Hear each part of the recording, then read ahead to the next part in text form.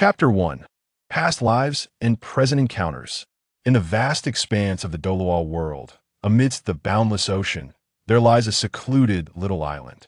This island, though not overly expansive, measures approximately a dozen kilometers in length and width.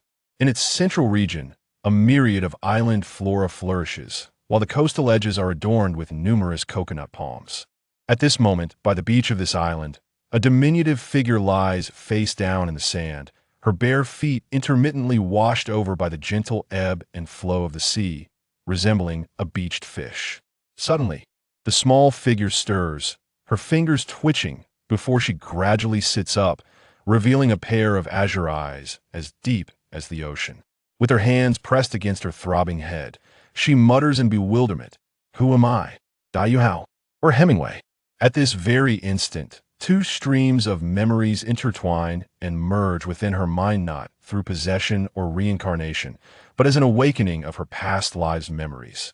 The memories from her previous life belong to a young man in his 20s named Hemingway, hailing from a water-blue planet. It was a world dominated by technology, devoid of flamboyant magic or the pinnacle of martial prowess. What existed was merely the mundane essence of science. In contrast, the memories of this life stem from a 6-year-old child named Dai Yuhao, whose identity is illustrious and whose bloodline is of unparalleled nobility. As the two lifetimes' memories continue to intertwine, she ultimately declares, "I am Hemingway." Her once confused gaze gradually sharpens despite her outward appearance of merely 6 years. The depth of her eyes suggests that this child is far from ordinary. It is the memories from modern society that have taken precedence, a fact that is hardly surprising. After all, even disregarding the fact that Hemingway is over 20 years old, he inherently possesses a wealth of life experience that far surpasses that of the 6-year-old Dai Yuhao. Merely considering the information explosion of his world, the knowledge and insights he possesses are leagues beyond what the natives of this realm could fathom. Thus, it is entirely expected that the memories would ultimately be dominated by Hemingway's consciousness. "To think I have arrived in the Douluo continent," Hemingway muses with a wry smile after merging her past memories. "And in this life, I am the elder brother Dai Yuhao, who is 4 years senior to Dai Mubai. Is there even a character named Dai Yuhao in the original work? Of course, while bearing the name Dai Yuhao, she is not the same individual known in Douluo II as the so-called Huogua. After all, there remains a full 10,000 years until the events of Douluo II. It is merely a coincidence that the names are alike. In this incarnation, Hemingway's identity is particularly unique. She is the second son of the Emperor of the Star Luo Empire, with an elder brother, Davis, who is 2 years her senior, and a younger brother, Dai Mubai, who has recently been born and is 4 years her junior. Initially, this situation might not seem alarming, but the crux lies in the fact that her biological mother is not the emperor's primary consort, but rather a princess sent from the Tiandou Empire for a political marriage. The Star Luo Empire and the Tiandou Empire are sworn enemies, having been embroiled in continuous warfare for years. In recent times, the Star Luo Empire has gained the upper hand. However, the prolonged conflict has drained the resources of both nations significantly. If this continues, even if the Star Luo Empire were to conquer the Tiandou Empire, all that would remain is a desolate wasteland. Furthermore, the Spirit Hall looms as a constant threat. Neither nation can afford to continue waging war, yet after so many years of conflict, how can they simply cease hostilities without a valid reason? Thus, under the pretense of a political marriage, the Tiandou Empire dispatches a princess to wed the Emperor of the Star Luo Empire, granting both sides a temporary reprieve from war. However, this is merely a temporary solution. The long-standing enmity between the two empires cannot be quelled by the mere arrival of princess. The notion of a political marriage serves only as a pretext for a ceasefire. Once both empires have recuperated, the war will inevitably reignite. In such a precarious situation, Dai Yuhao, possessing the bloodlines of both imperial families, finds herself in an exceedingly awkward position. Bearing the royal blood of the Tiandou Empire, she is naturally not welcomed in the Star Luo Empire, and her prospects in the imperial succession are bleak, as no one would support a candidate with the bloodline of an enemy nation. As if this were not enough, Despite being marginalized, she at least carries the royal blood of the Star Luo Empire surely. The emperor would not resort to harming her. Yet everything changes when, at the age of 6, she awakens her martial soul and astonishingly possesses twin martial souls, along with innate full spirit power. Such attributes would make anyone a prodigy. If they possessed even one, to have both is to be a genius among geniuses. If allowed to develop, her future prospects would be immeasurable. Had she merely been a commoner or an ordinary noble, this would not pose much of an issue. However, being the second prince of the Star Luo Empire and the son of a Tiandou princess complicates her situation. The more exceptional she becomes, the greater the danger she faces. Countless individuals within the Star Luo Empire would prefer to see her fail, with the foremost among them being the emperor's consort and her family, the Zhu clan. After all, Dai Yuhao is also the emperor's son. The more talented she is, the greater the threat to her own son's position, even though the likelihood of her ascending to the throne is slim due to her enemy bloodline. The mere possibility must be extinguished in its infancy. Thus begins a covert assassination orchestrated by the Star Luo Empress. The emperor is naturally aware of this, but, in the interest of maintaining stability within the empire, chooses to turn a blind eye, unwilling to offend the empress and her influential family. Consequently, he remains passive, allowing assassins to pursue the mother and child. At this juncture, some may wonder why the protagonist, possessing twin martial souls and innate full spirit power, could be left vulnerable to the empress machinations. Is the emperor not aware of the potential of such a gifted son? The truth is that the emperor does not regard this son's value as particularly significant, deeming it not worth the risk of alienating the empress. It is essential to recognize that during this period in Douluo, twin martial souls are exceedingly rare.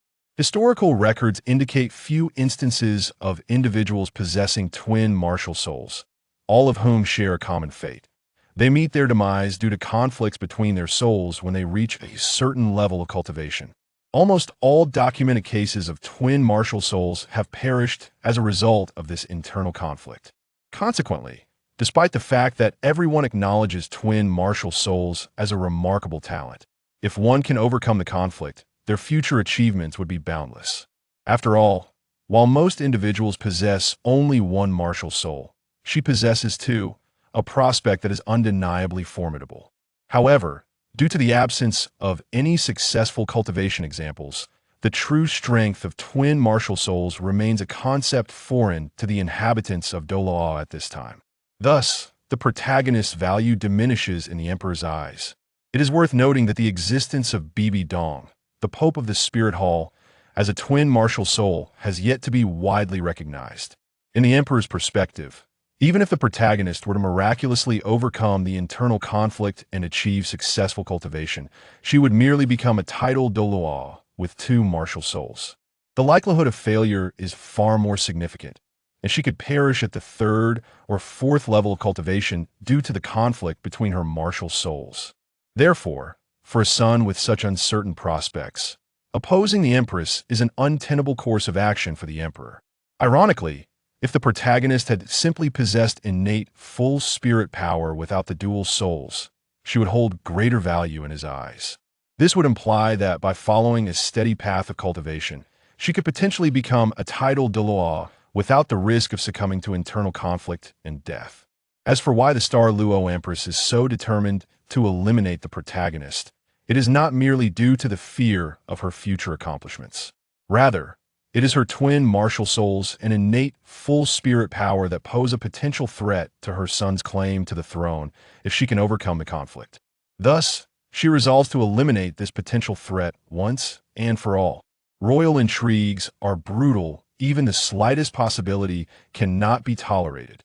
Fortunately, upon the awakening of her twin martial souls, Dai Yuhao's mother becomes aware of the impending danger.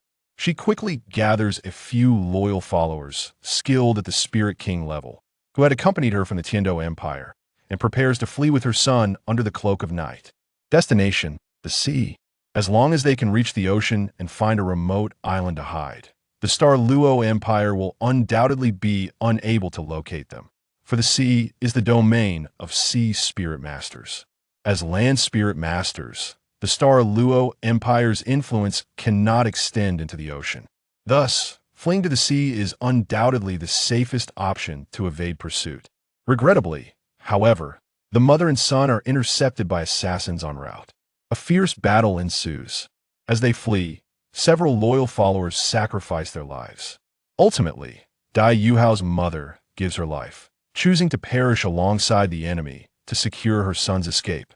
Mother, thinking of that gentle and nurturing woman, Hemingway is overwhelmed with anguish, closing her eyes in pain as a wave of despair constricts her chest, rendering her breathless. She is not merely a vessel for possession or reincarnation, she has truly been reborn, becoming an infant, tenderly nurtured and cared for as Dai Yuhao. Despite having only 6 fleeting years, during this time devoid of awakened memories, he was nurtured and cherished as an ordinary child, and this affection is by no means insincere. Even now, with his memories awakened, that bond has not dissipated, it remains deeply rooted within his heart. Alongside it, however, burgeons an overwhelming hatred. From this day forth, there shall be no more Dai Yuhao in this world.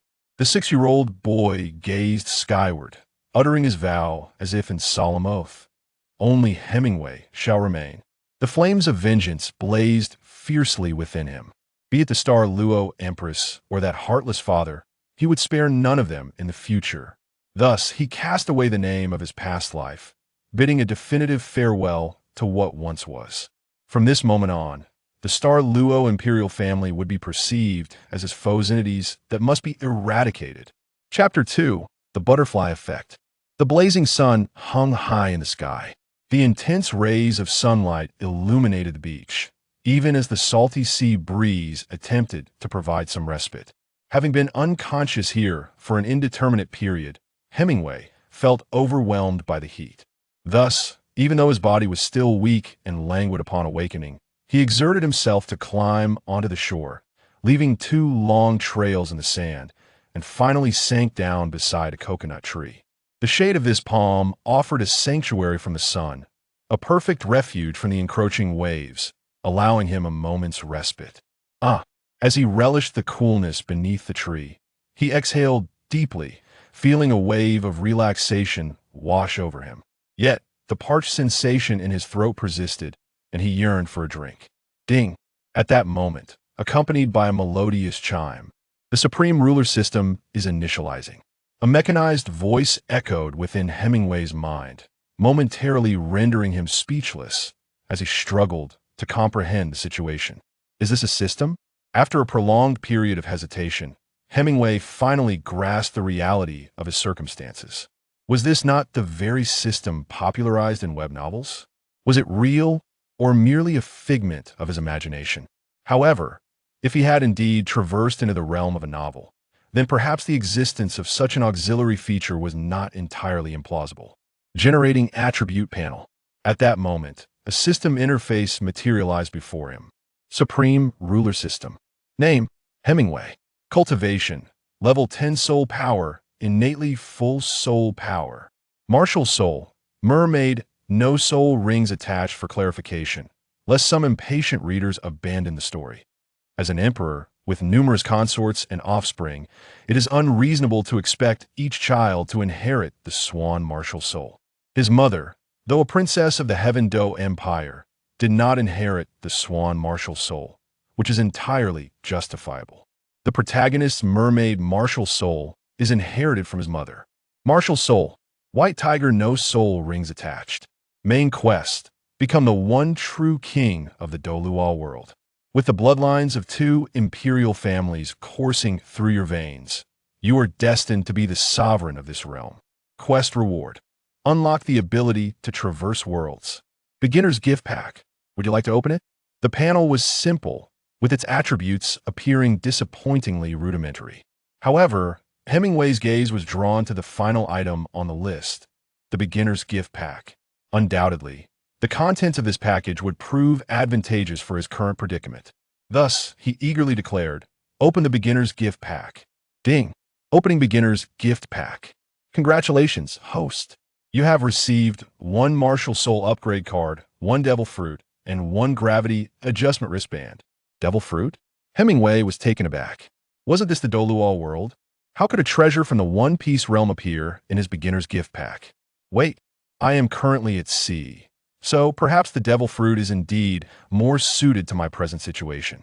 He mused, quickly coming to terms with it. As for the gravity adjustment wristband, its name was self-explanatory. What is the function of the martial soul upgrade card? He inquired. Ding! The martial soul upgrade card can assist the host in enhancing the quality of their dual martial souls, with a chance to gain abilities from characters of other worlds. Gaining abilities from characters of other worlds? Hemingway found this statement somewhat perplexing, yet adhering to the notion that an auxiliary feature would never harm him, he decided to utilize the martial soul upgrade card. Ding! Using martial soul upgrade card. In the next instant, Hemingway felt his weary and weakened body being rejuvenated by some form of energy, as if he were submerged in warm water, so comfortable that he nearly succumbed to slumber. In a state of half-consciousness, he underwent a profound metamorphosis. It was unclear how much time had passed. When he awoke once more, the moment he opened his eyes, he immediately perceived that the entire world had transformed. The sky was an exquisite blue, and the sea exuded a gentle warmth. The sea breeze caressed him, as if it were capable of cleansing his very soul. Hemingway noticed that the outlines of the surrounding objects had become more pronounced, their colors vibrantly resplendent. He felt as though he had been nearsighted all his life, and now, with a clarity of vision akin to wearing glasses, he could finally behold the true essence of the world. He rose gently to his feet, feeling an invigorating strength coursing through his once exhausted body, brimming with vitality. It felt as though he could fell a bull with a single punch. Marvelous. Absolutely marvelous. Hemingway silently savored his transformation when suddenly a fierce gust of wind swept through, causing a stray lock of hair to fall from his brow, as white as snow. At that moment, he grasped a strand of white hair and, after running his fingers through his scalp several times, he finally realized that his once short hair had now cascaded down to his waist. Even the golden strands that once adorned his head had transformed into a hue as white as snow. Behold my appearance. Hemingway hurriedly approached the water's edge.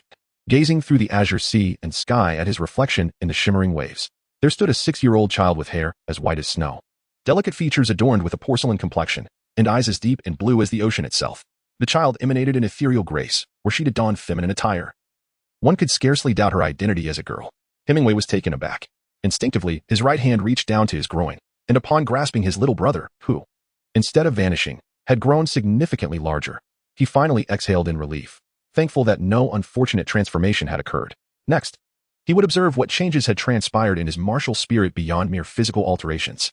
Merfolk martial spirit, manifest. Hemingway let out a low exclamation within his heart. And then he unleashed the mermaid soul inherited from his mother. Suddenly, a terrifying wave of energy emanated from the small island he occupied, radiating outward across the vast ocean. The sea roared and churned, as countless sea spirit beasts surged to the surface, howling towards the heavens. As if driven mad, they rushed frantically towards the island, among them many soul beasts exceeding 10,000 years in age. At this moment, nearly everyone across the expanse of the sea was stirred, especially those who were sea spirit masters. Any soul related to marine creatures, be it sea snakes, turtles, fish, or even seabirds, found themselves compelled to prostrate on the ground under the weight of this overwhelming aura, as if paying homage to an exalted sovereign. And it was as the architect of this chaos. Hemingway gazed ahead, startled by the tumultuous sea that suddenly roiled before him. He acutely sensed that this upheaval was undeniably linked to his martial spirit. The sea spirit beasts, charging directly towards him with unwavering intent, instilled a profound sense of dread. Fortunately, as his mermaid martial spirit manifested, the subtle waves of disturbance dissipated. All the frenzied sea spirit beasts gradually calmed, casting bewildered glances around before retreating into the depths of the water, dispersing into the vastness. The once tumultuous ocean regained its tranquility. However, the repercussions of the upheaval caused by the sea spirit beasts lingered, provoking contemplation among the observant. Why did all the sea spirit beasts rise in revolt? Could it be that a treasure had emerged? Or perhaps the sea god had manifested? Chapter 3. The True Sea God. On the desolate island, Hemingway gazed silently at his newly upgraded mermaid soul, captivated by its magnificent form. Before him loomed a colossal figure, towering at least several dozen meters high. The upper half resembled that of a human woman, while the lower half transformed into an immense pink fishtail. Undoubtedly, this was a superlatively large mermaid. As for why Hemingway inherited the mermaid soul from his mother rather than the swan, a royal lineage of the Tiandou Empire, it stemmed from the fact that although his mother was a princess of the Tiandou Empire, she did not inherit the royal swan soul. Instead, she inherited the mermaid soul from her mother, a soul master. Consequently, as the son of his mother, Hemingway's mermaid soul was naturally inherited from her. Initially, his mermaid soul was of a size comparable to that of an ordinary person, far from the grandeur it now exhibited. It was evident that the transformation was a result of the soul upgrade card, which had caused this remarkable mutation. However, Hemingway furrowed his brow as he gazed upon the magnificent mermaid before him. She possessed flowing, pink, long curls, elegantly styled into an ancient celestial bun. Adorning her head was a hairpin shaped like a taiyaki, and her earlobes were embellished with shell-shaped earrings. Her eyes mirrored the deep, azure sea, complemented by a beauty that could only be described as unparalleled. Below, she boasted a voluptuous upper body, while her lower half transformed into a gradient of pink hues resembling a fish's tail. Mermaid Princess, by Xing, he murmured slowly. The Mermaid Princess, by Xing, is a pivotal character from the anime One Piece. She is the princess of the merfolk and the legendary sea deity, Poseidon, endowed with the extraordinary ability to command all sea kings. Following the upgrade of Hemingway's mermaid spirit, she took on the form of the Mermaid Princess, by Xing. At this moment, he began to grasp the meaning behind the system's statement regarding the potential acquisition of abilities from characters in other realms. Once the spirit transformed into the likeness of the Mermaid Princess, by Xing, her powers transitioned from commanding sea kings to the ability to govern all creatures associated with the ocean. The recent uproar among the sea spirit beasts was a result of the initial summoning of the spirit, during which Poseidon made his first appearance, emanating a unique aura that led all sea spirit beasts to mistakenly believe that the sea god had arrived. In future summons, such a phenomenon would not occur again. Indeed, the spirit upgrade card provided by the system proved to be immensely powerful. He marveled at the colossal mermaid spirit before him. Even without considering the ability to command sea spirit beasts, the sheer size of the current spirit indicated a strength magnitudes greater than that of its predecessor. Standing dozens of meters tall, the destructive potential of such a massive spirit was beyond comprehension. What transformation awaited the other spirit? Hemingway contemplated, and with a mere thought, the colossal mermaid spirit transformed into a beam of light, vanishing from sight. In its place emerged another grand silhouette. A thunderous roar suddenly reverberated across the surrounding waters. A gigantic white tiger, adorned with magnificent wings, was howling towards the heavens. Its fur was a lustrous, snowy white, intricately patterned with dark tiger stripes, and its eyes glowed a blood-red hue, exuding an ominous darkness. The creature had grown immensely in size and sported a pair of wings. Hemingway gazed at the imposing white tiger, emanating an aura of lethal ferocity, and felt a profound satisfaction within. Undoubtedly, the evolved white tiger was vastly superior to its former self. Most notably, the addition of wings suggested the ability to soar through the skies, an extraordinary evolution for a creature that reigns as the king of the land. Oh, let me assess its attributes. He smacked his forehead and silently summoned the attributes panel. Supreme Ruler System Name. Hemingway Level 10, Innate Full Soul Power. Spirit, Mermaid Princess, Soul Rings Not Yet Affixed. Spirit, Nether White Tiger, Soul Rings Not Yet Affixed. Main Quest, Become the sole true king of the Douluo world. Blessed with the bloodlines of 2 imperial sovereigns, you are destined to become the ruler of this realm. Quest Reward, Unlock the ability to traverse worlds. The transformation of the mermaid spirit into the mermaid princess and the white tiger spirit into the nether white tiger was evidently a significant enhancement. Yet, he pondered, in what ways was it stronger? He gazed at the simplistic attributes on the panel, murmuring to himself, his heart inexplicably stirred with anticipation. Especially the mermaid spirit's ability to command sea soul beast piqued his curiosity. What feats could it achieve? Could it directly command sea soul beast for sacrifice? Perhaps it was time to put it to the test? The waves relentlessly crashed against the shore, and the briny sea breeze enveloped him, instilling a sense of tranquility. Perhaps it was the influence of the mermaid spirit, as he found that the closer he drew to the ocean, the more invigorated he felt, as if the sea were his true home. Hemingway, barefoot upon the sandy shore, walked forward until the waves lapped at his ankles, prompting him to halt. He gently closed his eyes, and after the mermaid spirit transformed into a fish princess, it bestowed upon him myriad abilities. Among these was a remarkable sensitivity to the ocean's depths. Upon contact with the seawater, he could perceive the intricacies of his surroundings within a certain radius. At that moment, his perception was extraordinarily profound, as if he were observing from the vantage point of a deity. He could observe the aquatic realm in a complete 360-degree panorama, encompassing an extensive expanse. In an instant, his awareness spread across a 1,000-mile radius of ocean. It was nothing short of awe-inspiring. Yet, such prowess was to be expected, given that his spirit was inherently the sovereign of the sea. Possessing such formidable sensitivity to the ocean was indeed a wondrous phenomenon. Soon, within the vast expanse of the 1,000-mile sea, Hemingway sensed the presence of numerous soul beasts. By observing the radiant aura of their soul power, he discerned that most of these creatures were of a decade, century, or millennium in age, with those of 10 millennia being exceedingly rare. However, at his current stage, soul rings of a century or millennium in age would suffice. Even if there were 10,000-year soul beasts, he was uncertain if he could command them with his present strength. Let this soul beast be. Hemingway set his sights on a millennia-old shark, immediately issuing a command. Instantly, the shark obediently swam to the shore, becoming stranded upon the sands. Hemingway gazed at the formidable shark, its eyes brimming with resistance, yet compelled to obey, and for the first time, he felt the terrifying power of his martial soul. This was an absolute dominion over all marine creatures. Was she not the goddess of the sea? Martial soul, manifest. With a low exclamation, the magnificent mermaid princess martial soul materialized behind Hemingway. Towering at several meters high, the mermaid princess raised a slender yet colossal jade hand and gently brought it down. Boom. Accompanied by a thunderous roar, the stranded shark on the shore offered no resistance whatsoever and was flattened into a mere paste by the immense, delicate hand. A purple 1,000-year soul ring gradually ascended. The mermaid princess martial soul was the sovereign of the ocean, compelling all marine life to heed her command. However, while the body may submit, the spirit remained defiant. Thus, gaining the voluntary sacrifice of a soul beast was an unattainable feat otherwise. Hemingway's first soul ring would not require a millennium. It would have begun at 10,000 years or even 100,000. Come. As the soul power beckoned, the purple soul ring swiftly flew forth, merging into the martial soul of the mermaid princess. Instantly, as the host, Hemingway felt a surge of power flow into him. And under the nourishment of this energy, his physique began to enhance rapidly. Hemingway was not oblivious to the fact that the optimal first spirit ring for a soul master is a yellow ring of several hundred years. However, ever since he utilized the soul upgrade card and enhanced his martial spirit, despite no increase in soul power, the augmentation of his physique from the two martial spirits was nothing short of extraordinary. It is well known that a soul master must possess a robust physique and mental fortitude to absorb spirit rings, as long as one can endure. Even a 10,000-year spirit ring can be absorbed without issue. This understanding emboldened Hemingway to directly absorb a 1,000-year spirit ring for his first. The results affirmed his confidence. The process of absorption was remarkably smooth, and he felt that he could withstand even a ring a year or two older. From this, he initially estimated that his current physique was equivalent to that of a soul master at levels 30 to 40. Nevertheless, the true strength of a soul master lies predominantly in their diverse and peculiar soul skills, rendering the strength of one's physique a secondary concern. Therefore, it cannot be said that he is now capable of rivaling a soul master of such levels. Now, let us see what soul skills I have acquired. Hemingway closed his eyes, silently attuning himself. Then, as if by instinct, he comprehended the nature of the soul abilities he had acquired upon merging with this soul ring.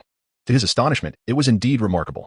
He suddenly opened his eyes, extended his right hand, and with a commanding shout, a radiant golden light enveloped his entire arm, transforming it into a golden right arm. Undoubtedly, this was the Haki from the world of One Piece.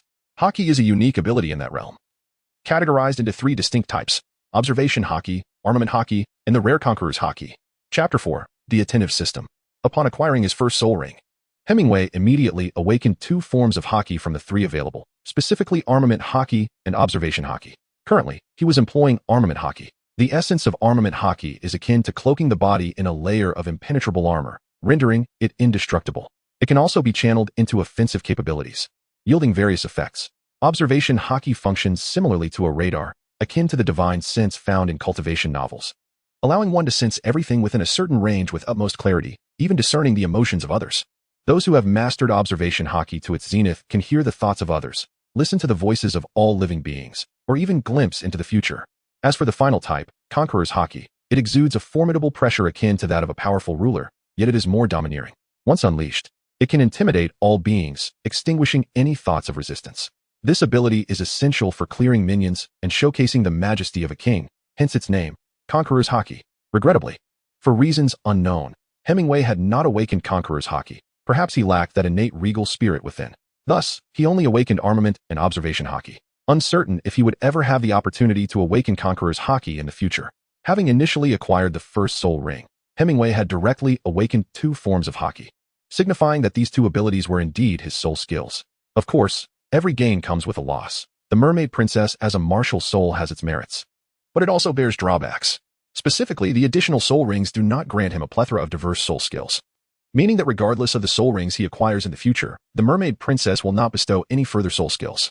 At most, it will enhance the existing 2 forms of Haki. Thus, the purpose of the soul rings, aside from enabling him to level up, augmenting his physical and mental prowess, and increasing the potency of his Haki, will not yield any new soul skills.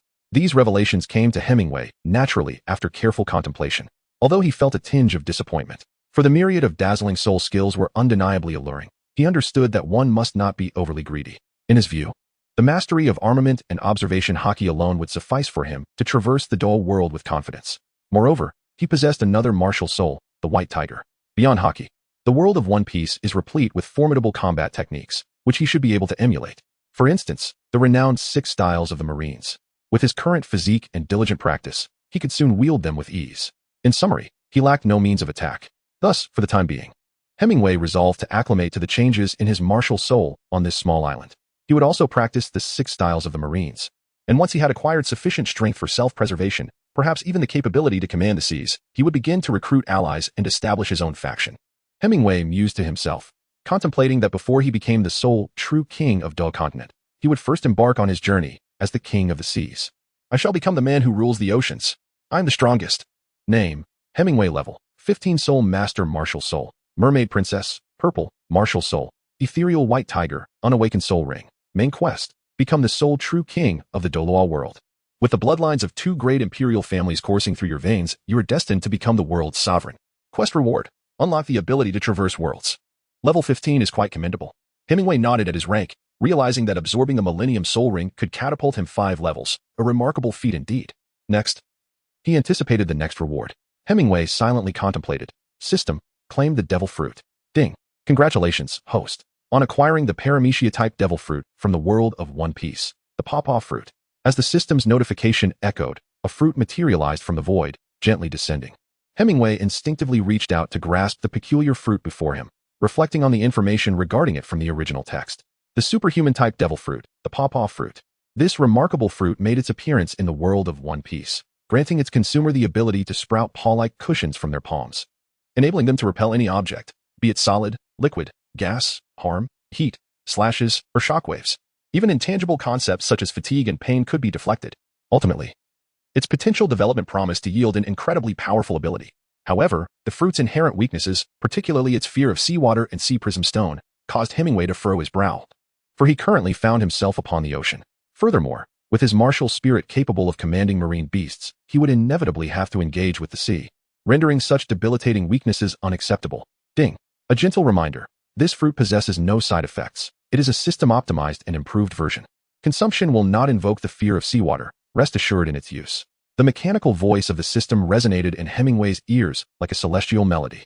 It was at this moment that he began to scrutinize the devil fruit in his hand, discovering that the enhanced version was indeed extraordinary. Adorned with unique patterns and seemingly radiating light from both its top and bottom. A tantalizing fruity aroma wafted from it as well. Improved? Is this for real? How considerate this golden finger is.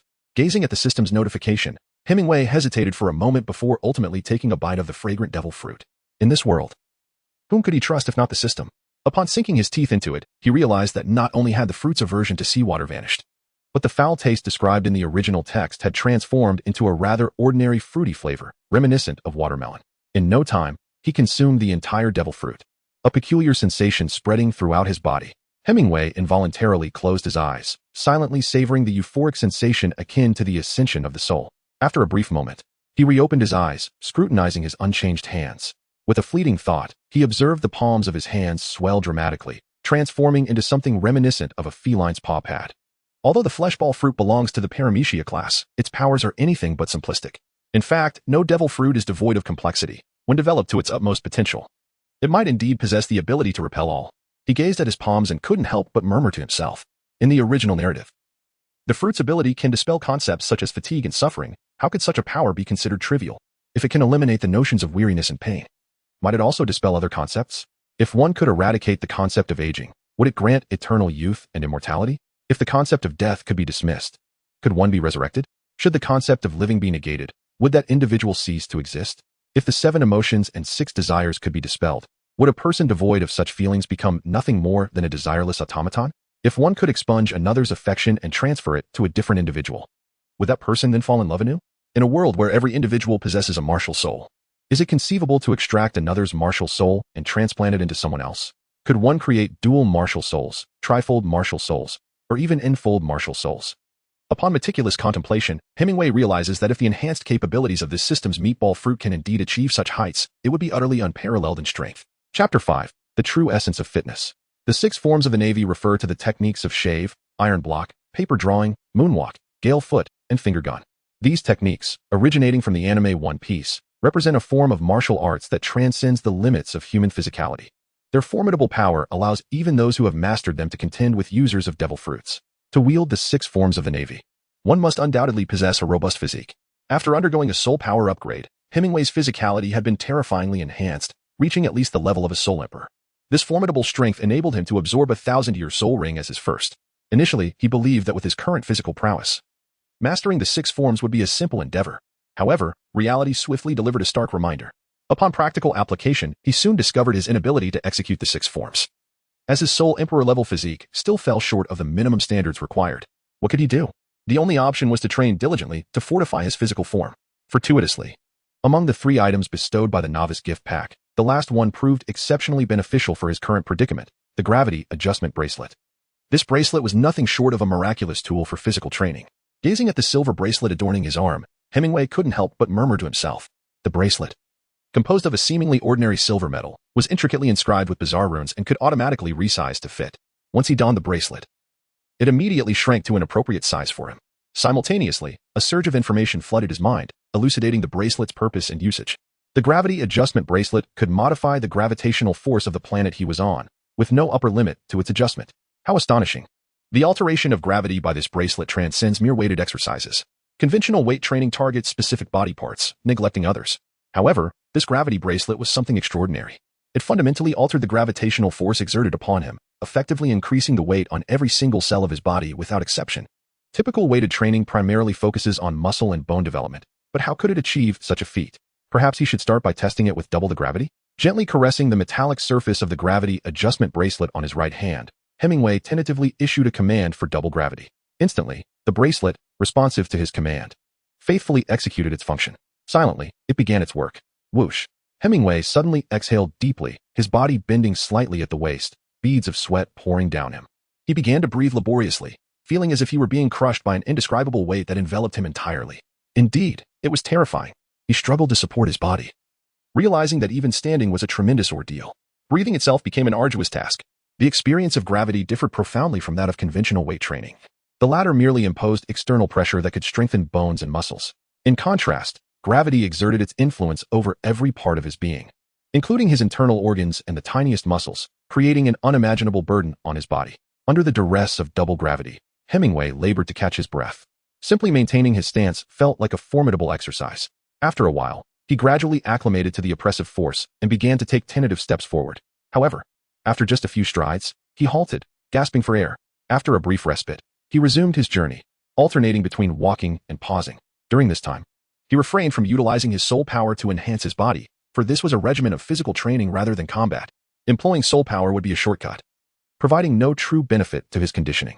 After an entire day, Hemingway managed to circumambulate the small island, albeit with great difficulty. Upon completing his task, he felt as though he had reached the limits of his endurance. With a mere thought, he dispelled the double gravity. Instantly, a sensation of weightlessness enveloped him. Freed from the oppressive force, he felt as if he might soar into the sky, his entire being buoyant, as if a gentle breeze could lift him heavenward. Of course, he understood this was merely an illusion, a consequence of his body adjusting to the double gravity, which, when suddenly removed, created a deceptive sensation of lightness. Hemingway promptly seated himself, adopting the posture of meditation.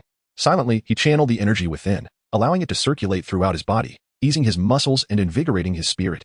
It is well known that after physical exertion, the human body secretes a substantial amount of lactic acid, resulting in discomfort and soreness. If one fails to timely guide this energy and promote the flow of vital force, they will undoubtedly awaken the following morning in a state of immobility due to pain. After a period of meditation, during which he directed his energy, Hemingway exhaled deeply and opened his azure eyes, sensing a slight alleviation of his fatigue. Simultaneously, an overwhelming wave of hunger surged upon him.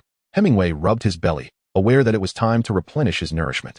With great effort, he rose to his feet, his legs feeling somewhat unsteady as he wobbled towards the woods at the center of the island. There lay the provisions he had prepared earlier, as well as his dwelling. A few large trees grew in close proximity, and Hemingway had constructed a rudimentary cabin using branches and vines.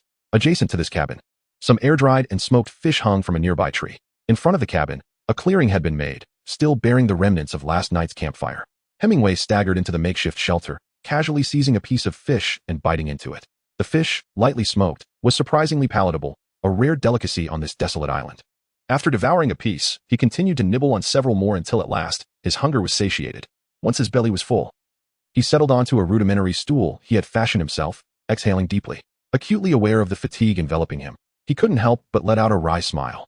Shaking his head as he murmured to himself, the efficacy of gravity training is undeniable, yet in my current physical state, I am far from capable of enduring prolonged exercise. I must wait until my body has sufficiently recovered before resuming my regimen. Otherwise, I risk injury. Exercise is not merely a matter of relentless persistence. Rather, it is a delicate balance of destruction and restoration.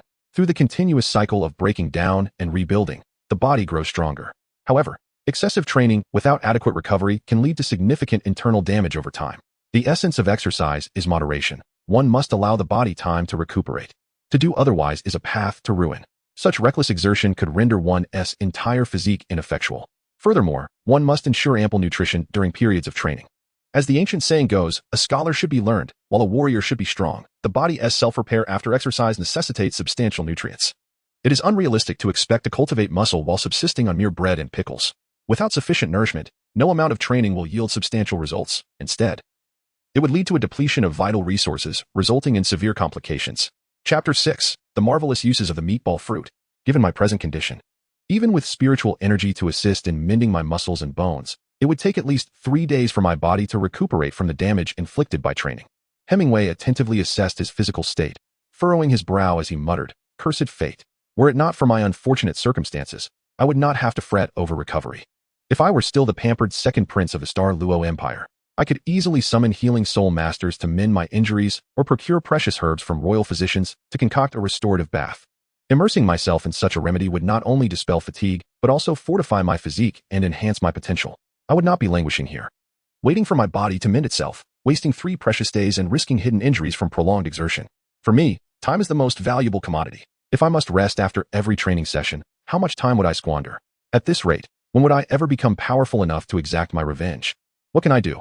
Surely there must be a way for me to recover swiftly." Hemingway pondered, his brow knitted in contemplation, convinced that a solution eluded him, just beyond his subconscious awareness. What could it be? As he concentrated, sifting through the memories in his mind, a spark of realization illuminated his thoughts. Of course, the meatball fruit. Hemingway finally realized that the meatball fruit provided in the novice package could be immensely beneficial to his current predicament. In the original narrative, the user of the meatball fruit possesses the remarkable ability to expel the concepts of fatigue and pain from one's body. Is this not precisely suited to his present circumstances? The only lingering question remains. Can he, having only just begun to consume the devil fruit, truly manifest the ability to dispel fatigue and pain? With this uncertainty in mind, Hemingway extended his palm and silently commenced the activation of the meatball fruit's powers. Gradually, his right hand swelled, morphing into a soft, cat-like paw, an appearance that was not only unthreatening but rather endearing. As Hemingway began to genuinely harness the abilities of the meatball fruit, he was instantly engulfed by a sensation that transformed his perception of the world around him. It is difficult to articulate the nature of this feeling. He perceived the world as a swirling mass of vibrant, colorful gases. These gases, resplendent in hues, intertwined, amalgamated, and coalesced, crafting a kaleidoscopic tapestry of existence. It was profoundly intricate. It was overwhelmingly complex. Hemingway merely cast a fleeting glance, feeling a wave of dizziness wash over him. Utterly incapable of comprehending the significance of those hues, he understood that these colors were beyond his current grasp. Perhaps these colors represented a tangible manifestation of concepts within the realm of his imagination. Hemingway withdrew his gaze, lowering his head to examine his own form, only to discover that he was composed of myriad vibrant gases, perhaps a manifestation of concepts. Countless notions coalesced to define his current existence. Yet amidst these myriad concepts, where lay the essence of fatigue? No sooner had this inquiry surfaced than a profound sense of mystical enlightenment surged within him. This peculiar realization guided his focus toward a faintly crimson gas within his body. Intuition whispered to him that this gas embodied the very concept of fatigue that besieged him at this moment. Gently extending his padded hand, he pressed lightly upon his chest. A soft pop echoed, akin to the sound of a bubble bursting. The slender thread of crimson gas was deftly dislodged from his body by his palm. As this representation of fatigue departed, Hemingway experienced an ineffable sense of relief, as if he had cast off a monumental burden. All discomfort dissipated, following the retreat of the gas that symbolized his weariness. A bubble, roughly the size of a fist, hovered in the palm of Hemingway's hand, filled with an odd, pale red gas. an embodiment of the fatigue that had just been expelled from him. At that moment, he felt an unprecedented vitality, as this concept of fatigue was ejected. All injuries sustained from the gravitational exertion were instantaneously mended. He could not comprehend the underlying principles at play, only that with the expulsion of this fatigue, the resultant afflictions also naturally vanished. It was imperative that he transmit this concept of fatigue to other beings, otherwise, it might return to his own body. As he gazed at the fatigue-laden essence cradled in his hand, he contemplated his next move. Rising to his feet, he felt invigorated. Utterly devoid of the earlier sensation of being hollowed out, he strode towards the shoreline. Upon reaching the beach, he stepped into the water. The moment his ankles met the sea, the ocean's sensing ability was activated. Instantly, the expanse of the sea within 1,000 miles lay before him, and he chose a sea spirit beast, activating his summoning powers. Moments later, a fin materialized on the horizon, followed by the emergence of a great shark, which swam vigorously towards him, ultimately beaching itself upon the sand. This was a century-old shark spirit beast, armed with fearsome fangs and a ferocious, menacing gaze. Yet, due to the influence of the mermaid princess's martial spirit, it was compelled to obediently remain stranded here. Hemingway approached the shark, cradling a delicate, pale pink gas in his palm, and gently pressed it into the creature's body. In an instant, the concept of weariness fused with it. The shark's entire body went rigid, its tail arching upwards in response. After a brief moment of stiffness, it succumbed to weakness. The entire shark lay languidly stranded upon the shore, its once ferocious glare replaced by an expression of utter exhaustion, as if it had endured a brutal and merciless escape. Hemingway nodded with satisfaction. Indeed, as long as the concept of the emerging entity is integrated into other beings, it shall not revert back to its origin. Otherwise, should one relinquish control, it will inevitably return. Let us proceed. He gestured dismissively to the century-old shark spirit, commanding it to depart from this place. Then, without a backward glance, he turned and walked away, truly reminiscent of a heartless scoundrel who discards what he has finished with. At this moment, the sky began to darken gradually. Upon returning to his humble wooden cabin, Hemingway ignited a fire using the primitive method of friction. He then settled beside the flickering flames, closing his eyes to embark on a journey of meditation. This practice, albeit profoundly exhausting, cannot replace the necessity of sleep. After approximately 2 hours in this contemplative state, Hemingway emerged from his meditation. He subsequently rose to stretch his limbs before entering the cabin to seek rest. The modest cabin was exceedingly basic, with drafts penetrating from all sides, offering only scant protection against the rain that fell from above. As for the so-called bed, it consisted merely of a few wooden slats bound to the surrounding tree trunks, entwined with vines.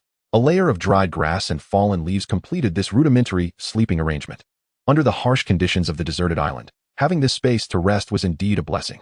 Hemingway, unperturbed, cast himself onto the bed. His azure eyes gradually closed, and his entire being began to relax. A wave of weariness washed over him, not of the body, but of the soul.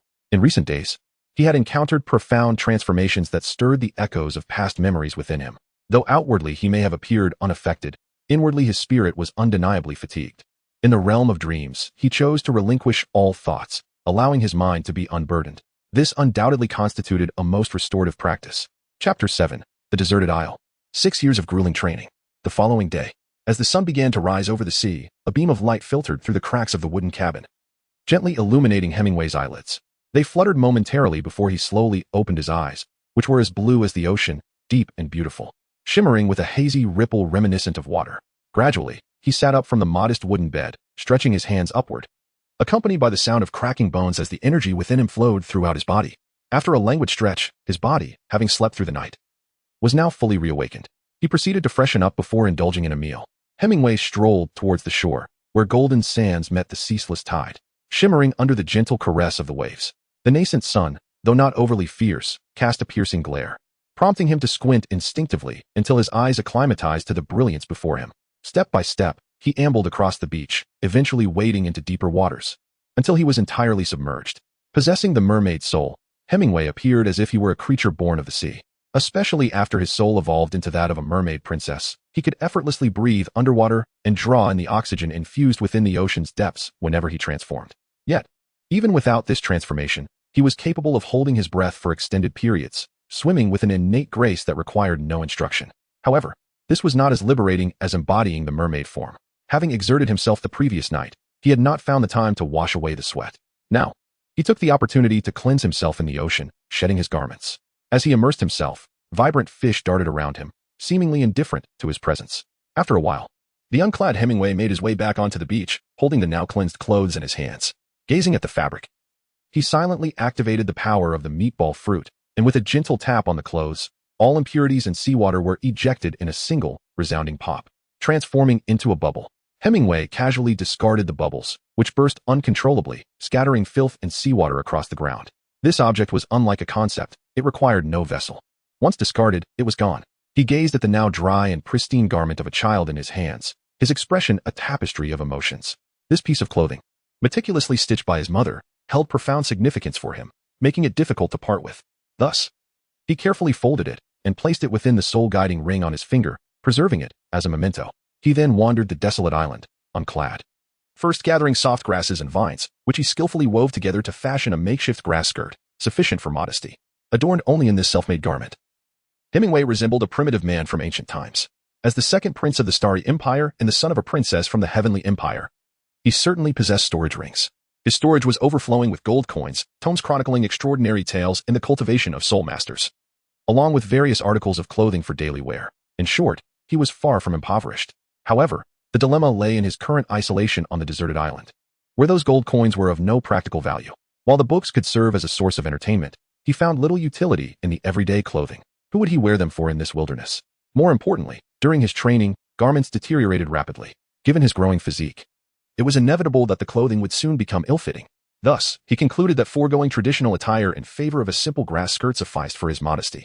These survival skills were gleaned from survival shows of his past life, and he had to concede that such knowledge proved immensely practical, enabling him to navigate the trials of this island with greater ease. He returned to the cabin nearby. Hemingway seized the air-dried and smoked fish, indulging in it with great fervor. This was no ordinary fish. It was the flesh of the soul beast, imbued with potent spiritual energy. Consuming it would significantly enhance one's physical prowess, far surpassing the benefits of regular meat, effectively replenishing the energy expended during rigorous training. After enjoying his breakfast, Hemingway, much like the day before, activated the gravity rings, doubling the gravitational force. Instantly, a profound weightiness enveloped his entire being, akin to the experience of the previous day. Hemingway took a moment to attune himself, discovering that his body's capacity to endure one gravity had improved slightly compared to the previous day. Though the difference was minimal, it was indeed a step forward.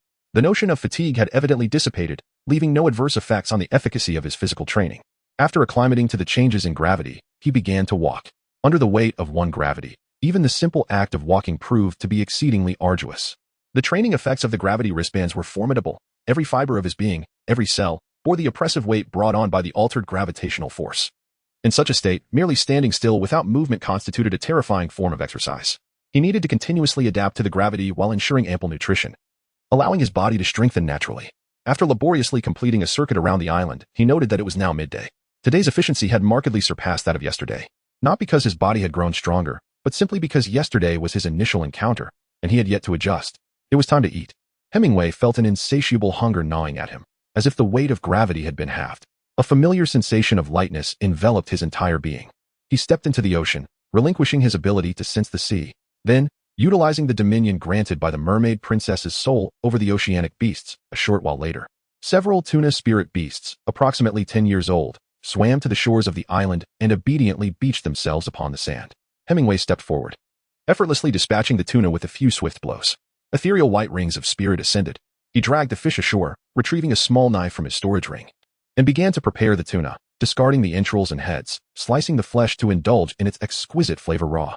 The taste of the tuna was extraordinarily delectable, and consuming it in its uncooked state proved superior. Cooking it would diminish its flavor and nutritional value. After satiating his hunger, he hung the remaining tuna meat from a tree. He paused for a moment to rest and allow his meal to settle, subsequently dispelling the notion of fatigue from his body, restoring his energy completely. He then activated a gravitational field twice as heavy, commencing a leisurely stroll around the island. Time slipped by quietly. Hemingway's daily routine consisted of embarking on a journey around the island, defying gravity to engage in physical exercise. In the evening, he would meditate to cultivate his spiritual energy, and once his practice was complete, he would succumb to slumber, sleeping soundly until dawn. Hemingway gradually acclimated to the double gravity, transitioning from walking to a light jog, and ultimately to a swift run. It was only after he fully adapted to the double gravity that he began to challenge himself with triple gravity and then quadruple gravity. 6 years later, at the age of 12, Hemingway has already mastered movement under 5 times the normal gravity, his physique having vastly improved over the past 6 years. His practice with the Navy's 6th style has also shown initial results, rendering him quite capable in battle. Currently, his soul power level stands at 39. One cannot help but acknowledge that, Following the enhancement from the Soul Spirit upgrade card, Hemingway's innate talent is indeed formidable. Despite focusing primarily on physical training during these 6 years, and only dedicating a mere 2 hours each night to cultivating his soul power, he has ascended to the rank of 39 Soul Master. Just a little more, and he will break through to the 40th level, allowing him to absorb a soul ring and officially become a soul sect. It is evident that the rapid advancement in his soul power is closely linked to his relentless physical training over the past 6 years. A body honed through arduous exercise craves energy, and thus, when he engages in soul power cultivation, the efficiency is significantly enhanced compared to regular training, effectively compensating for the limited training time. Chapter 8. The arrival of uninvited guests. On this day, a group of uninvited guests descended upon the desolate island. A vessel, approximately 20 to 30 meters long, anchored on the sandy beach, seemingly to replenish its freshwater supply. At the top of the ship, a skull flag fluttered, a notorious emblem of piracy upon the seas. It was evident that this band of uninvited guests were pirates. The crew consisted of roughly 10 individuals, all appearing to be middle-aged men in their 30s or 40s, many bearing distinguishing features such as missing an eye or limbs. Only a few remained whole. "Captain, there are people on this island," exclaimed a scruffy middle-aged man, pointing at some footprints in the sand with disbelief. "How could anyone be on this desolate isle? Perhaps they are survivors of a shipwreck, fortunate enough to wash ashore here. Let us investigate. There might be something to gain." The pirate captain, a fearsome middle-aged man with one eye and a hook for a left hand, ordered his men, "You stay here and guard the ship while we take a look." With that, he led several subordinates down the ship's slide. Following the footprints, the pirates soon found their quarry. The island was not large, stretching merely a few kilometers. The tracks encircled the island, leading them swiftly to their target. There stood a young figure, seemingly in their teens, with a mane of white hair cascading down their back, shimmering brilliantly under the sun. They moved slowly, each step imbued with a sense of grounded steadiness. The pirates beheld the figure, whose bronze body was clad only in a grass skirt, reminiscent of a wild man. Instinctively, they held their breath, an inexplicable sensation of trepidation washing over them at the sight of this imposing silhouette. It felt as though angering this individual would unleash unimaginable horrors. At that moment, the figure seemed to sense their presence, halting abruptly before slowly turning around. First revealed was a physique of remarkable definition, each sinewy muscle harmoniously sculpted, complemented by sun-kissed skin that exuded strength and beauty. Upon this masculine form was a face of striking handsomeness, sharp features, high cheekbones, and delicate lips created an appearance that could enthrall any woman. "Who goes there?" The figure's pristine brows furrowed slightly, piercing azure eyes like the ocean gazing intently at the pirates. His voice, husky and deep, resonated as if he had not spoken in ages. With a sudden thunderous sound, the once distant figure was now mere meters from them, his captivating sapphire eyes locked onto the pirates. They were familiar with such a gaze. It was the look of a predator sizing up its prey. The pirate captain, weighing his words carefully, felt an unshakable sense of danger emanating from this extraordinarily handsome man. Despite being a soul master himself, he could not ignore the frantic warnings of his own spirit. Every fiber of his being screamed that this man was extraordinarily perilous. "Are you pirates?" he inquired, noting the unmistakable markers of piracy on their attire, his brow furrowing. "And no, we are not," the captain stammered, an icy dread creeping in, as if standing before a ravenous beast rather than a mere human. He feared that admitting to being pirates would seal their doom. "We are just a passing merchant ship, here to replenish our freshwater supply," he said, trembling slightly as he turned to his crew. "Right? Why, yes indeed. We are merchants," his men hastily echoed, sensing their captain's unease. It is clear that a pirate who has managed to survive this long possesses an acute instinct for self-preservation, adept at navigating perilous situations, a skill that has undoubtedly contributed to their longevity. Hemingway gazed quietly at the group of pirates, whose dubious nature was evident from their outward appearances. His observation hockey had already sensed their presence long before they set foot on the island. Before encountering him, the emotions radiating from these individuals were certainly not of goodwill. Now, only fear remained. Through the perception granted by his hockey, he discerned that these pirates were all soul masters, albeit of feeble strength. Based on the fluctuations of their soul power, apart from the leader, a level 22 Grand Soul Master, the rest were merely level 11 or 12 Soul Masters. They were weak, remarkably so. However, it was fortuitous, as he had recently intended to build a ship for his voyages, and now a ready-made vessel had conveniently arrived. This was indeed a stroke of luck, sparing him considerable effort. A pirate ship, adorned with a skull flag, languidly sailed across the ocean. A figure stood at the bow, gazing into the boundless expanse of the sea. His eyes seemed to harbor countless untold stories, and coupled with his tall, upright stature and strikingly handsome visage, his mere presence could easily elicit screams of admiration from Navii maidens. This individual, of course, was none other than our protagonist, Hemingway. At this moment, Hemingway had donned a set of garments generously provided by the ship's crew, garments that had never been worn before. Although these clothes could not be deemed particularly opulent or aesthetically pleasing, they were undeniably an improvement over the primitive grass skirt he had previously worn on the deserted island. As for the attire within his storage ring, after 6 years, it had become far too small for him, given his growth. His flowing white hair cascaded down his back. Reaching his waist, tall and slender, he stood at an impressive height of 1.70 meters, despite being merely 12 years of age. To the casual observer, it would be inconceivable that this boy, who appeared to be at least 17 or 18, was in fact only 12. However, this was not unusual. One could say he was not an anomaly. In this realm of martial souls, it is common for soul masters to exhibit precociousness. The influence of their martial soul characteristics, coupled with the enhancements gained from each soul ring acquisition, results in a physique that diverges from the norm, leading to accelerated growth. Hemingway's stature is relatively normal. There are some young individuals barely over 10 years old who stand over 2 meters tall, making his height seem quite unremarkable in comparison. In this world, one cannot ascertain a soul master's age merely by their appearance. The prevailing method involves assessing bone age to determine one's true age. Chapter 9. The Insight of Observation. After 6 years of arduous training, I have gained a modicum of self-defense capabilities. Yet, it remains insufficient. Perhaps I should seize an opportunity to visit Sea God Island for a divine examination to enhance my strength. Standing at the bow of the ship, Hemingway gazed into the distance, his eyes reflecting profound thoughts, while his mind wandered to other matters. Given my martial soul aptitude, surely I can secure a black level assessment, if not even a red level one. He possessed great confidence in his abilities. As for the Sea God 9 trials and inheriting the Sea Goddess position, such thoughts had never crossed his mind. According to the original narrative, there is one indispensable item required to obtain the Sea God 9 trials, the heart of the Sea God. This so-called heart has long been lost, and is now enshrined as the national treasure of the Tiandou Empire, the vast sea universe cover. Under these circumstances, it is utterly impossible for Hemingway to acquire the vast sea universe cover, as it is a treasure of the state, not something to be casually bestowed.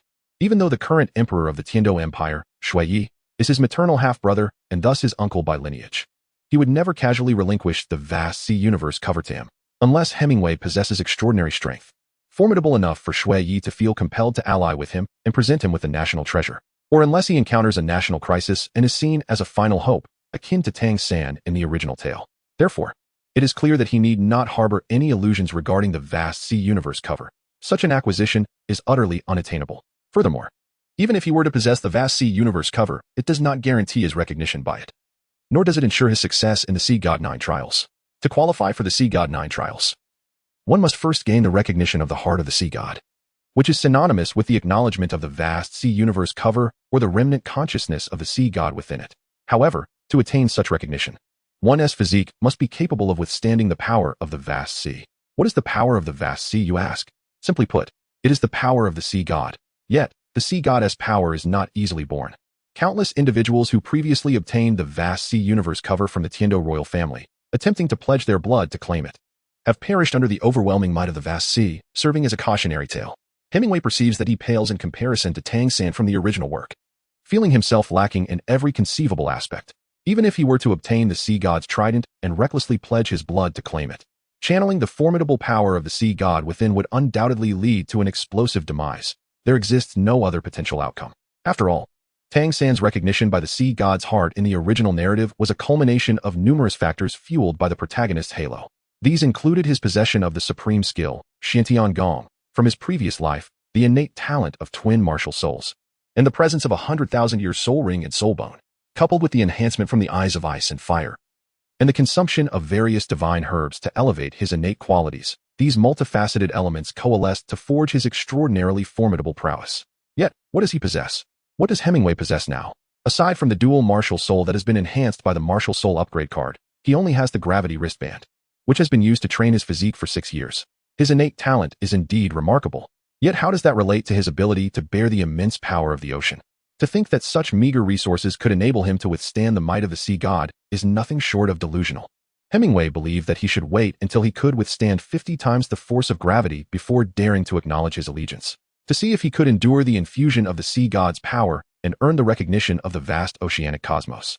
Until that moment, even if he were to acquire the vast oceanic cosmos, it would be prudent to refrain from reckless attempts. After all, one only has a single life to cherish. The primary mission of the system is to make me the sole true king of the Douluo world, which refers to the entire world rather than merely a continent. This implies that the ocean is also within the scope of conquest. Therefore, I shall begin by recruiting followers from these vast waters and establishing a formidable force. Once I have strengthened my wings, I shall return to the continent with vengeance. Hemingway's gaze flickered as he contemplated his future plans. Moreover, speaking of building a power, ever since he obtained the meatball fruit, his confidence has soared to unprecedented heights. Because Hemingway slightly tilted his head, casting a glance at the few pirates observing from a distance. Silently, he activated the ability of the meatball fruit. Instantly, these individuals transformed in his vision into a vibrant amalgamation of colors. Martial soul, he silently murmured within, and then an elusive sensation guided him through the intricate hues of the human form, leading him to the color that belonged to the martial soul. Hemingway instinctively believed that he could utilize the powers of the meatball fruit to extract others' martial spirits and transplant them onto different individuals, thereby artificially creating twin martial spirits. Moreover, the capabilities of this power extended beyond mere duplication. Should anyone be dissatisfied with their martial spirit, they could use the meatball fruit to extract it in search of a more suitable replacement. This implies that, with a mere thought, Hemingway could fabricate an array of prodigies at will, be it twin martial spirits, or even triplet or quadruplet martial spirits. The potential for martial spirits would be limitless, provided one does not perish from the conflicts arising from such spirits. Even innate soul power could be transplanted, thus generating talents with fully developed innate soul power. How terrifying! Possessing such an ability would render the establishment of a faction remarkably effortless. For any faction, what is of utmost importance? Resources? Wealth? No, while these factors hold significance, they pale in comparison to the true essence, talent. For a faction, talent is paramount. However, with the ability bestowed by the meatball fruit, Hemingway could artificially generate talents at will. What a flagrant advantage! If others were to discover Hemingway's capabilities, he would undoubtedly face a collective onslaught. As this power is overwhelmingly formidable in this world, it could be said that as long as Hemingway remains discreet and continues to develop, he will eventually become a dominant force in the world. To build a faction, one must first recruit subordinates. Observing the pirates before him, Hemingway shook his head slightly. These pirates exuded cunning, and through his observation, he sensed their malicious intentions. Such faithless individuals were certainly unsuitable candidates for loyal subordinates. Even though he had resolved to become a sea king, he would not accept just anyone. After acquiring the abilities of the meatball fruit, the necessity for innate talent in his future recruits diminished. The foremost requirement now was character and loyalty. After all, even if someone possesses poor talent, he could always use the meatball fruit to facilitate a replacement. However, if one lacks virtue and loyalty, even the meatball fruit would be of no use and could potentially backfire, bringing him considerable trouble. Should the secret of the meatball fruit's abilities leak before he is fully developed, there would be no safe haven for him in this vast world. Thus, if he were to recruit subordinates, it would be prudent to seek out wandering orphans. These individuals, often young and impressionable, would be easier to nurture. Their tumultuous backgrounds would leave them unencumbered, and understanding the value of a better life, they would undoubtedly be loyal to their benefactor, serving him wholeheartedly. Though his observation abilities cannot read minds or foresee the future, they allow him to sense the nature and emotional fluctuations of others, enabling him to discern good from evil. This talent is perfectly suited for selecting loyal subordinates. Hemingway marveled at his limited abilities, realizing that the items rewarded in the novice gift package were precisely what he needed to achieve his goals. Quite considerate indeed. Thus, the immediate priority was not to mingle on Sea God Island or enhance his strength, but rather to find an inhabited island where he could adopt some orphans and gradually cultivate his own burgeoning faction. Hemingway began to envision a bright future, feeling increasingly confident in his inevitable success. Once he had weathered the developmental phase, he would lead a multitude of twin martial spirit subordinates and sweep across the world with unparalleled might. Who in this realm could possibly stand against him? Who, indeed? Chapter 10. A natural-born warrior. The journey across the sea was anything but smooth. The ship rocked incessantly, and though the motions were sometimes slight, they were enough to leave Hemingway, who was not accustomed to sailing, feeling quite uncomfortable. Fortunately, his robust physique allowed him to remain calm and disregard these mild inconveniences, avoiding any bouts of seasickness. In the blink of an eye, 3 days had passed since they set sail. During this time, Hemingway had not engaged in the gravity-enhancing training he had practiced on the deserted island. Instead, he spent the majority of his time in his cabin, cultivating his soul power. The perilous nature of the sea necessitated the preservation of stamina, and the ship lacked sufficient meat to provide the nutrition required for rigorous training. Therefore, he postponed his exercises until they reached their destination. As for the pirates, they treated him with the utmost deference, fearing to harbor any rebellious thoughts. 3 days prior, Hemingway had made it abundantly clear through his overwhelming strength that any resistance would lead to dire consequences. Subsequently, he commandeered the ship, instructing the pirates to guide him to the nearest inhabited island, where he intended to embark on his path to kingship, under the threat of death. These pirates dared not entertain any treacherous ideas. They diligently navigated the ship while providing ample sustenance to their benefactor. Terrified by Hemingway's formidable prowess and the unconventional colors of his soul rings, No pirate who has survived the treacherous seas to such an age is a fool. They instinctively understand the importance of seeking fortune and avoiding danger, recognizing that compliance is wisdom. My lord, at this pace, we shall reach the nearest island in 7 days, announced the pirate captain, who had come personally to deliver food. Bowing deeply, he spoke to the white-haired youth seated in meditation. This island boasts a large population and frequently accommodates passing merchant ships. It is quite renowned in these waters and would undoubtedly meet your esteemed requirements. I see, murmured the white-haired youth, slowly opening his ocean-blue eyes. Without sparing a glance at the captain, he began to eat. The captain, though slightly miffed by the youth's indifference, dared not show his displeasure. Instead, he bent low and retreated slowly, closing the door gently behind him. The pirate chief let out a long sigh of relief, though he could not quite fathom the reason.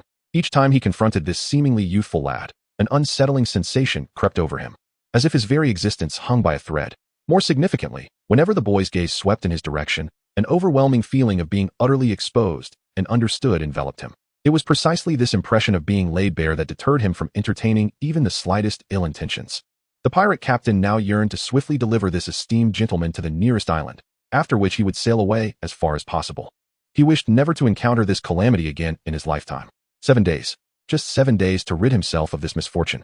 Inside the cabin, after finishing his meal, Hemingway set down his utensils and awaited the arrival of someone to collect them. He then returned to his bed, sitting cross-legged to begin his meditation practice. In this place, there was little else to occupy his time aside from cultivation. However, it wasn't long before a cacophony erupted outside the cabin. Suddenly, with a deafening crash, the entire ship began to sway violently. What could be the cause? Had they encountered an attack from a sea spirit beast? Hemingway was abruptly awakened from his reverie, instinctively unleashing his observation hockey, which instantly radiated outward like radar, effortlessly penetrating the confines of the cabin. He could vividly perceive the events unfolding outside. Upon witnessing the commotion, his brows furrowed in concern. Outside the cabin, a formidable steel vessel, measuring several dozen meters in length and over 10 meters in width, collided violently with the pirate ship, causing the modest wooden craft, barely 30 meters long, to sway uncontrollably. Atop this imposing steel ship, a skull flag fluttered. Yet it bore a distinctive emblem, a venomous snake coiling around the skull, signifying the identity of a different pirate faction, in both construction and material. This colossal steel vessel far surpassed the humble wooden pirate ship. This vessel, adorned with the emblem of the serpent pirate flag, belonged to the notorious Viper pirate crew, infamous for their relentless plundering of merchant ships and their penchant for betrayal among thieves. Encountering another pirate ship was merely an opportunity for further looting, a band of true lunatics. My lord, we have been destitute for days, nearly unable to put food on the table. There is truly no profit to be had, the pirate captain lamented, on the verge of tears. On the opposing ship, an elderly man stood at the forefront, flanked by a mix of middle-aged and younger men, representing a diverse assembly. The elder, gaunt and frail in appearance, was nonetheless surrounded by 5 ethereal soul rings of white, yellow, and purple, revealing that he was far from the fragile figure he seemed. A soul king. This was indeed a soul king. The pirate captain felt as though he had never been so unfortunate. It was said that the Viper pirate crew killed without hesitation, leaving no survivors among the plundered pirate bands. It seemed that today their prospects were grim. TSK. Just another group of destitute wretches. Before the elder could utter a word, a nearby youth glanced at the disheveled appearance of the pirate captains and disdainfully curled his lip. At that moment, the cabin door creaked open, and a modestly dressed youth with white hair emerged slowly, captivating the attention of everyone present. The pirate captain and his companions were initially taken aback, momentarily recalling the existence of such a figure. Soon, however, elation washed over them as they felt a glimmer of hope. In stark contrast, the members of the Viper pirate crew, led by the elder, wore expressions of grave concern, their eyes fixed intently on the young lad emerging from the cabin. Exercise caution. This youth is no ordinary individual. The elder's unwavering gaze was locked onto Hemingway, whose mere presence stirred an instinct honed by years traversing the seas. This boy is undoubtedly exceptional. The others shared his solemnity, fully aware that they could not underestimate Hemingway due to his youth. For in this world, there are individuals who seem to have the very essence of strength inscribed upon their countenance. One glance at such a face reveals that this person is decidedly formidable. Unfortunately, Hemingway epitomized such a presence, though his features were not unattractive and lacked the ferocity that might terrify a child into silence. He did not possess the typical handsome visage of a dashing hero either. Instead, he resembled a universally appealing young man, with a physique that was notably athletic. Yet, there was an undeniable aura about him, a unique charisma that suggested a latent power. If one were to articulate it, it might well be described as the formidable presence of a true warrior.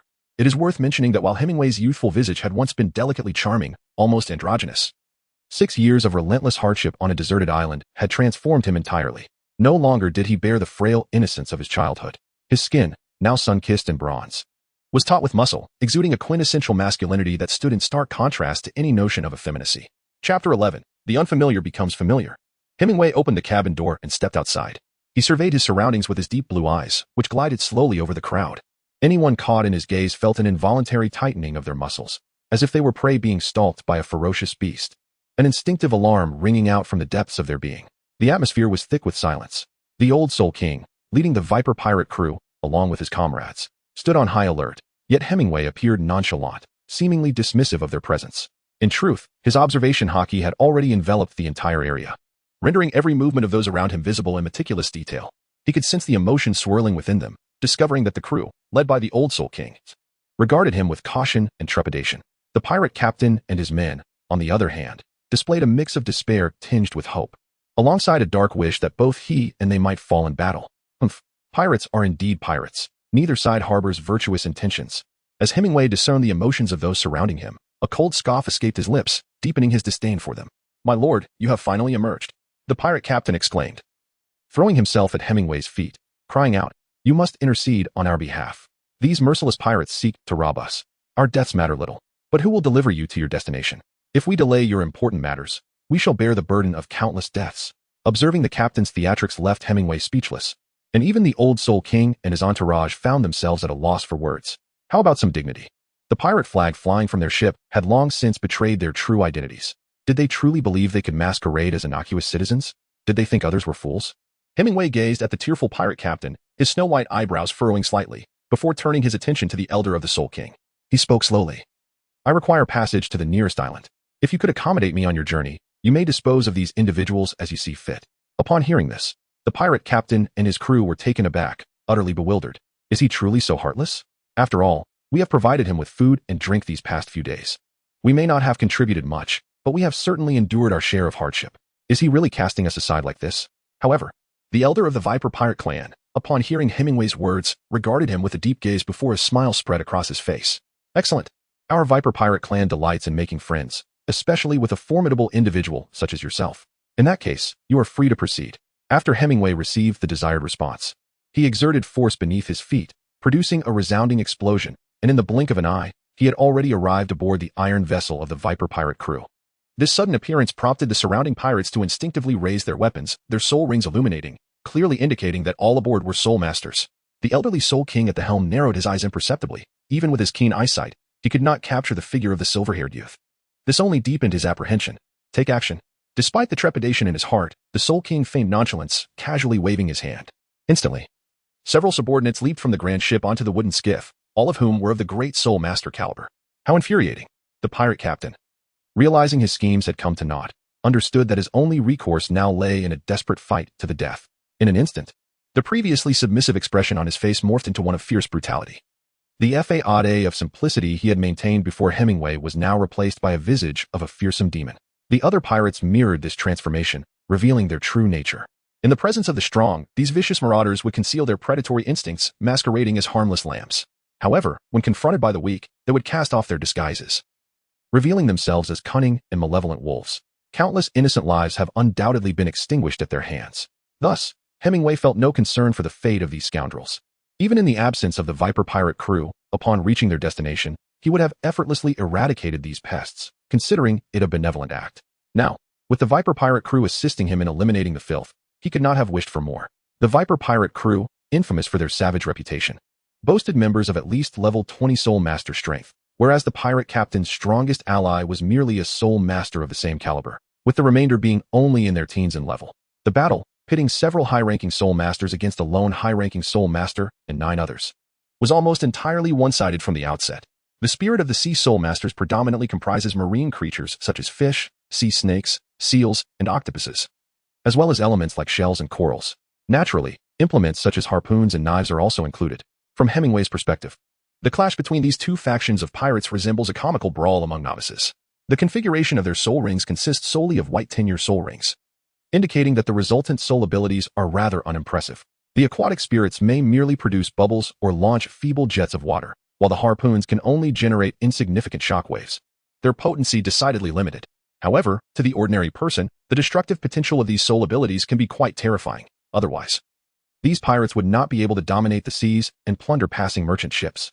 The battles between the two sides involved the activation of soul rings, followed by a chaotic flurry of weapon strikes, determining victory through superior soul power and effective soul techniques. It was evident that, under the siege of several powerful soul masters, the pirate leader and his crew were no match, quickly succumbing to death or injury. One pirate, armed with a fish spirit, attempted to leap overboard to escape into the depths of the ocean, hoping to utilize his spirit's characteristics. Alas, a soul master wielding a bow and arrow shot an arrow through the air, piercing him fatally. The conflict swiftly reached its conclusion. The pirate captain and his crew lay sprawled upon the deck, their entrails and blood staining the surface in a grotesque display, the bodies marred and incomplete. The scene was utterly repulsive. With his observation hockey activated, Hemingway meticulously etched this gruesome tableau into his memory. Gazing upon those who had moments ago been vibrantly alive, now reduced to lifeless corpses, he felt not the slightest tremor within his heart. There was no sense of revulsion or nausea at the sight of death. After all, having survived on a deserted island for years, Hemingway had become accustomed to the brutality of nature. Each day, he would fish and hunt, eviscerating various sea creatures and seals, consuming them raw. Occasionally, he would even discover mangled human remains and undigested entrails within the bellies of certain sharks. He had long since acclimatized to the sanguinary. How could he possibly be unsettled by such sights? It was akin to butchers who, at first, might feel a twinge of discomfort when slaying pigs or sheep. Yet, with time and repeated exposure to the bloodshed, they grow desensitized to the horror. Chapter 12, Pretense. After dispatching the pirate captain and his associates, the Viper pirate crew commenced the grim task of tidying up the aftermath. They unceremoniously disposed of the bodies from the wooden vessel into the sea to feed the fish. While some soul masters expelled water to cleanse the deck, others delved into the ship's hold in search of riches.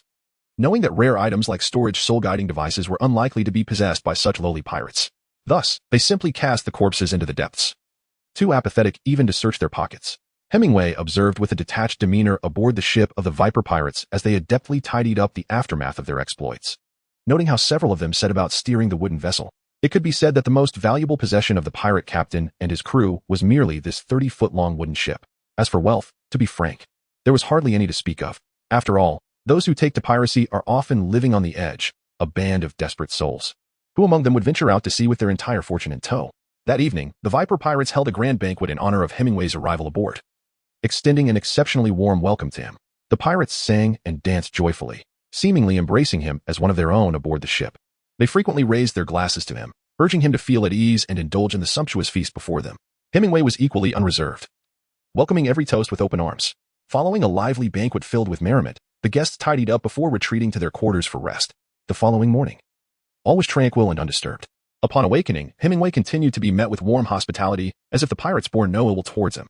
They treated him with the utmost respect, providing him with the finest provisions aboard the vessel, treating him as an esteemed guest. Thus, another day passed in this manner.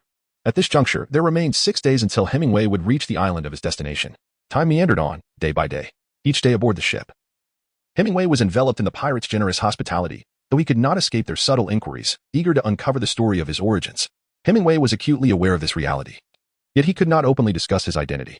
Thus, he spoke ambiguously, deftly evading the topic in a casual manner. In the blink of an eye, Hemingway spent several days aboard the ship of the Viper pirate crew, with only a day remaining until they reached their destination island. Tomorrow, they would arrive at their destination. Everything appeared to be perfectly normal. However, during the night, within a certain cabin of the Viper pirate crew, Hemingway sat cross-legged, his eyes firmly shut, his long, flowing white hair cascading behind him, resembling a silent statue of divinity. His breath was almost imperceptible, and even the sound of his heartbeat seemed to be but a faint whisper. Suddenly, a knock resounded at the cabin door. "Mr. Hemingway, are you asleep?" came a youthful voice. Hemingway remained silent, seated in a cross-legged position, seemingly impervious to the distractions of the outside world. Moments later, a whispering murmur emanated from beyond the door. The sound of a key being inserted into the lock echoed, followed by a soft click as the door creaked open. A band of armed pirates strode in, some bearing shackles and chains. They gazed upon the silver-haired youth, who appeared to be in deep meditation, their faces betraying smirks of scheming triumph. "The captain is overly cautious. This mere lad should be subdued without delay," one pirate remarked disdainfully. "What do you know?" countered another, appearing more composed. "That white-haired boy seems formidable. In a confrontation, we could lose many brothers." The first pirate scoffed, while the second insisted, "The captain's method is wiser. A touch of a narcotic will suffice to bring him down." In the preceding days, the ship's provisions had been laced with a subtle hallucinogen, administered in minute quantities that would not provoke any immediate physical anomalies. However, continued consumption would lead to a cumulative effect. ultimately plunging the unsuspecting victim into unconsciousness without awareness. This was indeed an indispensable tool for deceit.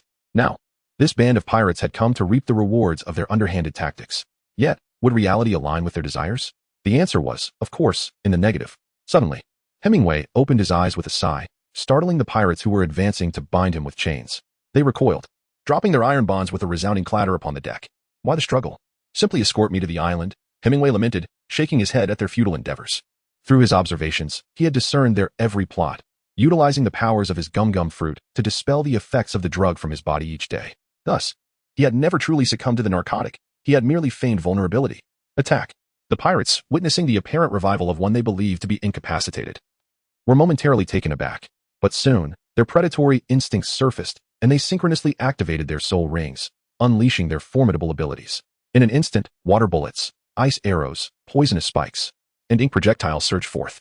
A thunderous explosion erupted as Hemingway vanished from sight, leaving naught but an echo of his presence. The sixth style of the Navy, the shave. In an instant, one can strike the ground more than 10 times, harnessing the explosive speed generated by the reaction force to propel oneself forward. In simpler terms, it is a technique that enables the body to move at remarkable velocities, surpassing the limits of the human eye, thus appearing as if one has teleported, vanishing from sight. However, it is merely an extraordinary speed of movement. As Hemingway suddenly vanished before their eyes, all the pirates were taken aback. Before they could react, Hemingway reappeared directly in front of them, his right hand becoming a mere blur. A sudden, intense pain erupted in their chests. With a series of muffled thuds, the pirates' chests burst forth with sprays of blood, as if struck by bullets. They barely had time to utter cries of agony before collapsing to the ground, their bodies bleeding profusely. This technique, one of the 6 styles, is reputed for its bullet-like power, known as the finger gun. As the name suggests, it concentrates the entirety of one's strength into any one of the 10 fingers, unleashing a strike with hardened fingertips in the blink of an eye. The tips possess the force of a bullet, capable of effortlessly piercing through human flesh. Conversely, the stronger the physique, the more terrifying the power of this technique becomes. Just moments ago, Hemingway had employed the finger gun in a flash, creating a hole in the chest of each pirate.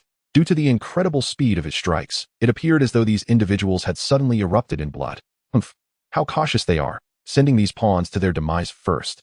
With his observation hockey enveloping the entire ship, Hemingway could clearly perceive the pirates standing at the ready outside the cabin, led by the Soul King Elder, all brimming with anticipation. Compared to these scouts, the strength of the pirates outside was significantly greater. It was evident that they had sent these lower-tier pirates to probe for danger. If Hemingway were indeed vulnerable, these pirates would suffice to subdue him. However, if he remained unscathed, as was the case now, only the pawns would fall, while the core members of the pirate crew would remain unharmed, poised outside, ready to unleash their soul rings and techniques at any moment. Chapter 13. You are worth a fortune.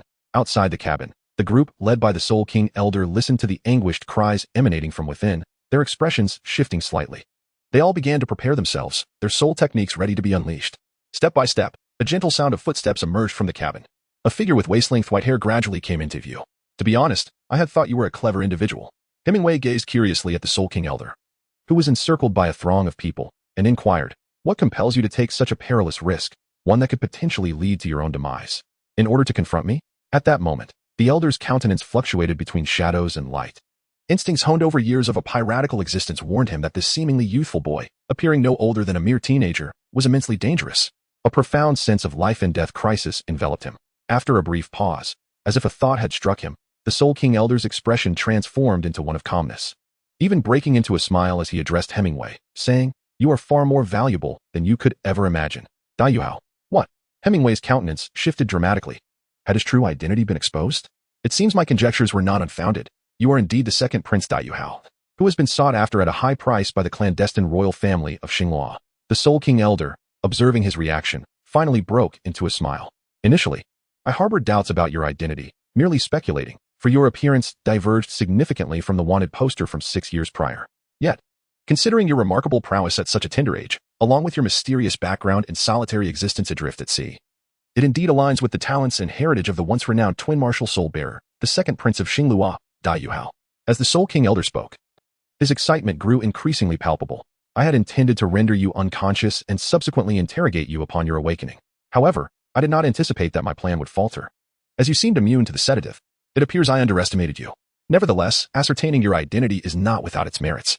Hemingway's expression darkened as he gleaned the following information from the words of the Elder before him. The Luo royal family, or rather, the Luo queen, had not ceased their relentless pursuit of him. A bounty had been covertly placed on his head, an open invitation for his demise. This woman is truly ruthless. It seems she is bent on eradicating me entirely. A bitter smile crept across his face as he inquired, "May I ask what rewards have been promised for my life? Are they offering soul bones?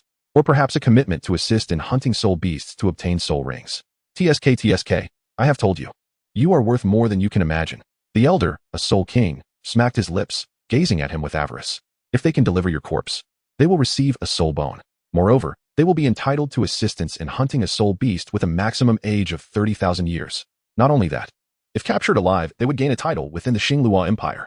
TSK, the Star Luo Empire truly possesses vast wealth. Once this bounty was announced, the entire ocean erupted in chaos. In the initial years, nearly everyone scoured the seas searching for you, yet all efforts were in vain. Hemingway listened intently as the old man spoke of the bounty, his expression shifting dramatically. He could scarcely believe that Queen Xingguo would go to such lengths, offering such substantial rewards for his life. It was truly astonishing. Indeed, to capture me, they are evidently willing to invest heavily. With such enticing benefits, it is no wonder that you have chosen to take the risk based on mere suspicion of my identity. Hemingway shook his head with a bitter smile, finally grasping why the Soul King would take action against him. A soul bone, even one of relatively modest age, likely no more than a century old, is still exceedingly precious. Coupled with the prospect of hunting a 30,000-year soul beast and the possibility of a noble title as a reward for capturing it alive, it is a bounty that would drive any soul master into a frenzy. The allure of such benefits can sway even the most powerful, perhaps even a titled Douluo, making it impossible to ignore. At this moment, Hemingway felt immense relief for having spent 6 years in seclusion on that small deserted island. Otherwise, given the fervor surrounding the bounty at that time, he feared he would have faced immediate pursuit upon leaving the island. Although his appearance had changed following the upgrade of his martial spirit, making him somewhat different from his former self, a discerning eye might still discern the outlines of his original features.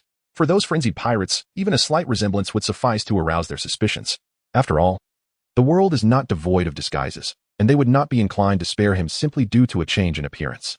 Fortunately, 6 years have passed, and the fervor surrounding him has diminished. Furthermore, due to the alterations in his appearance from his martial spirit upgrade, as long as he refrains from revealing his dual martial spirits, the risk of his identity being exposed is nearly non-existent. In any case, he resolved to remain discreet moving forward. With this determination, Hemingway turned to the Soul King and expressed his gratitude. "Thank you for enlightening me on the perilous nature of my current situation. I shall act swiftly when the time comes, ensuring your demise is devoid of suffering. Consider it my way of expressing gratitude for your warning." Upon realizing the jeopardy posed by the exposure of his identity as Dai Yuhao, Hemingway's heart brimmed with a murderous intent directed at the pirates surrounding the Soul King. His identity must remain concealed. Only through death can the secret be preserved. Suddenly, a thunderous boom resonated, and Hemingway vanished from sight. The Soul King, quick to react, had already prepared his soul skills in secret, the third yellow soul ring among the 5 radiating with brilliance. Third soul skill, Black Sky Fog. In an instant, a phantom resembling an octopus emerged behind the Soul King. He opened his mouth and unleashed a dense stream of ink.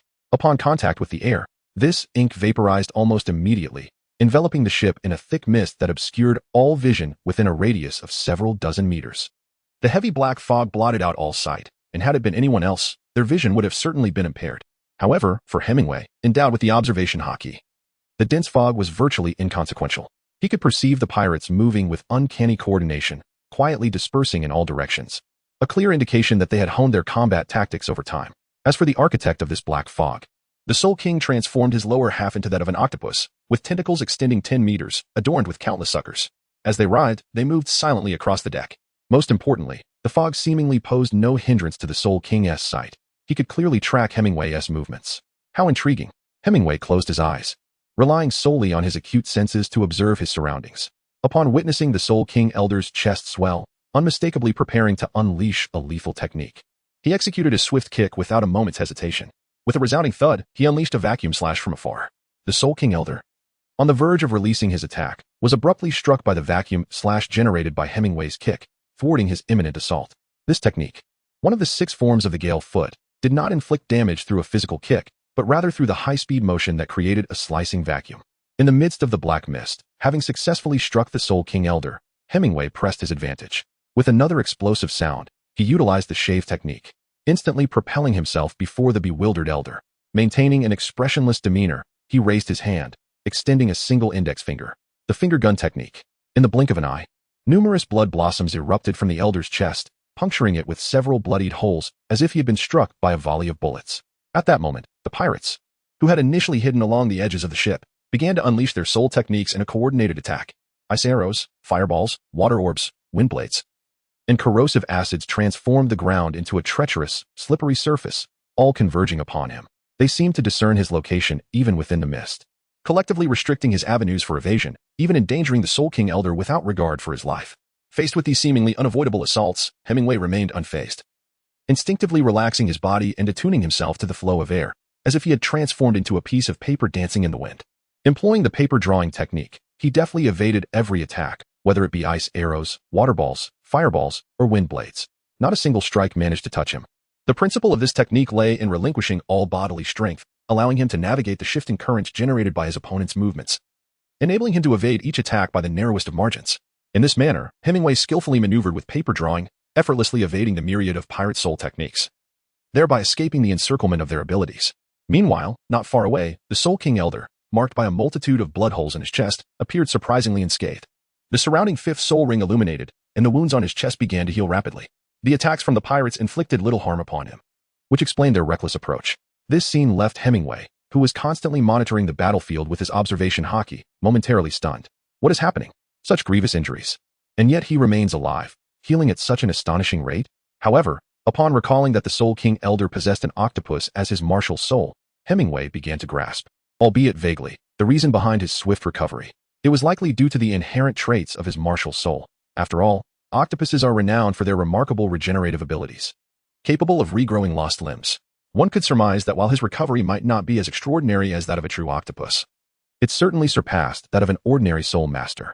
He should have aimed to pierce his skull directly with a single finger. Hemingway, with an imposing gaze, observed the extent of his injuries while the dark mist lingered. Seizing the moment, he brandished several massive tentacles of an octopus to strike at the Soul King Elder, internally lamenting his miscalculation. However, such a blunder was hardly his fault, for he possessed scant combat experience and had never engaged in battle with the Soul Master. It was entirely natural for a novice to exhibit such oversights. Eager to experiment with the efficacy of the six forms against an adversary, Hemingway did not evade or dodge, allowing the Soul King Elder to wield his octopus tentacles and strike with all his might. Iron block. Hemingway stood motionless, his muscles rippling beneath his skin, hardening like iron. Bang. A colossal tentacle struck fiercely against his back, yet it could not budge him in the slightest.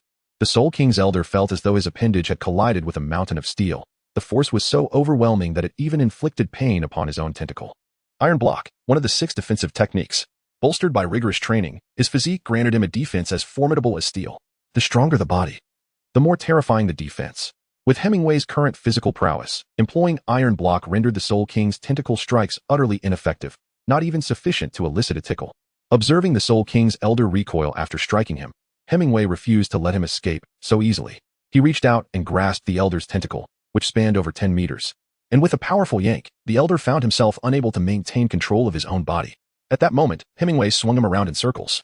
Whoosh, whoosh. The air filled with a fierce howling.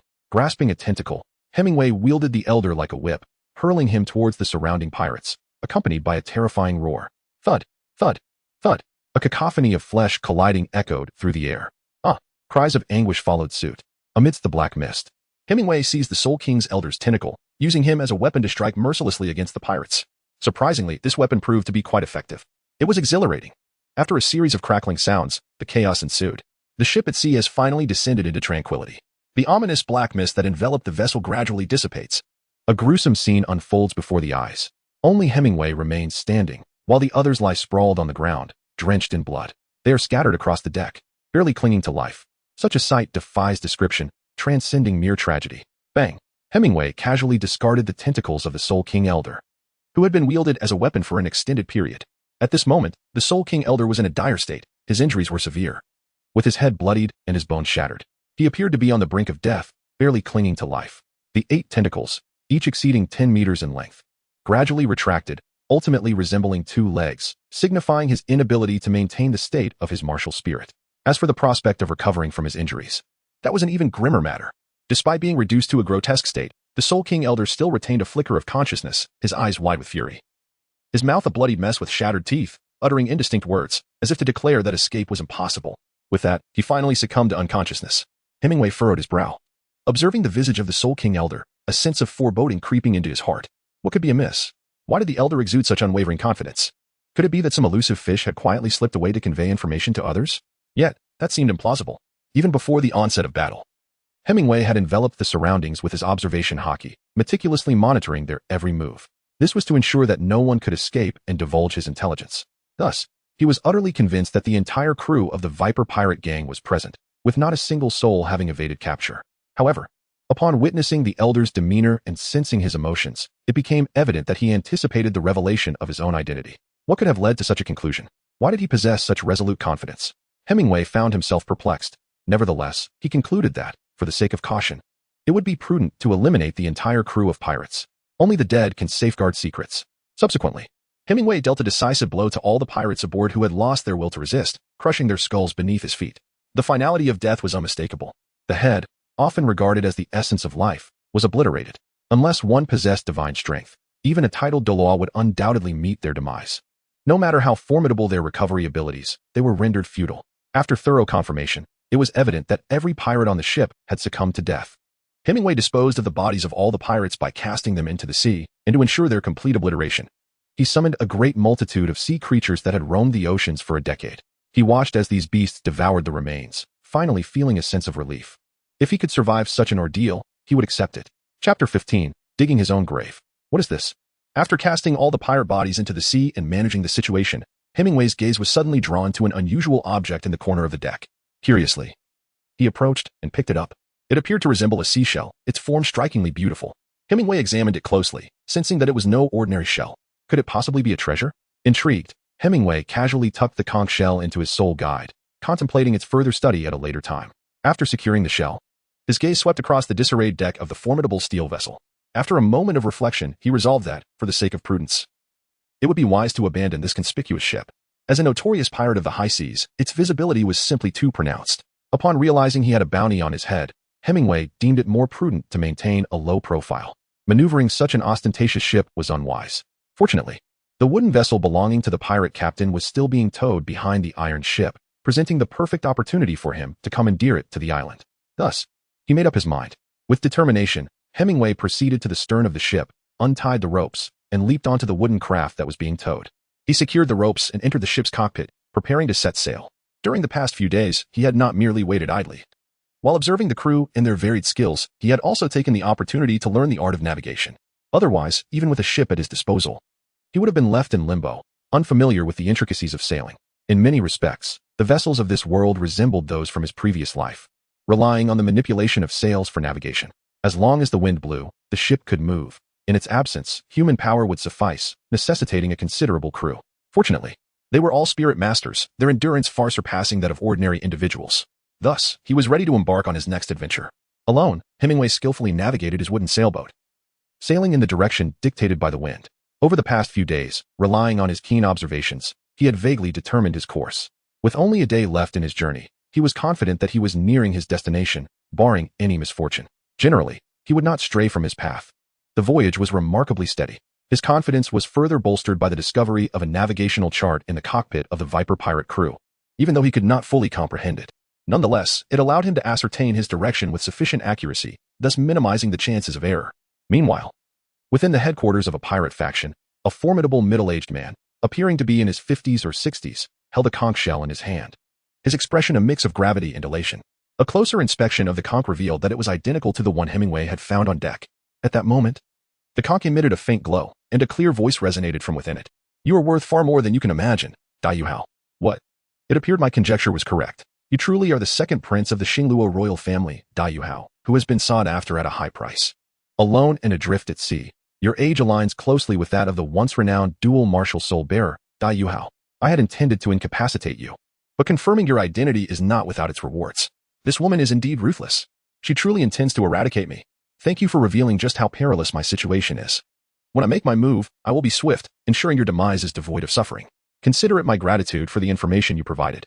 The voice emanating from the conch was indeed the dialogue between the Soul King Elder and Hemingway. Clearly, this conch functioned as a device capable of recording or transmitting sound, akin to a telephone. Ha ha ha, the heavens favor me.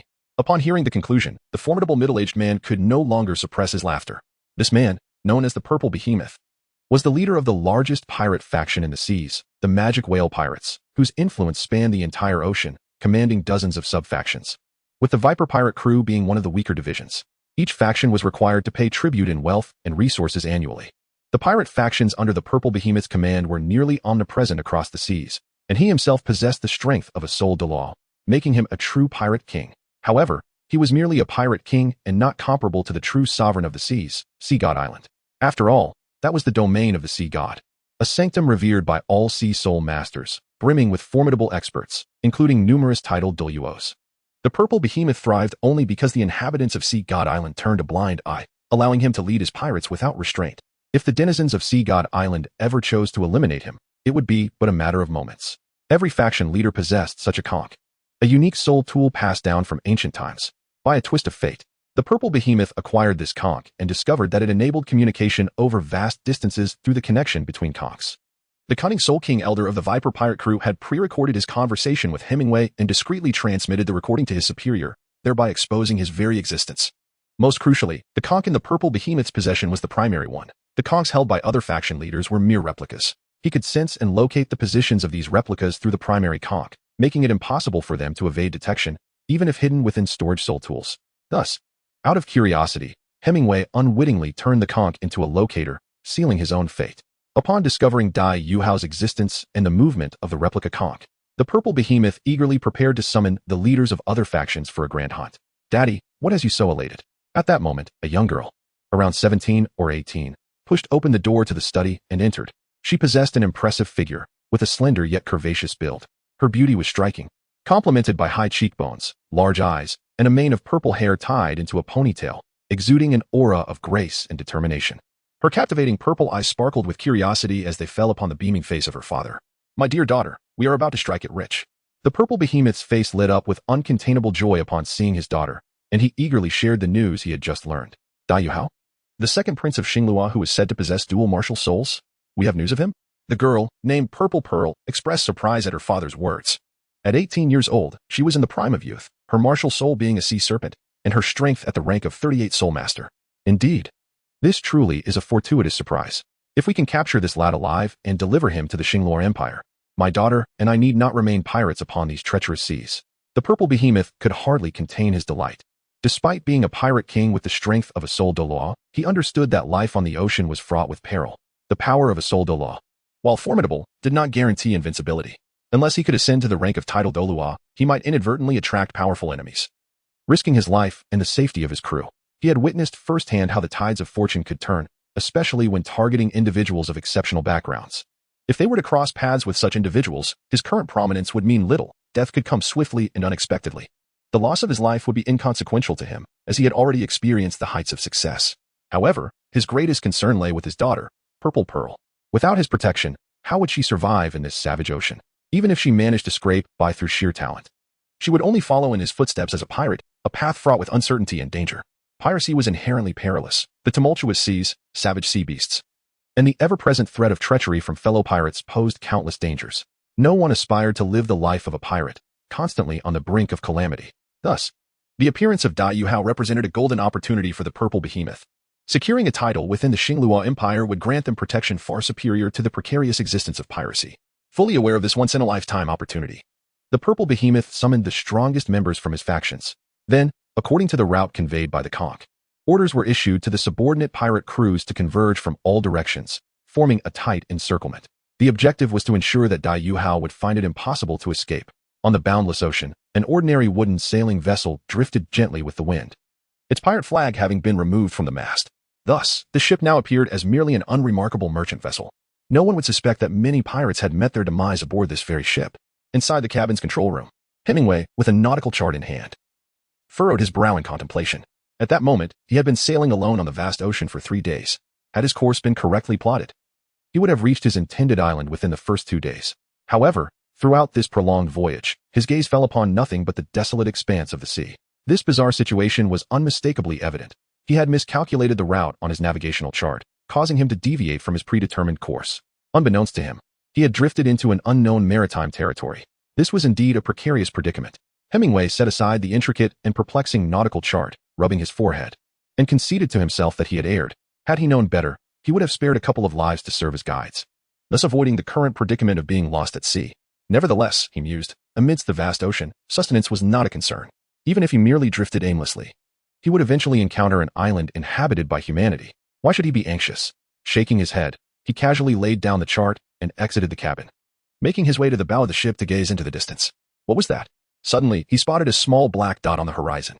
Focusing intently, he discerned what appeared to be the silhouette of a vessel. A ship. How splendid. A look of joy illuminated Hemingway's face as he drifted at sea for 3 days. This was the first time a vessel had appeared before him. All that remained was to inquire for directions, or, better yet, to embark upon their ship. Soon, he would reach an inhabited island, where he could commence his journey toward greatness. However, as the distant ship gradually loomed larger, Hemingway's initially joyful expression gradually solidified, soon transforming into a grave countenance. He had discerned, at the pinnacle of the ship, the ominous flutter of a skull flag. Undoubtedly, this was yet another pirate vessel. What a predicament! Would he be compelled to engage in combat once more?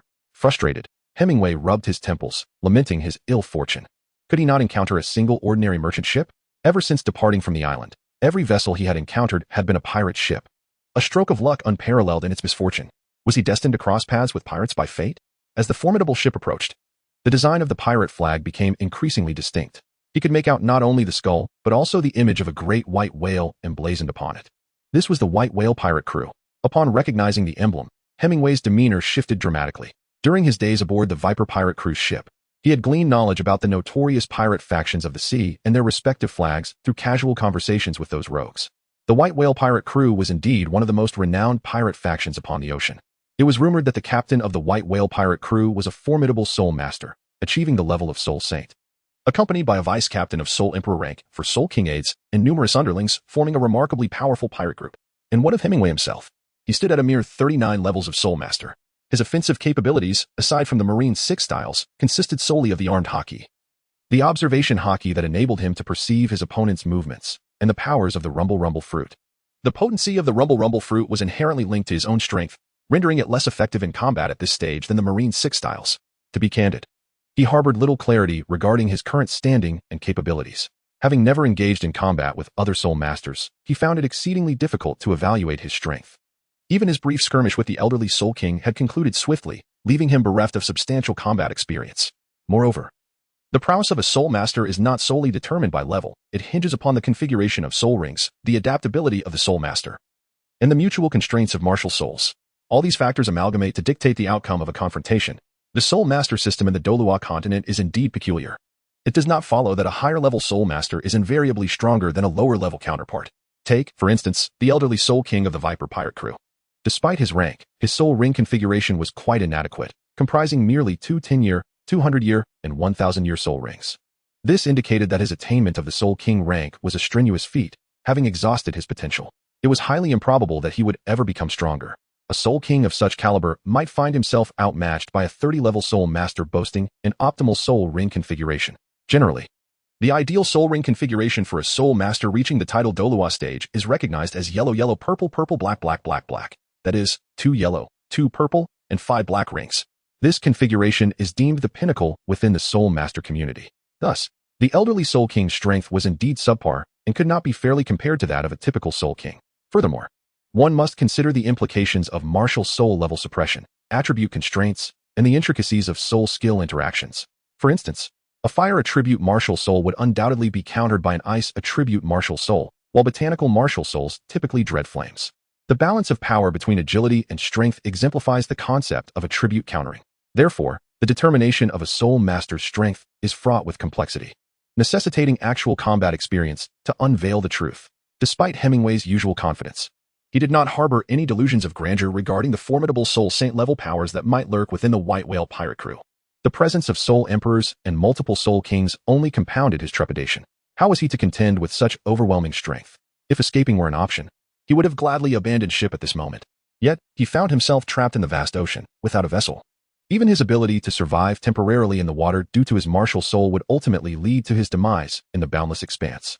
His soul power was not infinite, and he could not sustain the martial soul state indefinitely.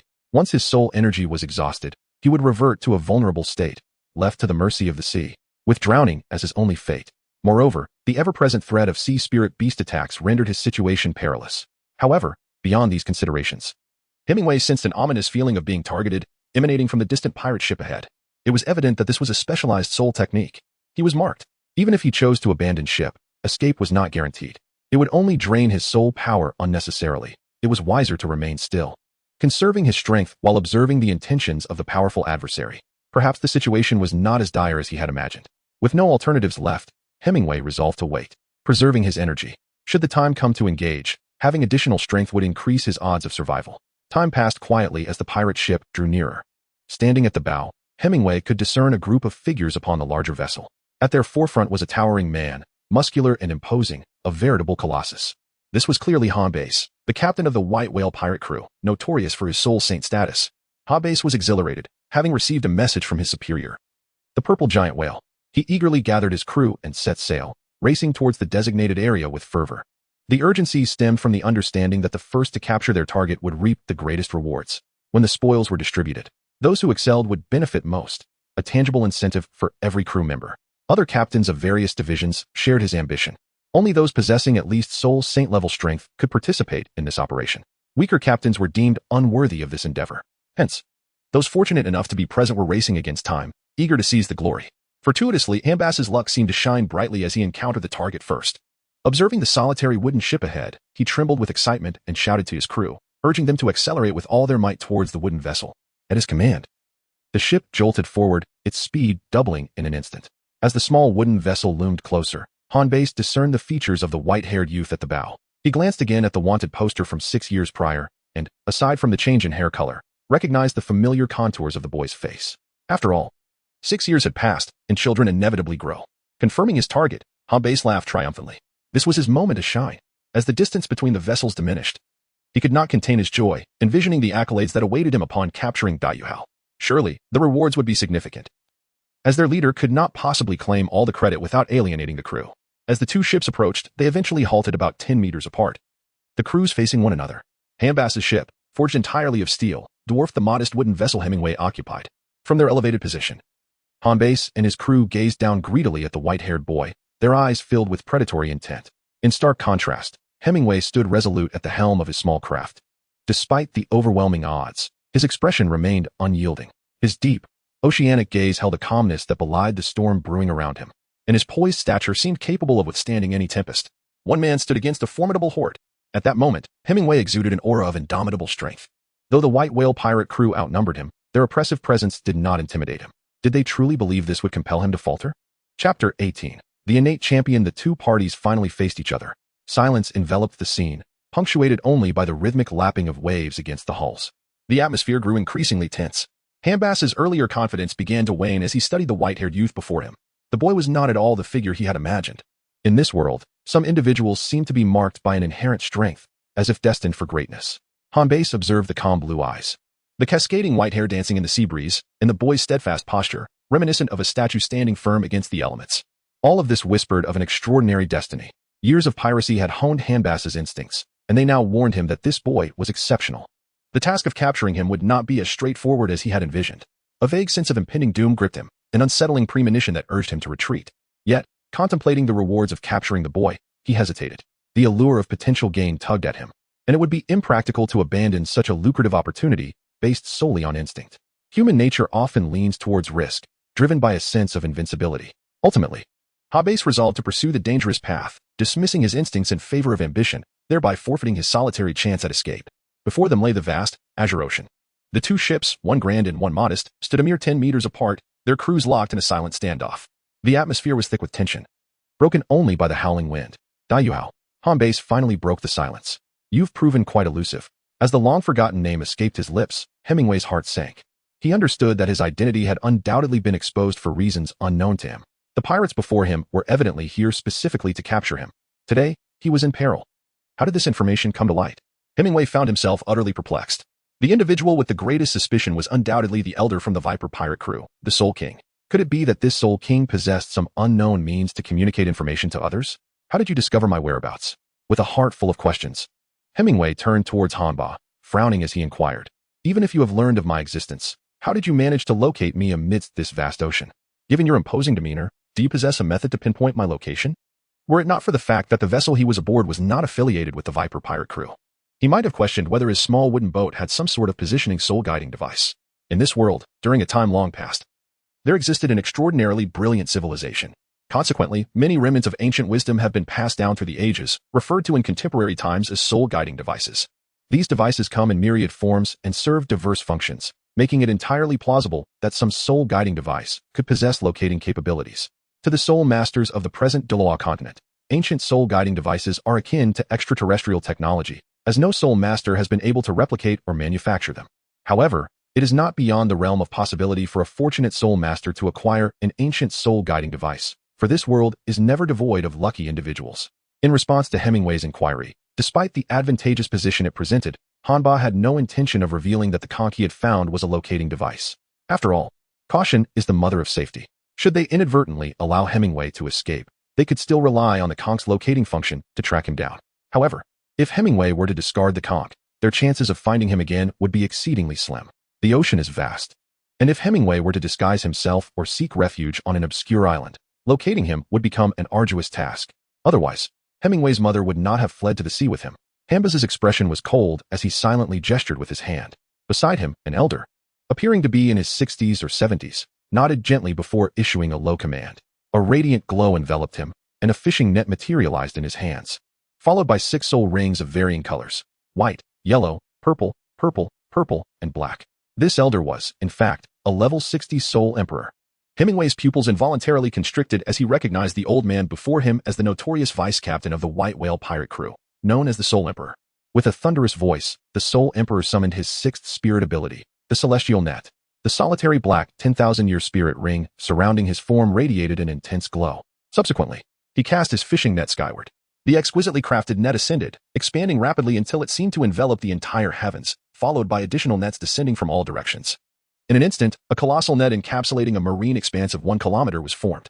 This grand net ensnared both the White Whale pirate crew and Hemingway, evidently intending to trap him first and prevent any escape, before gradually capturing him within, enacting a scenario reminiscent of catching a turtle in a jar. With this, his route of retreat was completely severed. He had no choice but to brace himself and confront the pirates head-on. Was the situation in the ocean similar? Could he attempt to break free from beneath the waves? Hemingway instinctively cast his gaze toward the sea's surface, pondering. Meanwhile, the opposite Hannibal seemed to discern his intentions, crossing his arms and calmly stating, "There is no use in contemplating an escape through the sea.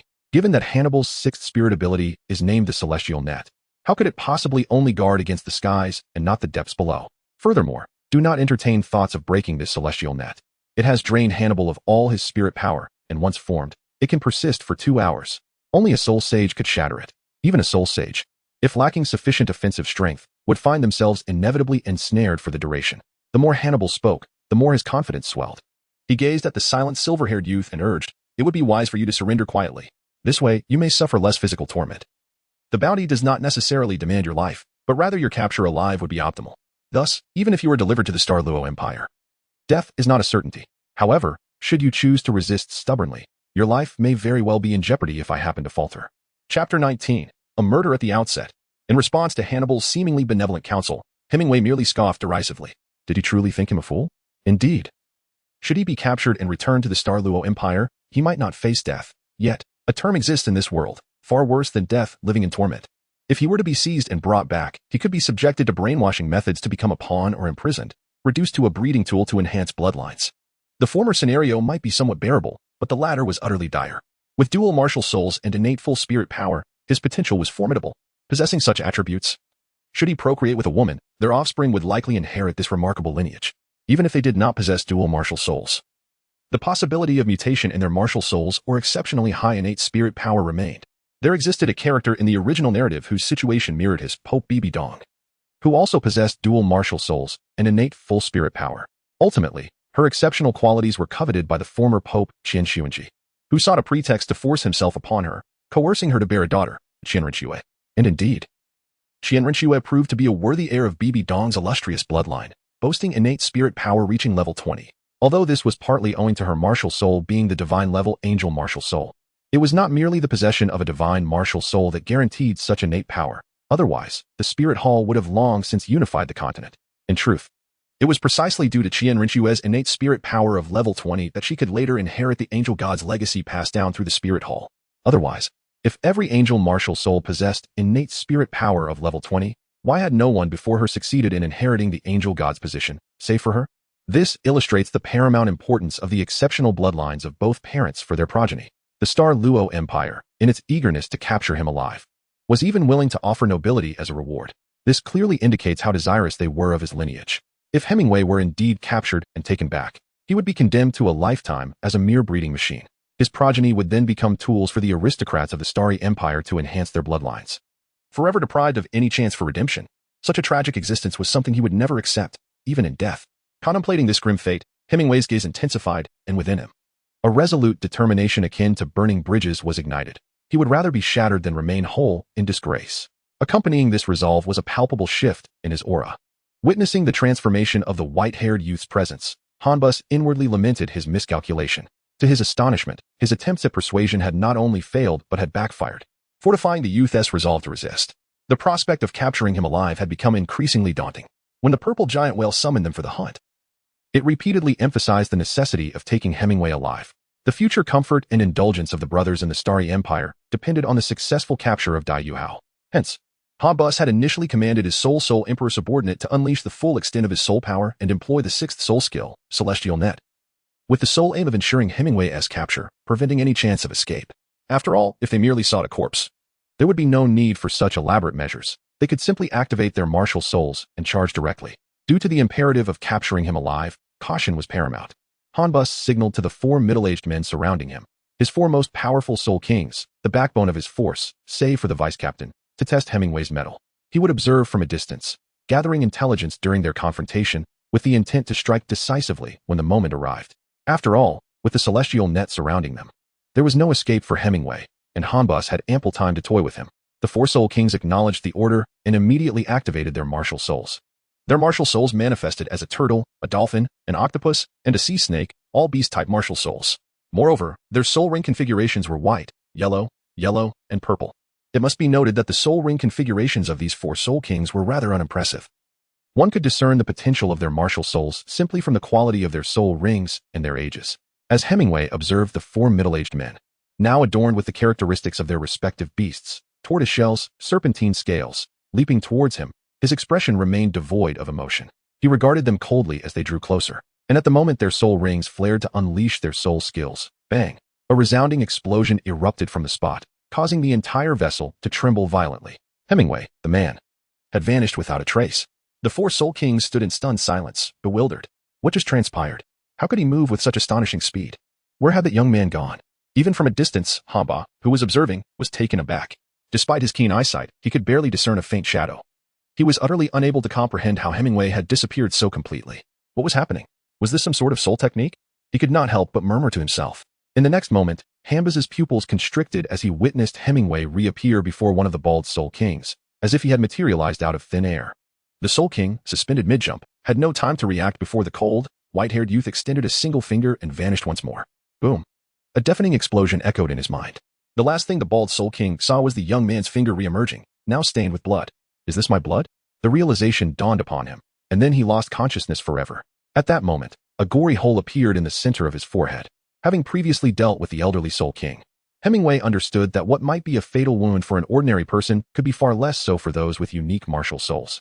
Thus, to ensure a swift kill, a finger piercing the skull was the most pragmatic approach, for the head is invariably a person's greatest vulnerability.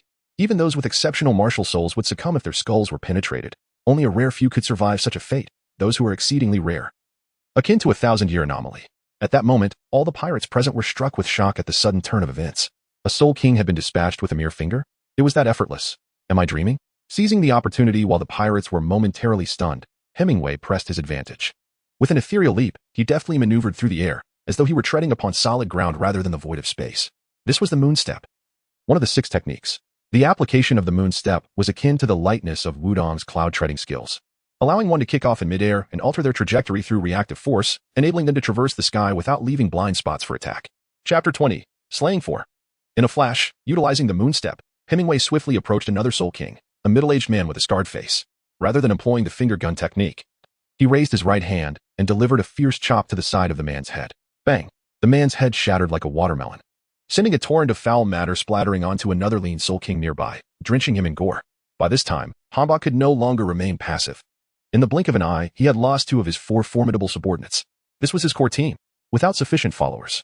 How could he accompany the great purple giant whale to the Star Luo Empire and maintain his status? Initially, Hanba had believed that with 4 Soul Kings, even if they could not capture Hemingway, they could at least hold him off. This would provide him the opportunity to observe Hemingway's combat style and find a chance to strike decisively. Yet, to his utter dismay, 2 of his Soul Kings had fallen in mere moments, far beyond his expectations, leaving him feeling heartbroken. Do you think Soul Kings are as common as cabbages? Do you have any idea how challenging it is to recruit these 4? Stop! Hanba bellowed as he witnessed Hemingway's insatiable assault on the remaining 2 Soul Kings.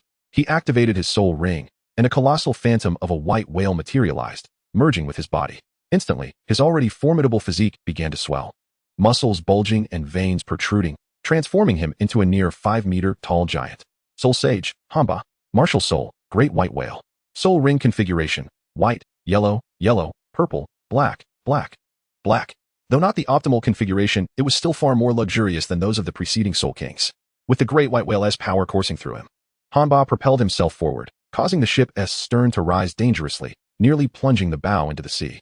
The sheer might of a Soul Sage is truly terrifying. Stop this at once. The giant Hanba soared into the sky, launching himself at Hemingway. Meanwhile, Hemingway employed the moon step once again, effortlessly arriving beside the 3rd Soul King. Having witnessed the fates of his predecessors, this Soul King, whose martial soul was a sea turtle, immediately activated his strongest defensive technique, the turtle shell shield. As the 5th purple 1,000-year soul ring illuminated, the turtle shell behind him swelled dramatically. His head and limbs retracted into the shell, which sealed tightly, resembling a true turtle withdrawing its head. This was his most formidable defense. Even a Soul Emperor would find it challenging to breach. He was certain of his safety. Yet, unfortunately for him, he had encountered the likes of Hemingway. Humph, do you think that will keep you safe? Hemingway's eyes glinted with cold determination as he raised his right hand, extending his index finger. A glimmer of golden light surged forth from its tip, a manifestation of armament hockey. With a powerful thrust, his golden finger struck the turtle shell, producing a sound akin to a balloon bursting. Astonishingly, the shell, which even a Soul Emperor would struggle to penetrate, crumpled like paper under the might of his gilded finger. Ah! A scream echoed from within the impenetrable shell, which was swiftly silenced thereafter. Hemingway expressionlessly extended his index finger, and a small hole appeared on the turtle shell. However, surrounding this diminutive aperture were numerous fissures, which continued to expand until they engulfed the entirety of the shell, culminating in a thunderous explosion. The seemingly indestructible shell shattered into fragments. A curled-up middle-aged man was revealed.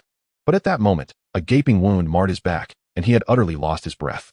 A single strike had proven fatal. The power of armament hockey was not merely a simple defense. It could amplify the user's offensive capabilities as well.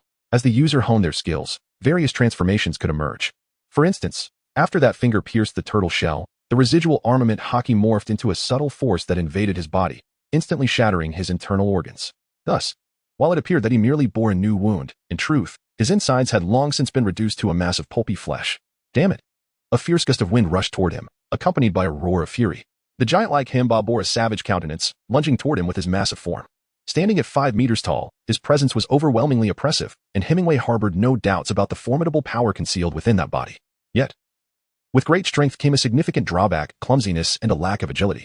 Moonwalk. Hemingway, suspended in midair, narrowly evaded the formidable figure that lunged towards him. He launched an assault on the final Soul King. At that moment, witnessing 3 of his colleagues fall victim to the onslaught of this silver-haired youth in a single strike. The last Soul King was utterly paralyzed with fear. The soul rings upon him illuminated in succession, transforming him into a serpent-like creature. His body twisted and contorted. Yet such a form possessed remarkable speed. The final Soul King seemed devoid of all bones, slithering away like a snake, and soon departed the vessel, plunging into the depths of the ocean. Upon witnessing this, Hemingway's eyes gleamed with a cold light. Without a moment's hesitation, he extended his hand and raised an index finger. Golden light surged from his fingertip before erupting with a thunderous force. Boom! The glimmer of gold at his fingertip transformed into a projectile, traversing over 10 meters in an instant, piercing the water's surface. Defying the resistance of the sea, it struck true, hitting the Soul King who had submerged beneath the waves before his form could vanish. Boom!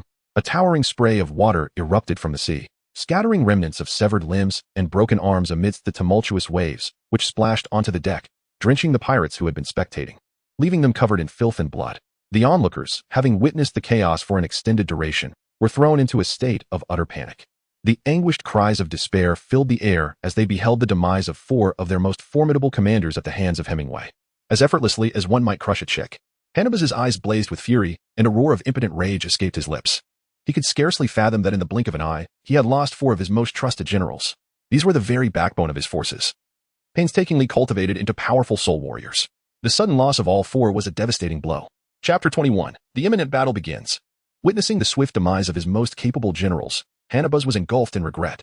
Had he known that Dai Mubai was so merciless, he would have taken decisive action from the outset to eliminate him. With the heavenly net in place, there was no escape for his adversary. Why had he deemed it necessary to cautiously deploy four Soul Kings to gauge his strength? Now, he lamented the loss of four invaluable commanders. What a tremendous waste. Could he have submerged himself to hide? Hemingway mused, scanning his surroundings. He realized that the Soul Emperor, who had previously unleashed the heavenly net, had vanished without a trace. Using his observation hockey, he searched the cabins of both ships but found no sign of the man. Clearly, the Soul Emperor had sensed the impending danger and had discreetly retreated into the depths of the ocean, demonstrating a remarkable instinct for self-preservation. This was, however, to be expected. After exhausting all his soul power to cast the heavenly net, the Soul Emperor was now devoid of any energy, rendering his combat capabilities likely inferior to even that of a soul master. Given that his martial soul was not a beast type, but rather a weapon type, the enhancement to his physical attributes at this stage was minimal. His true strength lay in his soul techniques, which required soul power to activate. Therefore, in his current state of depletion, he was effectively rendered powerless. Hemingway could easily eliminate him. Thus, the Soul Emperor wisely concealed himself, though his exact hiding place remained unknown. In any case, locating the Soul Emperor within this vast net spanning a kilometer proved to be an unrealistic endeavor. His observation skills could not extend to such an expansive area. Unless he submerged himself in the water to harness the ocean's sensing abilities, finding him would be nearly impossible. Nevertheless, the Soul Emperor was merely an inconsequential figure. Hemingway's most formidable opponent at present was still the Soul Saint Hanba. Hemingway turned around to gaze at the 5-meter-tall colossus, whose anger was still discernible but whose expression had now calmed. Observing the 7 soul rings floating around him, he began to take the situation seriously. Once the area was cleared, he looked at Han's base, a faint smile tracing his stern visage. The true battle was about to commence. On the boundless sea, a vast net materialized, enveloping a circular area of 1 kilometer. Within this net, 2 ships, one large and one small, faced each other from a distance. Aboard the smaller wooden vessel stood 2 figures in a tense standoff.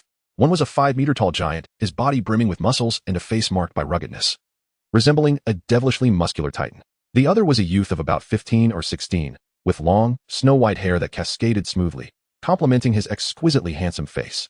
Tall and slender physique, and deep azure eyes that mirrored the ocean's depths, a strikingly handsome presence. On the larger iron ship, approximately 30 pirates held their breath, nervously watching the 2 figures on the wooden vessel, as if they were about to witness something monumental. At this moment, Han's base was gradually regaining his composure after the loss of 4 of his generals, his mind settling into clarity. He coldly regarded the white-haired youth, his hair flowing with the sea breeze, eyes as clear as the ocean, and stature unmatched, slowly stating, "I admit, I underestimated you." He marveled at the boy who had just slain 4 of his generals, still appearing unfazed, exclaiming, "Indeed, you are truly a rare find. A dual martial soul that appears once in a millennium. You awakened your martial soul 6 years ago, which means you are only 12 years old this year. To be honest, your growth in just 6 years is astonishing. If given more time to develop, I can hardly fathom how vast your future will be." In response to Hans Bass's admiration, Hemingway remained unfazed, the soul power within him beginning to circulate, his body coiling with latent energy, ready to embrace the impending battle. However, he declared, "But this is where it ends." At this point, Hans Bass's expression grew serious as he continued, "Next, to show respect for a formidable opponent, I will unleash all my strength against you. Prepare to understand the true magnitude of a soul sage's power. I await your response." Undeniably, Hemingway merely gazed at him with an air of calmness, seemingly devoid of any concern for the impending battle. Hanba, wielding the formidable spirit of the great white whale, stood as a level 73 soul saint. A solemn expression adorned his face as a colossal phantom of the white whale materialized around him, only to gradually dissipate. Simultaneously, the 7 soul rings encircling him radiated an increasingly intense brilliance. Given that his opponent displayed such gravity, Hemingway resolved to maintain his dignity and seriousness, revealing his own martial spirit to the world for the first time. Hemingway, with the spirit of the mermaid princess, stood as a level 39 soul master. As he spoke, a magnificent phantom began to emerge behind him, a mermaid towering several meters high, exuding an aura of regal elegance. Silence enveloped the venue, as all eyes fixated on the towering figure. She was exquisitely gentle and beautiful, her azure eyes reminiscent of the nurturing sea. With soft pink curls fashioned into an elegant updo, her form a masterpiece of the ocean's artistry. Surrounding this ethereal figure were 3 grand soul rings, emanating an extraordinary presence, 2 purple and 1 black. The crowd gasped in astonishment, their mouths agape as they beheld the 3 soul rings hovering around the colossal mermaid. Their perceptions were utterly shattered. How could it be possible for someone to possess a 1,000-year soul ring as their first? And the third soul ring, a 10,000-year ring, was typically attainable only by a soul king. Hanba, though initially taken aback, quickly regained his composure and remarked, "Ah, I see. I had forgotten that you possess twin martial spirits. By cultivating one to an exalted level, you can subsequently attach soul rings of remarkable ages to the other, yet unadorned spirit. It seems that your 2 purple and 1 black soul rings have come to be in this manner." Hemingway remained noncommittal, refraining from revealing that his other martial spirit was still a blank slate.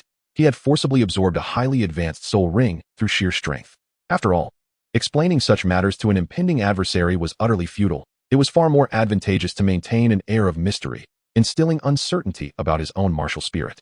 This could evoke a sense of trepidation, perhaps allowing him to catch his opponent off guard in the forthcoming battle. Upon observing Hemingway's demeanor, Hanba furrowed his brows, uncertain of what hidden cards his opponent might possess. In the realm of soul masters, level alone does not dictate supremacy. At times, certain soul masters wield peculiar abilities that render them nearly impossible to guard against. Therefore, to presume that one could cavalierly disregard those of lower rank simply due to a higher level is a path destined for calamity. As a cautious pirate, Hanba had survived thus far, undoubtedly due to his prudent nature, which had spared him from numerous life-threatening predicaments. Thus, he found himself successfully deceived. Chapter 22. A Surge of Passion. Regardless, the time for testing hidden strengths had arrived. Hanba forced himself to suppress his unease, unleashing a terrifying surge of power. With a powerful push from his legs, his massive frame, standing at an imposing 5 meters tall in martial spirit manifestation, charged toward Hemingway with tremendous force. Faced with the oncoming behemoth, Hemingway exhibited no hesitation. With a mere thought, his formidable mermaid martial spirit transformed into a radiant light, merging with his being, significantly amplifying his already impressive physical prowess. Upon the manifestation of his mermaid spirit, he could assume 2 distinct forms.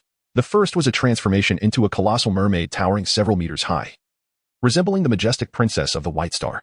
This state, akin to the true form of his martial spirit, greatly enhanced all his attributes and granted him superior control over water. However, the drawback of this transformation was its rapid depletion of soul power, which would revert him to his original state once exhausted. Furthermore, many physical techniques were rendered ineffectual while in this form, and mobility on land became cumbersome. The second mode of manifestation merely augmented his attributes without altering his appearance. While it lacked the adeptness in manipulating water that the transformation provided, it boasted lower energy consumption, enabling him to maintain the enhanced state for extended periods. Without a doubt, one form was suited for terrestrial engagements, while the other excelled in aquatic combat.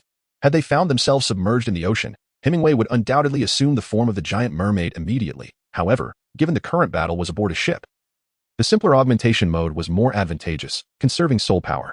With a determined shout, Hemingway, eager to gauge the disparity in strength between himself and the soul sage, chose to confront Hanba head-on, swinging his fist with unwavering resolve. Arrogant. The fierce Hanba felt a flicker of disdain and indignation at being underestimated.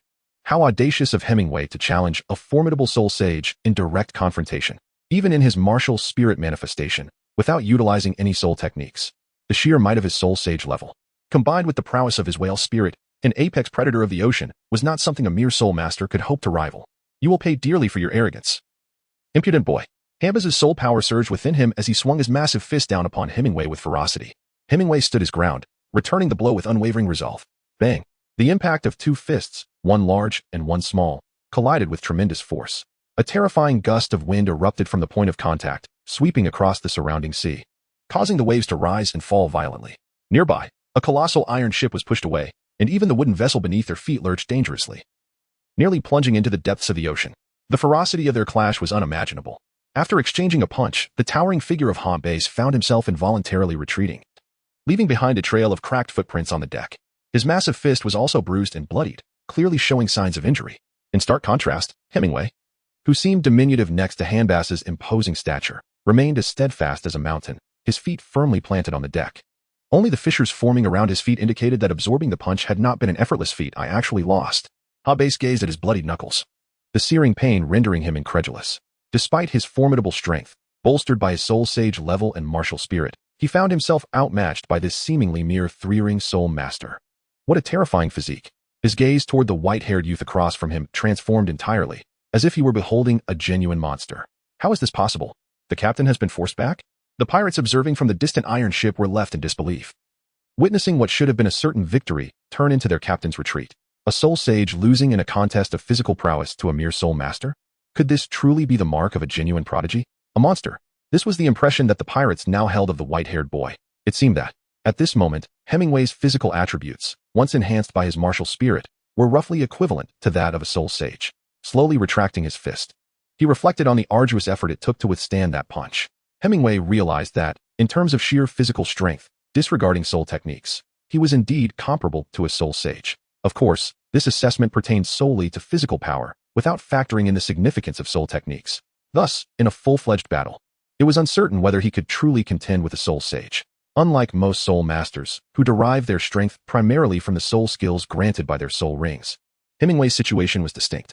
His martial spirit was exceptionally unique, enhancing only his physical prowess and imposing presence upon acquiring soul rings. This rendered him akin to a pure attribute soul master, bestowing him with a combat ability far superior to that of his peers at the same level. However, this also led to a notable drawback. His techniques were limited. Should he encounter an opponent with particularly peculiar soul skills, he could find himself in dire straits. Well done. I underestimated you, but now I shall fight seriously. Hambas's expression hardened, and his first, second, and third soul rings erupted with brilliant light. First soul skill, power amplification. Second soul skill, speed enhancement. Third soul skill, gravitational pull. Hambas's already formidable muscles swelled further, then suddenly contracted, becoming solid and refined. Clearly, the effects of the first and second soul skills were in play. Boom. Habe surged forward once more, the deck beneath his feet splintering under his weight.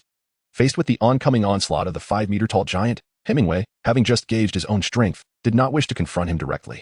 However, an unforeseen, invisible force drew him towards the charging behemoth. It was evident that the third soul skill was at work, preventing him from evading and forcing him into a head-on clash. Faced with no option of retreat, Hemingway felt a surge of adrenaline. Since escape was futile, he would embrace the fight. Boom. The two combatants collided once again. Habes raised his massive arm, fist poised to strike down upon him.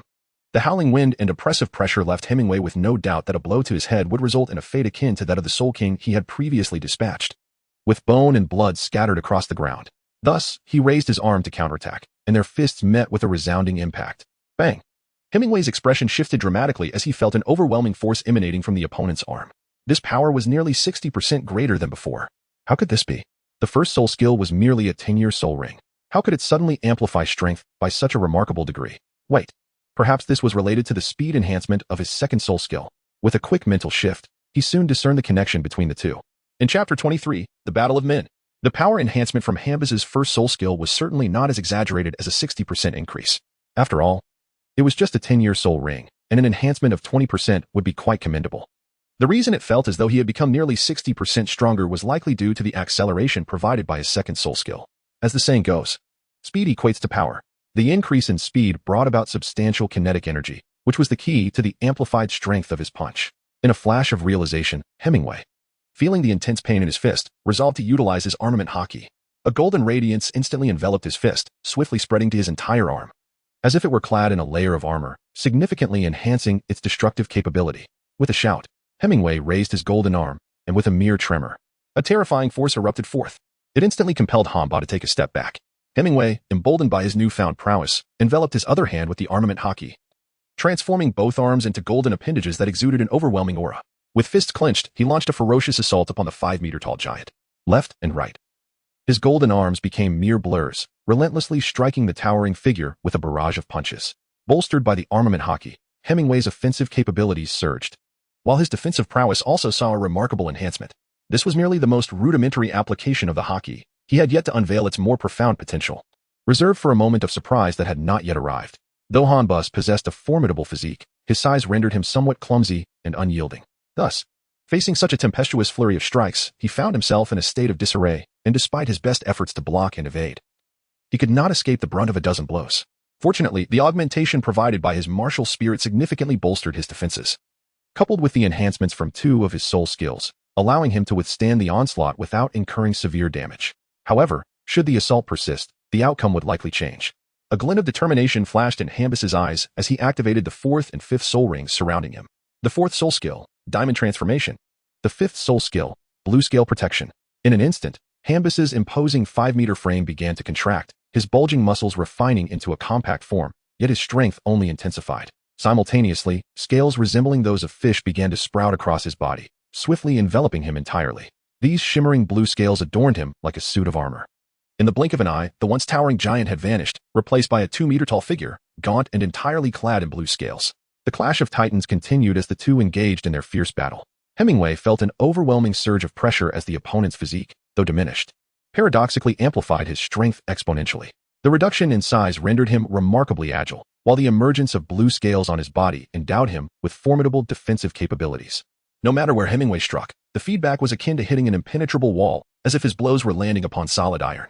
Even when employing his armed color, he found himself utterly incapable of overcoming this formidable incarnation of Hanba. Truly, the Soul Saint was no ordinary foe.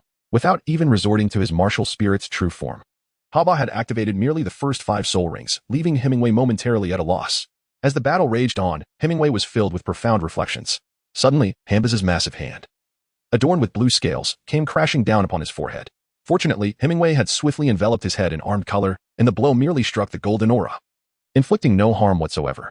Do not inquire why Hemingway did not envelop his entire body in armed color.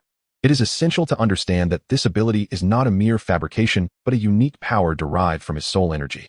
The armed color is an immensely soul-consuming technique, and the energy required for its transformation is staggering. Thus, he prudently conserved his resources, refraining from extravagantly covering his entire body. Moreover, enveloping himself entirely would offer minimal combat advantage and prove inefficient in terms of energy expenditure. The clash between the two warriors persisted, fists and feet colliding in a raw display of masculine rivalry, igniting the fervor of the pirates who gathered nearby, witnessing this visceral contest of strength. This was a battle of flesh against flesh, a testament to their prowess. Hemingway was unable to penetrate the blue-scale defenses of Hanba, yet conversely, Hanba was powerless against the golden-hued armor that enveloped Hemingway. Thus, the two adversaries found themselves locked in a stalemate. Boom, boom, thunderous roars echoed. The clash between Hemingway and Hanba seemed to ignite a fierce conflagration, the aftermath of their combat gradually rendering the wooden vessel riddled with gaping wounds. The surrounding sea also mirrored the intensity of their struggle, with waves surging and retreating, the force of their strikes reverberating through the tumultuous waters. At last, after yet another blow, the wooden ship beneath them could withstand no longer, succumbing to the residual shockwaves of their exchanged might and collapsing into a myriad of splintered fragments. The two combatants naturally plunged into the depths of the ocean, bringing their fervent confrontation to a temporary halt. Moonwalk. Hemingway propelled himself with a vigorous kick, sending a spray of water into the air. He found himself momentarily suspended above the ocean's surface, before landing on a fragment of debris, panting softly. His heart raced wildly, and his veins surged with adrenaline. In stark contrast, Hanba inexplicably sank beneath the waves, disappearing from sight. Hemingway would certainly not believe that he was drowning. That would be a jest. Have you ever witnessed a whale drowning? Thus, he could ascertain that the sinking of Hanba into the sea was undoubtedly orchestrated with ulterior motives. At that moment, a deep voice resonated from the ocean. Seventh soul skill, true spirit manifestation. A tremendous surge of energy emanates from the depths of the sea. Upon hearing these words, Hemingway's expression altered drastically, his instincts alerting him to impending danger. With a sudden push of his legs, he swiftly departed from the wooden plank he had been standing on. Just a moment after he left, a resounding splash echoed. A massive maw adorned with sharp fangs emerged, consuming the very area where the plank had been. Following this, a colossal white whale breached the surface, encircled by 7 rings of soul energy, indicating that it was not a mere sea spirit beast, but rather a transformation conjured by a soul master. What a predicament! Gazing at the fearsome and voracious white whale fixated upon him, Hemingway could not suppress a wry smile. This was indeed the manifestation of a martial spirit. All soul masters, upon reaching level 70, acquire their 7th soul skill, known as the martial spirit manifestation. Just as level 30 marks a bottleneck for soul masters, so too does level 70. Particularly for beast martial spirit soul masters, the power bestowed by the martial spirit manifestation significantly enhances their abilities, serving as their ultimate weapon in dire circumstances. What Hanba had invoked was, in fact, his own 7th soul skill, the most formidable and side effect-laden ability, the martial spirit manifestation. Once activated, it allows the user to utilize all soul skills below the 7th ring, excluding the martial spirit manifestation itself, for a duration of 30 minutes. With a potency of 150% of their original strength, all attributes are greatly augmented. However, every boon comes with a cost. After employing the martial spirit manifestation, the soul master's attributes are diminished by 50%, necessitating a recovery period of 7 days. Thus, unless absolutely necessary, soul masters exceeding level 70 would seldom resort to their martial spirit manifestation.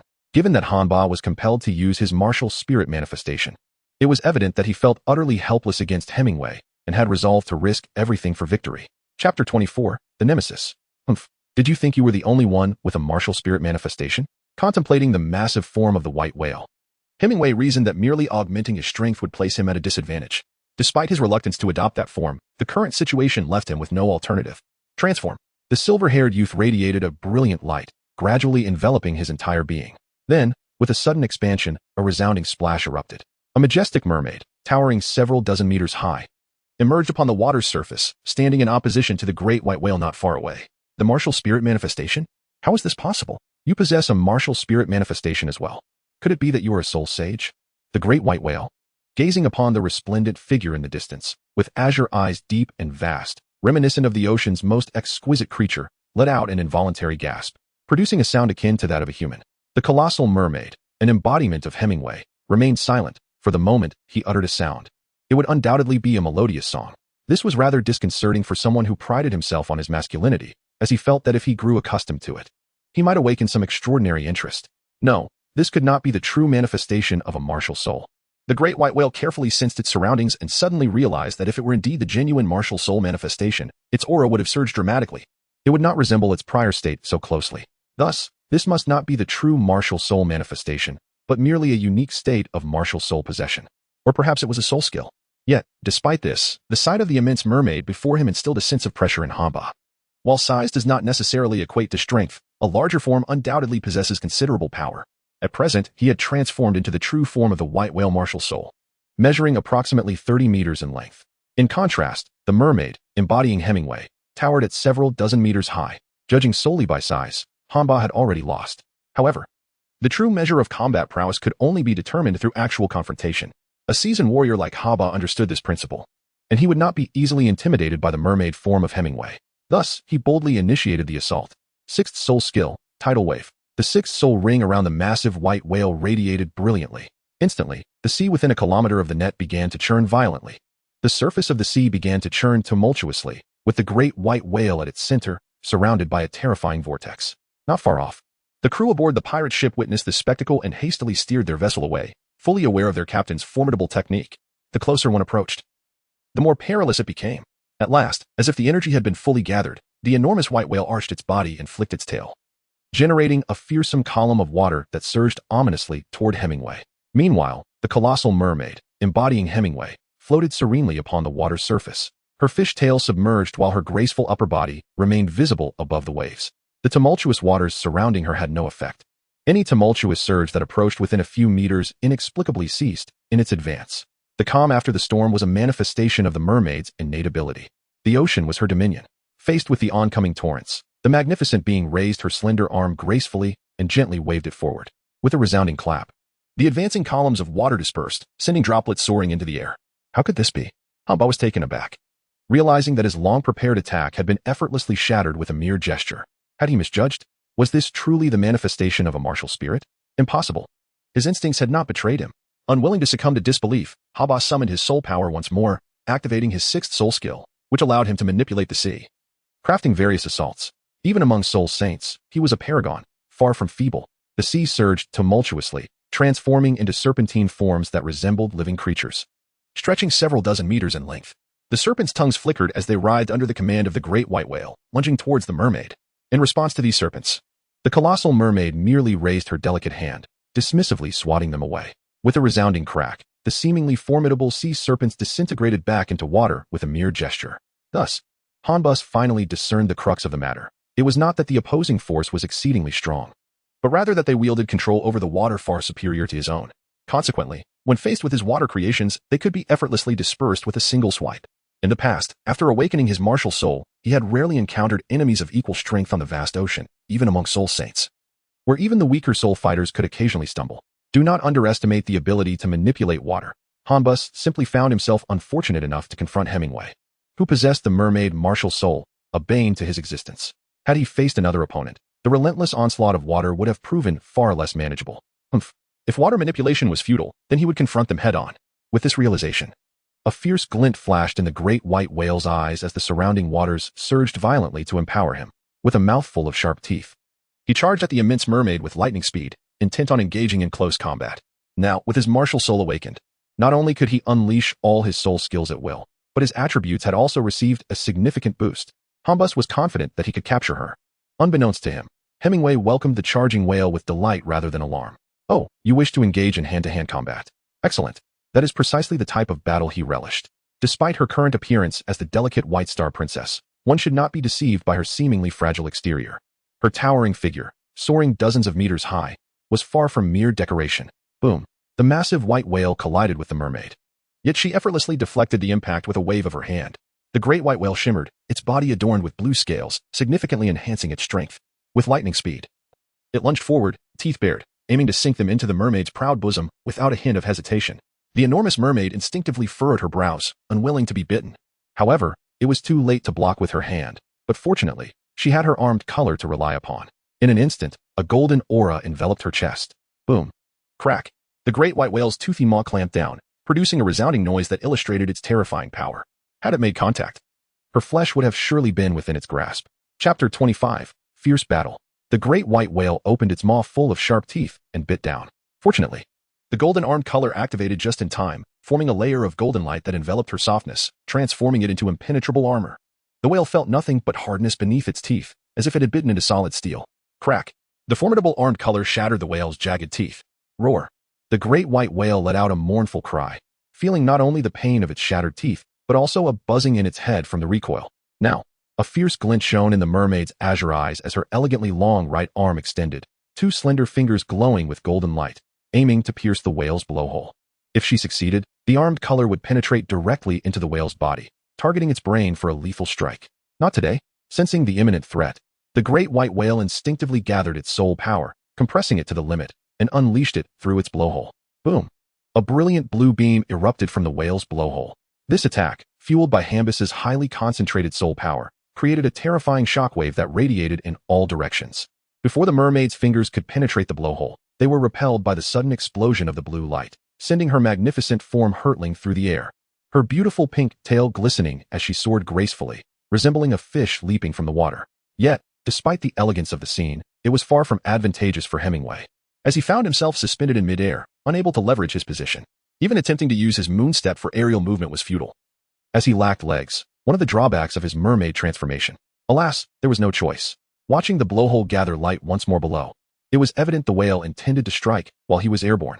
Reluctantly, Hemingway reverted to his original form. He could not risk being struck directly by that blue beam. Even with his armed color for protection, the potential pain would be unbearable. In an instant, the graceful mermaid dissolved like mist in the air, transforming back into the image of a white-haired youth. Moonstep. The moment he regained his human form, Hemingway began to evade, attempting to escape the impending danger. However, the whale's blowhole had reached its peak charge, and a blue beam erupted with a thunderous roar. Boom! A deafening sound echoed as a beam, several meters wide, shot skyward, enveloping the surroundings in a sea of blue light, its speed overwhelming and its range expansive. Hemingway was utterly unable to evade. As the cerulean beam of light grazed his body, the terrifying azure pillar shot skyward, resembling a divine column capable of piercing the heavens. The net above was utterly inadequate, as it was effortlessly breached by the surge of the cerulean light. The celestial web, which could withstand the might of a soul saint, was unable to withstand even a single strike from this azure beam.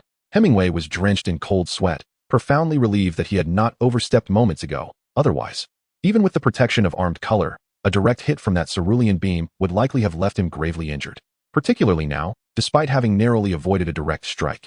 The mere brush with the edge of the water blue beam unleashed a tumultuous force within him, causing his insides to churn violently.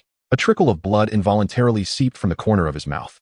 From just this single blow, he had sustained considerable internal injuries. Indeed, the power of a soul saint was beyond my current capacity to withstand. Even a mere graze nearly rendered me severely wounded. He wiped the blood from his lips, gazing upwards as the cerulean beam dissipated, revealing a vast void at the heart of the net. A glimmer of joy flickered in his eyes. Truly, it was as if fate were favoring me. Moonwalk. Hemingway soared swiftly towards the gaping void of the net above, his spirit devoid of the will to continue the battle. Indeed, retreating was the wisest strategy among the 36 stratagems. Yet, the notion of escape was utterly fanciful. Below, the great white whale, weary from unleashing two powerful attacks, glanced disdainfully at the scene unfolding above. It scoffed internally, lacking even the motivation to intervene, instead opting to remain stationary to recover its expended soul energy. In the sky, as Hemingway approached the widening aperture of the colossal net, a flicker of hope illuminated his azure eyes. However, at that very moment, the immense net began to tremble. What was once an inanimate object seemed to awaken with life, just as he was on the verge of breaking free. The area pierced by the aquamarine beam erupted in a flurry of writhing strands, swiftly intertwining to restore the gaping hole of the net to its original state. Hemingway's eyes widened in desperation, as he seemed on the verge of liberation. Yet, at the critical moment, his hopes were thwarted by the Soul Emperor, who had been lurking in the shadows. At that moment, Hemingway was consumed by regret. He wished he had utilized his ability to sense the ocean while submerged, to locate and eliminate the Soul Emperor first. Had he done so, he would have already escaped to safety, with a glimmer of hope lingering.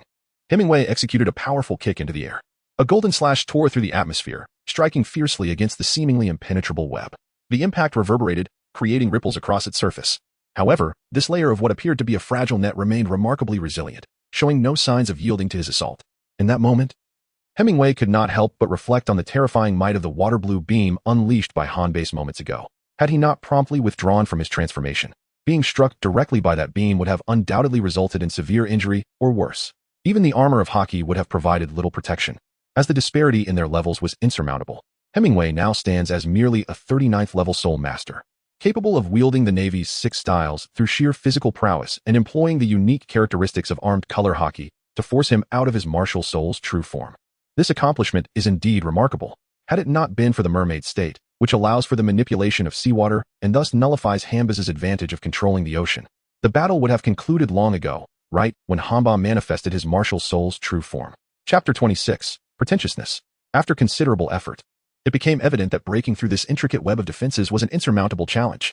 Hemingway, having calmed himself, gradually came to the realization that even if he could break free from this entanglement, it would ultimately be futile, for he was surrounded by the vast expanse of the ocean. Even if he managed to escape, where could he possibly flee? Would he submerge into the depths of the sea? How long could the spirit of his soul sustain him? What if those pursuing him caught up? There would be no evading them. It was utterly impossible to escape. Hemingway, in his moment of despair, realized that the key to extricating himself from his predicament lay with Hanbase. It was imperative to confront him first to have any chance of escape. Thus, rather than retreating, he resolved to fight with unwavering determination. Suspended in midair, Hemingway directed his gaze toward the colossal white whale below, and with a focused thought, he activated his Kenbunchika Haki. Unlike the consumption of soul power required for Busashoku, Kenbunchaku draws upon his mental energy. If he merely employed the scanning function without prying into the minds of others, the expenditure of mental energy would be minimal. At that moment, his Kenbunchika Haki could only encompass a radius of approximately 120 meters, which represented the limits of his current capabilities. To extend its reach, he would need to achieve a breakthrough in his soul power level, thereby enhancing his mental faculties, or perhaps experience an elevation in his soul for some unknown reason. Below, the great white whale, having slightly recovered from the toll of its previous powerful attacks, observed the white-haired youth suspended in the air. It was clear that the boy had no intention of transforming into a giant mermaid again. Having been intimidated during their recent confrontation, the whale surmised that the boy now intended to exploit his smaller size to launch a remote assault from above. How foolish! Hanbase scoffed inwardly, harboring no hesitation as he summoned his soul power, causing the previously calmed ocean surface to churn violently once more. His ability to manipulate the waters stemmed partly from his 6th soul skill, but more significantly, it was a natural attribute of his martial spirit, which possessed innate capabilities to command the seas. Though his martial spirit was merely an ordinary whale, not an esteemed deep-sea demon whale, he still wielded considerable advantages as a creature of the ocean. Suddenly, the agitated sea erupted with explosive force, sending towering jets of water surging toward Hemingway. Anticipating this very action, Hemingway remained unperturbed, gently closing his eyes to surrender his perception entirely to Kenbunchika Haki. He dismissed his physical sight, using this life-or-death crisis to hone his Haki. Enveloping a radius of 120 meters, his Kenbunchika Haki enabled him to clearly discern the trajectories of the water jets. Although the speed of these jets was formidable and their angles obstructed his escape, they posed no obstacle under the meticulous observation of his heightened senses. Hemingway, with his eyes closed, executed a graceful moonwalk in midair, effortlessly dodging the relentless torrents of water that surged toward him. When faced with particularly dense columns of water, he relaxed his body and employed a technique akin to a paper drawing, allowing himself to drift like a leaf in the wind. He artfully navigated through the narrow gaps between the water jets, avoiding even a single drop from touching him. How could this be possible? Below, Hanbase was utterly bewildered, struggling to comprehend how anyone could evade such a barrage of attacks. What was most astonishing was the apparent ease and grace with which the youth moved, completely at ease. Damn it, I refuse to believe you can evade them all. The great white whale, with a fierce countenance, intensified his soul power, and immediately the surrounding sea transformed. In addition to the erupting water columns, serpentine forms of water, pure and alive, emerged. These water serpents twisted and soared through the air, striking at the silver-haired boy from unexpected angles. Yet, it was futile. No matter how many water columns or serpents were unleashed, none could touch the boy, whose eyes remained tightly shut. Hanbase, witnessing this spectacle, felt a surge of frustration. He had assumed that with his rank as a soul saint leading his subordinates, capturing a mere 12-year-old boy would be an effortless task. To his dismay, upon entering the fray, he lost 4 of his Soul King subordinates in an instant. This boy, despite being only 39 levels, possessed a combat prowess that was terrifying, matching Hanbase's full strength. He was truly a rare prodigy. When Hanbase decided to get serious and unleashed his martial spirit, he expected to have the upper hand, yet the boy seemed to grow stronger in tandem, slipping away like a slippery eel. After a series of setbacks, Hanbase appeared to have lost his rationality, focusing solely on capturing this elusive little eel. Boom, boom. Columns of water shot skyward, while serpents soared through the air. As the battle escalated, various fish swam into the fray, creating a dazzling visual spectacle orchestrated by Hanbase's mastery over the sea. Despite this, the silver-haired boy continued to evade the onslaught with an uncanny grace, sometimes floating like a leaf, other times swaying like a willow in the wind. Gradually, as time passed, the water constructs dwindled, indicating Hanbase's soul power was waning. Eventually, the various aquatic creations faded, leaving only the relentless columns of water. Hemingway, with his eyes still shut, began to evade with increasing ease, while Hanbase, seemingly losing his grip on sanity, continued to frantically command the water columns against the untouchable boy. The great white whale's energy was visibly diminishing, his soul power waning, suggesting he was nearing depletion. If this continued, Hemingway might very well outlast Hanbase until he exhausted all his soul power, allowing him to deal with him at leisure. However, as a seasoned pirate, Hanbase would not be so easily swayed by anger. Indeed, when Hemingway leapt to a certain position to evade the water columns, an unexpected change occurred. Boom. The once tranquil sea erupted with a brilliant blue light. With a thunderous roar, countless streams of water surged skyward, intertwining and coalescing into a vast net. Within this net, one was ensnared. Chapter 27. Fusion. Within the net, the tumultuous sea gradually calmed. The previously erupting water columns vanished, replaced by a wide, expansive net. This net glistened a deep blue, composed entirely of pure water, yet the radiant blue light emanating from it indicated that it was no ordinary net. At this moment, Hemingway found himself trapped within this formidable net. He had become the fish caught in the net. Ha! The great white whale, with its jagged teeth bared, laughed heartily, reveling in the sight of the silver-haired boy ensnared within the water net, a sense of fulfillment washing over him. It had not been easy to weave this net. Hanbase had feigned a loss of reason, tirelessly manipulating the water and exhausting his soul power. On the surface, it appeared as though he was merely a furious brute. Yet each water construct that had been dodged had not vanished, but lay in wait beneath the surface, ready for his summons. Countless water constructs formed a formidable net, awaiting Hemingway, the big fish, to be caught. Run! Keep running! The great white whale cackled, gradually drawing the net tighter, the water net encircling the boy shrinking inwards, deepening in color as it closed in. This net was a culmination of the majority of Hanbase's soul power, far superior in strength to any ordinary net. It was not merely a creation of a soul emperor, but a manifestation of a soul saint's might. Eventually, the water net coalesced into a circular cage, nearly the height of a person. Hanbase controlled the cage, pulling it closer until he could almost reach out and touch it. He gazed at the silver-haired boy, who, even in this dire predicament, kept his eyes firmly shut, and taunted, "What is this? Our Prince Dai has been so frightened that he won't even open his eyes. You were quite capable before, weren't you? Now you're mute and deaf?" Hanbase let loose his pent-up frustrations for to him. Hemingway was now merely a fish in a net, posing no threat. Naturally, he felt the need to flaunt his power and vent his anger. I have already said the silver-haired boy finally reacted. He slowly opened his ocean-blue eyes, gazing directly at the fierce visage of the great white whale.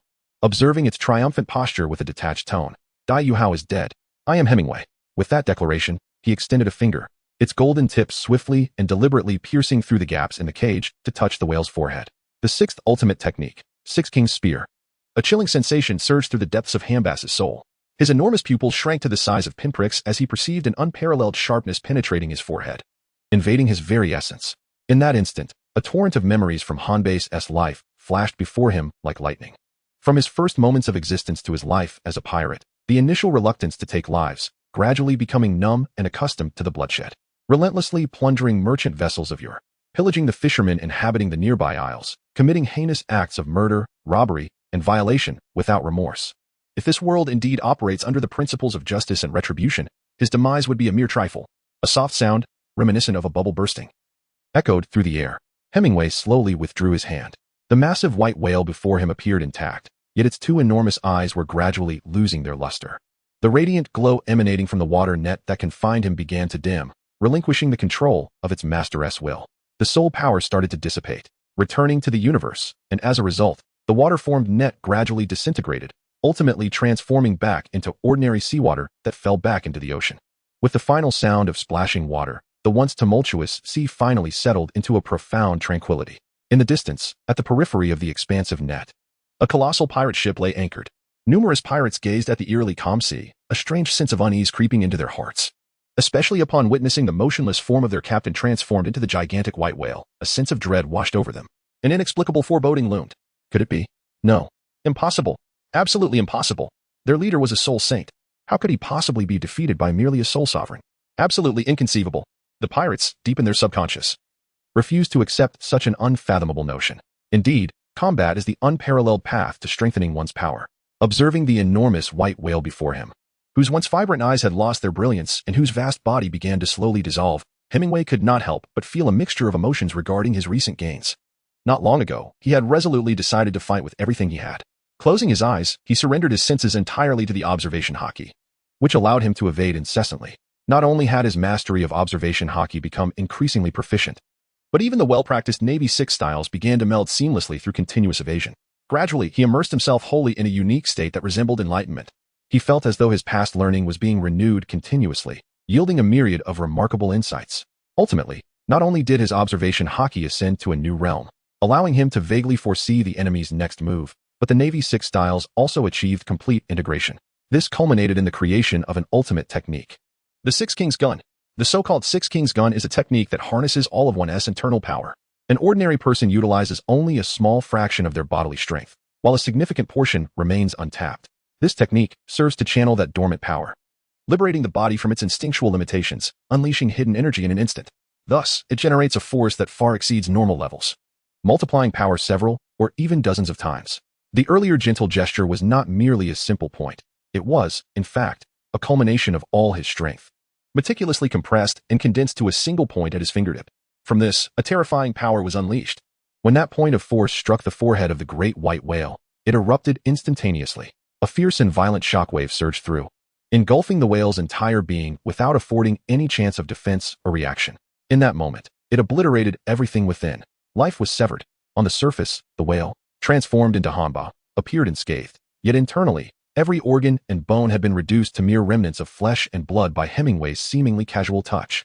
The Six Kings Gun. This was the essence of such a formidable technique. Chapter 28.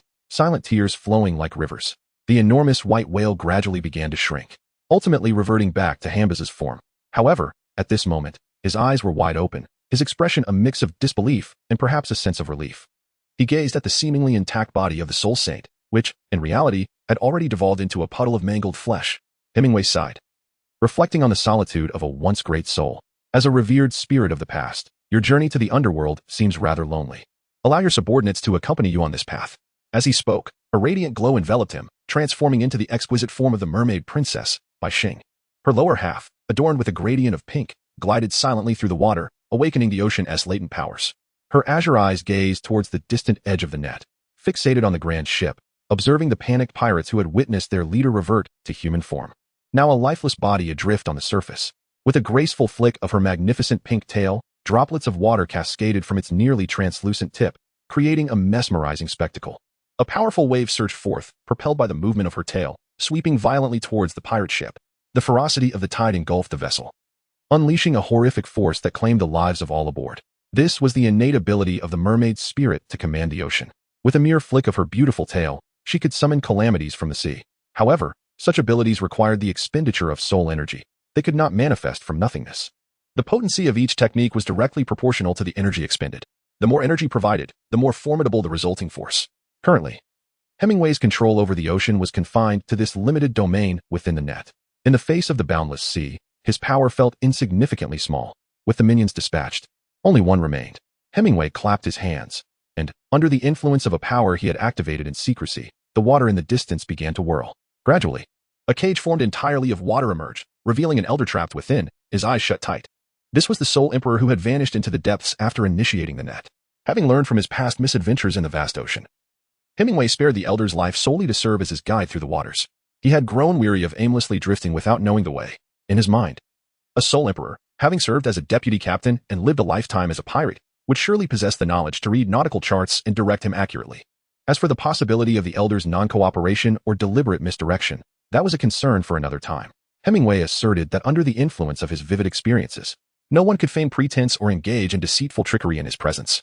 To attempt to outsmart him would be an endeavor far beyond reach, extending millions of years into the future. By the way, the boat should still be seaworthy, shouldn't it? Hemingway suddenly recalled something, and as a thought crossed his mind, he observed the distant sea beginning to churn. Soon, a colossal iron behemoth was forcefully propelled from the depths of the ocean. It was none other than the pirate ship that had been toppled by a wave he had conjured. By this time, the corpses aboard the vessel had already been swept away and cleared by the very waters he commanded while they still lay submerged. Thus, the entire pirate ship now appeared remarkably pristine, save for a few lingering traces of moisture. In every other respect, it remained in commendable condition. Hemingway emerged from his transformative state and gracefully leaped onto the pirate ship. Subsequently, the cage that imprisoned the Luo Emperor began to contort, transforming into a wave that forcefully hurled him onto the deck of the vessel. With a resounding thud, the Luo Emperor crashed heavily onto the pirate ship's deck. The impact of his fall gradually roused him from unconsciousness, and as he slowly propped himself up with his hands, he beheld the vast emptiness of the pirate ship and the white-haired youth approaching him. In an instant, everything became clear to him. At that moment, he realized that the entire white whale pirate crew had been vanquished by this mere 12-year-old boy standing before him.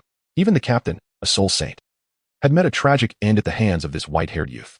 Would he choose to live or succumb to despair? Hemingway approached the Luo Emperor elder and inquired in a tone devoid of any emotion. To his surprise, the elder looked at him and began to laugh. An insane laughter that echoed around them. Ha ha. Hemingway furrowed his brow and spoke with a frigid tone. What are you laughing at? Ha ha, old man laughs. Laughs at your impending doom, yet you remain oblivious. The Luo Emperor cackled, resembling a madman indifferent to life itself. Do you truly believe that we are the only ones hunting you? Ha ha. The Luo Emperor laughed so heartily that he struggled to catch his breath, his dim, malevolent eyes fixated on Hemingway as he ominously continued. We are merely the vanguard. Behind us lies a horde of pirates, equally formidable, hot on your heels. They should be arriving shortly. With the observation hockey enveloping the Luo Emperor, Hemingway sensed with acute clarity that the old man spoke no falsehood. Indeed, a multitude of pursuers lurked behind. Instantly, his countenance shifted dramatically. Coincidentally, at that moment, a tremendous roar erupted from beyond the net. Boom. With a single strike, the heavenly net, which had encompassed a 1-kilometer radius, shattered into fragments, gradually dissipating into the ether. As the obstruction to his vision vanished, Hemingway finally beheld the myriad pirate ships encircling him from all directions, at least a dozen in number. Each ship bore a distinct pirate flag. Yet they shared one commonality. An overwhelming aura of soul energy, no less potent than that of Han base, radiated unabashedly from each vessel. This signified that aboard each of these pirate ships, at least one soul saint held dominion. A dozen soul saints. Hemingway felt a tremor in his heart. Merely overcoming a Hanba nearly exhausted all his resources. In the end, fortune favored him abundantly. Years of accumulation led to a moment of enlightenment, revealing a formidable technique. Only then could he strike a fatal blow under the harmonious convergence of time, place, and people. To be honest, the ability to slay the Hanba was purely a matter of luck. It truly hinged on an abundance of serendipity, for had he not been so arrogant, so convinced of his inevitable victory, he would not have allowed himself the opportunity to approach so closely. Thus, he was caught off guard by a sudden strike from the Six Kings gun, leading to his instantaneous demise. Such an opportunity was rife with coincidences, rendering it an irreplicable scenario. If another soul saint were to appear, he might not even prevail, let alone facing a dozen soul saints simultaneously. The most outrageous part was that these soul saints resorted to a group assault. My goodness! Hemingway was suddenly overcome by a wave of dizziness. Was it possible that fate was conspiring against him? Hemingway lifted his gaze to the heavens, observing the immaculate azure sky, and was overcome by an impulse to weep, feeling an ineffable sorrow welling within him. The anguish was so profound it stirred a desire to cry. Chapter 29. My life is at an end. Upon the pirate ship, gazing at the silver-haired youth who raised his head towards the sky in silence, the Luo Emperor gradually ceased his wild laughter and, intrigued, inquired, What occupies your thoughts? Do you perhaps contemplate surrendering? I am reminiscing about my life, he replied. Hemingway, filled with a sense of melancholy, slowly shifted his gaze towards the ancient Luo Emperor, and spoke softly. Since it is already fated that there is no escape, then your presence is of no use. Just as the Luo Emperor opened his mouth to utter a response, a burst of crimson erupted from his brow. A finger gun had shattered his skull. As he withdrew his bloodied finger and delicately flicked away the remnants of gore, Hemingway, fully aware that evasion was impossible, did not exhibit any signs of hysteria. Instead, he calmly walked to the bow of the ship, silently awaiting the approach of the surrounding pirate vessels, resembling a silent statue carved from stone. The pirate ships, encroaching from all directions, gradually encircled Hemingway's vessel, forming an enormous circle. At that moment, he found himself completely surrounded by colossal pirate ships. sealing off every possible avenue of escape. On these ships, greedy eyes fixated upon the white-haired youth standing at the prow, as if they yearned to devour him whole. In total, there were hundreds of individuals present, each ship boasting a soul saint, a soul emperor, several soul kings, and numerous petty pirates. Under the scrutiny of so many avaricious gazes, even the bravest soul would feel a chill. It appeared that today might indeed be his last. Sensing the overwhelming pressure from all sides, Hemingway was filled with profound reflections. He had not anticipated that as a time traveler. After 6 years of survival on a desolate island, he would finally venture out to sea only to be confronted with the terrifying prospect of being besieged by a multitude of soul saints. The heavens seemed particularly unkind to him, a visitor from another realm, as he faced imminent doom upon his arrival. In light of the dire situation, Hemingway surprisingly found a sense of tranquility. He understood that panic would serve no purpose. In critical moments, one must remain composed to grasp any glimmer of hope. He began to meticulously recall his capabilities. Beyond the power of armament hockey and the 6 styles of the Navy, what other trump cards could he employ to navigate this crisis? The power of the rubber fruit? No, that would be futile. Though it was said to repel everything, even concepts. This potential was merely theoretical and did not afford him such abilities in the present. Had he truly possessed such prowess, he would not have faced peril against Han Bas. He could have simply struck him down, rendering him a mere mortal. The reality was that the stronger the soul master, the greater their resistance to his rubber fruit, rendering it ineffective against formidable foes. Perhaps he could summon sea spirits through the mermaid princess's soul, commanding a host of aquatic beasts to extricate himself from this predicament. However, that too was constrained. To summon sea spirits, he needed to be within their sensing range, meaning outside that realm, he had no control. His current range extended merely 1,000 miles, which, while expansive on land, was inconsequential in the vastness of the ocean. Thus, if fortune favored him, he might encounter a powerful soul beast, yet it was far more likely he would come across only feeble creatures, if any at all. Ultimately, it was all a matter of luck. Moreover, the longevity of controlled sea beasts was also limited. If the beast's strength exceeded his own by a substantial margin, he would be unable to command it. Controlling sea spirits did not mean he could disregard their age or strength. Otherwise, he would not have to toil on a small island for 6 years, simply summoning ancient beasts to dominate the seas upon his arrival. The truth was that the sea spirits he could command could not vastly differ from his own level. At his current standing, he could only control creatures around 10,000 years old, and there were restrictions on their numbers. He could not summon as many as he wished. With his current mental capacity, controlling 10,000-year sea beasts was his limit. Otherwise, he would surely understand the principle that many ants can take down an elephant. Summoning several tens, or even hundreds, of ancient sea beasts would suffice. If he could command dozens of such powerful beings, these pirates would pose no threat. Thus, despite the seemingly overwhelming nature of controlling sea spirits, their actual potency was intrinsically linked to Hemingway's own strength. The higher his level, the more formidable the beasts he could command, and the greater their numbers. Moreover, it hinged on luck. If no powerful beasts existed within his range, even the ability to summon would prove worthless. After contemplating his current abilities, Hemingway resigned himself to the realization that, under these circumstances, his only option was to confront the pirates head-on. Just then, the encircling pirate vessels began to part, revealing a ship of formidable size, the largest in the area. Atop its mast flew a pirate flag emblazoned with the fearsome visage of a deep-sea demon whale encircling a skull. Upon seeing this iconic flag, Hemingway braced himself for what was to come. Hemingway could not help but draw a sharp breath, for he fully comprehended the significance of the pirate flag. The Leviathan pirate crew, the most ruthless and formidable band of marauders across the vast ocean. Moreover, their captain was universally acknowledged as the undisputed king among all pirates of the sea. Pirate King. Contra Hemingway weakly closed his eyes. Even without keen perception, he could sense the overwhelming, tumultuous aura approaching with the proximity of the great ship ahead. This level of presence transcended that of a soul sage, undoubtedly embodying the might of a soul Douluo. In the current predicament, the arrival of the soul Douluo was indeed akin to adding insult to injury.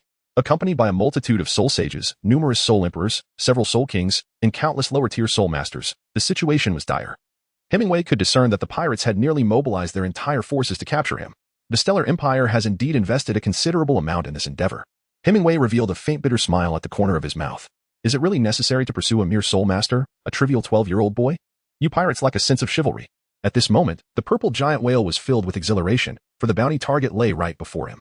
Capturing this target alive and delivering him to the Star Luo Empire would not only yield opportunities for soul bones and hunting soul rings, but would also grant him a title within the empire. From that point on, he could bask in the protection of the Star Luo Empire, no longer living as a pirate with an uncertain fate. How could such prospects not ignite his excitement? How could he not feel euphoric? Beside him, his daughter, Purple Pearl, observed her father's almost grotesque grin and couldn't help but remark, "Father, is it really necessary to smile so disturbingly over capturing a 12-year-old child?" You've lost all semblance of a soul Douluo. My dear daughter, you are still young and do not comprehend, the purple giant whale responded, his exaggerated smile slightly easing, yet still radiating joy. Being a pirate leads nowhere. It is a life fraught with uncertainty. Do not be fooled by your father's current glory, hailed as the Pirate King. One can easily attract formidable foes, and it would not be surprising if someone came to take my life. Ultimately, piracy is not a noble profession. As he spoke, a flicker of reminiscence crossed his face, and his smile gradually faded, replaced by a sigh filled with complex emotions. It was evident that he had a story of his own. Thus, this once-in-a-lifetime opportunity must not be squandered, he declared, a fierce glint flashing in his eyes. And an aura of terror enveloped him, a ferocious and iron-willed presence. Having reached this stage and becoming a soul Douluo under a prestigious title, the purple giant whale's journey was indeed legendary. If chronicled in a novel, it would surely be a sensational tale of adventure. Each person's experiences are unique. The world does not revolve around a single individual. Everyone is the protagonist of their own life. Indeed, I do not understand. Purple Pearl rolled her eyes dramatically, puffing out her cheeks and murmuring, what is so wrong with being a pirate? I think living freely as a pirate is quite appealing. I cannot fathom why you yearn for that noble title. Once there, you must abide by the Star Luo Empire's regulations. Where is the joy in that compared to our freedom on the open sea? Hearing his daughter's naive words, the purple giant whale could not help but sigh, shaking his head in silence. He pondered whether he had sheltered her too well, shielding her from the world's harsh realities. The ocean is far from the idyllic realm she envisions. It is rife with filth and treachery, capable of shattering the perspectives of an ordinary person. To the purple giant whale, his only daughter, Purple Pearl, was cherished like a precious gem. He had spared her from hardship and disappointment, concealing the sordid deeds committed by his pirate crew. Consequently, she had blossomed into an innocent flower, pure of heart and naive to the ways of the world. How could such an innocent girl survive in this merciless ocean once her father's protection is no longer present? Would she be able to adapt to the harsh and brutal realities of the sea? The purple giant whale dared not contemplate it. He believed it was for her own good. After this incident, he truly should allow her to grasp some of the grim truths of reality, to understand that the world is far worse than she imagines. The realm of soul masters is not as pristine as she perceives it to be. A virtuous person is destined to have a short life in a world where the strong dominate. Chapter 30. Not a creature of the shallows. A vast and boundless sea stretched out before them. A dozen pirate ships formed a circular formation, tightly encircling a solitary pirate vessel at the center. At this juncture, the circle of pirate ships parted to create an opening. Gradually, a colossal pirate ship, significantly larger than the others present, glided through the gap, making its way toward the vessel at the center. The distance between the larger and smaller ships diminished, allowing the individuals standing at the bows of both vessels to increasingly discern each other's features. Hemingway stood at the bow of the ship like a spear, his back perfectly straight. Even in the face of such despairing circumstances, not a trace of cowardice marred his countenance. One may falter, but the spirit must remain unyielded. Though internally he felt a twinge of fear, he understood that displaying vulnerability would avail him nothing in this dire situation. These ruthless, bloodthirsty pirates would not spare him simply out of pity. Thus, rather than exhibiting weakness and compromising the dignity of a time traveler, it was far better to confront his fate with unwavering composure. Hemingway gazed coldly as the formidable ship approached, the figures at the bow becoming increasingly distinct. Among them was a robust middle-aged man, exuding an undeniable aura of power, undoubtedly the notorious Pirate King, the Purple Whale. His strength was palpable, emanating a sense of iron will and battle-hardened ferocity. However, Hemingway's attention was swiftly captured by the striking young woman with flowing purple hair standing beside the Purple Whale. Let there be no misunderstanding. It was not her beauty that drew him in, but rather the glimmer of hope he sensed in her presence. The bond between them was unmistakably that of father and daughter. Hemingway, enveloped in a radius of 120 meters of his observation hockey, could distinctly perceive the affection and indulgence the Purple Whale held for the purple-haired girl, an emotion that could only stem from a father's love for his daughter. Perhaps the key to his escape lay within her. As Hemingway pondered this, the distance between the two pirate ships diminished, eventually halting when they were merely 10 meters apart. The ship bearing the Purple Whale was grander, allowing its occupants to look down upon Hemingway, who stood solitary at the bow, an image of calm defiance. The two sides faced each other in stark contrast. The crew of the Magic Whale pirate group consisted of the Purple Whale and his daughter, accompanied by two formidable soul saints, several soul emperors, and numerous soul kings, a truly formidable assembly. In stark contrast, Hemingway stood alone, a lone figure against overwhelming odds. Yet, despite the disparity, he radiated an indomitable spirit, his strikingly handsome face betraying no hint of trepidation, his presence commanding respect that rivaled that of his many adversaries. The Purple Whale and his daughter, upon closer observation, finally discerned the true visage of the white-haired youth standing at the ship's bow. In that instant, the Purple Whale's thoughts crystallized. This young man was no ordinary being.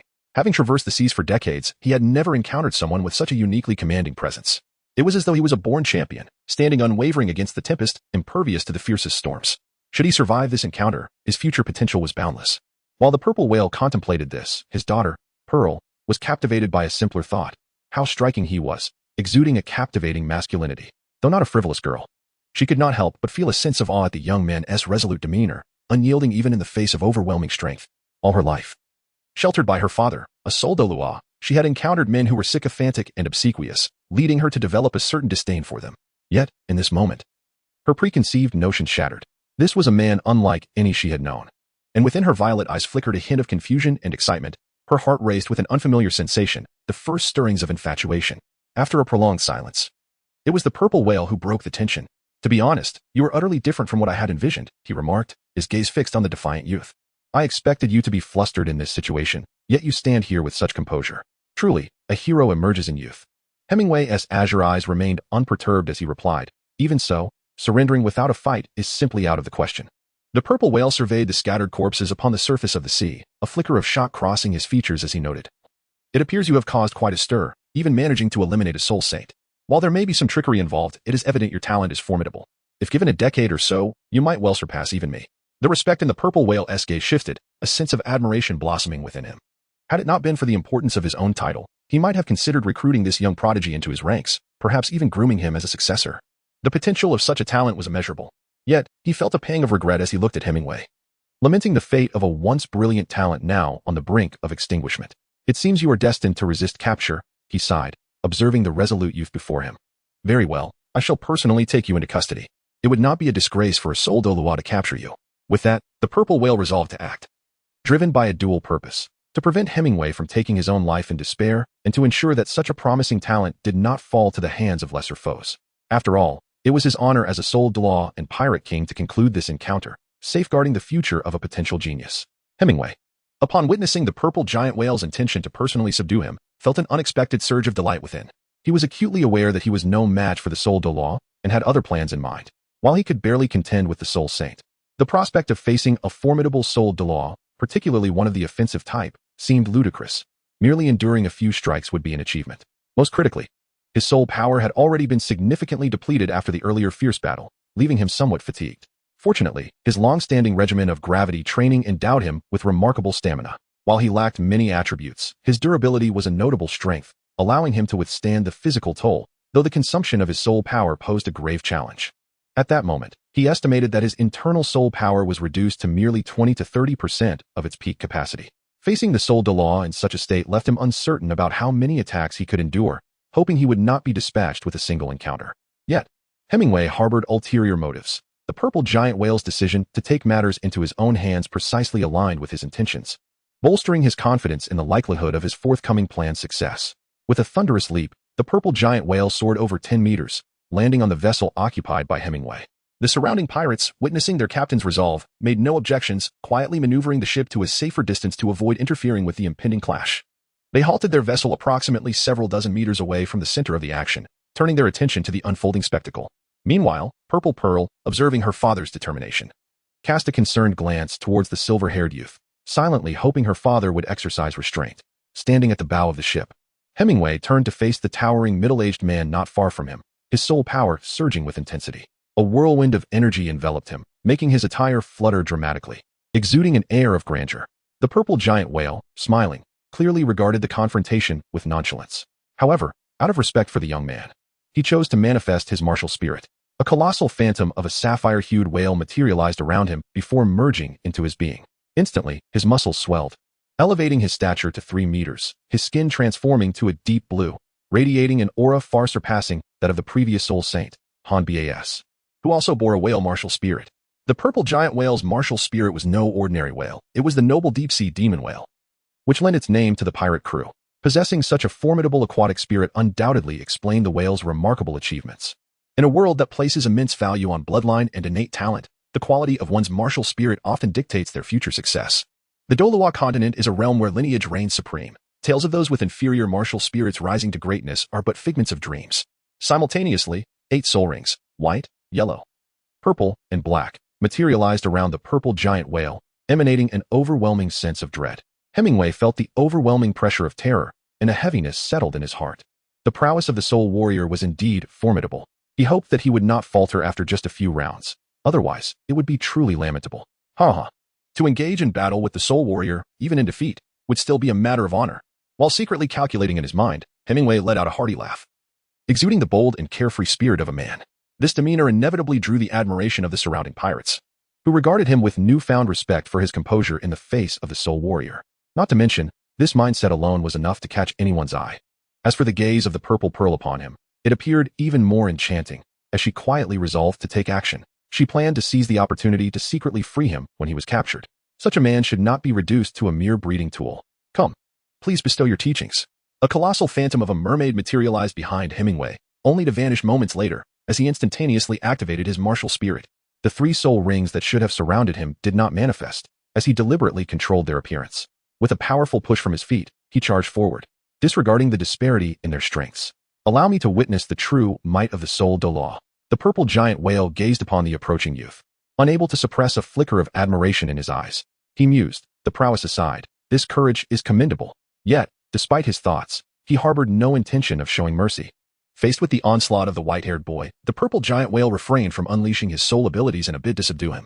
Instead, he was curious to see how this soul sovereign could possibly challenge a soul saint, seemingly ignoring such a vast difference in their ranks. Could it be that he bore a soul bone?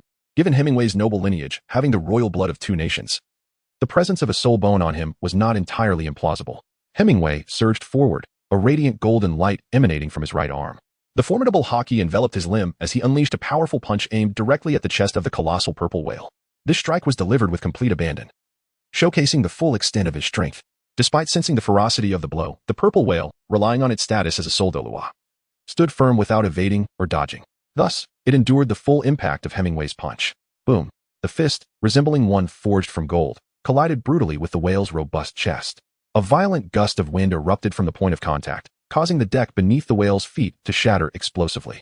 The entire ship lurched downward, nearly succumbing to the depths of the ocean, as torrents of seawater surged onto the deck. Fortunately, sensing the imminent submergence, Hemingway promptly retracted his fist, retreating several meters in an instant. With the removal of the immense pressure, the ship, which had been on the brink of sinking, once again floated to the surface. Chapter 32. An unequal battle indeed. Even a typical soul sage would find it challenging to withstand such a punch. The purple whale, seemingly unfazed, casually adjusted its slightly crumpled attire and remarked, however, with such strength, you are far from capable of defeating a powerhouse like Hamba. Show me your techniques, or you may find your opportunity slipping away. Impressive. Even though Hemingway had anticipated this, witnessing his full-force strike, augmented by hockey, failed to make the whale budge even slightly left him in awe of the soul Douluo's might. Is this the essence of a soul Douluo? It was evident that they were not on the same tier as a soul sage. The fact that the whale could effortlessly counter his full-force blow with merely the embodiment of its martial spirit left Hemingway astounded at the soul Douluo's prowess. Undoubtedly, Hemingway realized that he was currently no match for the purple whale. Yet, given his circumstances, he was determined to fight, as surrender was simply not an option. Thus, even after his powerful punch was dismissed with ease, Hemingway remained undeterred. He once again enveloped himself in hockey and boldly initiated his assault. Bang! This time, the purple whale did not merely stand idle. As Hemingway delivered a punch aimed at its abdomen, it swiftly raised its hand to block. Then, with its other hand, it retaliated with a punch to Hemingway's chest, launching him backward. Despite having hockey shielding his torso, the whale's overwhelming strength still left Hemingway gasping for breath, as the tremendous force resonated painfully within his lungs. And this was merely a strike enhanced by its martial spirit, devoid of any soul techniques. The prowess of the soul Douluo was becoming increasingly evident. In Hemingway's eyes, this pirate king was no ordinary foe. His strength surpassed that of a typical soul Douluo. Hemingway was utterly convinced that if the purple giant whale were to occupy its advantageous position in the vast ocean, it could indeed rival an ordinary tidal Douluo. For its martial spirit is none other than the noble creature of the deep sea demon whale. This soul beast is a sovereign of the sea, and now, as a human martial spirit, it is evident that a soul master possessing such a spirit would far surpass the capabilities of an ordinary soul master. In a world where martial spirits dictate everything, possessing an exceptional martial spirit truly determines one's future accomplishments in the heights one can reach. Bloodlines dictate all. Astonishingly. After receiving my punch, he remains unscathed? What is that layer of golden light? Is it some extraordinary soul skill? Or perhaps a skill bestowed by a soul bone? Moreover, why did he not manifest a soul ring after summoning his martial spirit? The purple giant whale, witnessing the white-haired youth charging toward him after being struck in the chest, felt a surprise that transcended ordinary understanding. Just as Hemingway surmised, as a standout among the Soul Douluo, his prowess cannot be measured by that of an ordinary Soul Douluo. Bearing the superlative martial spirit of the deep-sea demon whale, should he unleash his full potential, his formidable strength could indeed contend with that of an ordinary titled Douluo. Had it not been for the numerous life and death crises he faced in his youth, which compelled him to absorb soul rings of lesser age to swiftly enhance his strength, coupled with the lingering injuries sustained over years of relentless combat that greatly diminished his innate talent, he would likely have already attained the status of a titled Douluo. Why then, for the sake of a mere title, would he make such a grand effort to capture this young man? Boom. Bang. Thunderous roars. Hemingway relentlessly launched attacks against the purple giant whale as his fists and feet danced through the air, accompanied by a golden aura that tore through the atmosphere, unleashing a series of explosive bursts upon the surrounding sea. Yet, in the face of such a fierce onslaught, the purple giant whale remained remarkably nonchalant, effortlessly deflecting his strikes with a mere wave of its limbs. It didn't even resort to its soul techniques, simply utilizing its martial spirit to nullify all his assaults. The pirates aboard the nearby ship watched intently, initially dismissing the white-haired youth as overconfident. However, as the battle progressed and they witnessed the visceral nature of the combat, their own fervor was ignited. Many clenched their fists tightly, fixated on the white-haired boy in the arena, silently cheering him on. This was inherently an uneven contest. Nevertheless, Hemingway's audacity to strike against a formidable opponent, fully aware of the futility yet resolutely determined to fight until the very end, undeniably inspired those around him. The beautiful violet eyes of the purple pearl were filled with concern as she observed the white-haired youth, now marked by blood and with crimson seeping from his lips. In her heart, she desperately cried out, "Stop fighting. Even if you are captured, I will ensure your release. Continuing this battle could truly lead to your demise." Yet, at that moment, Hemingway was oblivious to her silent pleas, resembling a tireless machine as he frantically attacked the purple giant whale, despite his strikes being effortlessly parried. And even when they did connect, they failed to inflict any damage. Boom. Bang. As he continued to block a punch, the purple giant whale retaliated with a swift blow of its own. Its demeanor began to shift towards impatience, having played along for long enough.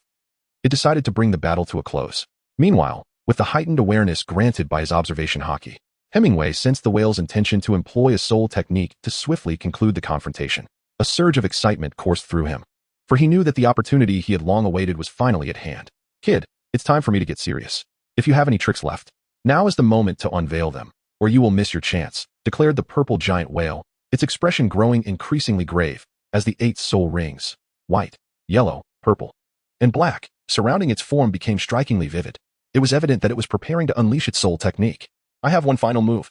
Hemingway's expression turned grave as he wiped the blood from the corner of his mouth. Despite his disheveled state and numerous injuries, he spoke with unwavering calm. "This technique is called the Six Kings Spear. It harnesses the entirety of my strength, possessing boundless power. I have previously slain a soul saint with this move. Do you dare to receive it?" "Oh." "It seems that Hanba met his demise at the hands of this very strike," remarked the purple giant whale, intrigued. To him, Hemingway appeared to be in a desperate struggle, likely to exhaust his last breath after unleashing the Six Kings Spear, leaving him utterly defenseless. This was to be his final stand, the last gleaming moment before the curtain fell on this spectacle. Thus, the purple giant whale resolved to graciously indulge him, choosing to face the attack head-on, thereby bringing this unequal confrontation to a close.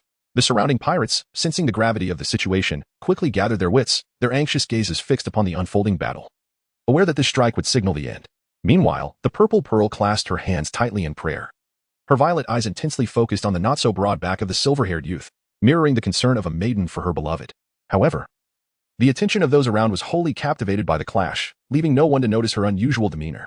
The silver-haired youth closed his eyes and exhaled slowly, standing at attention as his body relaxed. Yet, almost immediately, the muscles beneath his skin began to swell, and the flow of blood surged to a boil.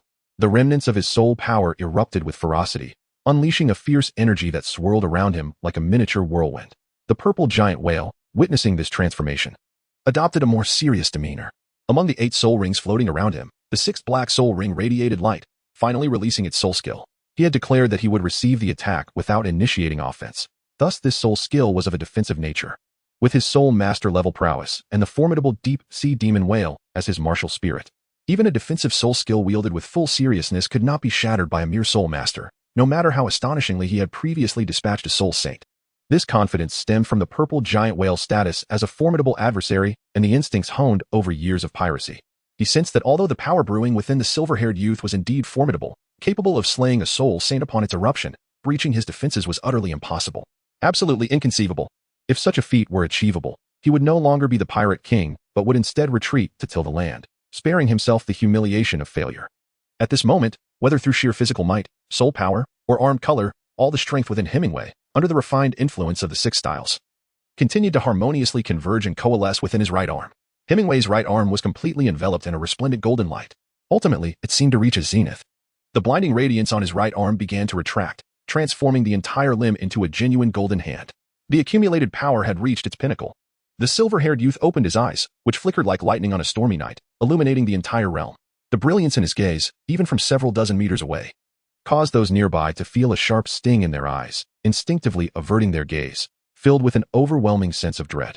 The expression on the face of the opposing purple giant whale gradually grew solemn, its previously nonchalant stance instinctively adjusted, preparing to face the impending terrifying impact. He sensed that the forthcoming strike from the youth would undoubtedly exceed his expectations. If he did not concentrate a bit more, he might indeed suffer a minor setback. Underestimating the enemy is a grave mistake on the battlefield. The ultimate technique of the six forms, Six Kings Spear, revised. The silver-haired youth slowly raised his golden right hand, not forming a fist, but instead spreading his fingers wide, then flattening his palm, directing it toward the distant purple giant whale, seemingly intending to unleash the Six Kings Spear with a palm strike. Boom! The ground erupted, and the deck was shattered, creating a large hole. The silver-haired youth vanished from sight. Chafe. When he reappeared, he had extended his golden palm, forcefully pushing toward the 3-meter-tall blue-skinned giant. The purple whale's pupils constricted. As he felt an inexplicable sensation, the youth's strike posed no threat whatsoever. It was as if this palm was merely a diversion, with the true lethal move still to come. With a roar, the purple whale did not dare to be negligent. A water-blue barrier materialized around his body, providing a firm protective shield. Hemingway pressed his palm against the protective shield. Remarkably, he did not physically touch the body of the purple giant whale. Yet he could feel a surging force penetrating the barrier, crashing against his chest with the might of a tidal wave. Humph! The purple giant whale, having endured this strike, could not suppress a low grunt, feeling as though this force had breached the protective barrier and directly harmed its organs. Fortunately, the physical constitution of a soul Douluo is formidable. Despite the blow, it was merely a slight jolt to its internal organs. With its remarkable recovery ability, it would only take a few breaths for it to return to its former state, leaving no discernible impact. However, despite the insignificance of the injury, to be able to inflict damage on a soul Douluo who had activated a defensive soul technique was indeed something to take pride in. The purple giant whale could not help but gaze at the youth, who stood before the water-blue protective shield, pressing his now flesh-colored hand against it, and said, "Indeed, the soul Douluo is formidable." Unexpectedly, upon witnessing that his full-powered attack had only caused a minor inconvenience, Hemingway's face bore no trace of disappointment. On the contrary, he chuckled. "However, my aim has never been to defeat you." "What does that mean?" The expression of the purple giant whale changed, instinctively sensing something amiss, as if its most cherished possession was under threat. Boom. At that moment, the palm Hemingway pressed against the shield swelled like a cat's paw, signaling the imminent activation of the meatball fruit. The spot where his palm made contact suddenly emitted a muffled sound. The blue protective shield began to shake violently. Before the purple giant whale could respond, the white-haired youth before him vanished in an instant. He fled. That was the first thought that crossed its mind. The next moment, the surrounding pirates erupted into a clamor, revealing Hemingway's whereabouts. "You dare, brat. Let go of our young captain. I can't believe you are so despicable. Kid, if you know what's good for you, release our young captain. Otherwise, you will meet a grim fate." The purple giant whale looked up in astonishment, observing the white-haired youth, who had vanished from sight, now gripping the neck of its precious daughter from several dozen meters away, coldly gazing back at it. For a moment, the purple giant whale was utterly stunned. At that moment, Purple Pearl felt utterly bewildered. Just a second ago, the blood-soaked white-haired youth was battling her father from afar. And now he stood right before her, coldly clutching her neck. His initial target had always been her. Gazing into the indifferent eyes of the white-haired youth so close at hand, Purple Pearl understood everything in an instant. A tumult of emotions surged within her. A bittersweet concoction of joy and sorrow, accompanied by an overwhelming sense of disillusionment. My beloved was meant to be a heroic figure, yet, how despicable. The purple-haired, purple-eyed beauty bit her red lip, staring at him with profound disappointment. Chapter 34. You should not be this kind of person. How despicable. I never expected you to be this kind of person. Observing the disappointment and disillusionment in the eyes of the purple-haired girl before him, Hemingway felt an inexplicable wave of shame wash over him. He felt as though he had become the loathsome antagonist of a novel.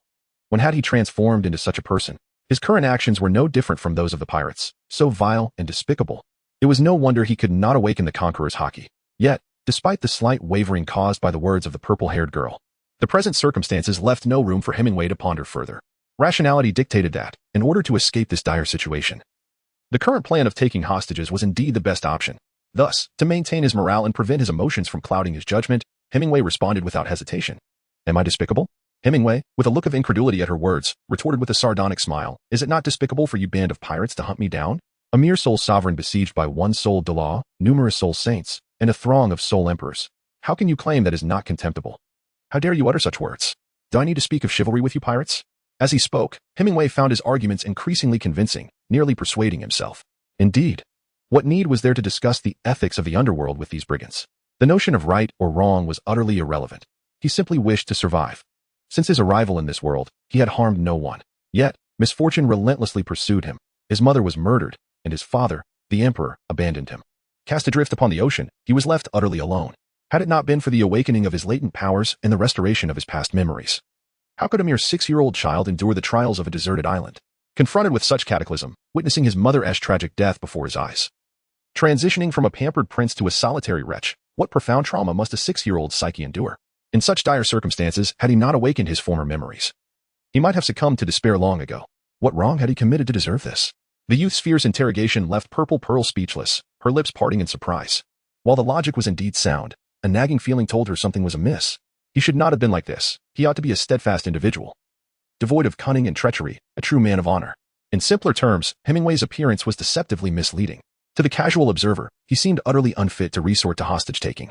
Thus, both Purple Whale and the surrounding pirates were caught off guard, allowing him to seize a hostage unexpectedly. Consequently, Hemingway's actions were so contrary to his persona that they left Purple Pearl's youthful heart in turmoil. You shouldn't be like this, she murmured. As though she had suffered a grave blow, her spirits dampened. I apologize. Perhaps my appearance has led to some misunderstanding. However, you must recognize that longing is the most distant emotion from true understanding, Hemingway remarked, his gaze towards the girl growing increasingly indifferent. He continued coolly. Judging others by their appearance is the most superficial of behaviors. The feelings you harbor, in the absence of mutual understanding, are merely a primal attraction to my form. His words left Purple Pearl blushing furiously, her heart filled with shame. She yearned to vehemently deny his claims, to assert that she was not such a shallow woman. Yet, for reasons unknown, the retort remained trapped in her throat. You brat, release my daughter. At that moment, Purple Whale approached with a menacing gait. Witnessing his precious daughter held hostage nearly drove him to the brink of apoplexy. How had he misjudged this situation? Regret washed over him, realizing that he had been deceived by Hemingway's seemingly innocent facade. Never had he anticipated that this boy would resort to such treachery. Had he known this scoundrel's true nature, he would have taken decisive action from the outset, capturing him before his daughter became a pawn in this game. Now, what should have been a straightforward apprehension had transformed into a precarious situation. Purple Whale was consumed by regret, emanating an aura of terror. His presence was a stark contrast to the earlier confrontation with Hemingway, as his fury was now palpable. The surrounding waters churned beneath his oppressive might, and even the air grew dense with foreboding. A fearsome shadow of a deep-sea demon whale loomed above him, compelling the nearby pirates to bend slightly under its weight. This was a manifestation of martial soul suppression. The only ones unaffected by this overwhelming force were Hemingway and the hostage, Purple Pearl. The former was shielded by his superior martial soul, while the latter's immunity stemmed from her being his daughter, coupled with Purple Whale's deliberate restraint of his pressure towards her, sparing her from undue distress. Release her? Certainly. Hemingway's expression remained impassive as he positioned Purple Pearl before him, gripping her delicate neck as if she were a mere shield. Prepare a ship for me. Once I am in a safe location, I shall naturally set her free. Brat, do not overstep your bounds. Purple Whale's countenance darkened ominously, his aura intensifying with a foreboding energy, as if he were brewing a tempest of wrath. Overstep? No, this demand is not excessive in the slightest. Hemingway's gaze bore into him, his tone frigid as he declared, I seek merely to ensure my safety. The true transgressors are you. Had you not sought to capture me, I would not have resorted to such principles-defying actions. You brought this upon yourselves. I ask you once more, will you release her? Purple Whale's already grim visage grew even more fearsome, a tangible pressure emanating from him, causing fine cracks to appear on the vessels surrounding them. Hemingway was internally astonished by his own strength, while increasingly convinced that the decision to take a hostage was indeed the right one. In the presence of such a formidable adversary, escape was undoubtedly out of the question. The only recourse was to seize a hostage, compelling him to tread carefully. I won't let go, he exclaimed without a moment's hesitation. At that moment, Hemingway inexplicably sensed a looming crisis. He felt that any further delay could lead to unforeseen calamities. Thus, he stated bluntly, if you wish for her to live, you must act swiftly according to my instructions. Otherwise, a mere tremor of my hand could result in her neck being shattered. At that point, you may as well prepare to collect her remains. The countenance of the purple giant fluctuated between darkness and light, seemingly weighing the pros and cons. Yet, in truth, Chapter 35 reveals that one was celebrating far too early. Hemingway fixated intently on the fluctuating expression of the individual before him, as if weighing the worth of sacrificing the pursuit of the elusive purple leviathan for the sake of his daughter. A sense of perplexity enveloped him. According to his earlier sensory perceptions, under the circumstances of his beloved daughter's abduction, the purple leviathan should not have lingered in indecision for such an extended period. It appeared as though the creature were deliberately staging a performance to prolong the inevitable. Wait, prolonging time? This could spell trouble. As Hemingway contemplated this, he felt the hairs on his body stand on end in an instant. However, it was too late. Boom. It was as if a bomb had detonated within his mind. Everything before him distorted, and he felt as though the world were spinning out of control. The grip he had on the neck of the purple pearl loosened slightly. What a disaster. It was a mental assault. In his dazed state, Hemingway could only perceive the sensation of someone wielding a power drill, relentlessly boring into his skull, the twisted agony seemingly penetrating his very soul. He had been so focused on guarding against the purple whale that he had overlooked the multitude of soul saints surrounding him. And in a moment of carelessness, he had been ambushed. Buzz. Before he could react, a second wave of attack surged forth. A strange, vibrating sound echoed. Thud. Hemingway felt as though his very entrails were in a frenzied tremor, and then, without warning, a stream of crimson blood erupted from his mouth. In that instant, he comprehended that this was a form of sonic assault. Unlike the previous mental attack, this one could penetrate the human body, inflicting direct harm upon the viscera. Cursed be it. Hemingway finally regained his senses, channeling the remaining essence of his soul without reservation, transforming it into armament hockey. A faint golden radiance abruptly enveloped his entire being, rendering him a diminutive golden figure. Compared to before, this golden glow appeared rather dim, illustrating just how strenuous it was for him to manifest this armament hockey. Clang, clang, clang. 3 consecutive soundwave attacks surged towards him, yet this time, they met with the golden armor and were effectively thwarted. The surface of his body resonated with a sound reminiscent of refined iron clashing. Even the subsequent silent mental assault that struck his mind could not penetrate this thin layer of armament hockey. One must acknowledge that armament hockey is indeed a remarkably mystical power, versatile in both offense and defense. To shatter this layer of protection, one must possess a force that surpasses Hemingway's limits. Otherwise, breaking through the defense of armament hockey is simply unattainable. It was evident that the individual launching the covert attack, though their strikes were exceedingly peculiar, capable of ensnaring even an average soul saint, lacked formidable destructive power, making Hemingway a veritable nemesis against them. What other techniques remain? Unleash them all. Hemingway tightened his grip around the neck of the purple pearl with one hand while the other calmly wiped away the blood at the corner of his mouth. Appearing largely unaffected by the previous 2 waves of attacks, exuding an air of composure. It seems I underestimated you. The purple giant whale, who had been feigning a capricious demeanor, regained its normal expression upon realizing that the covert assaults seemed to have little effect on him. Its gaze now regarded Hemingway as if he were a monster. In fact, there had been 2 individuals launching the surprise attack, both at the Soul Emperor level. Although their strength was merely that of Soul Emperors, their soul skills were exceedingly peculiar. One employed mental attacks that were nearly impossible to defend against, while the other utilized sound wave attacks that were utterly silent. Together, these 2 could catch even a soul sage off guard, rendering them vulnerable, unlike Hemingway, who appeared unfazed. Especially after being enveloped in that strange golden light, it seemed he had become entirely immune to their assaults, leaving the purple giant whale astounded. What manner of creature is this? What is that golden light? Capable of both offense and defense, it astonishingly protects against mental and sound wave attacks. Truly terrifying. The purple giant whale felt as though a shroud of mist enveloped the white-haired youth. Have you come to a decision?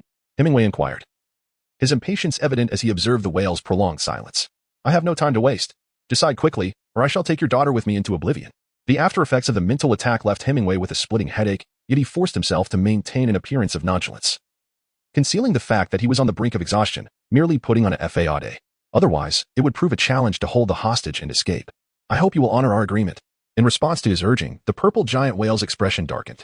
Despite its deep-seated reluctance, the love for its daughter prevailed. With a wave of its right hand, several individuals nearby activated their soul rings and, in unison, retrieved a smaller vessel from the cabin, a boat measuring 30 meters in length and approximately 10 meters in width, entirely constructed of steel, resembling a sailing ship. Boom.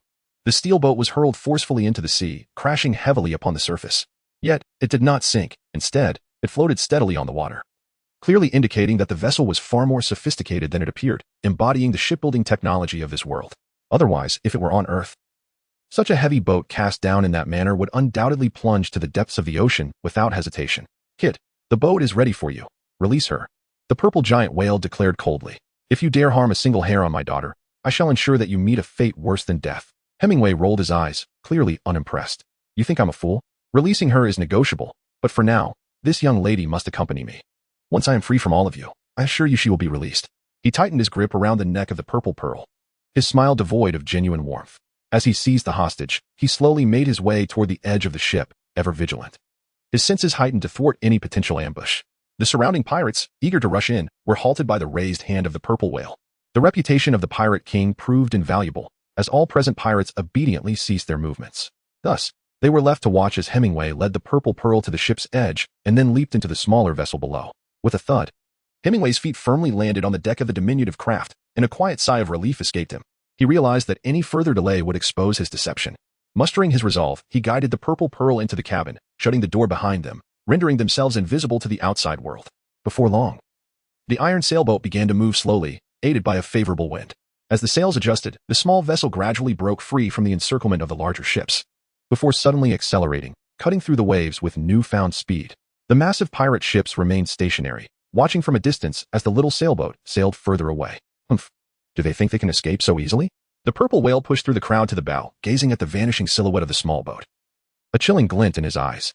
He displayed no sign of panic despite the hostage situation. In Chapter 36, The Limitations of the Meatball Fruit, it is revealed that no matter where Hemingway fled, as long as he possessed the soul compass conch, the purple whale could pinpoint his location at any moment.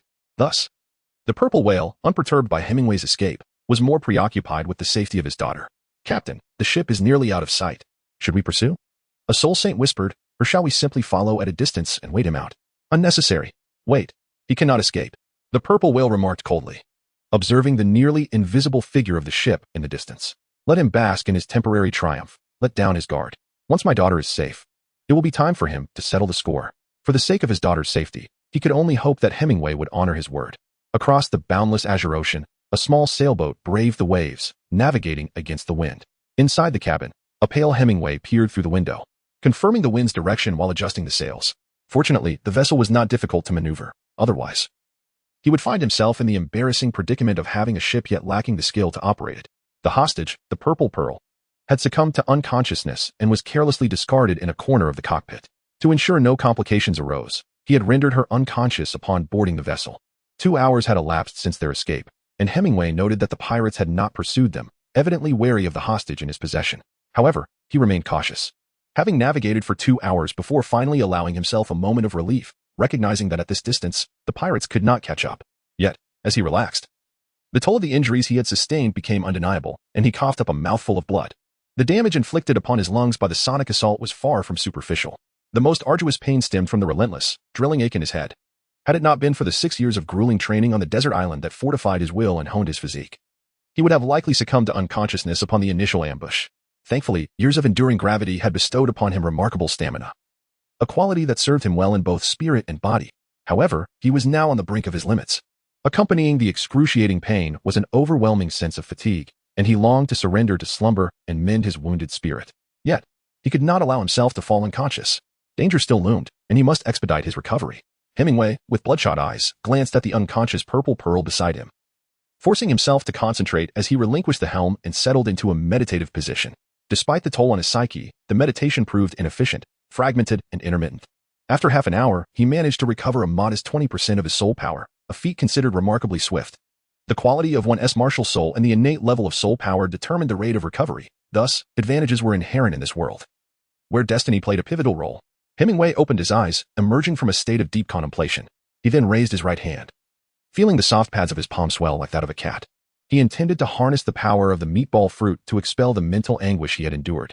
With great effort, he focused his attention. The world around him transformed into a vibrant tapestry of colors. Might he succeed? Activating his observation haki, he observed himself from a divine perspective, successfully locating the concept within his mind that embodied his psychological trauma. He then gently tapped his forehead. He aimed to dislodge this concept of trauma. With a soft thud, his palm met his brow. The cushiony pad of his hand made contact, akin to a soothing massage, surprisingly pleasant. Yet, it proved futile. The concept representing his mental trauma remained stubbornly lodged within. Was this to be expected? Hemingway sighed upon realizing the complexity of the situation. Although he could perceive a myriad of concepts and even effortlessly conjure the more rudimentary ones, the nuances between these concepts were stark, delineating the inferior from the superior. His ability to recognize the sophisticated concepts did not equate to the capacity to summon them forth. At this juncture, his mastery over his abilities remained rudimentary, leaving many profound concepts beyond his reach, let alone the prospect of articulating them. During his 6 years on the deserted island, He had indeed dedicated time to honing his fruit-based powers, yet the results were meager. This ability was still too advanced for him. Not something one could master merely through practice. His strength needed to escalate significantly before he could wield his power with ease. Concepts such as aging and death were, at this stage, far too arcane for him to even fathom, let alone attempt to manipulate. Moreover, employing his fruit powers necessitated the expenditure of soul energy. The more elevated the concept he attempted to manifest, the more formidable the energy drain became. Every activation of power required a tangible energy source. It was unreasonable to assume one could use such abilities without limitation. Thus, while the capabilities of the meatball fruit were undeniably formidable, he had yet to refine them to their utmost potential. In combat, this meant he could only engage with weaker opponents, as he could not rely on success against true masters. If he wished to wield the meatball fruit's powers adeptly, it seemed he would have to wait until he ascended to divinity, at which point he might barely manage its use. The inherent sophistication of this fruit's power suggested that the energy required at advanced levels would be immense, far beyond what an ordinary soul master could sustain. Resigned to the fact that his injuries could not be mended at present, he decided it was prudent to deal with the woman first. Leaving her alive posed too great a risk. With a heavy sigh, he endured the agonizing pain within, slowly rising to his feet. He staggered towards the corner where the unconscious woman lay. Activating his observation haki, he enveloped the vicinity of the ship, confirming that she remained genuinely unconscious, without any pretense. Approaching the woman, he gently crouched before her, extending his hand. A golden glow emanated from his palm as he pressed it against her forehead, closing his eyes softly. As he replenished a modicum of soul energy, it transformed continuously into armament haki, streams of golden light invading her body, traversing her meridians with reckless abandon. He obstructed her energy pathways and sealed her vital points, allowing the remaining golden light to converge in her lower abdomen, forming a vast net that ensnared and confined all her soul energy. Chapter 37, Sacred Land of the Sea God Island. Thus, it was done. Hemingway opened his eyes and gently withdrew his hand from the forehead of the purple pearl. He was drenched in cold sweat, his complexion pale. Just moments ago, he had regained a mere 20% of his spiritual energy, but now it had all been utterly depleted. Not a single drop remained. Hemingway had just transformed his soul power into a golden form of armament haki, infiltrating the body of the purple pearl, obstructing and sealing her meridians and acupoints, while thoroughly sealing the soul power within her dantian. This sealing technique was conceived during his 6 years of training on the deserted island. Inspired by the theories of acupoint striking and meridian pathways found in martial arts novels, and was successfully tested on the soul beast.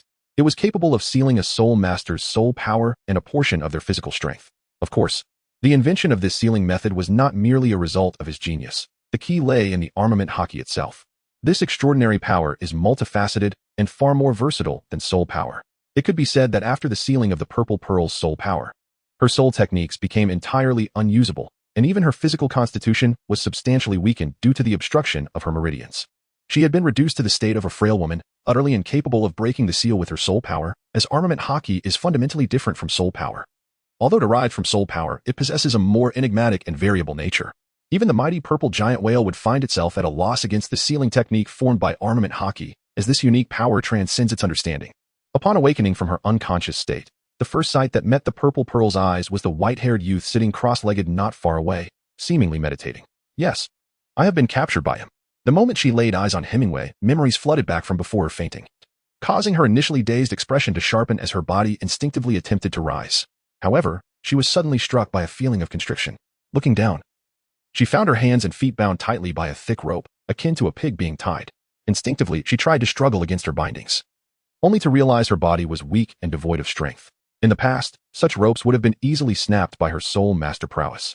Yet now she found herself utterly powerless, as if she had become an ordinary person without soul power. No, even less than an ordinary person. A sense of panic surged within the purple pearl. She feared this man might render her soul power useless. Fortunately, after a careful examination, she discovered that her soul power still lingered within her. However, for reasons unknown, it felt like a stagnant pool, unresponsive to her commands, as though this soul power no longer belonged to her.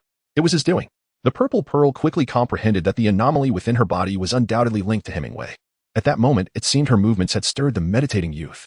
Slowly, he opened his eyes, revealing bloodshot azure irises, as if he had not slept for several days. His pallor suggested he had sustained injuries. Despite being in a state of captivity, the purple pearl found herself unexpectedly calm. Hemingway gazed quietly at the purple pearl, remaining silent. He simply stood up to adjust the ship's helm, casually observing the direction of the wind. The cabin was enveloped in silence. Neither of them uttered a word. After a moment, Hemingway, who was at the helm, suddenly inquired, "Do you know where the Isle of Poseidon is?" The purple pearl was initially taken aback. And once she comprehended the meaning of his words, her expression shifted slightly, unable to refrain from asking, "Do you wish to go to the Isle of Poseidon? That place is exceedingly perilous and is not welcoming to outsiders, as the sacred land in the hearts of all sea soul masters. The island of the sea god embodies their collective faith, and how could one like Xi Jinzhu remain ignorant of its existence?" Yet, despite her awareness, she was unaware of its precise location. The sanctity of such a place lies in the fact that it is not accessible to just anyone seeking pilgrimage. Thus, unless one hails from the island of the sea god, few outside its borders could ascertain its exact whereabouts. Xi Jinzhu clearly did not belong to this select group. Perhaps her father possessed this knowledge, but he had not shared it with his daughter, leaving her to regretfully inform Hemingway of her ignorance. Upon hearing Xi Jinzhu's admission of unawareness regarding the island of the sea god, a flicker of disappointment crossed Hemingway's eyes, amplifying his sense of dire straits. Even with a hostage in his grasp, he felt increasingly insecure. The threats posed by those pirates had not dissipated, and he remained perplexed as to how they had pinpointed his location. His primary motivation for seeking the island of the sea god was to rid himself of these marauders. Once he set foot on the island and participated in the divine examination, he would be granted its protection. Those pirates would dare not wreak havoc in the sacred domain of the sea soul masters, allowing him to cultivate in peace. Particularly since the island's environment was exceptionally conducive to training, promising rapid enhancement of his strength. Thus, journeying to the island of the sea god represented his best chance to escape his current predicament. Given his exceptional aptitude, he was likely to achieve at least a black-level assessment, if not a red-level one. After all, he possessed dual martial souls, one being the mermaid princess, Bai Xing, renowned as the Sea King, and the other the land-s sovereign, the ethereal white tiger, capable of soaring through the skies. These two martial souls dominated the realms of sea, land, and sky. Such formidable talent, had it not been for the absence of the vast and protective Haikai Qian Kuan. Surely he could have triumphed even in the 9th examination of the sea god. In fact, compared to the original character Tang San, his mermaid martial soul characteristics seemed even more suited to the position of sea god. Regrettably, he faced the current dilemma of not knowing the path to the island of the sea god.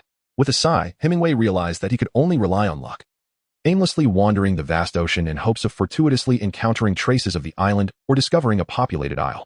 After all, it was not sustainable to drift indefinitely upon the waves. Time passed, and the sky gradually darkened. Suddenly, a rumbling sound emanated from his stomach. Hemingway was momentarily taken aback as he turned to gaze at the young maiden whose charming face had flushed a deep crimson. He said nothing, merely pivoted and stepped out of the cabin, his intentions a mystery. Why must it be this moment? Zhejian Pearl lowered her head slightly, a profound sense of embarrassment washing over her. Typically, she was not one to blush so easily, yet for reasons unknown, she felt compelled to present herself in a more favorable light before Hemingway. Perhaps this was what love entailed? After a brief interlude, the cabin door swung open, revealing Hemingway with a tray in hand, upon which lay a piece of smoked fish and a small bowl of fresh water. "Eat," he instructed, placing the tray beside her on the table. He then knelt to untie the ropes binding her hands, granting her the freedom to feed herself. Extracting a flint, he ignited the oil lamp within the dim cabin, casting a flicker of light into the glow. The vessel they occupied lacked provisions beyond the essentials for survival. Fortunately, before departing the deserted island, Hemingway had prudently stored a significant quantity of smoked fish and, crucially, fresh water within his soul guide, a fortunate stroke of foresight. Even without such preparations, he could have easily caught fish from the sea, and the salt water could have been purified using the capabilities of the meatball fruit. However, such methods would have been more cumbersome. Zhejian Pearl, now freed from her restraints, remained silent, rubbing the marks left by the ropes. She shifted her still-bound feet, obediently seated herself at the table, and regarded the rudimentary meal of smoked fish and a small bowl of water before her. Disdain flickered within her. When had she ever consumed such coarse fare? Yet, in her current predicament, she understood that any food was a blessing. She was acutely aware that this was not the time to indulge her whims. This man was not the gentle figure she had imagined. Should she provoke him, she could only dread the consequences. As she began to nibble on the fish, Hemingway, who had anticipated a struggle to make her eat, was taken aback by her compliance. This woman was rather intriguing. Settling into a corner of the cabin, Hemingway closed his eyes and began to meditate.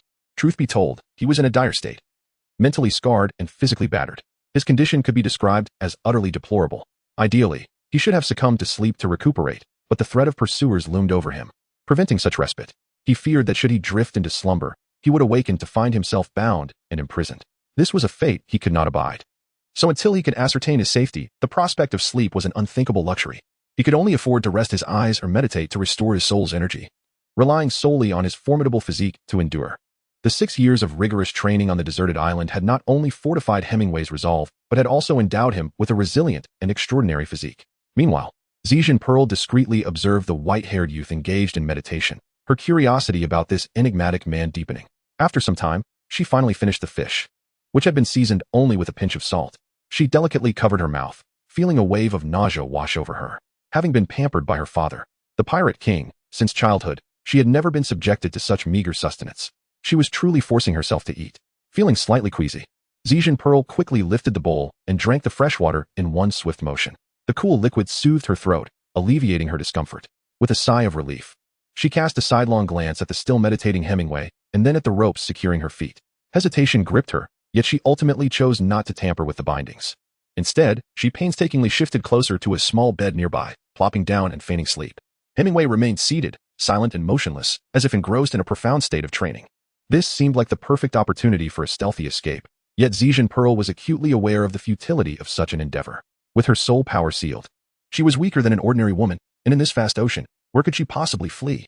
With a resigned sigh, she slowly closed her eyes, delving into her inner self, attempting to muster her soul power to break free from Hemingway's restraints. Unbeknownst to her, Hemingway, whose observation ability was heightened, noted her every subtle movement, but chose not to expose her efforts. Instead, he feigned ignorance, allowing her to strive in vain. After all, with her current abilities, she could never breach the armor of his defenses. It was better to grant her a glimmer of hope, permitting her to pursue her endeavors without causing him any trouble. Given his current condition, he lacked the energy to remain perpetually vigilant. Time flowed quietly on. Weeks passed, and during this span, Hemingway's routine consisted primarily of adjusting the sails in response to shifting winds and either meditating or resting to mend his injuries. Fearful of falling into a deep sleep and losing his freedom, he remained vigilant. In contrast, Zhejian Pearl, as a hostage, found her days rather comfortable. She ate and slept as she pleased, cooperating with him and refraining from any extreme actions, aside from the occasional necessity to use the onboard lavatory, which required him to untie her limbs. She spent her time in meditation, striving to break the seals within her. Yet, no matter her efforts, she could not disturb the golden light that confined her. Her seemingly obedient demeanor gradually eased Hemingway's wariness. Eventually, he concluded that her sealed soul power rendered her incapable of escape in the vast ocean. Thus, he untied her hands and feet, allowing her freedom of movement aboard the vessel. And so, half a month slipped by. Hemingway was untroubled by the thought of her attempting to escape. For despite the appearance that he spent most of his day in contemplative silence, a part of his awareness remained vigilantly attuned to her every move. Thus, the moment Zhejian Pearl entertained the notion of fleeing, he would instantly sense it and swiftly intervene to restrain her. Fortunately, perhaps due to the understanding that escape was futile, Zhejian Pearl harbored no thoughts of flight, consistently behaving as a compliant and docile captive. On this particular day, after a fortnight of recuperation, Hemingway finally managed to mend the internal injuries inflicted by the sonic waves. Physically, he was no longer in grave danger. However, his mental state had not only failed to improve, but seemed to have worsened. This was entirely understandable, as he had been under constant mental strain for over half a month. He had not truly slept, merely indulged in brief moments of rest with his eyes closed. And even then, he dared not linger too long in fear of succumbing to sleep. Under such circumstances, it was remarkable that his mental anguish had not escalated further. The fact that he had endured this fatigue for half a month was solely due to sheer willpower. Now, with his physical injuries healed, coupled with the tranquility of the past 2 weeks devoid of pursuers and the unusually compliant demeanor of the hostage, the Purple Pearl, he felt a fleeting sense of security. This notion allowed him to contemplate resting, even if just for a short while. As this thought arose, it triggered a cascading reaction within him. The taut string of his mind seemed to snap entirely. At that moment, Hemingway was engulfed by an overwhelming wave of fatigue. I shall rest for a moment. Just a brief interlude. Once I regain some energy, I will rise immediately. When I find a safe haven, I can finally rest at my leisure. Just a little longer. I must wake up. I must awaken. In a state of drowsiness, Hemingway maintained a meditative posture, slipping into a profound slumber. He had vastly overestimated his willpower. The toll of mental trauma and half a month's sleeplessness rendered him incapable of simply waking at will. The encroaching sleep could not be resisted merely through determination. After 2 weeks of endurance, Hemingway ultimately succumbed, descending into a deep, almost comatose sleep. At this juncture, even if someone were to bind him tightly or create a cacophony around him, or even inflict harm upon him, he would remain oblivious. For this slumber was not the natural kind. It was a collapse brought on by mental exhaustion. Chapter 39, Coma Within the Cabin. A loud thud echoed as a heavy object fell, startling the Purple Pearl from her meditative state. She opened her striking violet eyes, quickly scanning the source of the noise, and gasped in astonishment, her crimson lips parting in disbelief. There lay the white-haired youth, who had been in meditation for nearly 2 weeks, now slumped forward, his forehead striking the deck with a heavy thud. His long white hair cascaded down, obscuring his profile, rendering his face indistinct, yet he appeared utterly lifeless. Hey, Purple Pearl tentatively called out, suspecting that Hemingway might be feigning unconsciousness to lure her into a trap. If she entertained any thoughts of harming him, She feared the consequences would be dire. The motionless white-haired boy remained silent, maintaining his position as though he were a soulless corpse, furrowing her exquisite brows, biting her lip. She felt a surge of hesitation. After a moment's pause, she quietly rose, taking cautious steps toward the fallen youth. "Hey, are you all right?" she inquired cautiously. As she spoke, she reached out to gently prod the back of his head. The texture of his hair was astonishingly soft, prompting her to cover her hand over his head, stroking it lightly before quickly withdrawing her hand to observe his response. No reaction whatsoever? Her apprehension diminished significantly, emboldening her to place her hand back on his head, rubbing it vigorously. A sense of relaxation washed over her, the pressures of recent days dissipating with each stroke. The indescribable comfort felt as if this man had submitted to her, marking a pinnacle in her life. "Humph. Serves you right for bullying me," she smirked, playfully slapping the back of his head, her face alight with the triumph of revenge. However, her amusement quickly faded when she turned him over, revealing a pallid, weakened visage. His brow still furrowed in distress, even in slumber. The satisfaction she had felt vanished, replaced by anxiety and panic. What is happening? Why does he look so unwell? Could it be some sudden illness? Purple Pearl hurriedly propped the unconscious Hemingway up, her delicate frame straining under his weight. Slowly, she maneuvered him to sit by the edge of the bed, then laid him down flat, finally exhaling in relief, gazing at the boy's pained expression in sleep. Her heart ached in sympathy. Though she had been taken captive by Hemingway, she had gradually come to terms with the situation, rationally. His actions had been the most effective means of her escape, even if it had felt like deceit. Yet, that did not equate to her wishing to see him suffer. Engulfed in a swirling abyss, Hemingway, in his unconscious state, felt as though he were spiraling endlessly, his body unable to escape the depths of despair. Time lost its meaning until, at last, he felt as if he had reached the bottom.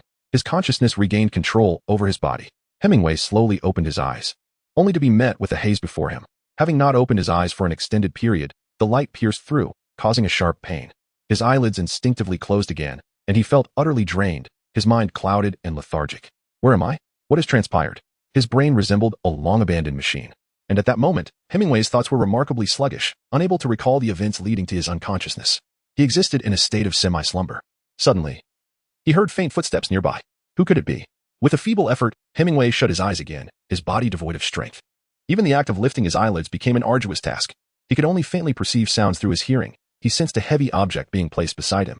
Next came the sound of water being wrung out, followed by a cool, damp item resting upon his forehead, offering a refreshing sensation that eased his fevered mind. After a brief moment, Hemingway drifted back into a hazy slumber.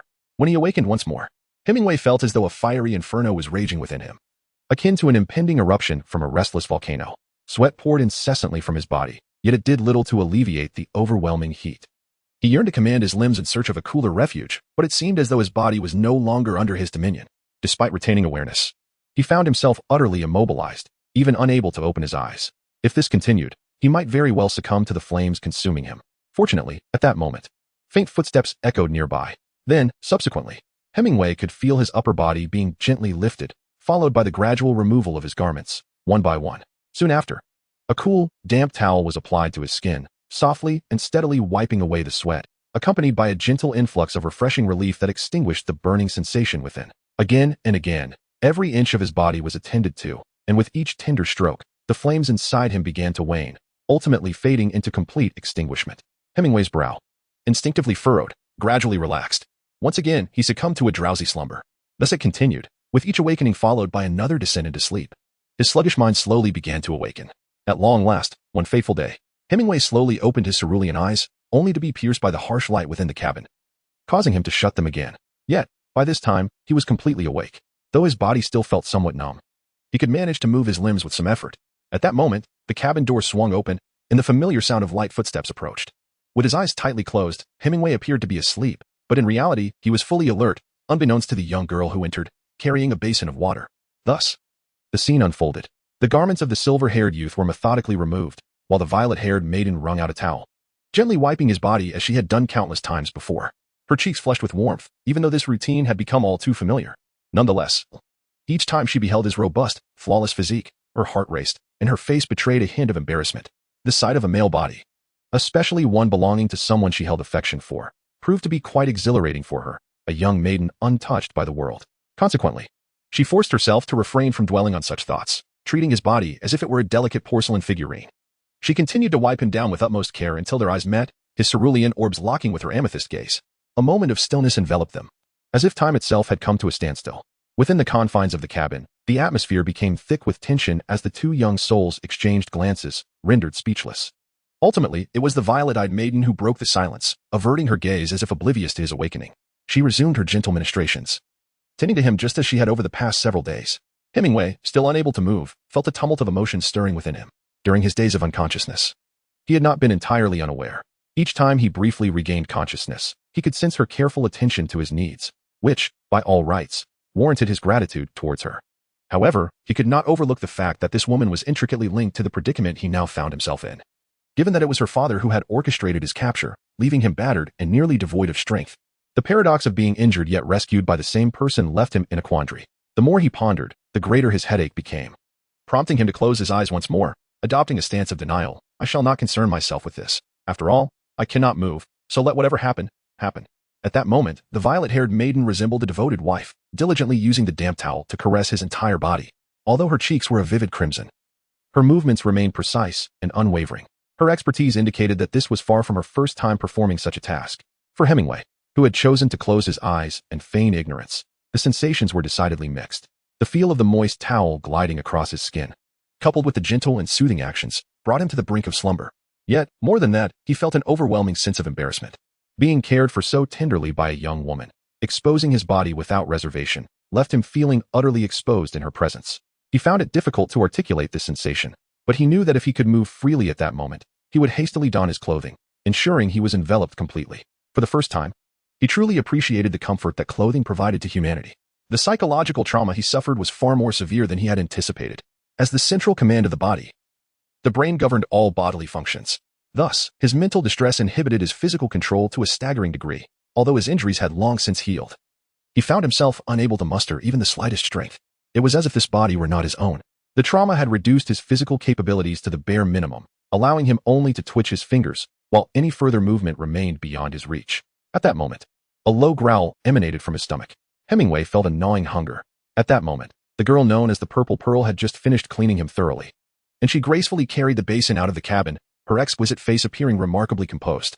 Yet, her seemingly tranquil steps betrayed a hint of anxiety, suggesting that she was not as unruffled as she outwardly appeared. I am so hungry, Hemingway mused.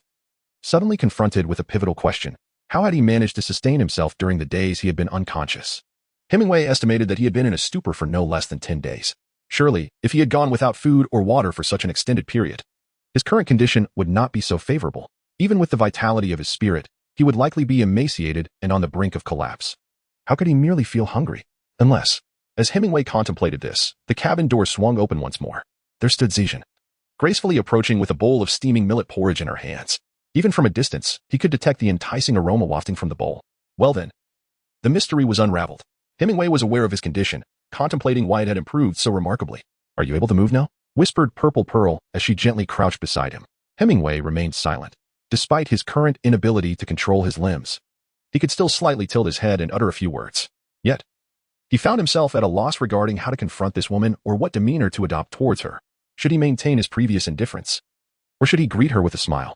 Observing his silence, the beautiful azure eyes of the girl reflected an intricate mix of emotions, as if she comprehended something profound. And she gently nodded. She then set aside the bowl she held and extended her hands to support his still exposed body, propping his upper half against the wall of the cabin. Subsequently, she picked up a bowl from beside her, scooped a spoonful of millet porridge, blew gently on it, and brought it to his lips. Faced with the morsel of porridge so near, Hemingway hesitated for a moment, but ultimately opened his mouth slowly and consumed it. After years of subsisting solely on fish and meat on the deserted island, this first taste of a proper meal was unexpectedly delightful, evoking an impulse to shed tears. However, he pondered where this millet porridge could have possibly come from. He recalled that the boat had been nearly empty, devoid of any provisions, and even if there were ingredients, how had she prepared the food? Yet, as Hemingway gazed at the spoon she offered once more, his attention was drawn to the exquisite bracelet adorning her wrist. In that instant, realization dawned upon him. The bracelet was evidently a storage artifact. Presumably, these provisions had been hers all along, merely withheld until now. With each spoonful of the delectable porridge, Hemingway's tumultuous stomach gradually settled. By the time he finished the bowl, he felt a notable improvement in his mental state. Regrettably, he still found himself unable to command his body. Thus, in the days that followed, Hemingway lay motionless in bed, resembling a paralyzed patient. Meanwhile, Zijin Pearl continued to embody the selfless devotion of a dutiful wife, tenderly caring for him each day by bathing him and preparing meals, even accompanying him to the restroom when nature called. She resembled a virtuous spouse attending to her incapacitated husband. Initially, when Zhejian Pearl offered to assist him to the toilet, Hemingway vehemently refused, for the thought was too humiliating. How could a man of his stature require a woman's help for such a basic need? It was simply absurd. Yet, no amount of his resistance could alter the stark reality. As his endurance reached its breaking point, he ultimately yielded to the choice between soiling himself and accepting her aid. He shut his eyes, like a marionette, allowing her to support him to the restroom, where he deftly unfastened his trousers. Hey, why are you so adept at this? Hemingway suddenly became aware of this unsettling realization. How unfortunate. Observing the woman's remarkable proficiency, one cannot help but wonder if, during these 10 days of unconsciousness, sometimes, the more one contemplates certain matters, the more unbearable they become. Hemingway suddenly became acutely aware of a pivotal question. How had he been sustenance and hydration over the past several days? Merely wielding a spoon could not suffice to force food into his mouth. Furthermore, food that had not been chewed would certainly prove difficult to digest. After consuming sustenance, one must inevitably expel waste. He remained a mere mortal, thus could not evade this mundane reality.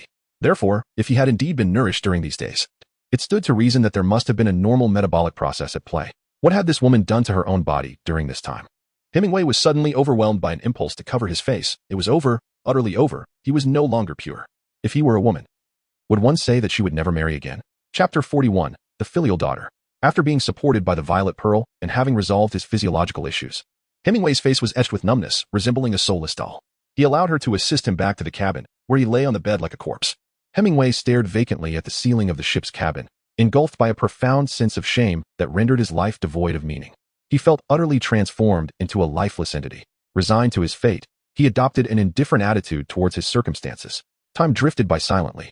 After enduring several days of a paralyzed existence, Hemingway gradually began to regain sensation in his body as his mind reasserted control. From the mere ability to twitch his fingers, he progressed to standing unaided, eating independently, and managing personal needs, albeit with some clumsiness, moving at a sluggish pace. It was as if he bore an insurmountable burden, causing his actions to lag. Fortunately, he was spared the indignity of being fed like an infant, and thus, he found a glimmer of solace amidst his misfortunes. During these days, the interactions between Hemingway and the enigmatic Purple Pearl became increasingly awkward. Their conversations dwindled to a minimum, limited only to essential exchanges. Hemingway never initiated dialogue with Purple Pearl, remaining oblivious to her name and unaware that she was a notable character from the original work of Douluo. Possessing her own identity and popularity, nearly 10 more days had elapsed. Hemingway has finally regained his health, and it has been a month and a half since he was taken hostage by the Violet Pearl and drifted across the sea. In the first half of that month, Hemingway was solely focused on navigating the boat to escape. In the latter half, he fell into a coma. Upon awakening, he experienced several days of limited mobility, followed by approximately 10 days before he fully restored his former strength. For the Violet Whale, a father, this month and a half was fraught with anxiety and tedium. Though he possessed a sea conch that could pinpoint the location of the scoundrel who had taken his daughter, he hesitated to act due to the hostage situation. He could only trail far behind, waiting for an opportunity to rescue her. The Violet Whale had initially planned to wait until Hemingway reached a trade-rich island, believing that once he felt secure, he might release his daughter. Even if not, he could lead his men to stealthily land on the island and rescue her, after which he could capture the scoundrel without any reservations. He estimated that, at Hemingway's sailing speed, they would reach the island in about half a month. However, to his dismay, Hemingway's vessel drifted for a full month and a half without encountering a single island. By sheer coincidence, they passed by numerous populated islands, heading instead towards more remote waters. This completely disrupted his original plans. Why was this happening? Logically, based on the navigation capabilities of Hemingway's ship, there were several trade-rich islands along their course. If Hemingway were to dock at an island, he could easily hide there. Without the sea conch, even the Violet Whale would find it challenging to locate him on the island. Regardless, being on an island was far preferable to drifting aimlessly at sea. Yet, why did Hemingway deliberately ignore those islands? Could it be that he was aware of the tracking device on him and chose to avoid the islands? But that seemed implausible. If he truly knew about the device, he could simply discard the conch instead of deliberately steering clear of the islands. The Violet Whale was at a loss, unable to fathom the reasoning behind Hemingway's decisions. In reality, the answer was quite simple. Hemingway, before encountering any islands, had succumbed to exhaustion and fallen into a deep slumber. Subsequently, it was his beloved daughter, the Violet Pearl, who took the helm. Shortly after, she spotted a large island ahead and, seeing the bustling dock not far off, realized that if she brought her unconscious father there, he would inevitably be pursued within days. At that point, all of this man's efforts would amount to nothing, and he would be imprisoned for life in the Star Luo Empire, reduced to a mere breeding stock. Reluctantly wishing to prevent her father from becoming a captive breeding machine, the Violet Pearl inexplicably chose to ignore the island, turning the boat in another direction and veering off their intended course. For the first time, She defied her father for a man whose name she did not even know. What a devoted daughter she was. If the Violet Whale were to discover his daughter's clandestine actions, he would surely be infuriated. At that moment, inside his luxurious cabin, the Violet Whale was studying a sea chart and monitoring Hemingway's vessel using a magical conch. This conch emanated a mysterious glow, coalescing into a miniature 3D map with a small red dot that moved, indicating its presence. The Violet Whale's brow furrowed deeply as he compared the map generated by the conch to the nautical chart hung in his cabin, trying to ascertain Hemingway's location. The more he compared, the grimmer his expression became, until his face was as dark as a storm cloud. This was dire. Not only had the scoundrel deviated from his course, but he was also heading perilously closer to a treacherous sea region. If he perished, it would be one thing. But he must not endanger his daughter. The Violet Whale was nearly driven to madness. It is essential to understand that beyond the harsh storms, the real adversaries of soul masters are the countless sea spirits that inhabit the ocean. Among them, the older and more powerful spirit beasts claim their territories. Any vessel that enters their domain is met with merciless attacks. Over time, sailors have compiled a list of dangerous zones, which are essentially territories of these formidable spirit beasts. No ship dares to traverse these areas. Only in exceptional circumstances would anyone venture into these forbidden waters. Entering such zones drastically reduces the chances of survival. As fate would have it, the tracking conch revealed that the scoundrel who had taken his daughter was steadily advancing towards one of these perilous forbidden areas. The Violet Whale could no longer remain idle. All hands, heed my command. He shouted into the communication conch, spitting as he spoke. According to the navigation chart I provided you, advance at full speed. We must intercept that ship before it enters the forbidden zone. At that very moment, all the captains of the subordinate ships, holding their conchs, listened intently to their leader's voice. They stared at the floating map above the conch, not daring to delay, and quickly ordered their crews to accelerate. In an instant, a dozen massive pirate ships unfurled their sails and raced toward a specific direction. Some crew members, seemingly impatient, even leaped into the water, using their soul techniques to propel the ships forward. All were frantically rushing in pursuit of a single goal. Chapter 42. The Determined Father. Where are we now? Hemingway stood at the bow of the ship, gazing at the calm sea around him, a sense of unease stirring within. His instinct for danger prompted him to turn and ask the Violet Pearl, who had just emerged from the cabin. I'm not sure, she replied, shaking her head in confusion. Although she could read a sea chart, she was not a professional navigator. How could she possibly determine their location based solely on a map? Thus, she too was in the dark about where they had drifted. What's wrong? Why do you suddenly ask? She inquired, puzzled, completely unaware that they might have strayed into a forbidden area. Nothing much, just a sudden sense of foreboding, as if this surrounding sea conceals some unknown peril. Hemingway said gravely, shaking his head. Danger. The Violet Pearl's expression turned serious at his words. Suddenly, she recalled the forbidden zones of the sea. Could it be that they had unwittingly entered such a zone? Quick, accelerate. Give it all you've got. A fleet of several colossal pirate ships surged against the wind. Leading the charge was the largest among them, adorned with a pirate flag emblazoned with the image of a deep-sea demon whale. Within the ship's quarters, numerous captains of the demon whale pirates had gathered, each possessing formidable powers at the Soul Sage stage, summoned by the purple demon whale to devise a strategy. As the purple demon whale scrutinized the real-time positioning displayed on a conch shell, he simultaneously compared it with the nautical charts, watching as the small red dot on the 3D map steadily approached a forbidden zone.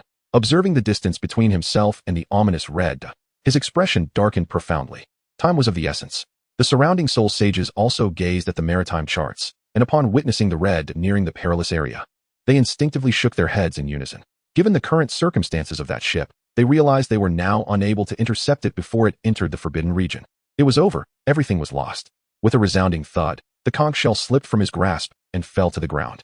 The purple demon whale was consumed by regret, lamenting his desire for the noble title within the Star Luo Empire and regretting not having taken action against that young man from the outset. Yet, it was too late for remorse now. All he could do was pray that when the two entered that forbidden zone, they would not awaken the monstrous entity lurking within. Otherwise, he feared he might not even be able to retrieve his daughter's remains. No, it was not yet time to surrender. The purple demon whale paced restlessly, his countenance grim, exuding an oppressive aura that rendered the nearby soul sages nearly breathless, leaving them hesitant to speak. They could only observe as their leader arrived at a fateful decision. Enough, he suddenly declared, slamming his palm on the table, as if he had finally resolved to take action. Ultimately, he could not bear the thought of his daughter in peril. As a pirate who had risked his life countless times, his daughter, Pearl, was his sole vulnerability. Now that she was in grave danger, how could he remain idle and leave her fate to chance? The notion of entrusting his daughter's life to the whims of fortune was something the purple demon whale, as a father, could never accept. Thus, for the sake of his daughter, he resolved to take a gamble. Captain, it appears they are destined to enter the forbidden zone. Should we continue the pursuit? A soul sage inquired suddenly. Pursue. We must pursue. The purple demon whale gritted his teeth, determined to follow them into the forbidden realm. As long as he was present, his daughter would have a chance to escape any danger she faced. For his daughter, he was willing to risk his very life. However, while the purple demon whale was willing to risk everything for Pearl, the other captains present were not related to her in any way. How could they place themselves in peril for someone who was no kin?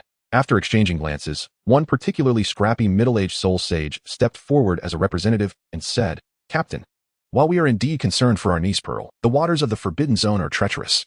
Even if we all join forces, we might not withstand a single wave. Perhaps you should reconsider?" As he concluded, his tone suggested a negotiation, clearly indicating their reluctance to accompany the purple demon whale into certain doom. Do you all share this sentiment? The purple demon whale, upon hearing the middle-aged soul sage's words, surveyed the other soul sages around him and replied expressionlessly, "You have all fought alongside me through thick and thin for over 30 years. You are brothers to me. I will not force anyone who does not wish to go. Those who do not want to accompany me, please sit down." Upon hearing their leader's words, the surrounding soul sages erupted into a flurry of activity, hastily claiming the chairs set around them, each one occupying a seat. Not a single soul chose to stand. Witnessing this, the purple demon whale felt a pang of disappointment. Though he was not entirely surprised, he had not expected these so-called brothers to risk their lives for his daughter. Despite their camaraderie, these individuals were only loyal to him due to his strength. He could not expect their unwavering fidelity. After all, pirates were not known for their virtuous nature. Concepts such as integrity and chivalry were utterly absent. They adhered to the belief that if one does not act for oneself, one is doomed. Thus, the purple demon whale was unperturbed by their refusal to join him in rescuing his daughter. He merely nodded solemnly, stating, "Very well, since you do not wish to go, I shall not compel you. You may wait here while I venture forth alone." Upon hearing this, the group of soul sages collectively sighed in relief, grateful to have narrowly escaped a grim fate. In truth, had the purple demon whale insisted on dragging them along, they would have had no choice but to comply. However, as the saying goes, a forced partnership bears no sweetness. Compelling them to join might have resulted in hindrance or even betrayal, with the possibility of them seeking to eliminate him altogether. After all, facing potential death together was a far more daunting prospect than conspiring against him. Amidst the vast expanse of the ocean, a smaller vessel was lowered into the water, tethered by ropes. The purple demon whale stood aboard the diminutive craft, gazing up at his crew on the deck, ultimately deciding to venture forth alone without even a single subordinate. After all, if he could not manage the situation himself, then no number of crew members would be of any use. Turning around, he unleashed his soul power, causing the small boat to surge forward like an arrow released from a bow, splashing water in its wake as it darted towards a distant destination. "If I do not return, let the demon whale pirates disband," echoed a faint voice from the boat, now barely visible ahead. Instantly, the expressions of the pirates on deck grew exceedingly complex. Chapter 43, An Unassailable Force. With a swift motion, the small boat darted across the boundless sea, sending up a spray of frothy waves. The purple demon whale stood resolutely on the vessel, one hand clutching the conch as he monitored the floating map above for direction, while 8 soul rings hovered around him, one of which radiated a brilliant glow. This soul ring held a simple ability, enhancing speed, regardless of the vessel. Be it a ship or even a piece of driftwood, as long as it floated, it could propel forward at breathtaking speed. While the term 1,000 miles in an instant may have been an exaggeration, the velocity was indeed remarkable. In his youth, he had relied on this ability to evade countless life-threatening situations. "Faster, faster," he urged, his eyes fixed on the red dot on the conch, his expression grave as he unleashed his soul power to the fullest. The small boat surged forward, its speed increasing yet again, visibly closing the gap to the red dot on the floating map. Yet, time was no longer on his side, for according to the displayed map, at this moment, his daughter and her companions had already ventured into the Forbidden Zone. Now, he could only hope that they would not disturb the monstrous creature and could safely traverse that expanse of sea. The region inadvertently entered by Hemingway and his companion is known as the Abyss of the Demonic Whale. It is rumored to be the deepest area nearby, with an underwater trench plunging to depths of over 1,000 meters. Thus, if a soul master were to observe from the skies, they would discern that the sea in this locale bears the darkest hue. The name Abyss of the Demonic Whale is aptly given, as beneath its surface resides a formidable deep-sea demonic whale. As previously mentioned, whales are inherently powerful soul beasts, and the deep-sea demonic whale stands as a paragon among them, a true noble of the ocean. The particular deep-sea demonic whale inhabiting this region is no ordinary creature. It is revered as the sovereign of the seas, a being of tens of thousands of years of age. A soul beast of this magnitude is conservatively estimated to possess the power equivalent to a tidal Douluo. While the purple giant whale may contend with an ordinary tidal Douluo, it still quakes in the presence of a soul beast of such ancient lineage, especially since this 10,000-year-old soul beast shares the same essence as his own martial soul. No one could possibly comprehend the terror embodied by this demonic whale better than he. Fortunately, fate does not entirely forsake those who wander into the abyss of the demonic whale. There remains a glimmer of hope. This deep-sea demonic whale has a blind left eye. Throughout the seasons, during spring and autumn, its head faces eastward, while in summer and winter it turns westward. Consequently, vessels navigating through the abyss of the demonic whale need only chart a course toward the direction of its blind eye to avoid provoking it. Moreover, this deep-sea demonic whale is inherently lethargic, typically lurking at the ocean's floor, gaping its enormous maw to consume marine life, rarely engaging in proactive assaults unless an intruder encroaches upon its territory. Thus, at this moment, the purple giant whale could only pray that his daughter and her companions were steering their course toward the direction of the whale's blind eye, hoping they might safely traverse the abyss. Something feels amiss. Standing at the bow of the ship, Hemingway gazed at the eerily tranquil sea surrounding them, beads of cold sweat trickling down his forehead. What feels off? The curious purple pearl inquired. It is too calm. Hemingway's countenance was grave as he cautiously surveyed the surrounding waters, his voice low and somber. Do you not find it peculiar that this expanse of sea has seemed excessively tranquil since a moment ago? Despite the current breeze, the surface of the water lay eerily still. Upon hearing this, Zizenzu directed her gaze toward the sea, scrutinizing it intently. Suddenly, her violet eyes narrowed in alarm. For the ocean was devoid of any ripples, an unsettling stillness prevailing even as the wind swept through. What could possibly be the reason for this? Have we unwittingly entered a forbidden zone? Zizenzu's fair complexion turned ashen, and she could not help but murmur to herself, forbidden zone? Hemingway was somewhat perplexed. Yet, before Zijan Pearl could elaborate, the surrounding air twisted in a peculiar manner, and a violent shockwave suddenly surged from beneath their feet, accompanied by a deafening roar that momentarily rendered them both deaf. This overwhelming force hurled their bodies, along with the small vessel, high into the air. The boat, forged entirely of steel and nearly 30 meters in length, was instantaneously shattered into fragments by the ferocity of the impact. Most terrifying of all, amidst the intense tremors, both individuals succumbed to a state of dizziness, propelled up to a height of 100 meters. The previously tranquil sea erupted into tumultuous waves, a chaotic maelstrom. A colossal water column, measuring 15 meters in diameter, ascended skyward, its twisted air becoming the catalyst for the destruction of the steel vessel. As the boat disintegrated, a massive form resembling an island slowly emerged from beneath the water. The surrounding sea shimmered with a deep blue radiance, creating the illusion that the sky had transformed into the ground, while the ocean morphed into a cerulean expanse. A low, thunderous growl reverberated through the air, unleashing a powerful sonic wave. Before Hemingway and Zijan Pearl could recover from the dizziness induced by the earlier shockwave, they were plunged into a deeper state of disorientation by the immense sound wave. The colossal creature surfacing from the depths exceeded 200 meters in length and exhibited a sapphire-like hue. Its head bore two enormous eyes, yet the left eye was absent, replaced by a dark void, a clear indication of blindness. The creature's immense size rendered its single remaining eye larger than 3 meters in diameter, its icy gaze piercing the atmosphere. With a slight movement of its body, a massive tail rose from behind, crashing down upon the sea with a cacophony of distorted blue light. Millions of water droplets shot upward, each resembling a swift arrow. In midair, a bizarre curtain of water glimmered with blue light, illuminating the sky, encompassing both the shattered steel vessel and the airborne figures within its embrace. The first to encounter this deluge were the scattered fragments. If they were mere pieces a moment ago, they were reduced to powder in the next.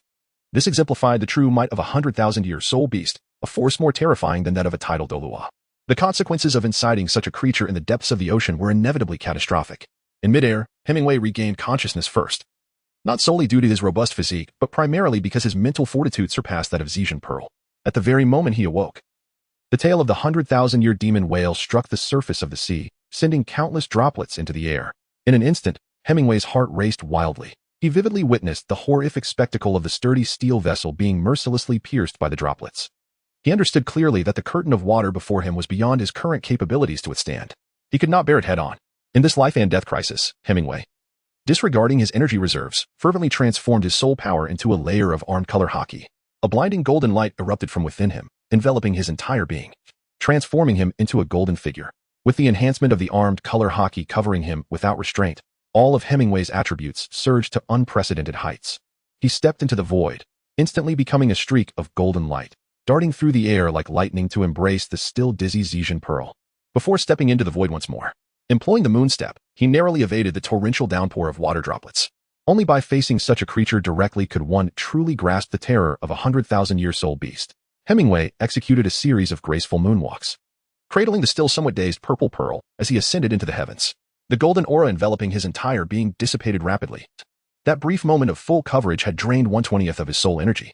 This indicates that while the armament hockey is formidable, its toll on soul power is indeed fearsome. Suspended in midair, Hemingway's gaze was fixated on the colossal whale below, particularly on its singular eye, which caused a twitch at the corner of his mouth. His thoughts were beyond expression.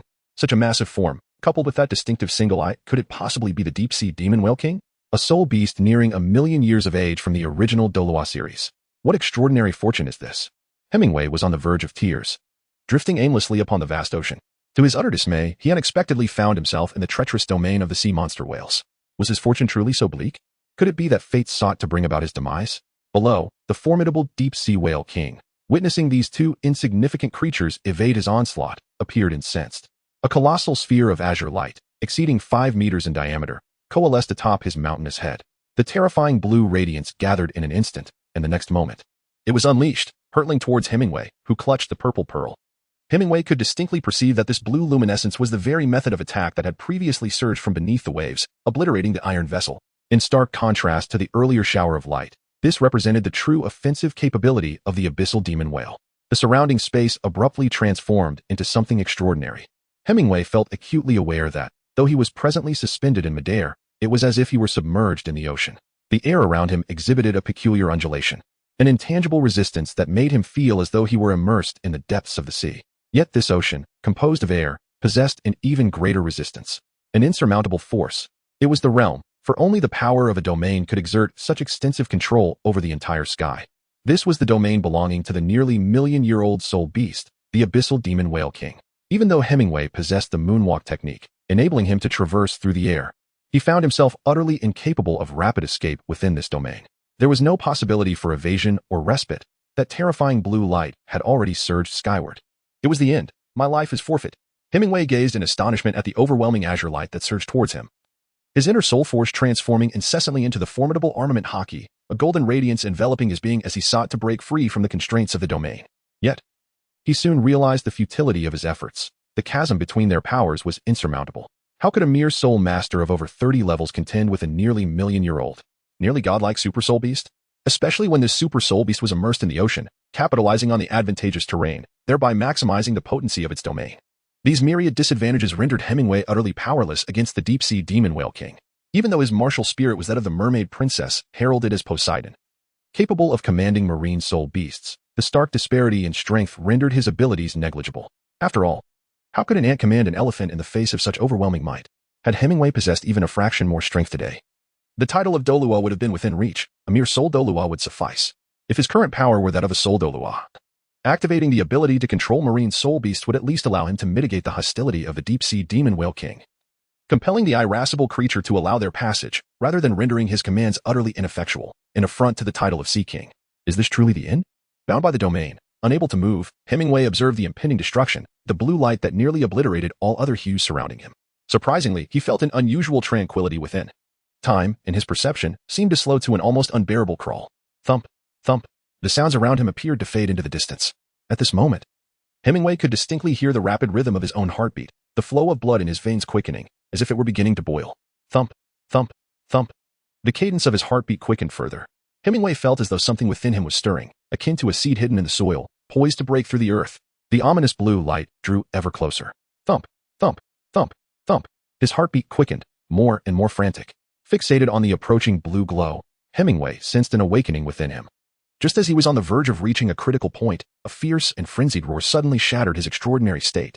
Hemingway was momentarily taken aback, his wildly racing heart swiftly regaining its tranquility. It was as if the earlier sensation of something poised to awaken had merely been a figment of his imagination. A sense of wistfulness enveloped him, as if he had missed an extraordinary opportunity. In the next moment, a colossal deep-sea magic whale, encircled by 8 ethereal soul rings and measuring several dozen meters in length, abruptly materialized before him, resolutely blocking the oncoming devastating blue light. Boom. The terrifying blue light collided with the small deep-sea magic whale, causing it to instinctively emit a mournful cry and a roar of anguish. Was this the true embodiment of a martial spirit? Hemingway was taken aback upon witnessing the 8 soul rings encircling the small deep-sea magic whale. A sense of familiarity washed over him, as if he had encountered this configuration before. Indeed, wasn't the soul ring arrangement of that pirate leader remarkably similar? Moreover, his martial soul was also the deep-sea magic whale. It became evident that this diminutive deep-sea magic whale was none other than that pirate leader's. Hemingway swiftly realized the true identity of the diminutive deep-sea demon whale before him. Take my daughter and flee. A voice echoed in his ears. Instantly, Hemingway witnessed the small deep-sea demon whale erupting with a terrifying azure glow, its rampant soul energy disrupting the surrounding realm. The immense burden he bore vanished in an instant. Hemingway, without a moment's hesitation, enveloped himself in a radiant golden light. He then embraced the gradually recovering purple pearl, and with a series of swift steps into the void, he transformed into a beam of golden light and swiftly retreated into the distance. Chapter 45, The Missing Element. In an extravagant display of armed color hockey, Hemingway exhibited an astonishing speed with his moonwalk technique. He became a flash of golden light, escaping to a considerable distance in an instant. At that moment, the purple pearl, cradled in his arms, fully regained her senses. Gazing at the small deep-sea magic whale battling a colossal deep-sea magic whale in the distance, she gasped, "Father." While it was termed a battle, it was indeed an exaggeration for the purple giant whale.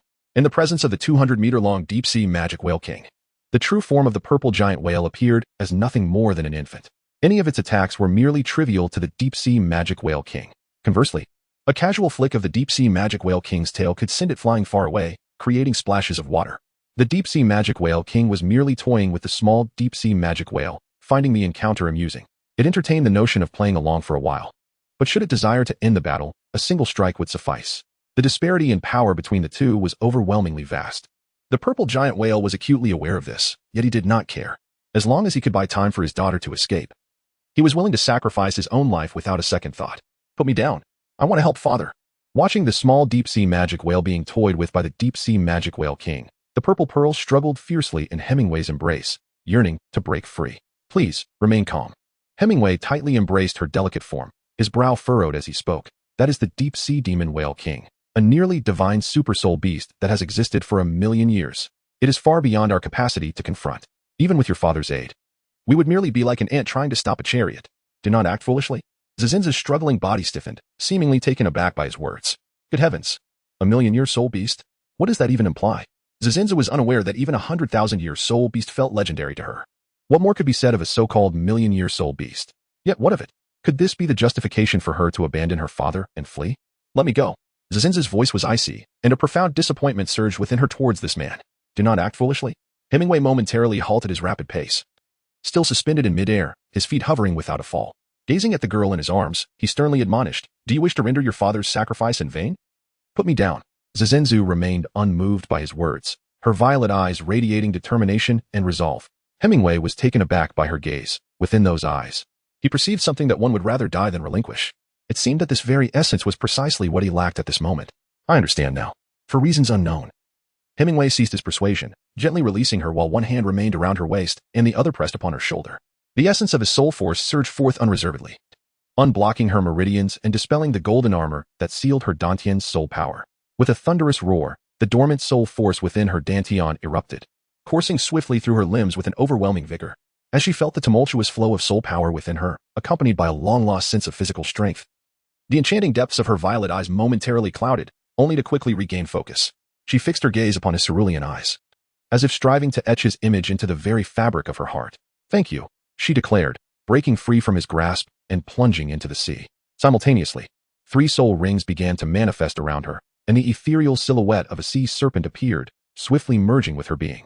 Her form contorted slightly, rendering her figure more supple, while a chilling aura flickered in her eyes. A delicate layer of gray-blue scales adorned her skin's surface. "You must leave. This place is perilous. I apologize for my father's actions, but I cannot abandon him and flee alone," she implored, not glancing back as she descended into the ocean. With a twist of her waist, a gentle radiance enveloped her, and she transformed, as if truly becoming a sea serpent, swiftly propelling herself towards the battlefield ahead. Hemingway gazed at her figure receding into the distance, gritting his teeth. He turned and continued to flee with swift, graceful steps. Yet, inexplicably, a flame seemed to blaze fiercely within his heart. At this moment, he had made the most prudent decision by seizing the opportunity to escape, while the deep-sea Leviathan was momentarily distracted by that pirate captain. After all, he shared no kinship with the pirate and his daughter. On the contrary, there existed a grudge between them. It was unwise to jeopardize himself for the sake of these two individuals. Moreover, even if he were to return, it would change nothing, merely resulting in another life lost. As a time traveler, blessed with a promising future and bearing unavenged grievances, how could he allow himself to perish here in such a subdued manner? Run. He must escape swiftly, like a coward. Suddenly, his rapid strides came to an abrupt halt. Hemingway stood suspended in midair, slowly raising his gaze towards the azure sky. As scenes from his arrival in this world began to replay in his mind, he recalled the tireless care bestowed upon him by the purple pearl during his unconsciousness. His fists gradually clenched. Suddenly, a torrent of water splashed mercilessly against the body of the giant purple whale, inflicting grievous wounds upon its massive form, spanning dozens of meters. At this moment, in the remaining eye of the deep-sea demon whale king, There was a mocking glint as it regarded the small deep-sea demon whale transformed from the giant purple whale, as if observing a mere toy for amusement. The fleeing Hemingway and the purple pearl were of no concern to it. After all, they could not escape once it grew tired of this plaything. It would rise to pursue them and would soon catch up. In this vast ocean, how far could those two possibly flee? No one had ever evaded its pursuit at sea, save for that young lad wielding a trident, who later ascended to become the sea god. At this thought, a shadow of gloom washed over the deep-sea demon whale king's single eye. It had been millennia since that boy named Poseidon ascended to godhood. Its time spent here had been far too long, and the divine realm had stripped soul beasts of their qualification to become gods. Despite its cultivation having reached 1,000,000 years, granting it the eligibility for divinity, it could never take that final step, always falling just a fraction short. Yet, that infinitesimal difference was a chasm vast as the heavens. The distinction between mortals and gods. No matter how hard it tried, it could never ascend to godhood. Over time, the deep-sea demon whale king grew disheartened and listless. Normally, it would languish at the ocean's depths, passing the time in slumber, often finding the monotony unbearable. Originally, when awakened by two insignificant insects, it had intended to end their lives swiftly. However, unexpectedly, a larger insect appeared, boldly approaching for a beating, which piqued its interest. Thus, it chose to entertain itself momentarily to stave off the boredom. Chapter 46. Unbelievable.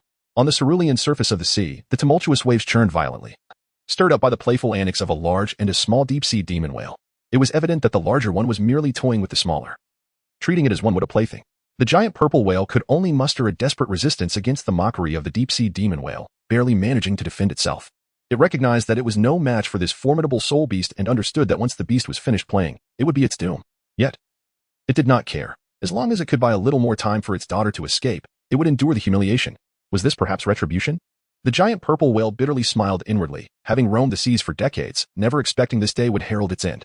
Perhaps there truly exists a cosmic balance of good and evil. Perhaps this was its reckoning. Sighing, the giant purple whale concluded that if it could secure its daughter's survival, it would consider it a monumental blessing. What more could it wish for? The urgent matter at hand was to delay as long as possible, allowing its daughter to flee further. However, soon a melodious voice from afar shattered its composure. Father! Panic surged within the giant purple whale. It felt an indescribable dread. Why had she returned? Hadn't it instructed that boy to take her away?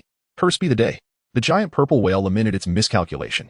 It had not anticipated that boy's unreliability. It had entrusted him with its daughter as safety, only to face this outcome. What are you doing back? Hurry and leave. It roared, struggling against the deep-sea demon whale king's torment while emitting a low growl from its throat. I will not. The purple pearl vehemently shook her head. The current predicament of her father was all her fault. Therefore, if she fled now, she would never forgive herself. She understood the consequences of her return and recognized that the wisest choice would be to escape immediately. Yet, what made one human was the capacity for joy, anger, sorrow, and love. They were not mere machines calculating gains and losses. For the purple pearl, survival at the cost of fleeing was unacceptable. She would rather stand alongside her father in battle. What did it matter if death awaited them? Sometimes, death was not the greatest fear. There were horrors in this world far worse than death itself. You are driving me to madness. The giant purple whale glared at its obstinate daughter, nearly succumbing to a heart attack from indignation. I risked everything to save you, even my own life. And here you are, foolishly returning. Do you wish to drive me to my grave? Hurry and go. The giant purple whale unleashed its soul power, stirring the surrounding waters. Waves surged violently, sending sprays of water crashing outward, forcing the approaching purple pearl backward, thwarting her advance. Yet, resolute in her decision, the young girl continued to swim toward him. This sight filled the giant purple whale with a mix of anguish and helplessness. Perhaps this was indeed retribution. Heaven's judgment upon him had merely arrived late. The deep-sea demon whale king watched with keen interest as the father-daughter interaction unfolded, then casually flicked its tail. A terrifying tide surged forth, accompanied by a rain of water droplets crashing down upon them. It seemed intent on sweeping both father and daughter away in one fell swoop. Damn it. The giant purple whale recognized the deep-sea demon whale's growing boredom and dared not hold back any longer. It unleashed its most powerful soul skill. The eighth soul ring radiated with brilliance. The eighth soul skill, icebound for miles. The small deep-sea demon whale, transformed from the giant purple whale, inhaled deeply, its abdomen swelling like a balloon. Then, without pause, it opened its mouth wide, a brilliant blue light surging from its throat, culminating in an explosive release. Boom. A terrifying icy current erupted from the giant purple whale's maw. Wherever the cold wave passed, the surrounding splashes and the incoming droplets were instantaneously frozen into ice. As for the deep-sea demon whale king, its massive 200-meter-long body was swiftly encased in a layer of frost. In the blink of an eye, a 1,000-meter radius of ocean surface was frozen solid, with the exception of the giant purple whale, who had unleashed the soul skill. The purple pearl, having not faced the brunt of the cold wave and positioned far enough away, was only affected peripherally and remained unencased in ice. The sea beneath her transformed into a thick layer of ice, and thankfully, she leaped just in time to avoid being trapped beneath it. After executing this formidable maneuver, the giant purple whale completely exhausted its soul power, emanating a faint glow, and gradually diminished in size, ultimately reverting to its human form. With a foot upon the frozen surface, the disheveled middle-aged man gasped for breath, staring at the deep-sea demon whale ensconced in ice not far from him. Whispering to himself in disbelief, "Did I succeed?" he felt a wave of relief wash over him. Astonished that his desperate attack had indeed managed to encase this 100,000-year soul beast in ice. However, he pondered how long the freezing would last, and knew he must flee swiftly. A nagging suspicion lingered in his mind. How could this territorial ruler, a legendary super soul beast, be so easily frozen? Yet, at that moment, he had no desire to contemplate further, nor did he dare. Regardless, the immediate priority was to depart from this place without delay. Fear indeed heralds change. At this moment, Zizinza finally dashed over from a distance. The sea within a radius of 1,000 meters had transformed into a thick ice layer, at least 10 meters deep, allowing her to traverse it with remarkable agility. "You silly girl," the purple giant whale gazed at his beloved daughter, who was leaping towards him, his expression one of helpless affection. Nonetheless, he indulgently extended his arms, catching his precious daughter. As she collided into his embrace, the imposing form of the purple giant whale could not help but stagger back 2 steps. A testament to his current frailty. Feeling the slight tremors of his daughter in his arms, he found himself lost in thought. How long had it been since he last held her? It seemed that since she turned 10, she had not shown such affection towards him. "It's all right, Daddy," she reassured him softly. Gently cradling her diminutive frame, the purple giant whale, having endured this life-and-death ordeal, suddenly grew weary of the oceanic existence. He realized that the fame and fortune he had pursued were ultimately hollow pursuits. Perhaps it would be wiser to abandon his armor and seek refuge on land, where he could find a tranquil place to start anew with his daughter. Although their powers would be somewhat diminished on the continent due to their status as sea spirits, he was still a formidable soul master, capable enough to ensure his daughter's safety throughout her life. There was no need to chase after titles in this world. Possessing strength equated to having everything. With his prowess, he could ensure a comfortable life for them wherever they went. The purple giant whale finally came to this realization. Yet, just as this poignant reunion between father and daughter unfolded, a thunderous explosion shattered the moment. Chapter 47. This kid's brain is fried. The ice layer erupted with a resounding roar, as the deep-sea demon whale king, previously encased in ice, stirred its colossal body, shattering the frigid prison that enveloped it. The ice layer, over 5 meters thick, posed no challenge to this sovereign of the seas. With a mere movement, the ice shattered into countless shards. Both the purple giant whale and Zizinza stood in stunned disbelief. Who could have anticipated that the situation, which had seemed to be under control, would revert to perilous chaos in an instant? "I knew it wouldn't be so easy," the purple giant whale sighed ruefully. He had anticipated this outcome, after all. His use of the 8th soul skill had been a desperate gamble, a last-ditch effort fueled by the hope for a miracle. Defeating the deep-sea demon whale king, or temporarily trapping it, had never crossed his mind. Thus, witnessing its icy confinement had felt surreal, dreamlike. Now, its liberation did not surprise him, but his heart ached for his daughter, so young, yet faced with the prospect of perishing alongside him in these treacherous waters. As he gazed at his vibrant daughter, sorrow welled within him. The deep-sea demon whale king regarded the 2 humans, now utterly defenseless, its single remaining eye reflecting a tinge of boredom. It had grown weary of the chase. It was time to dispose of these insignificant creatures and pursue the one that had fled. The massive maw of the whale slowly opened, revealing a gathering blue light at its throat, reminiscent of the icy breath the purple giant whale had emitted moments earlier. However, this breath contained no freezing properties. Instead, it was a fusion of destructive soul power and water. The expansive ice layer created by the purple giant whale's previous attack had displeased the deep-sea demon whale king, prompting it to unleash more of its power to eliminate the surrounding obstructions. The father-daughter duo were merely collateral damage in this grand scheme. With a resonating hum, the energy within the gaping maw intensified, shaking the air around them. Finally, once the energy reached a critical mass, the deep-sea demon whale king expelled it with a forceful exhalation. The air whistled as a blue beam erupted from its mouth, violently dispersing the surrounding atmosphere with an overwhelming might. The demon whale's breath, as the beam bore down upon them. The purple giant whale and Zizinza felt engulfed by the blinding blue light. Even before the beam arrived, an oppressive terror enveloped them. There was nothing they could do. Only stand there, resigned to their fate. In that moment, as Zizinza beheld the water blue light that nearly consumed her vision, she instinctively shut her eyes, awaiting her end. Flashing through her mind were the memories of her 18 years, but unexpectedly, the most profound impression was that of a white-haired boy.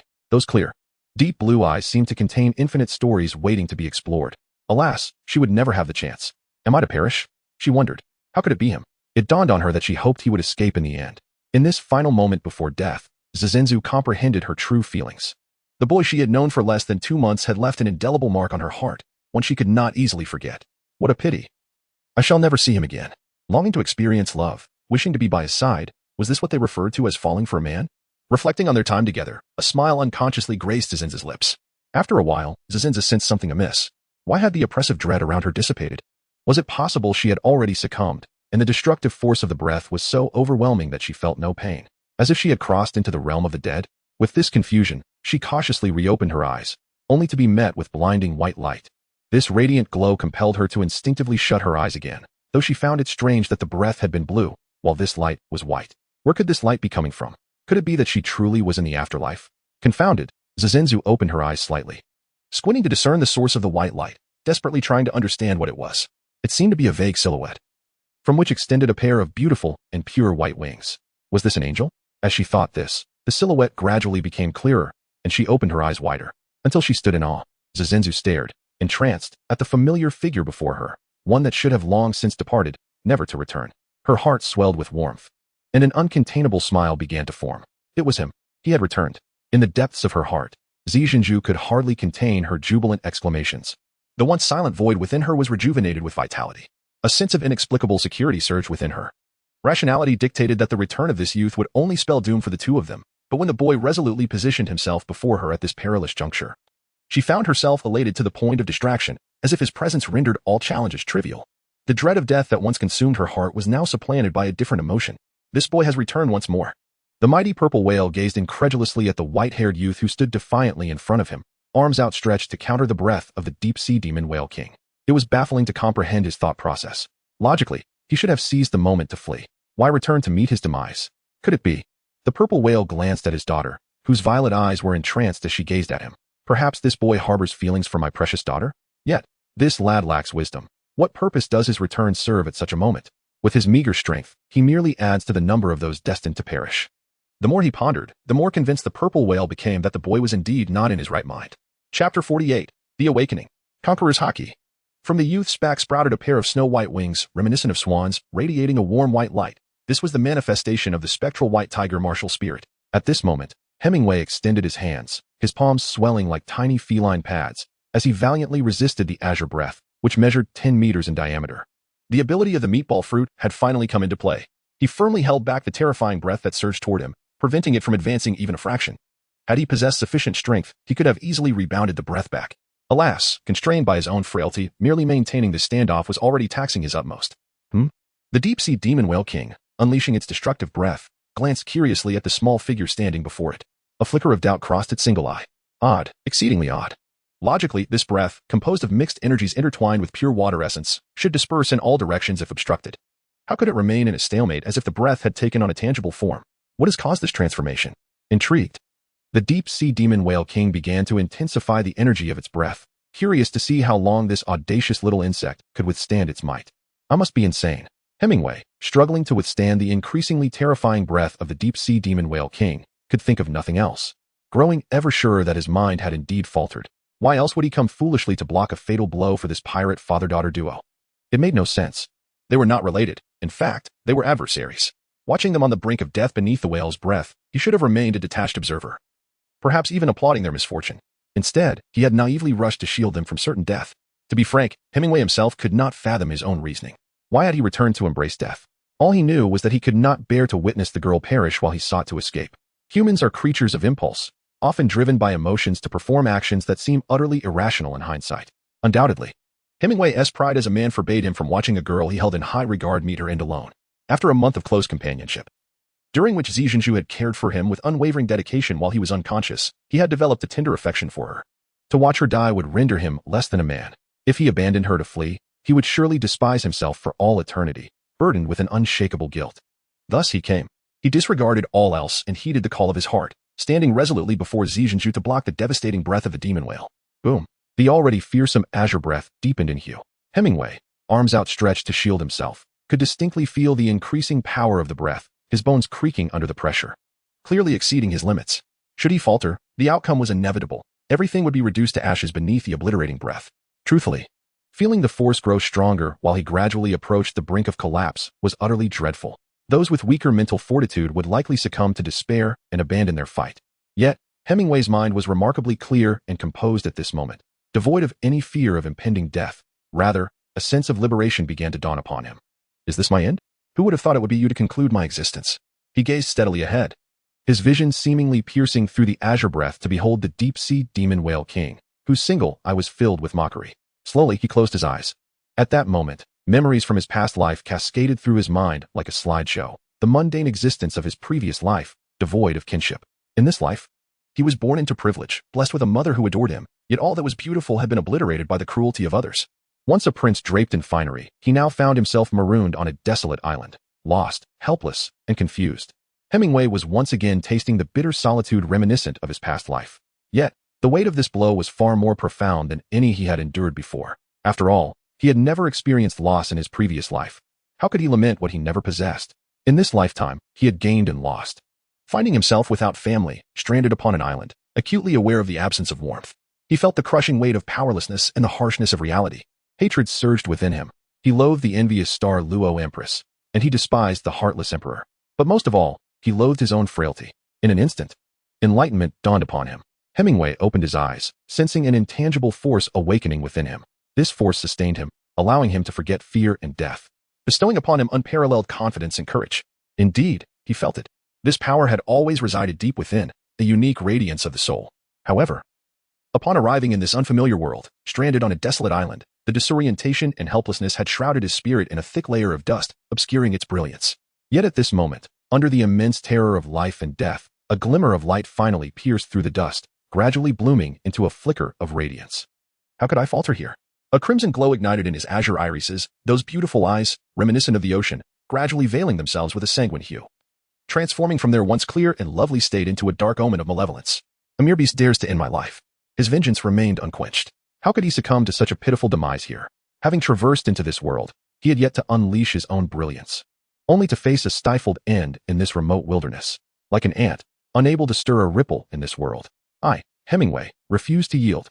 A thunderous roar seemed to reverberate in his ears. Hemingway gazed ahead, as if something within him shattered at that moment, unleashing an overwhelming surge of power. Rays of light pierced through the dust that obscured his soul, and in that instant, his heart seemed to break free from its constraints. A sense of natural, unrestrained beauty flooded his being. I possess a singular pearl, long confined by the toils of dust. Today, as the dust dissipates, light emerges, illuminating countless mountains and rivers. Chapter 49, Transcendence. With a resounding roar, the azure sky abruptly succumbed to darkness, as if the heavens themselves were collapsing. A terrifying pressure radiated outward in all directions. The once tumultuous sea fell into an eerie silence, and the entire realm of the abyssal whale became suddenly tranquil, as though ensnared in eternal stillness. The deep-sea demon whale king stood frozen, his remaining eye reflecting a profound, indescribable terror. The purple great whale and her daughter, the purple pearl, were equally struck with astonishment, gazing at that silhouette as if witnessing the descent of a true deity, the very architect of this extraordinary phenomenon. Hemingway's gaze remained tranquil. The ominous crimson hue in his shadowy eyes gradually faded, transforming into the deep azure reminiscent of the ocean's beauty. With an emotionless stare, he pierced through the cerulean breath of the water, fixating directly on the deep-sea demon whale king. In that singular glance, an indescribable panic surged within the heart of the whale. It felt as though an indifferent, merciless gaze from the heavens was cast upon it, akin to the scrutiny of a deity. This brought forth painful memories of the sea god's blinded eye from millennia past. No, the presence of this human before it was even more terrifying than that of the sea god from years gone by. The whale felt as if it were a small fish on a chopping board, with an unfathomable, towering deity slowly raising a divine blade to strike it down. No, I must flee. I cannot remain here. The instinct for survival consumed its every thought, and the deep-sea demon whale king was utterly paralyzed by fear. It dared not linger any longer, closing its gaping maw, ceasing to provide energy for the breath, and with a powerful flick of its tail, its massive form plunged into the ocean with a thunderous crash, shattering the ice above. As the deep-sea demon whale king halted its energy supply, Hemingway felt an abrupt release throughout his body, as if a long-stored spring had been unleashed. The colossal breath he had encountered was rebounded by his palms. Boom. The ricocheted breath shot forth into the distance, culminating in an explosion far away. The blast immediately stirred the sea into tumultuous waves, with winds propelled by the released energy whipping around him. The fierce gust tousled his white hair, yet it could not budge his steadfast form. In contrast, the purple giant whale and its daughter were swept backward by the force of the wind. Once the tempest subsided, the father and daughter focused their gaze ahead, only to behold the godlike figure now lying motionless on the ground. Unexpectedly, they had managed to salvage a life. A small, cabinless boat floated on the ocean's surface. The purple giant whale stood at the bow, comparing maps while observing the surrounding winds. They had now departed from the realm of the demon whale and entered a safe zone, their hearts brimming with relief from their narrow escape. However, this time, it was indeed thanks to that young man. Reflecting on the presence that felt as if a deity had descended, the purple giant whale still felt a profound sense of reverence. At that moment, any malice toward the youth had vanished entirely. There was no longer any thought of confrontation. Such a person was undoubtedly beyond his reach. Turning to gaze at the white-haired boy sprawled upon the boat, he noticed his daughter, who had taken to resting her head on her knees while vigilantly caring for him. A bittersweet smile tugged at the corners of his mouth. The purple giant whale understood that his precious daughter's heart had been irrevocably captivated by this young man. When Hemingway finally awoke from his slumber, 3 days had already passed. He had lain in unconsciousness for a full 3 days and nights. Yet during this time of deep repose, his entire essence underwent a silent and profound transformation. As he opened his eyes, Hemingway gazes upon the world anew, and everything appears transformed. The insecurities and uncertainties that once lingered deep within, along with the confusion and trepidation regarding the future, have all dissipated into thin air. He is no longer the man he once was. Where am I now? Hemingway gradually propped himself up, his cerulean gaze calmly surveying his surroundings. He discovered that he was in a beautifully adorned room, clearly indicating that his current treatment was far from that of a mere prisoner. Rather, he seemed to occupy the status of a distinguished guest. He recalled how he had used his conqueror's haki to intimidate the sea devil whale king, causing the beast to flee in terror. It was only after this initial activation of his powers that he succumbed to unconsciousness due to excessive exertion. Before losing consciousness, he had anticipated waking up in a cage or perhaps in some dreary dungeon. However, it appeared that the pirate father and daughter had no ill intentions during his unconsciousness. Suddenly, the door creaked open. A young girl with flowing purple hair and striking violet eyes, her skin as pale as jade and her beauty unparalleled, entered while carrying a basin of water. Upon noticing the boy seated on the bed, her grip on the basin faltered, causing it to slip and crash to the floor with a resounding clatter, splashing water everywhere. "You're awake," she exclaimed, her excitement palpable as she gazed at him. It had been 3 full days since he had succumbed to slumber, appearing as if he would never awaken. Terrified, she had feared he might remain in eternal sleep. "Where is this place?" Hemingway gently lifted the covers and rose to his feet. At that moment, he was clad only in a pair of square-cut shorts, his robust physique unabashedly on display. "This is Magic Whale Island, my home." Zhejian Pearl gazed at him, unable to conceal her embarrassment at his unreserved exhibition of his body. Her fair cheeks flushing slightly. Instinctively averting her gaze, she murmured, "You have been unconscious for 3 days. Is that so?" Hemingway was not at all surprised to learn that he had been unconscious for 3 days. He merely regarded her with a curious expression and remarked, "However, you have exceeded my expectations. During my time of helplessness, you did not seize the opportunity to deliver me for a reward?" Listening to his words, which seemed to carry an undertone of sarcasm, Zhejian Pearl could not help but puff her cheeks slightly in annoyance and retorted, "Though we are pirates, we do not repay kindness with malice. You saved our lives, and regardless of the circumstances, our sea monster pirate crew will not harbor any ill will towards you." "Pirates actually speak like this? Are you pulling my leg?" Hemingway thought, gazing at the naively innocent purple-haired girl before him. After a moment of contemplation, he refrained from voicing his thoughts, as such words would undoubtedly wound her deeply. He could discern that this young lady harbored some affection for him, and he could not bring himself to shatter her worldview or reveal the harshness of reality and the ugliness of human nature. Sometimes, in the journey of life, ignorance can indeed be bliss. Thus, Hemingway shifted the subject, saying, "By the way, having known each other for so long, I still don't know your name."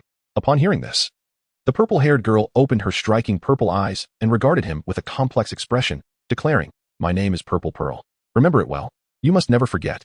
Chapter 50, The Awakening of the King. Purple Pearl. When Hemingway heard the girl's name, he was taken aback. He scrutinized her delicate and enchanting features, unable to suppress his curiosity. "Your name is Purple Pearl? What is your martial soul? Isn't Purple Pearl the very pirate encountered by Tang San and his companions during their journey to the Sea God's 9 trials in the original story?" When she first appeared, she was already in her 30s, and based on the current timeline, this girl before him could indeed be the same Purple Pearl from the narrative. Yet, it raised questions. If this girl were truly the original Purple Pearl, how could the daughter of a powerful pirate king end up in such dire circumstances? How did she, the daughter of a formidable pirate, come to dwell on a mere small island, stirring up trouble as a petty pirate? How did she descend to such a state? Yes, I am indeed called Purple Pearl, and my martial soul is the sea serpent, inherited from my mother. Purple Pearl looked at him, bewildered by his astonished expression. "Is my name really that surprising? What's wrong with it?" Well, it was confirmed then. This woman is undoubtedly the Purple Pearl from the original tale. After receiving her affirmative confirmation, Hemingway understood in his heart that this woman was undoubtedly the Purple Pearl from the original work. After all, with such a similar age and physical features, it would be hard to believe it was mere coincidence. As for why she later fell to the status of a petty pirate, Hemingway speculated that perhaps her father encountered some misfortune. losing his support and leaving her in such dire poverty. After all, if she were still the daughter of the pirate king, how could she have been reduced to occupying a small island as an ordinary pirate?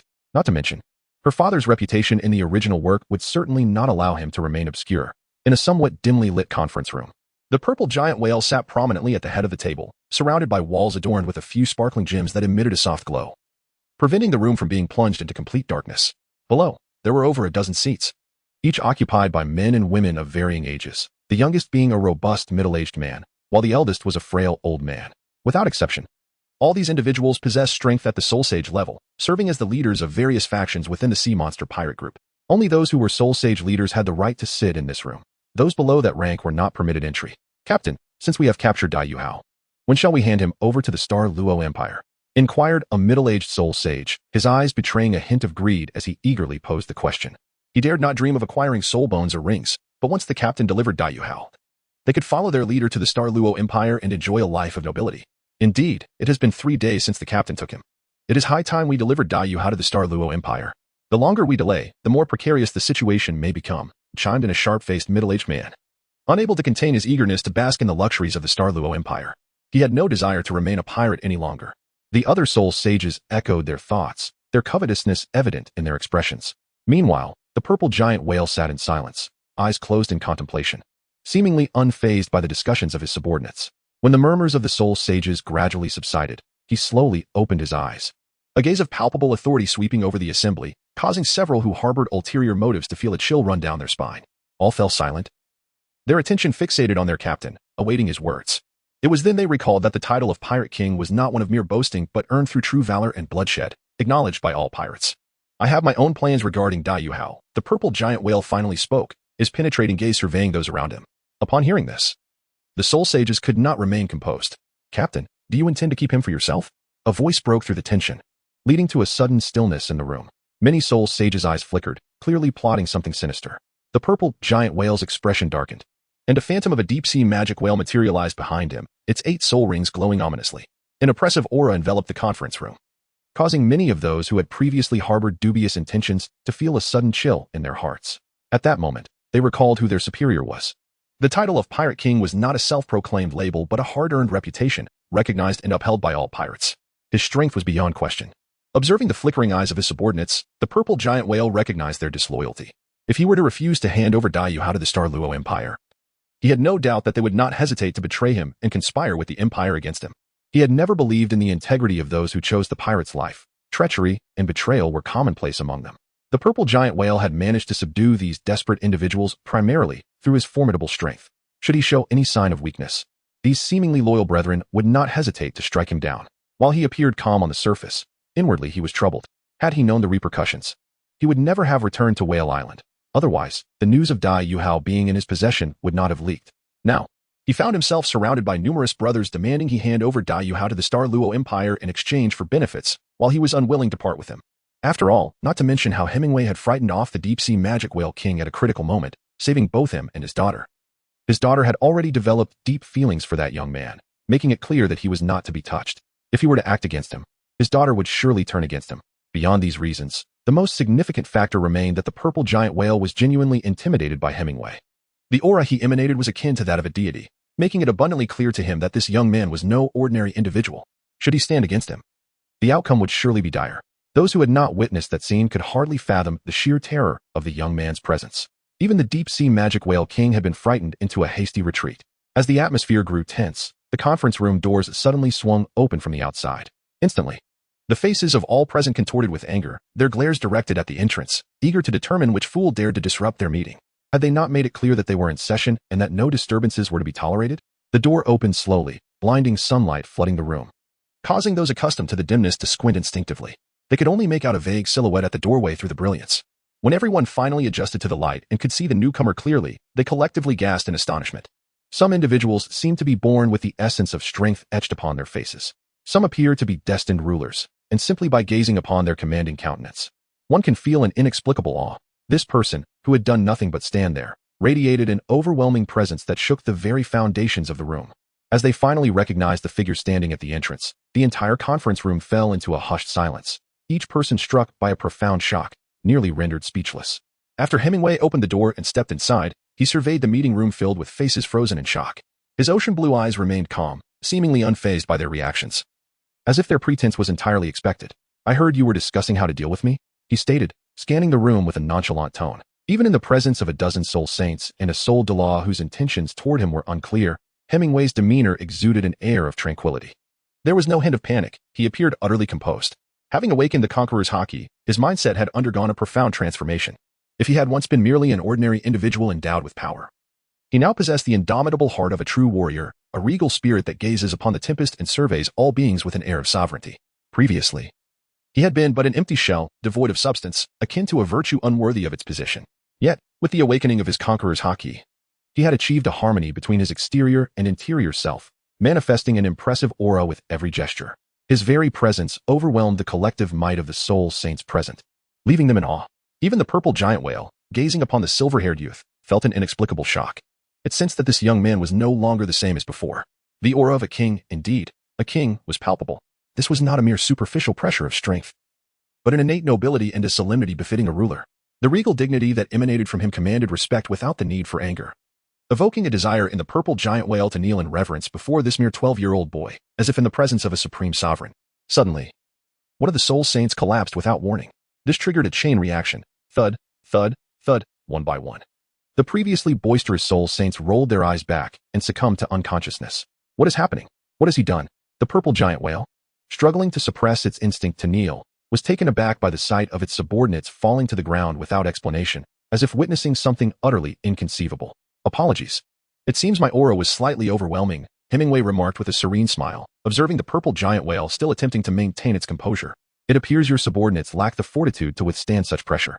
With the awakening of the conqueror's haki, Hemingway had transformed into a man whose very being radiated sovereign power. The soul saints had been naturally intimidated by his overwhelming presence, their spirits unable to bear the weight, leading them to faint. This phenomenon was not a matter of strength but rather of will and mental resilience. Even the formidable sea devil whale king, after millions of years, could only flee in panic before his might.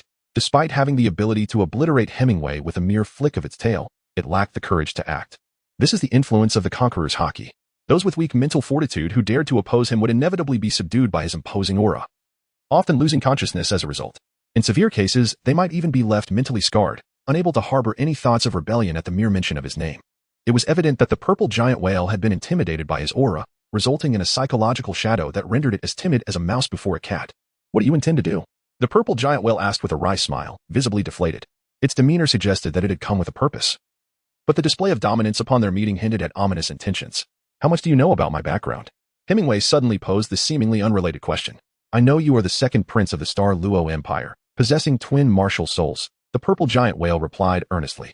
"Then do you understand why I, as the second prince, am being hunted by the Star Luo Empire?" Hemingway's gaze darkened, and a hint of profundity infused his aura. "I cannot say." The purple giant whale shook its head in response. "As pirates, we only care about the profits we can gain and do not delve into the intricacies of such truths. The more one knows, the quicker one meets their demise." "Ah, you are indeed a clever one." Hemingway shook his head with a bemused smile, only to quickly adopt the solemn expression. He gazed at the figure before him and remarked, "I do not fear to disclose that I harbor a deep-seated enmity towards the Star Luo Empire. In the future, I shall undoubtedly seek to annihilate it. Thus, I require the establishment of a force capable of standing on equal footing with the Empire." Upon hearing this, the purple giant whale immediately grasped the implications of Hemingway's words. It was quite evidently an invitation to join him as a subordinate willing to brave fire and water. In more refined terms, it was a matter of submission or demise.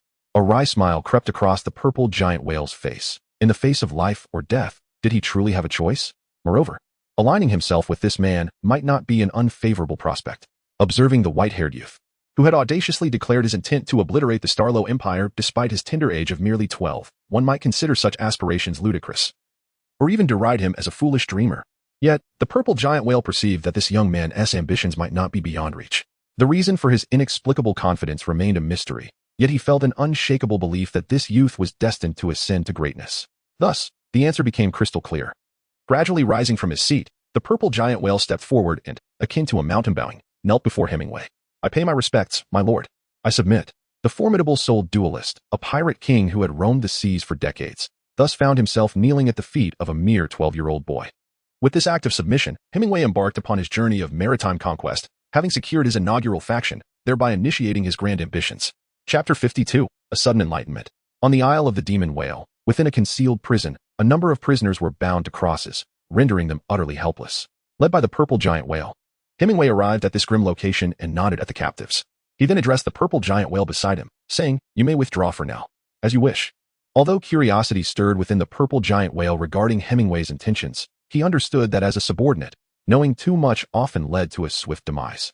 Thus, he refrained from further inquiries, guiding his companions out of the prison and gently closing the door behind them. Now, the prison was left with Hemingway as its sole occupant, free to move as he pleased. He observed the 10 or so pirates bound to the crosses, noting their expressions of terror. His heart remained unmoved. For these individuals were not innocent. They were ruthless pirates who had been imprisoned by the purple giant whale for their transgressions, awaiting their fate. They now served as perfect subjects for experimentation, an opportunity for repurposing waste. Having recently acquired the demon whale pirate crew, Hemingway found himself at the nascent stage of wielding his own power. His next endeavor would be to amplify this force, and he contemplated employing the abilities of the meatball fruit to artificially create a cadre of twin martial soul prodigies. Unfortunately for these pirates, they had unwittingly become his test subjects. Having never attempted such an experiment before, he needed to initiate trials upon others, using them as lab rats. Fortuitously, these pirates were deemed expendable, allowing him to manipulate them at will. "Now, surrender to slumber," he commanded, observing the wide-eyed, struggling pirates. With a flick of his wrist, a cascade of golden light erupted, landing upon the foreheads of a few captives. Instantly, their eyes rolled back, and they succumbed to unconsciousness. The subsequent actions required these individuals to be compliant. Should they awaken resistant, it would pose significant obstacles. Thus, for the sake of prudence, it was prudent to render them insensible. After incapacitating the pirates, Hemingway surveyed the crowd and ultimately chose a young man in his 20s to serve as the inaugural subject for his experiment. Approaching the individual, he fixed his gaze intently, and the power of the fleshball fruit was unleashed. In an instant, everything before his eyes transformed into a swirling mass of vibrant colors, intricate and profoundly enigmatic. "The martial spirit," Hemingway murmured a phrase under his breath. Suddenly, amidst the vibrant hues that the young man embodied, a brilliant white light stood out conspicuously. Upon closer inspection, one could discern that it was a small white fish. This was indeed the spirit of the young man. Hemingway slowly extended his right hand, the palm swelling with a cat-like cushion, and gently tapped the young man. Pop! A bubble instantly erupted from the youth, floating gracefully in the air. Within this bubble, a faint silhouette of a small white fish was discernible. It was evident that Hemingway had extracted the young man's martial soul using the powers of the fleshball fruit. Hemingway extended his hand, and the bubble encasing the small white fish gradually floated towards him, gently landing in his palm. After casually inspecting it for a moment, he shifted his gaze to several other pirates. Ultimately, he selected a middle-aged pirate. In Hemingway's eyes, this middle-aged pirate possessed a martial soul that resembled a fishing rod. Clearly an instrument-type martial soul, it stood in stark contrast to the dual martial souls he had encountered. Hemingway gently pressed the bubble, cradled in his hand, against the chest of the middle-aged pirate, allowing the small white fish spirit to slowly merge into his being. It was accomplished. As Hemingway's face momentarily brightened with joy, the subsequent scene caused his expression to freeze in place. Before his eyes, the small white fish spirit merged within the body of the pirate, violently clashed with the fishing rod spirit residing within him, resulting in an intense mutual repulsion. The two forces relentlessly drained each other, leaving the unconscious middle-aged pirate contorted in agony, his face contorted with pain as he convulsed, seemingly enduring immense suffering. What was happening? Hemingway fixed his gaze intently upon the two soul spirits, scrutinizing their disparities, eager to comprehend the source of their mutual conflict and repulsion. The clash between the two spirits intensified with the passage of time, resembling an irreconcilable struggle between water and fire, destined for only one to prevail.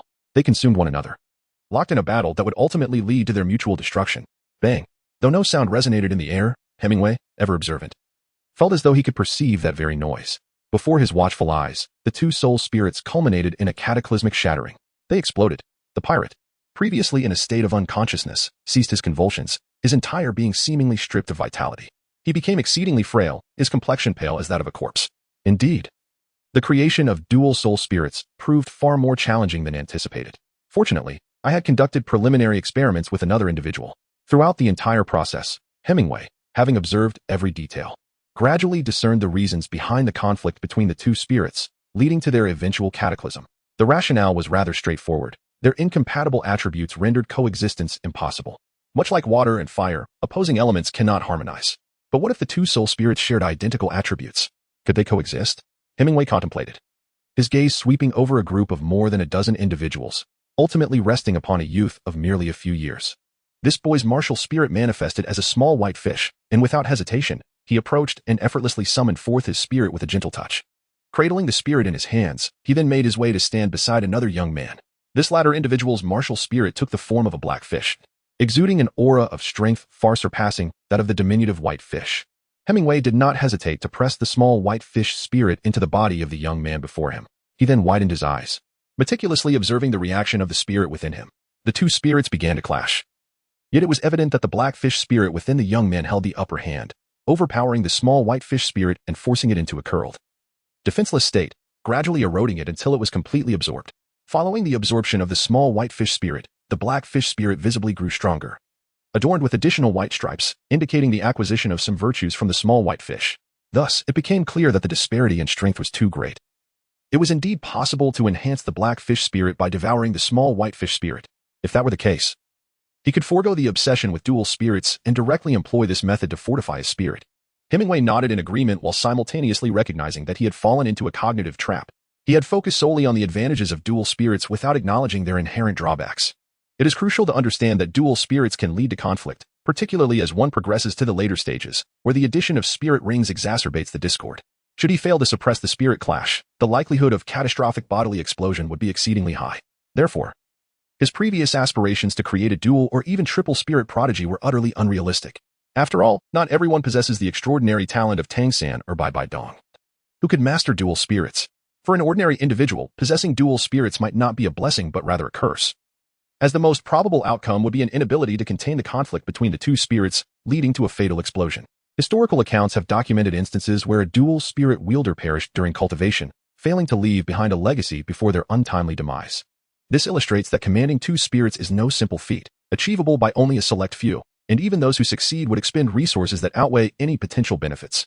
Thus, it would be wiser to settle for a single spirit, knowing he could assist in strengthening their spirits and enhancing their innate qualities, ultimately fortifying them to rival the pinnacle spirits such as the Haotian hammer and angel spirit.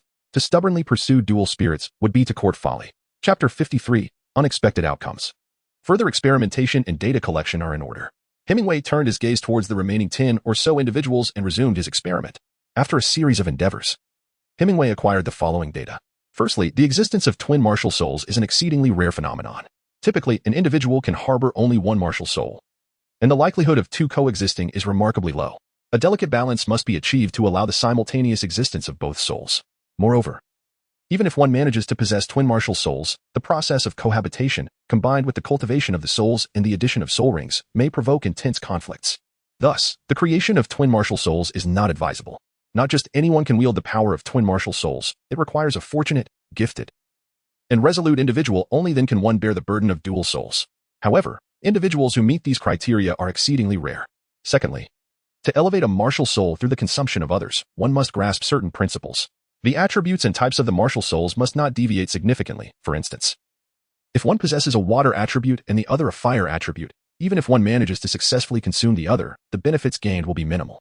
After all, opposing attributes seldom coexist harmoniously. Of course, there are exceptions. Should they manage to coexist, they would become extraordinarily powerful. Regarding types, for example, if one is a weapon martial soul and the other is a beast martial soul, the act of consumption will yield little advantage and may even lead to the degradation of the martial soul.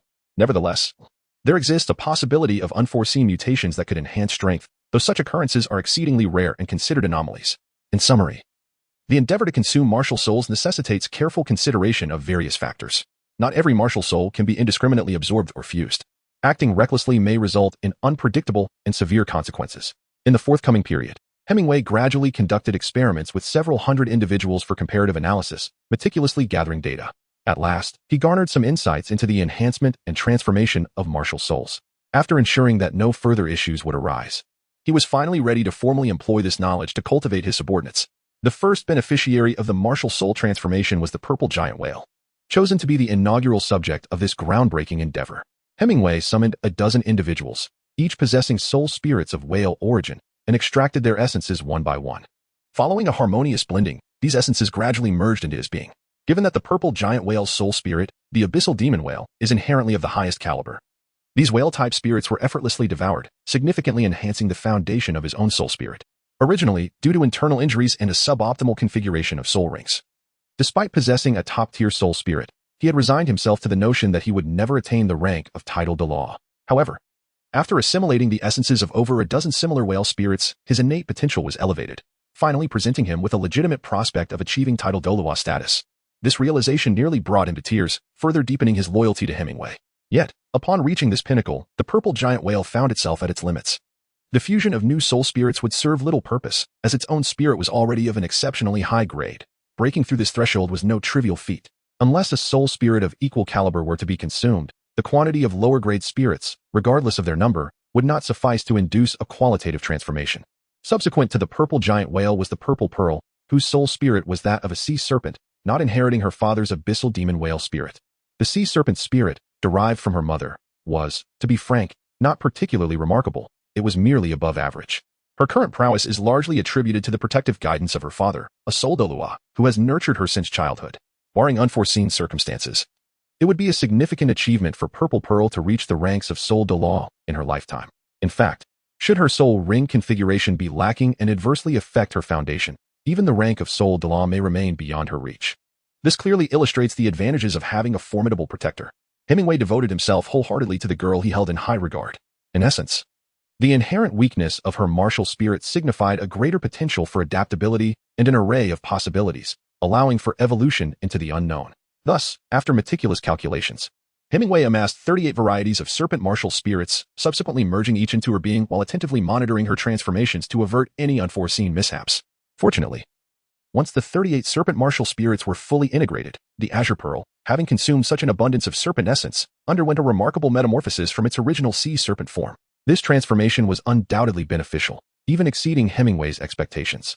He gazed in astonishment at the colossal figure encircling the Azure Pearl, feeling as though he had conjured something extraordinary. The sea serpent, having absorbed the essence of 38 serpent martial spirits, retained its serpentine form while undergoing a profound rebirth. Hydra. Hemingway instinctively murmured upon witnessing the Azure Pearl's newly evolved martial spirit. What is Hydra? The Azure Pearl, reveling in her transformation, inquired curiously. Oh, it's nothing, Hemingway replied, shaking his head, unwilling to elaborate. The name Hydra merely slipped from his lips because the Azure Pearl's current martial spirit bore an uncanny resemblance to the legendary beast from Greek mythology. Surrounding the Azure Pearl was a massive serpent, exceeding 30 meters in length, possessing 9 heads. This visage unmistakably resembled the fabled 9-headed Hydra. The Azure Pearl's sea serpent martial spirit had now transformed into a 9-headed serpent martial spirit. Undoubtedly, this was a martial spirit that rivaled the likes of the Haotian hammer and the blue electric Tyrannosaurus. What abilities does your 9-headed serpent martial spirit possess now? How does it differ from your previous spirit? Hemingway eagerly inquired, sensing that he might have inadvertently created an extraordinary martial spirit. Such occurrences were exceedingly rare, and he had a premonition that replicating the serendipitous creation of a top-tier martial spirit would be nearly impossible in the future. The Azure Pearl's situation was a unique anomaly, heavily influenced by chance. The harmonious mutation between the 38 serpent martial spirits and her original spirit had birthed such a formidable entity. Upon hearing his question, the Azure Pearl remained silent, gently closing her eyes to commune with her new martial spirit. After a brief moment, she reopened her eyes, her face alight with joy. My martial spirit has become incredibly powerful. Each of the 9 heads possesses its own unique ability, and my physical attributes have seen a tremendous enhancement. Oh, I can hardly express it. How about we engage in a duel? Observing the girl's eager demeanor, Hemingway recognized her inflated confidence stemming from her martial spirit's evolution. She likely wished to seize the opportunity to challenge him. How absurd it was to entertain such notions. Could the evolution of her martial spirit truly imbue her with such audacity? At that moment, Hemingway felt a surge of curiosity himself and decided to indulge her request. Nodding in agreement. Very well, let me personally assess the nature of the creature I have conjured. Chapter 54. Do not think you can shake me off. A secluded shore on Magic Whale Island. Hemingway stood in a distant confrontation with the girl known as Purple Pearl. He waved his hand at her, expressing a keen interest as he provocatively remarked, "Come at me with all you've got." "Humph, just you wait." Seemingly incensed by his dismissive demeanor, Purple Pearl let out a soft huff. She then summoned her new martial spirit, and a colossal phantom of a 9-headed serpent emerged. The apparition gradually solidified, ultimately taking on a form that appeared almost tangible. Its entire body shimmered in a deep blue reminiscent of the vast ocean, with each of the 9 serpent heads adorned with uniquely colored scales forming intricate patterns, exuding an inexplicable allure. The enormous 9-headed serpent, spanning over 30 meters in length, coiled into a circle, securely encasing Purple Pearl at its center for protection. With the serpent coiled in place, the 9 elongated heads of the snake coldly fixated on Hemingway. And suddenly, the central head's eyes ignited with a crimson glow. A primal instinct for danger compelled Hemingway to instinctively raise his hand, and the golden hue of his armed hockey materialized, forming a massive shield before him. Buzz. The resplendent shield emitted a resonant hum, and upon closer inspection, one could discern that a portion of the hockey at the front had inexplicably transformed into a grayish-white substance. Is that the ability to petrify? Hemingway was somewhat astonished by the scene before him, yet he remained utterly composed. He merely intensified the infusion of his hockey. And with a resonant clash reminiscent of metal striking metal, the petrified portion of his hockey was relinquished, cascading from his shield to the ground. Do each of those 9 heads possess a unique ability? He murmured, then turned his gaze toward the Hydra, which, after launching an attack, had refrained from pursuing further. Reveal your abilities. I wish to see the extent of your current prowess. In response, all 9 heads of the Hydra nodded in unison, indicating that this spirit was under the influence of the consciousness of the purple pearl, lacking any self-awareness of its own. Come forth. Hemingway raised the golden shield forged from armed color, proclaiming loudly. As soon as his voice fell, the 9-headed serpent commenced its assault in succession. Subsequently, a myriad of attacks surged toward him. Some serpent heads gaped wide, exhaling a chilling breath that encased his shield in ice.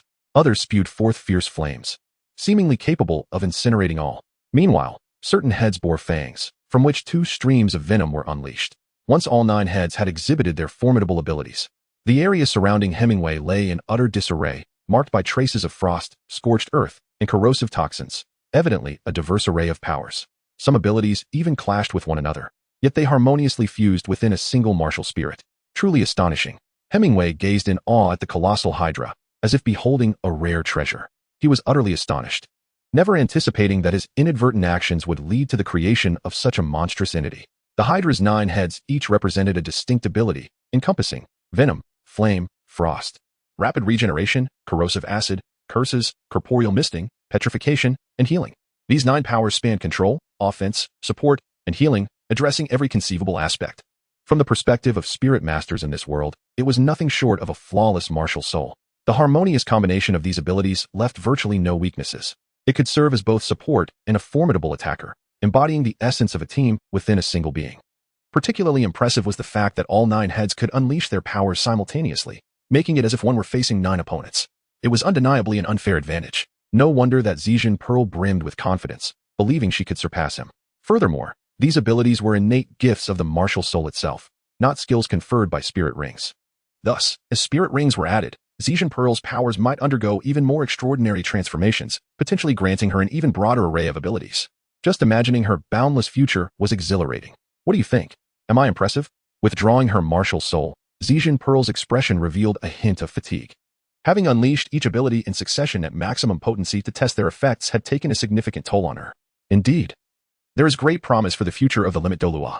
If divine favor were to grace her, achieving godhood might not be beyond reach. Observing her exhausted yet resolute demeanor, Hemingway's gaze softened, and he offered sincere praise. His words were not mere flattery, they articulated a profound truth. Given Zhejian Pearl's current aptitude, she genuinely possessed the potential for divinity. He could hardly fathom that he had unwittingly forged a martial soul with the potential for godhood. Or perhaps it was merely Zhejian Pearl's extraordinary fortune that had led her to encounter such an exceptionally rare and beneficial mutation. If Hemingway were to attempt to replicate the phenomenon of the purple pearl, it would likely prove impossible.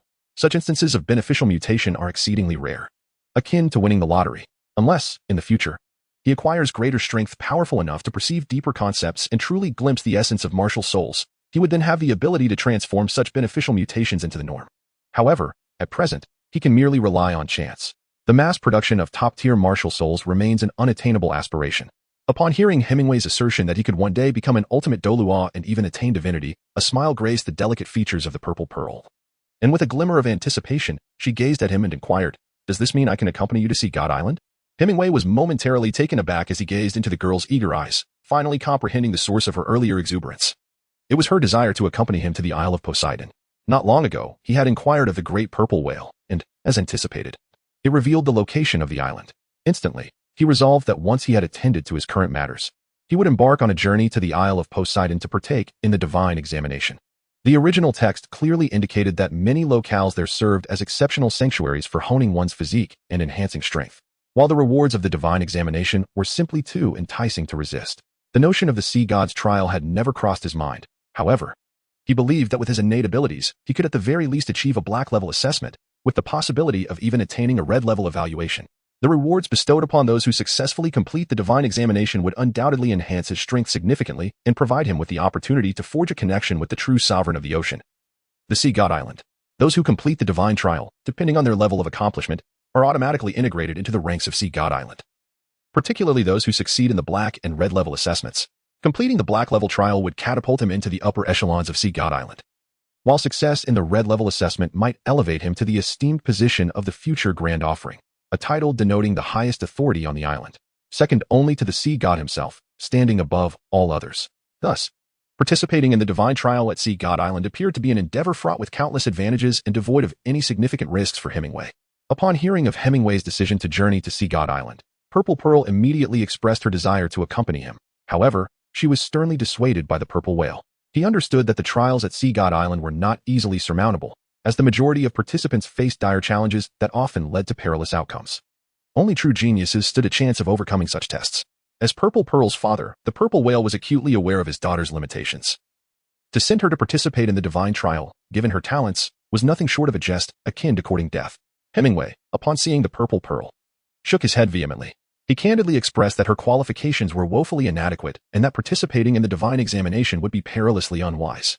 This candid feedback left the Purple Pearl quite disheartened, casting a shadow over her for several days. Strangely, when she learned of Hemingway's intention to journey to the Isle of the Sea God, she was inexplicably struck by the notion that if she could not accompany him, the chasm between them would only widen, eventually rendering his presence a mere memory.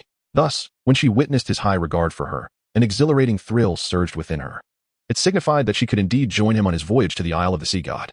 You, with the surname Hai, shall never escape my grasp in this lifetime. Chapter 55, The Capriciousness of Fate. The Island of the Sea God is a unique locale, revered as a sacred place in the hearts of nearly all sea spirit masters. The sea spirit masters differ fundamentally from their terrestrial counterparts. It is only within the vast expanse of the ocean that their powers can be fully realized. The sea serves as their dominion, where land-based spirit masters of equivalent rank stand little chance of contesting their might. Just as terrestrial spirit masters revere the spirit hall, sea spirit masters too possess their own unique faith. The faith of the sea soul masters is not merely a sect, it is a devotion to the sea god. Each sea soul master firmly believes in the existence of the sea god, who governs all within the vast ocean and is regarded as the ancestor of the sea soul masters. It is under the protection of the sea god that these masters possess formidable abilities, harnessing the powers derived from the sea.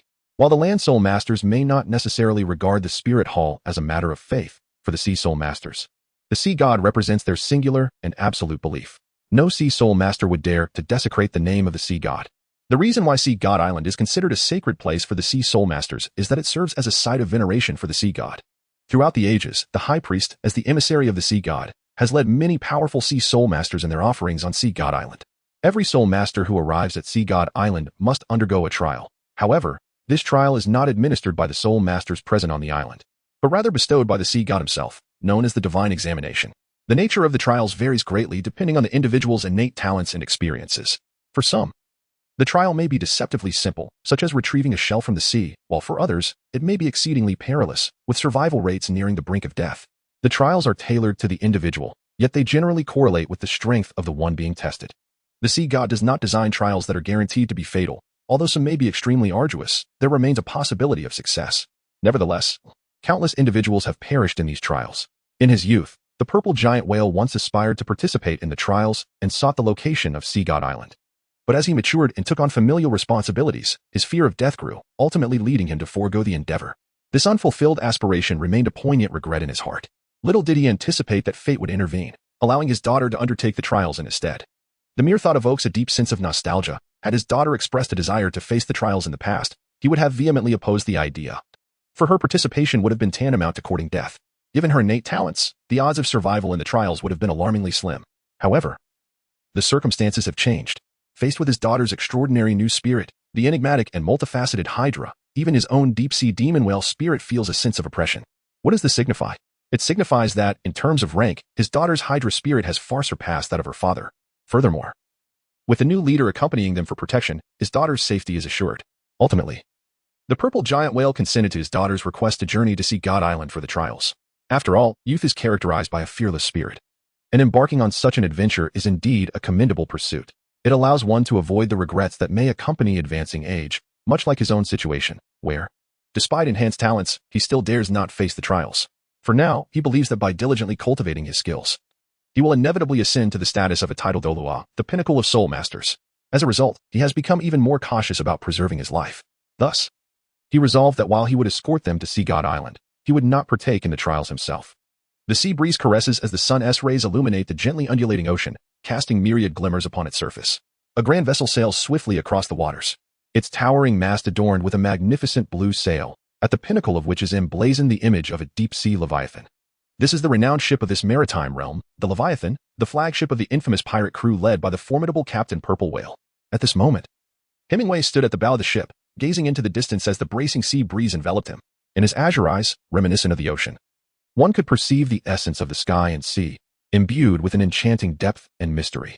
Following the harrowing encounters with pirates and the formidable deep-sea Leviathan, Hemingway had finally embarked on the journey to Oceanus Island. Although the path had been fraught with obstacles, the trials he endured had bestowed upon him immense growth, culminating in a profound transformation. Awakened to the conqueror's haki, his mindset and spirit now stood in stark contrast to his former self. He had truly matured. "My lord, we shall reach the vicinity of Oceanus Island within 3 days," spoke the purple giant whale, standing respectfully beside the silver-haired youth. "However, my lord, I cannot escort you directly to the island. We can only anchor nearby, and you must proceed on your own. The waters surrounding Oceanus Island are teeming with formidable sea spirits.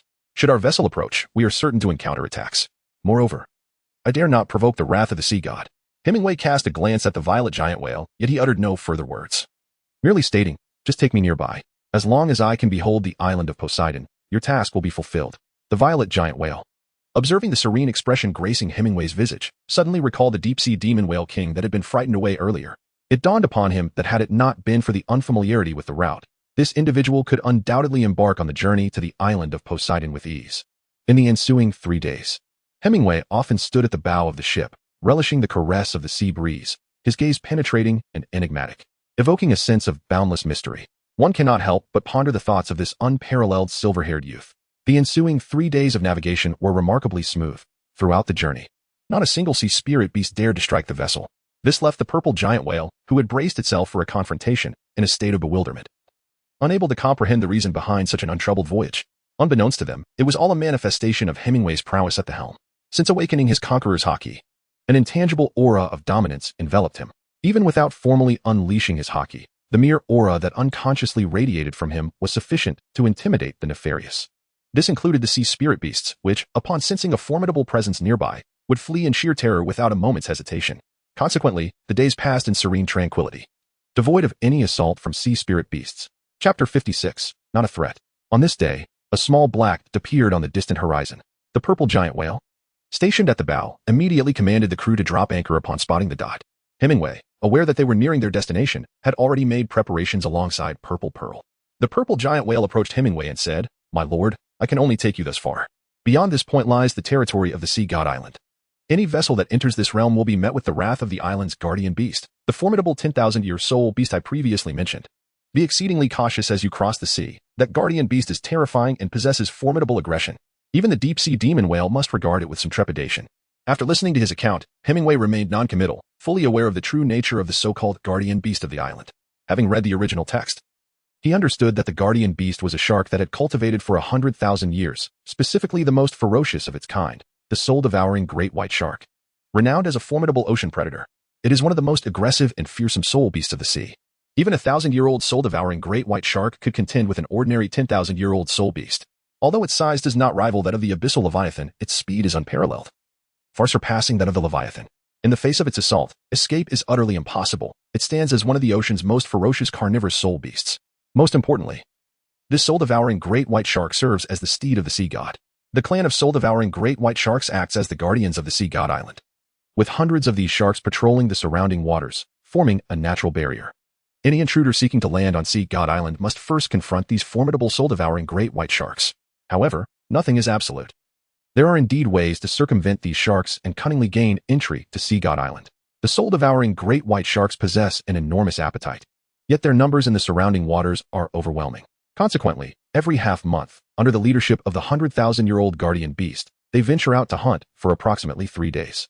This period presents the optimal opportunity for infiltrating Sea God Island. Nevertheless, as the Sea King, Hemingway need not resort to cunning tactics. Since awakening his conqueror's haki, his aura alone exerts a formidable influence over soul beasts. Furthermore, his ability to command these creatures has seen a remarkable enhancement.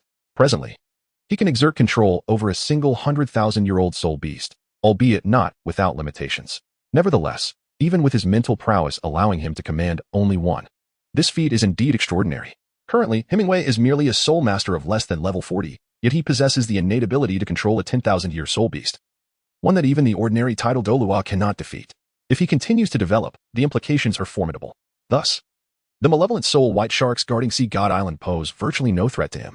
Furthermore, even without employing his beast-controlling ability, the mere release of his imposing aura would instill fear in a 10,000-year soul beast. After all, even the million-year deep-sea demon whale king fled in terror. The primary reason for the deep-sea demon whale king's panicked escape was the resurgence of the fear instilled by the sea god long ago. While other million-year soul beasts may not be so easily intimidated, the sheer power of his conqueror's haki is undeniable. In summary, since awakening his conqueror's haki, Hemingway has truly begun his ascent. His strength in all aspects is now incomparable to what it once was. At this juncture, the purple giant whale continued, "My lord, should you encounter the malevolent soul white sharks, I implore you not to harm any of them, even the weakest among them. Otherwise, you will undoubtedly face a collective onslaught from the entire pack." The optimal strategy for reaching Sea God Island is to exercise patience. While I am not entirely familiar with the habits of the malevolent soul white sharks, I can assert one thing. During the darkest hours of the night, their activity is at its lowest. It is during this time that crossing the sea becomes more feasible.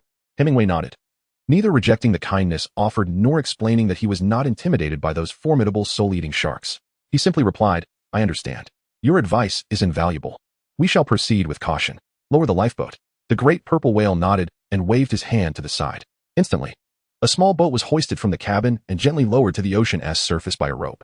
After casting a final, profound glance at his beloved daughter, he spoke gently, "Be careful. You are my only daughter, and I am counting on you to care for me in my old age." A father's love is often silent, quietly safeguarding his child. The purple pearl gently covered her mouth, her eyes glistening with unshed tears. She simply nodded heavily and then turned away, afraid to look back, lest she change her mind about leaving. The island of Poseidon remains an enigma to the violet pearl, as she is oblivious to the trials that await her. Uncertain of her chances of returning alive alongside Hemingway, she embarks on this journey with a resolute acceptance of her fate.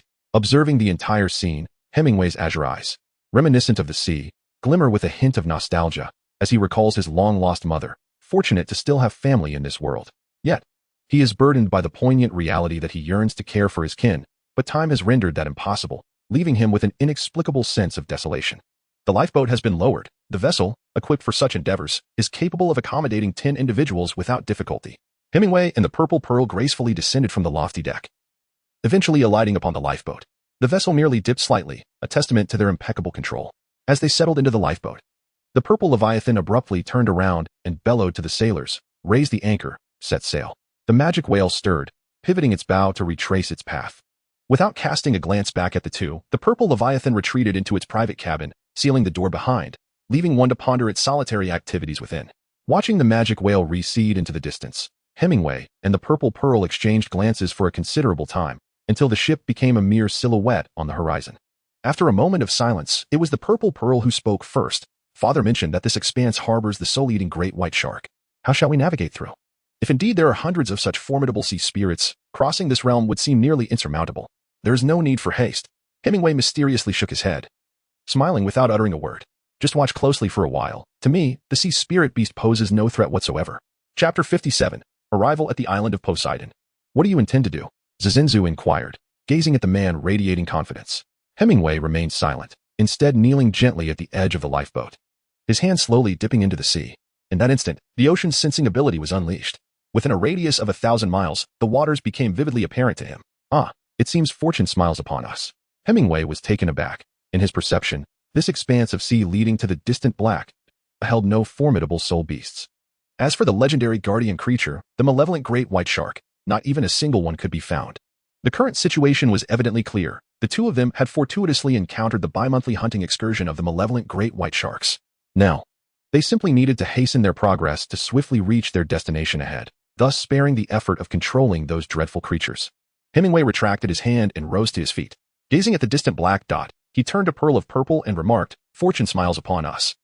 This stretch of sea harbors no powerful soul beasts, and as for the malevolent great white sharks, not a single one has been sighted. We merely need to accelerate our pace to reach Sea God Island unobstructed." "No malevolent great white sharks?" Pearl of Purple responded, momentarily bewildered. She had mentally prepared herself for an imminent onslaught from the fearsome sharks, ready to fight with all her might. Yet now, you tell me that these notoriously perilous creatures do not exist? Indeed, they are nowhere to be found. Hemingway nodded thoughtfully, speculating, perhaps they have ventured out for some reason. Possibly to hunt. After all, the abyssal great white shark has an enormous appetite, and the creatures in this surrounding ocean are certainly insufficient to satisfy it. It is likely that our arrival coincided with their hunting expedition. In any case, the abyssal great white shark is indeed absent from these waters at the moment. What are we waiting for? Let us depart swiftly, urged Zhejian Pearl, her urgency palpable. If there is a chance they are merely temporarily away, they could return at any moment. We must seize this opportunity to reach the Sea God Island without delay. Rowing there would take too long.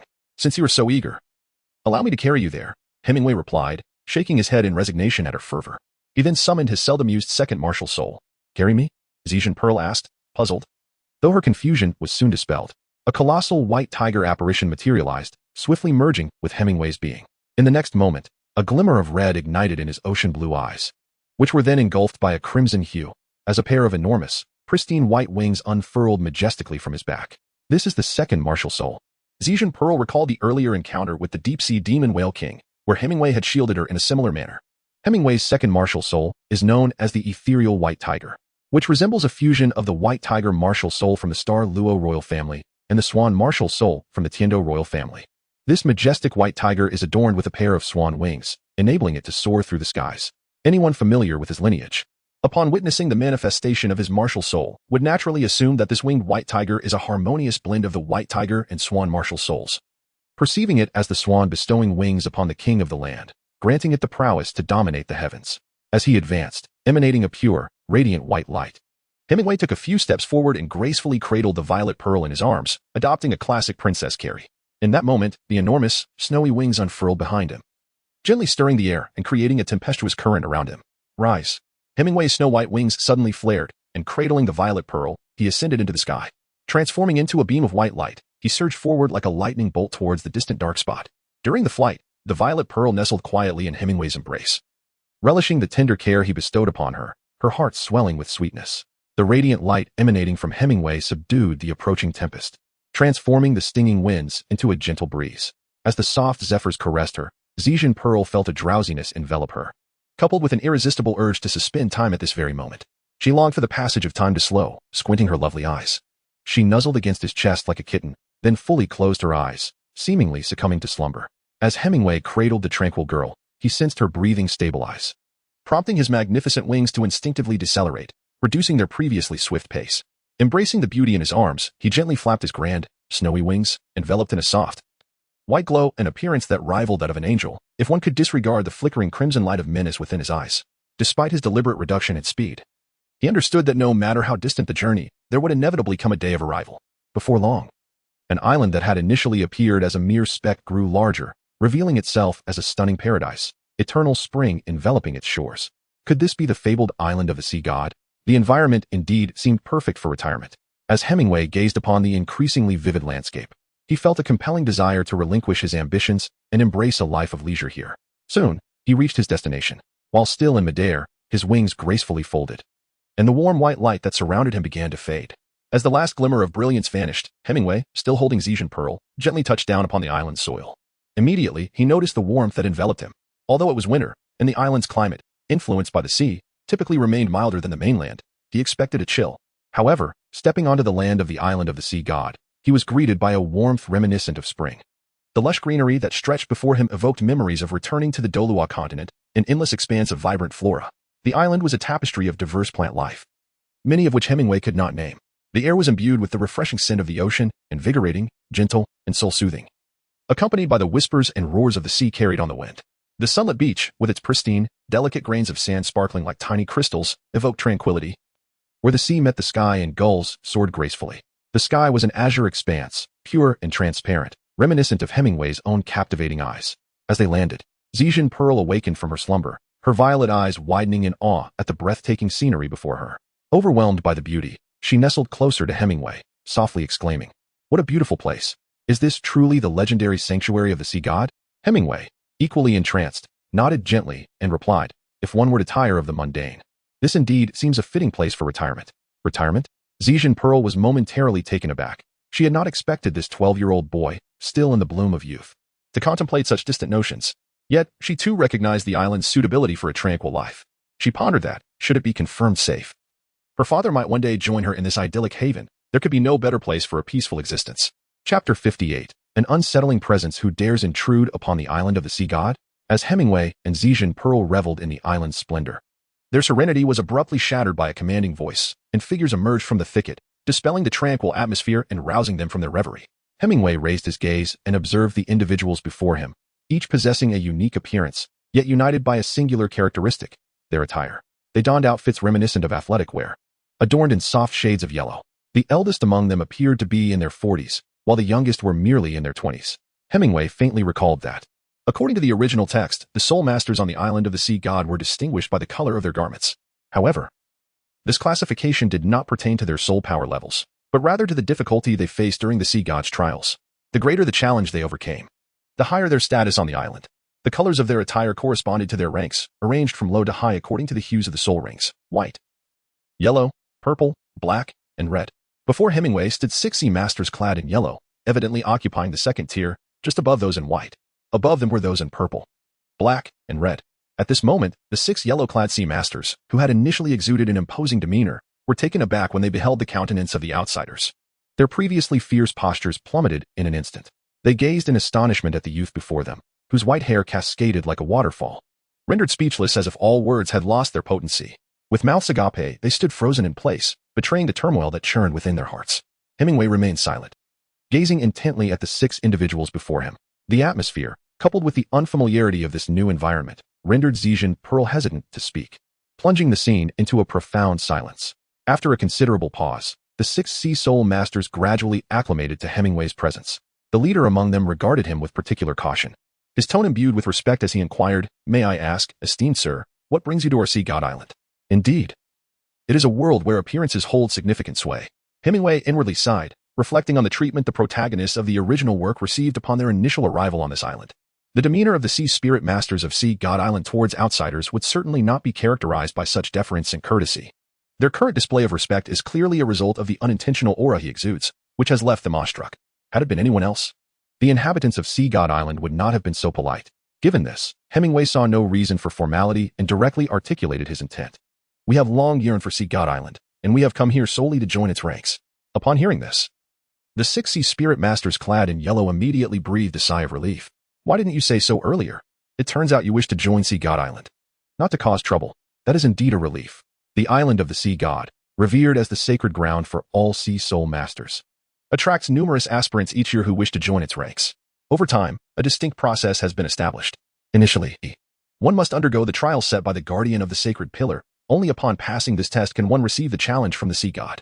Successfully navigating the sea god's trial confers the status of an inhabitant of the island of the sea god. After all, it would be inappropriate for anyone to simply approach and request to undergo the sea god's trial without due process, as it would diminish the value of the sea god's grace.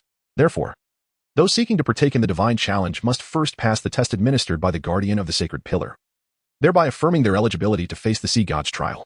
Generally speaking, if one is a sea soul master, the guardian is not overly stringent. As long as the performance during the test is passable, one is likely to succeed.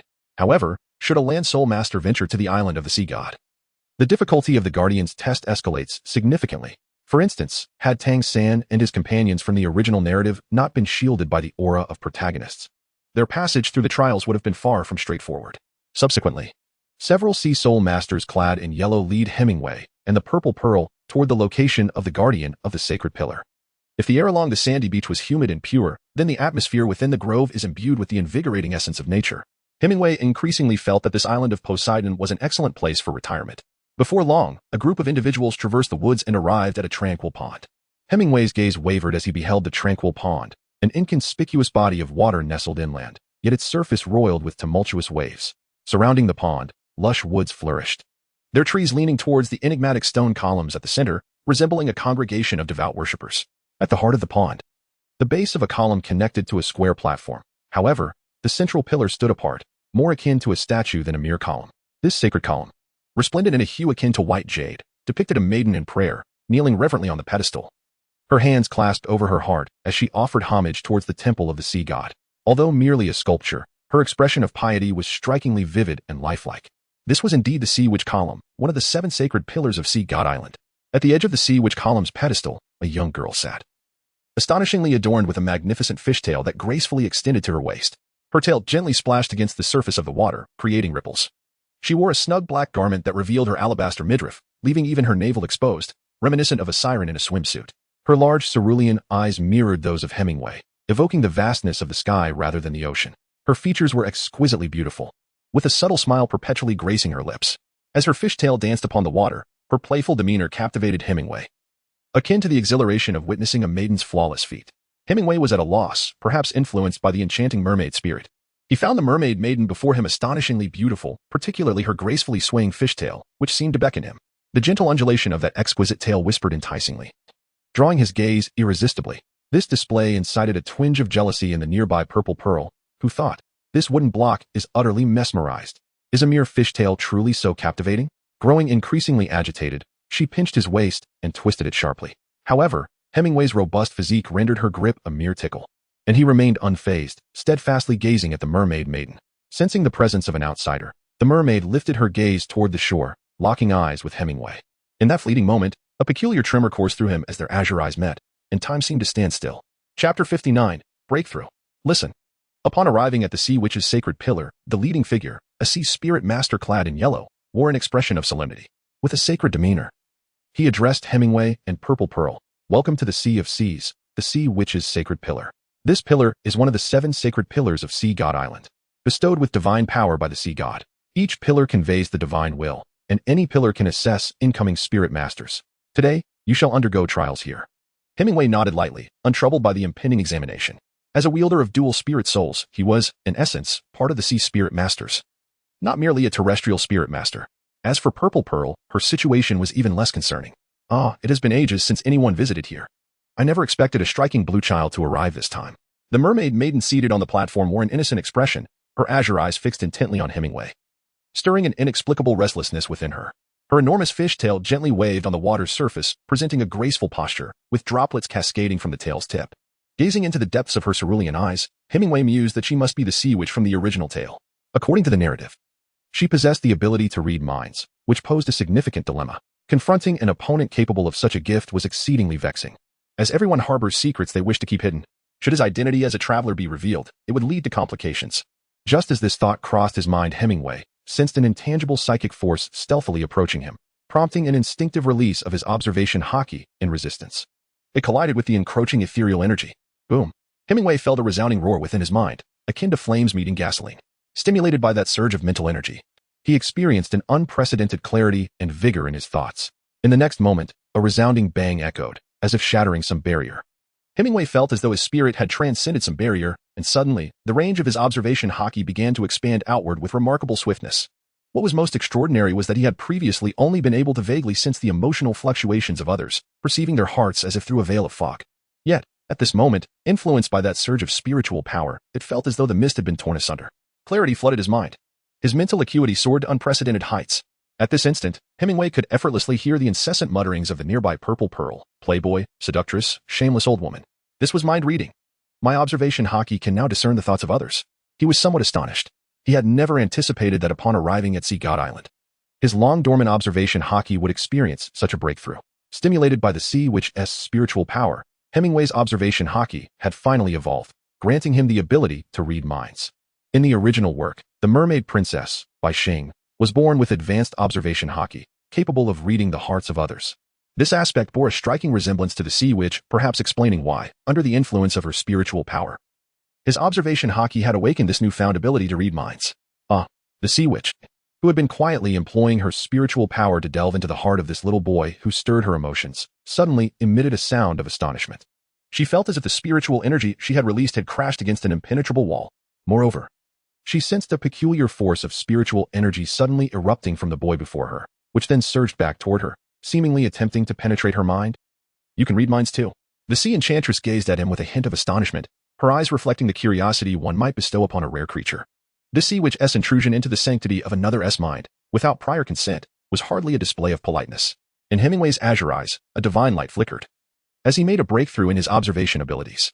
At that moment, his spirit surged with vitality, resulting in an overwhelming aura that permeated the air.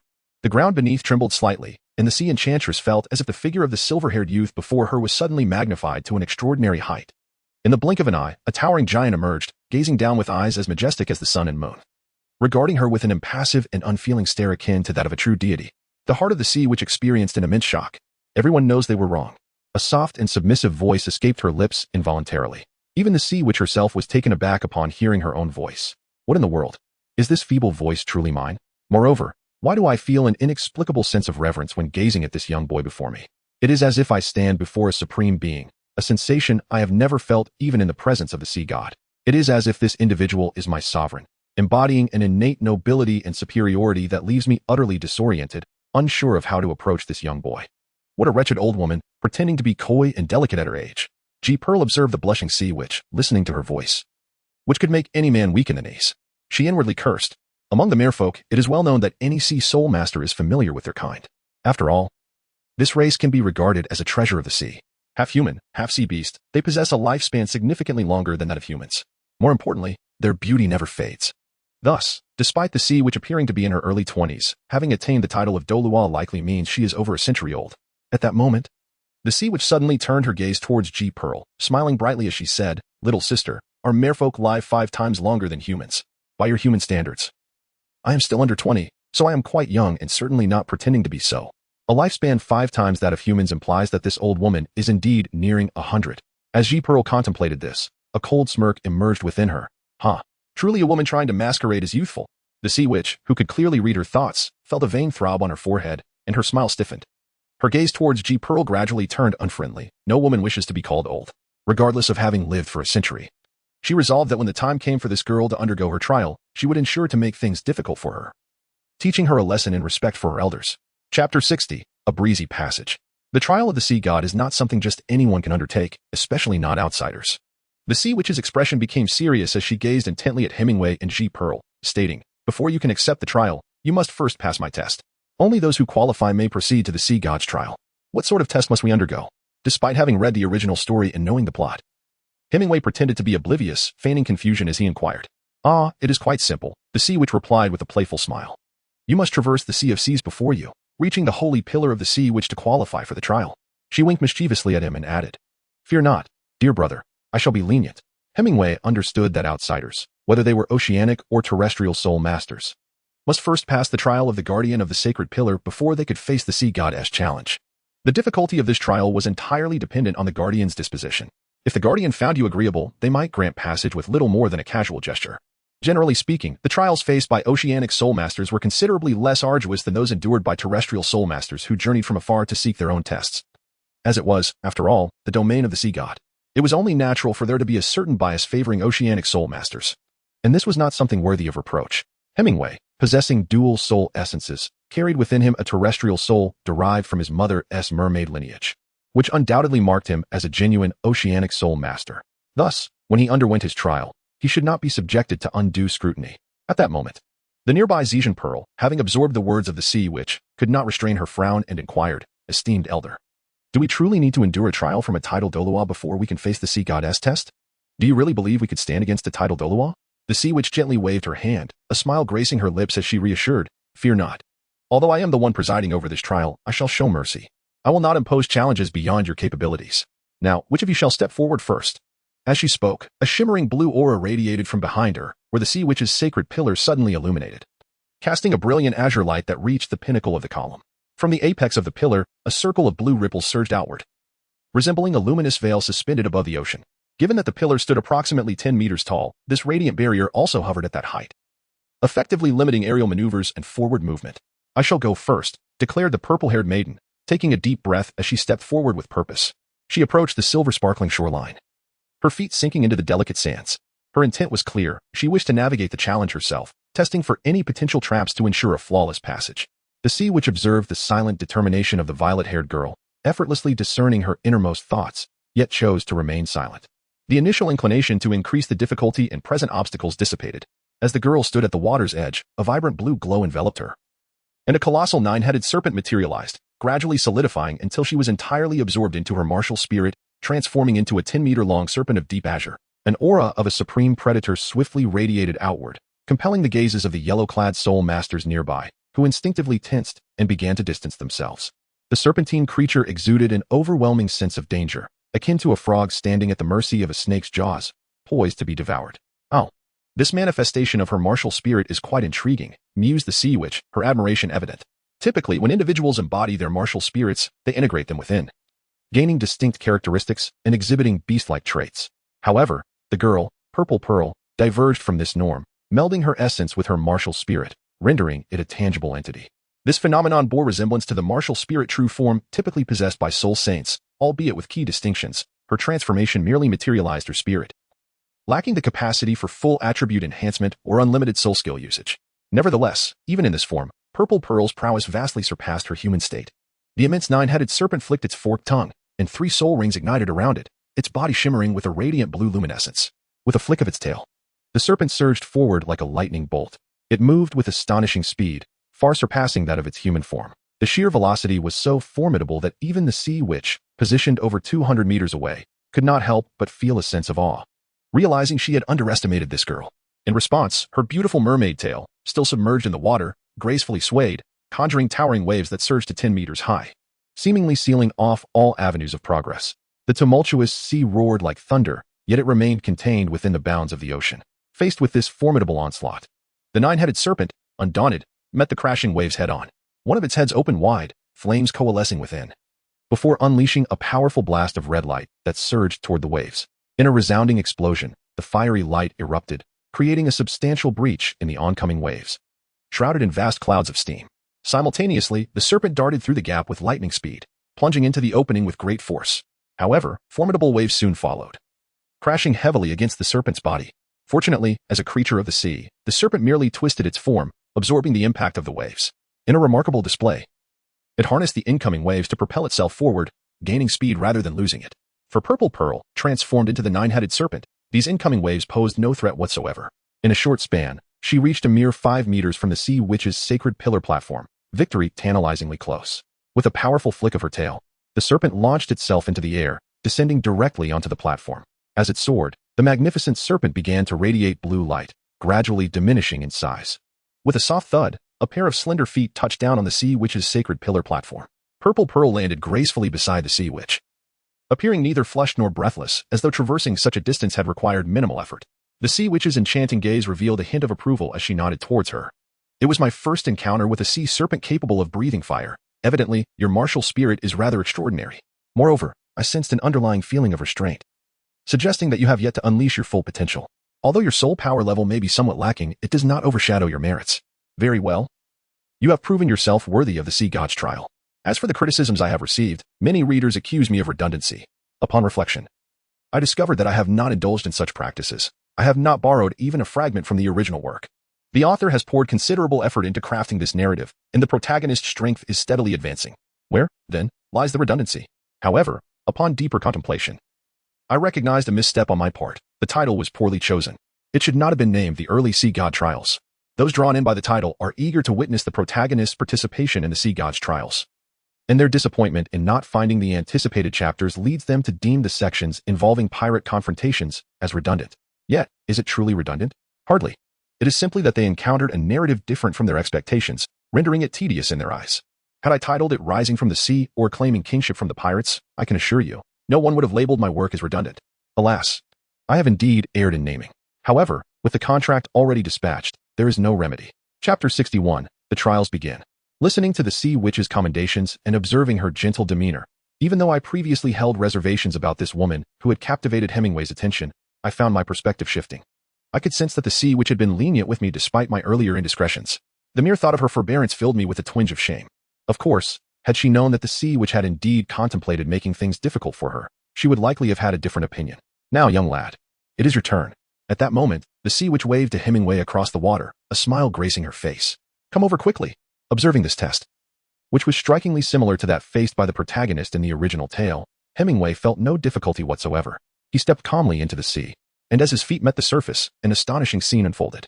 The once turbulent waters, with waves crashing furiously, suddenly transformed into a serene expanse, the entire sea reflecting the smoothness of a mirror, devoid of its previous tumult. Hemingway strolled leisurely, as if treading upon a smooth thoroughfare. On the surface of the sea, he moved with the ease of walking on solid ground, gradually approaching the pillar of the sea witch. The group of yellow-clad sea spirit masters behind him gaped in astonishment, witnessing his seemingly impossible ability to walk upon the water without the slightest sinking, not even the tips of his shoes wet by the sea. Such remarkable control over water. The sea witch, observing this spectacle, discerned the underlying principle, Undoubtedly, it was a mastery of water manipulation. As Hemingway's feet graced the ocean's surface, he commandeered complete dominion over the waters beneath him. The sea witch found herself utterly powerless to interfere with the tides unless she summoned her full strength to contest for control. Yet, this was merely a test, and thus she refrained from exerting her utmost. Reluctantly, she watched as he seized authority over the ocean, executing a transformative act that surpassed her expectations. Step by step, Hemingway ambled across the water, exuding an air of tranquility and composure.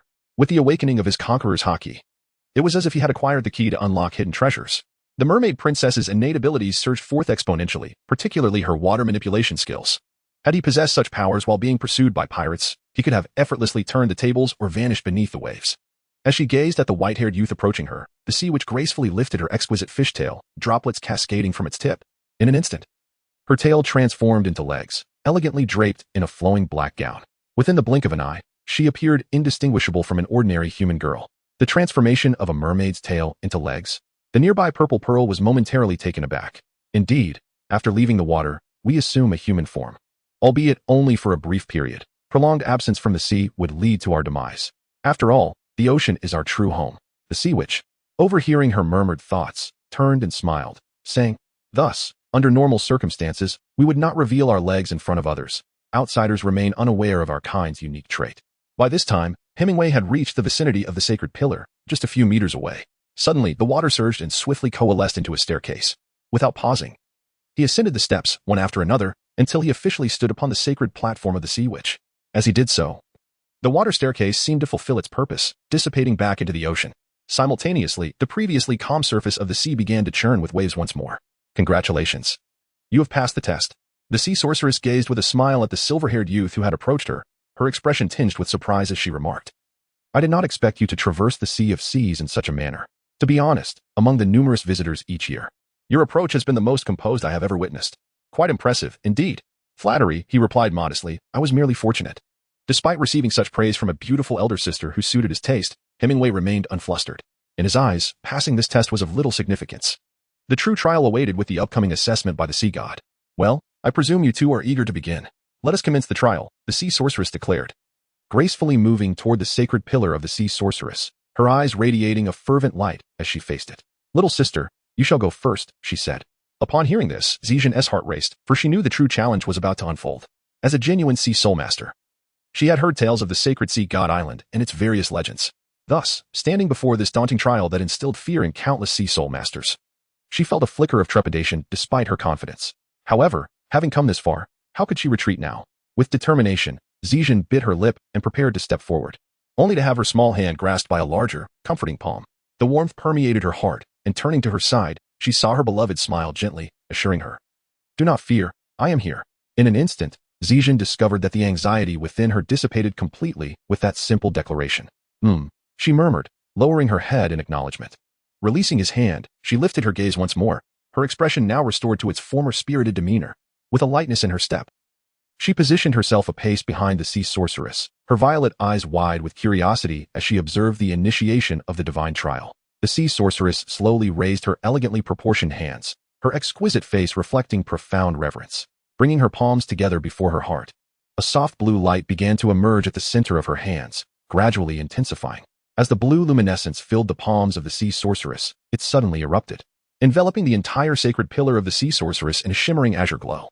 In the next moment, a flash of light appeared beneath the pillar, and a stream of blue energy surged along the intricate patterns of the pillar, ascending swiftly to its apex in the blink of an eye. The sea sorceress turned, directing her slender right hand towards the purple pearl. A blue beam of light descended from above, enveloping her curvaceous form. Bathed in this radiant column, the purple pearl appeared somewhat bewildered, evidently devoid of sensation.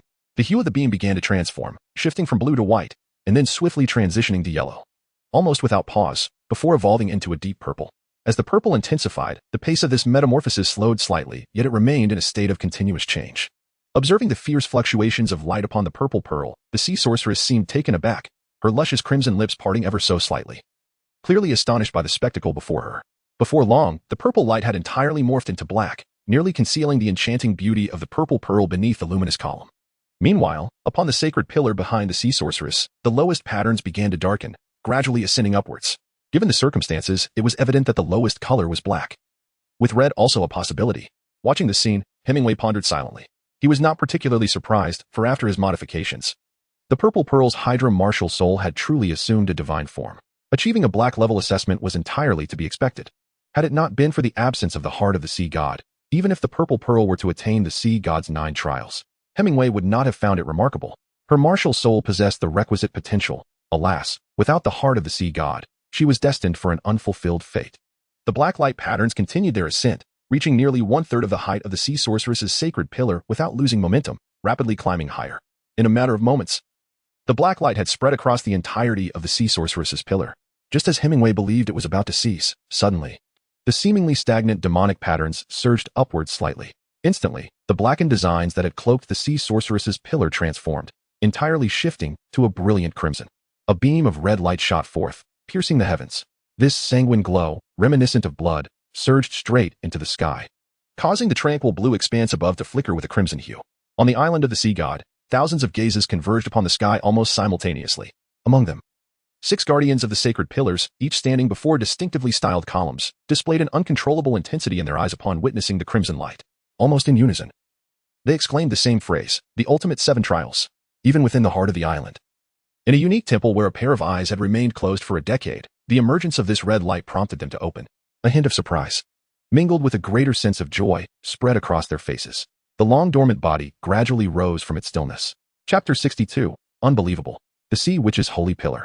The crimson light gradually receded, as 7 panels of red luminescence seamlessly merged into the forehead of the Purple Pearl, transforming into a peculiar red 7-pointed star, bestowing a delicate rosy hue upon her originally fair and tender skin.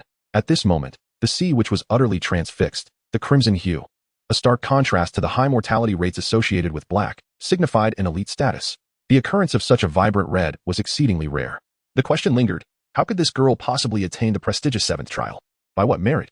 The Sea Witch acknowledges that the 9-headed serpent martial soul of the Purple Pearl is indeed remarkable. However, to attain a Crimson Level 7 assessment merely based on that seems rather unrealistic, does it not? It is, after all, a Crimson Level evaluation. As Hemingway observed the scene, he lamented the unfortunate circumstances.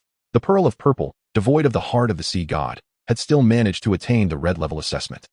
Had she possessed the heart of the Sea God, securing the 9 trials of the Sea God would have been a foregone conclusion. Alas, what a pity it was. May I inquire about your full name, miss? At that moment, the Sea Sorceress's demeanor underwent a remarkable transformation, becoming exceedingly respectful. She slightly bent forward and even bowed to the Pearl of Purple. The abrupt shift in the Sorceress's attitude momentarily left the Pearl of Purple in a state of astonishment. As a formidable titled Douluo and guardian of one of the 7 sacred pillars of the Sea God, why would the Sea Sorceress show such deference? Could it be that this red assessment held some extraordinary significance? After all, she was indeed a titled Douluo. My name is Pearl of Purple. Confounded by the Sorceress's unusual conduct, the Pearl of Purple felt hesitant and cautiously asked, Senior, what is the meaning of this? The Sea Witch gazed at her cautious demeanor, a faint smile of bittersweet amusement gracing her delicate features. I must admit, I underestimated you, she remarked. It is an honor to serve as your examiner, Miss Purple Pearl. Although I cannot fathom why such a prestigious assessment has fallen upon you, rest assured that if you require any assistance on the island in the foreseeable future, you may seek me out. I shall endeavor to aid you as best as I can. Curiosity flickered in Purple Pearl's large violet eyes as she inquired, Senior, is there something exceptional about this examination? Why do you regard me with such deference? Upon hearing this, the respect on the Sea Witch's face deepened. The trials of the sacred pillar are classified into 5 tiers: white, yellow, purple, black, and red, mirroring the hues of the soul rings. White represents the lowest rank, while red signifies the pinnacle and ultimate assessment. Historically, there has never been a record of failure for the top-tier trials. The last occurrence of such an examination was for the great offering of this island. Should you, Miss Purple Pearl, succeed in this ultimate trial, you shall become the heir to the great offering and the future steward of Sea God Island. With the Sea Witch's explanation, Purple Pearl began to grasp the gravity of the situation. The intricacies of the sacred pillar's trials were far more profound than her previous understanding from the outside world, knowledge that even her father lacked. What an enlightening revelation this was. Then you should hasten to conduct the assessment. Perhaps he too may attain the red level trial, Purple Pearl thought as she turned her gaze towards Hemingway, convinced that if she could achieve such a rank, he would surely excel, if not surpass her. Indeed, he would undoubtedly be more remarkable. Thank you for your efforts. Hemingway stepped forward, his heart brimming with curiosity regarding the level of assessment he might attain. He conservatively estimated that he could achieve a black rank, and there was even a substantial probability of attaining a red rank, given his unparalleled aptitude with his twin martial souls. Should he receive a lower assessment, it could only be attributed to the Sea Goddess' lack of discernment. The Sea Witch gazed at him with great interest. prior to the evaluation of the purple pearl. Her curiosity had been piqued most notably by Hemingway.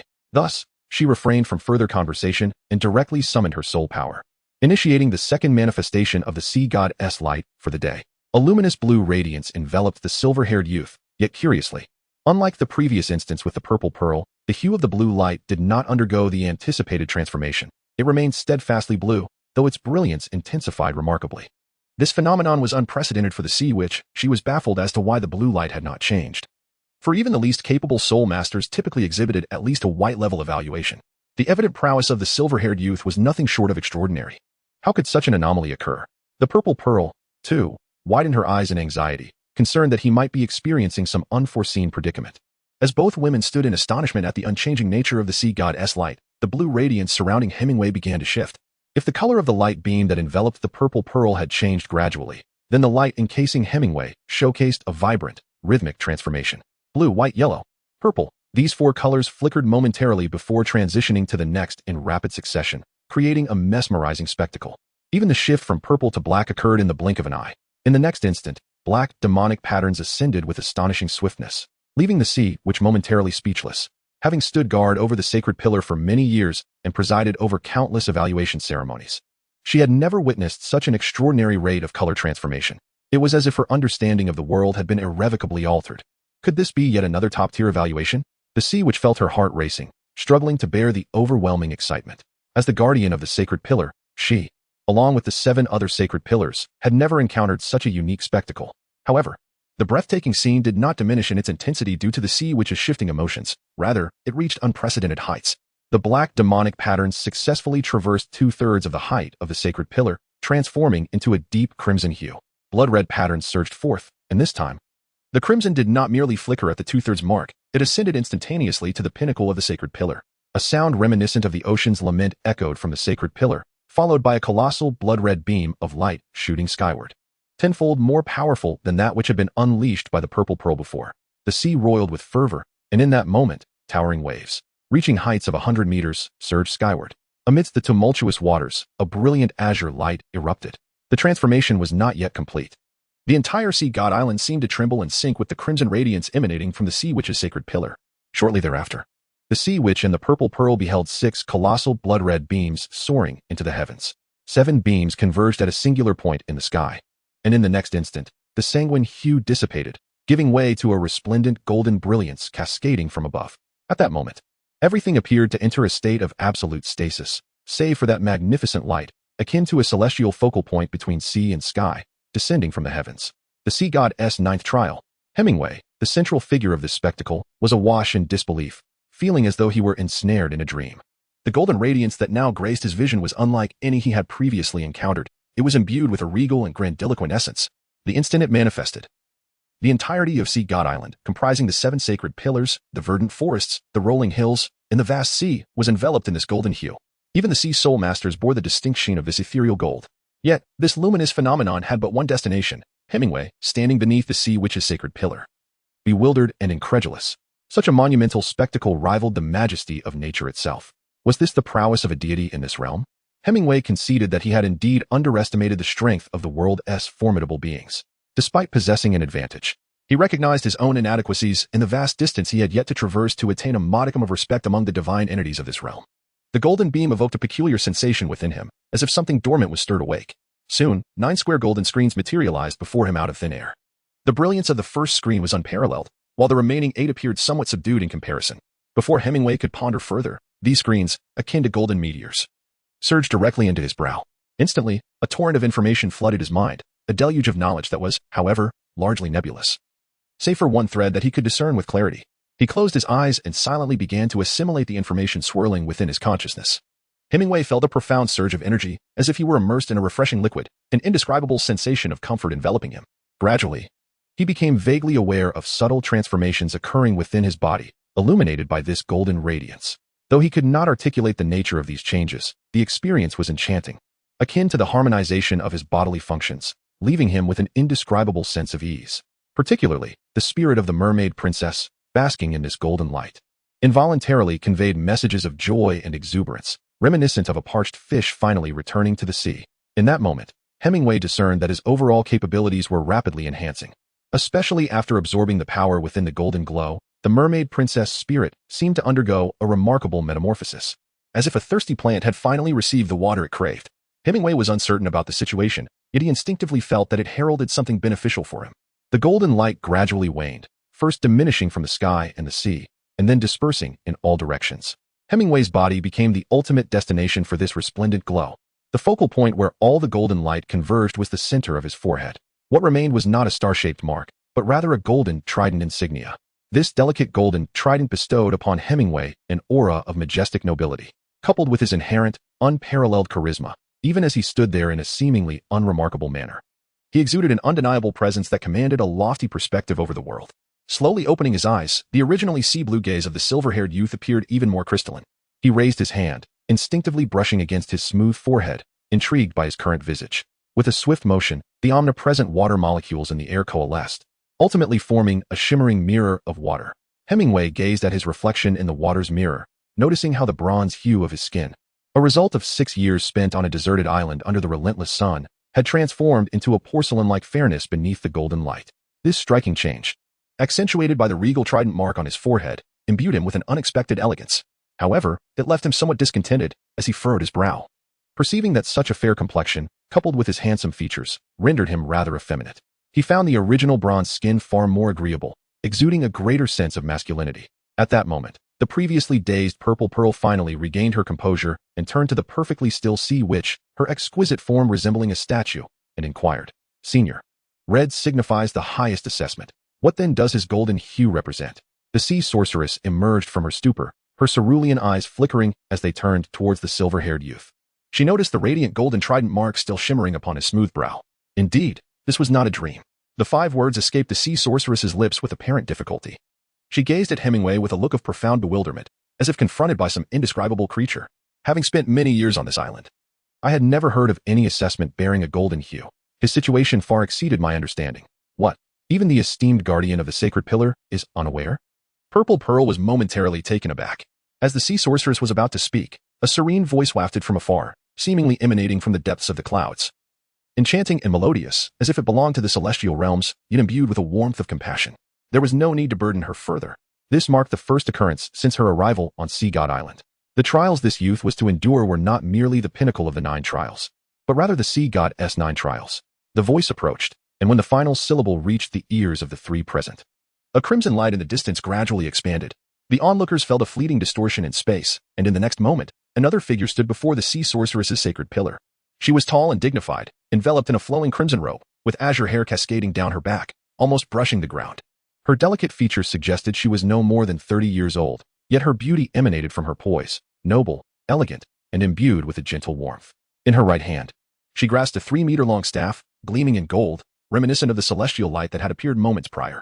The staff was intricately carved with magical runes, culminating in a diamond-shaped protrusion resembling a spear tip.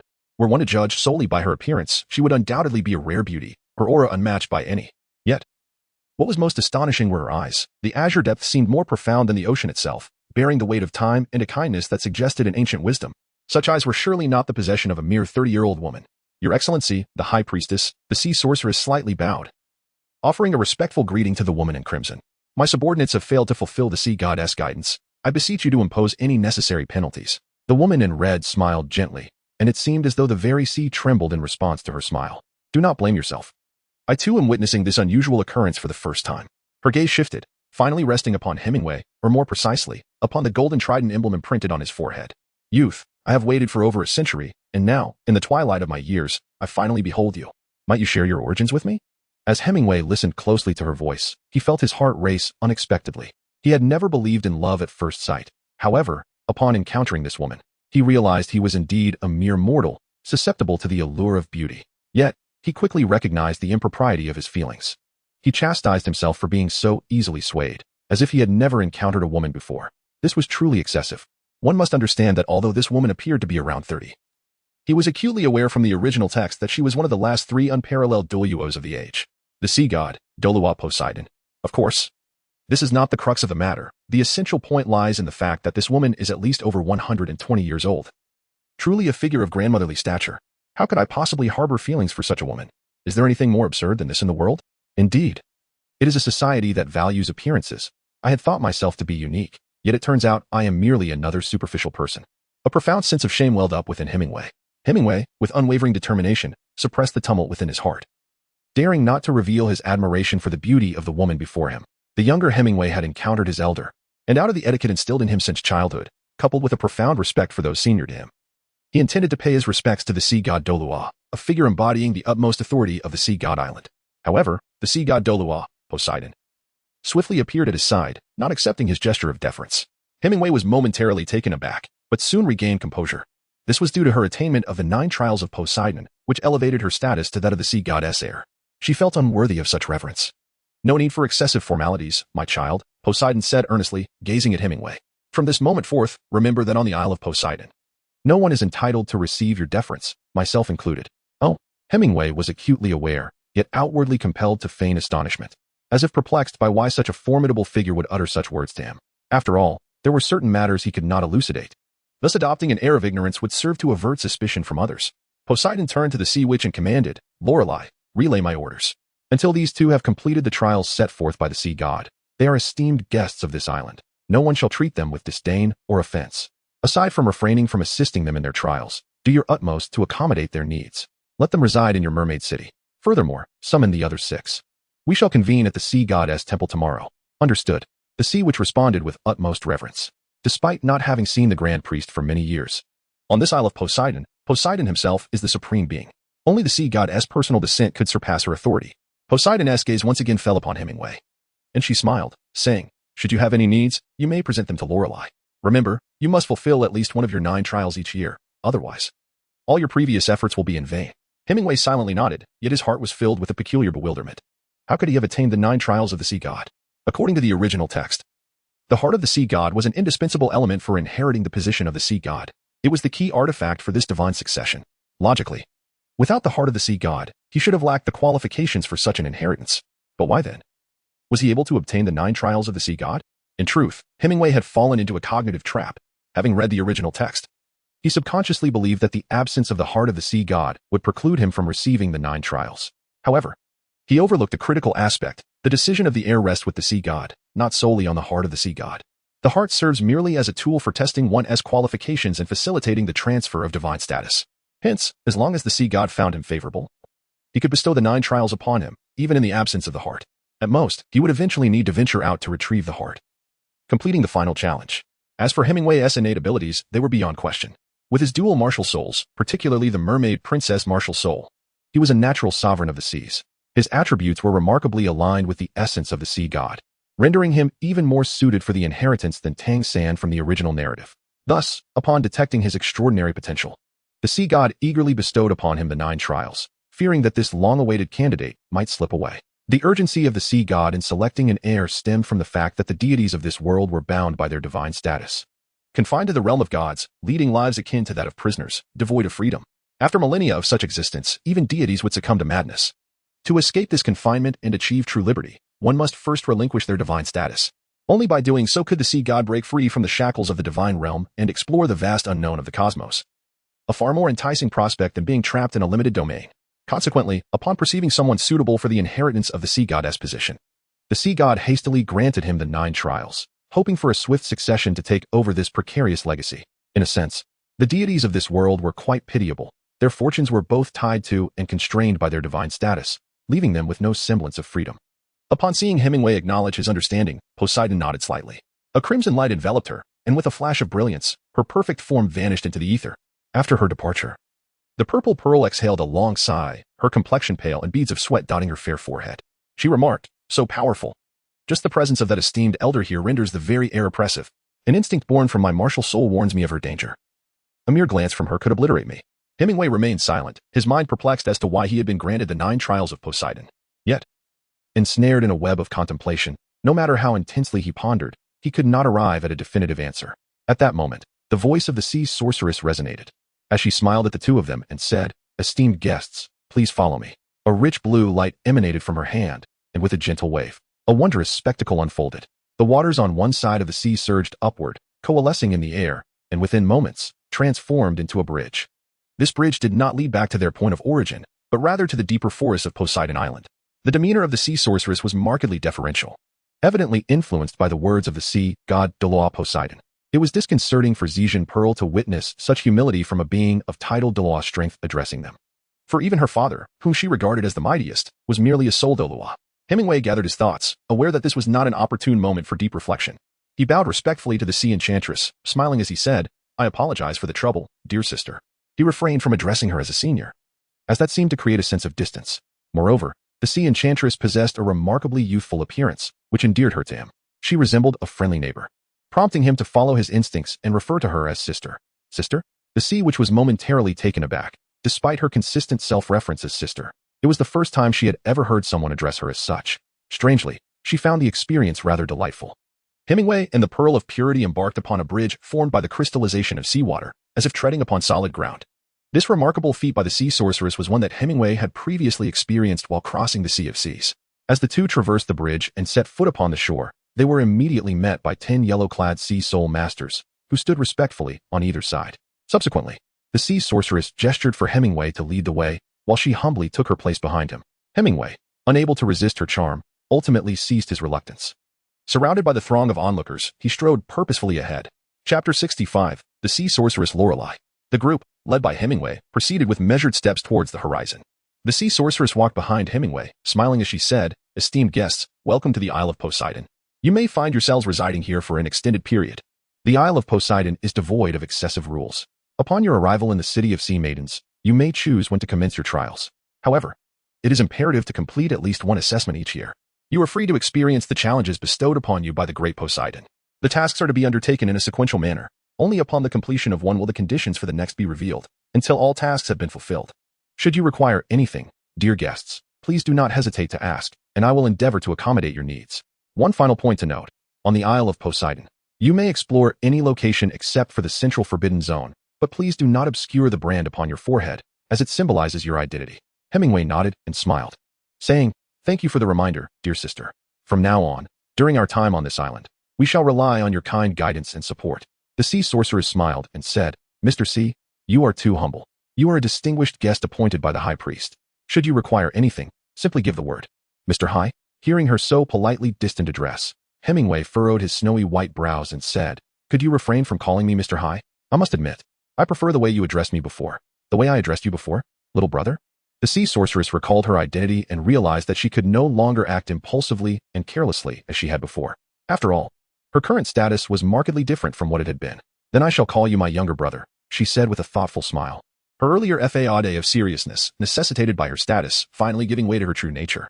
Observing this, Hemingway also broke into a smile and nodded, saying, "That is certainly acceptable. Your previous aloofness had left me feeling quite disheartened." Beside them, the Purple Pearl watched as the two exchanged affectionate titles, quickly becoming quite familiar with one another. As she observed their lively conversation, an inexplicable sense of unease crept into her heart. She couldn't shake the feeling that this older woman was a formidable adversary.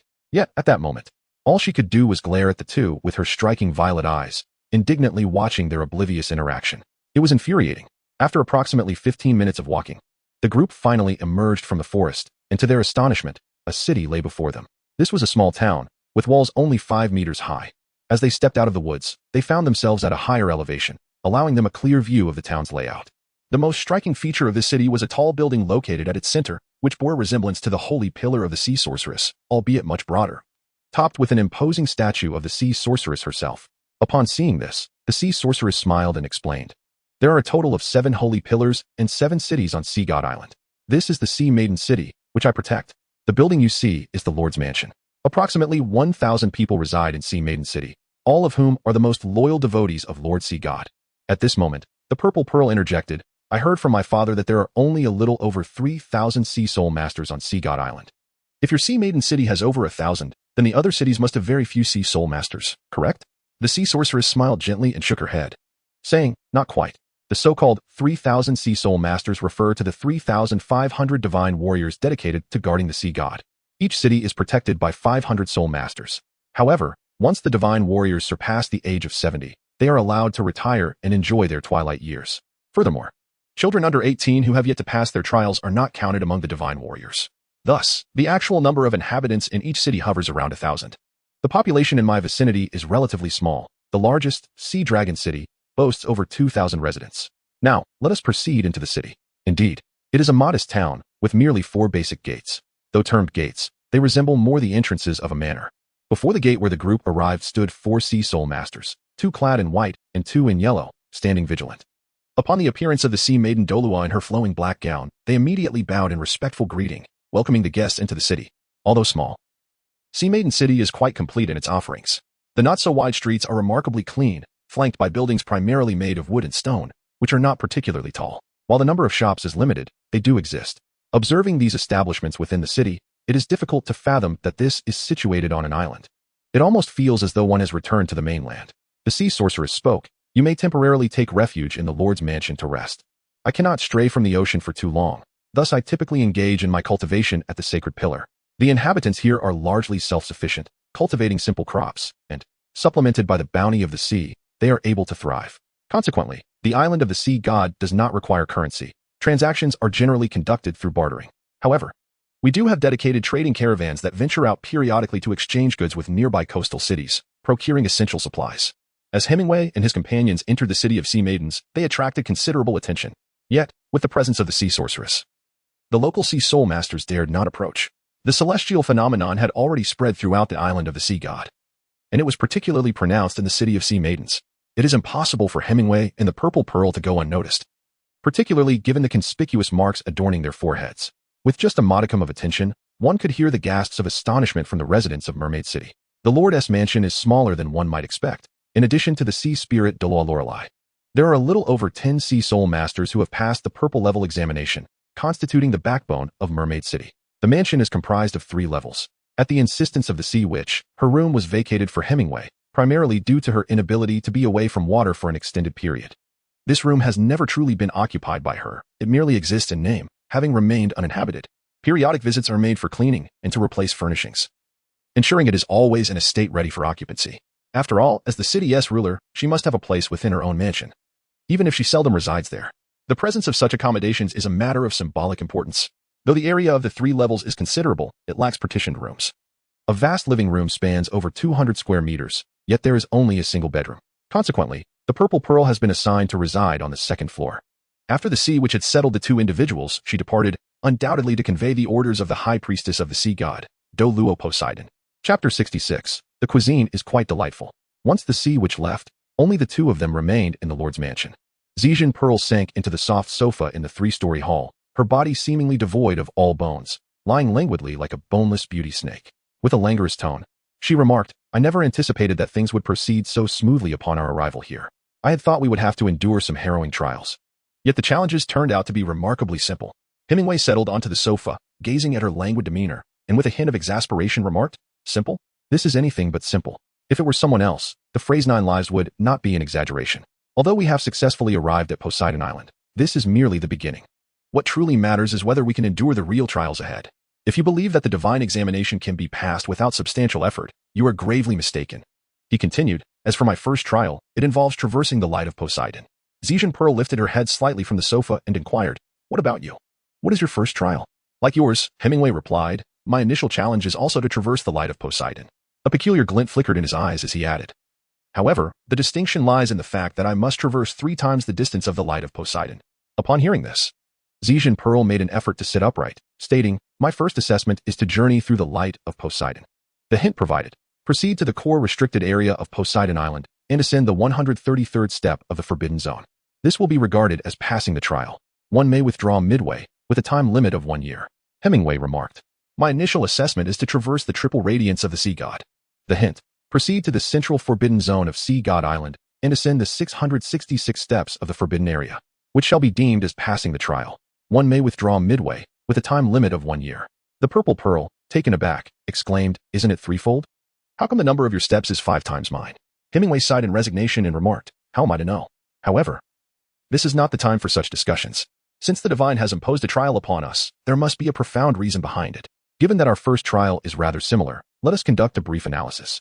Judging from the assessment prompts and the title of the trial, it appears that our initial challenge entails traversing a unique defense surrounding the forbidden grounds of the Sea God Island. This is akin to the radiant barrier created by the Sea Maidens today, which obstructed the sky.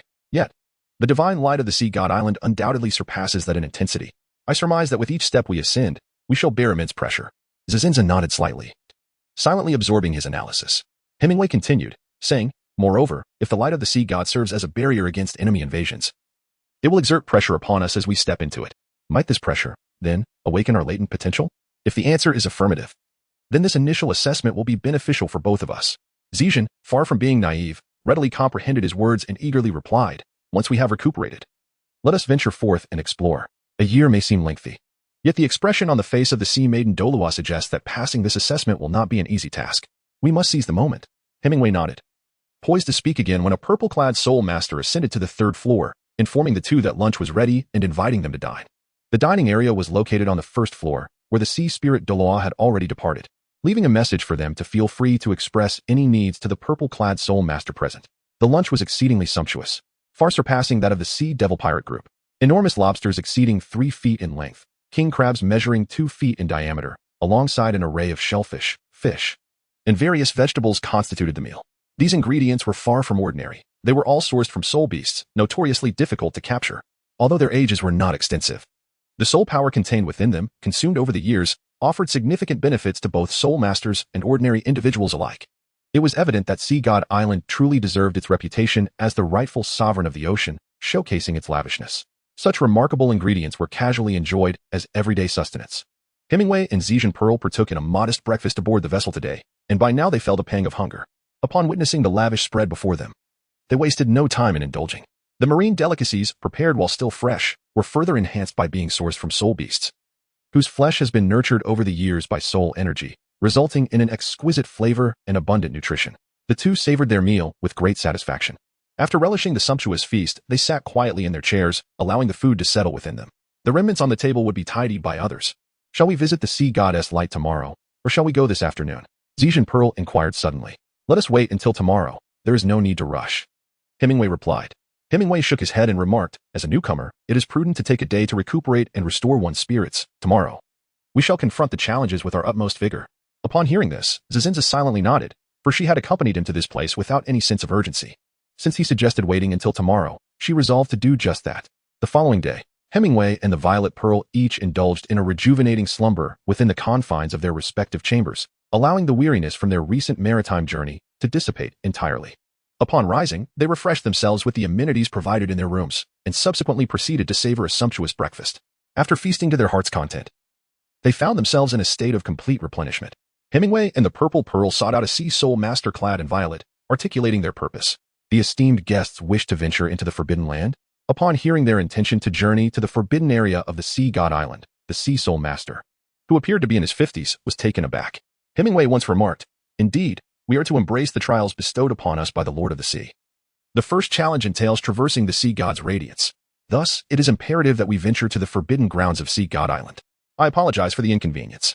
The violet-clad Sea Soul Master, upon realization, promptly responded, "Very well, I shall escort the esteemed guest forthwith. Might there be any other requirements?" Hemingway shook his head, indicating a negative response. Then, under the guidance of the purple-clad Sea Soul Master, the two departed from Seahorse City, heading swiftly outside its confines. As they walked, Zhizhenju leaned closer to Hemingway, a hint of perplexity in her voice as she whispered, "Isn't this a bit too easy? We are headed for a forbidden zone. Yet this purple-clad Sea Soul Master has asked a single question before leading us there." The warm whisper tickled Hemingway's ear, causing him to raise an eyebrow in mild discomfort. However, maintaining his composure, he responded softly, "Easy? The current simplicity merely signifies the severity of the trials that await us.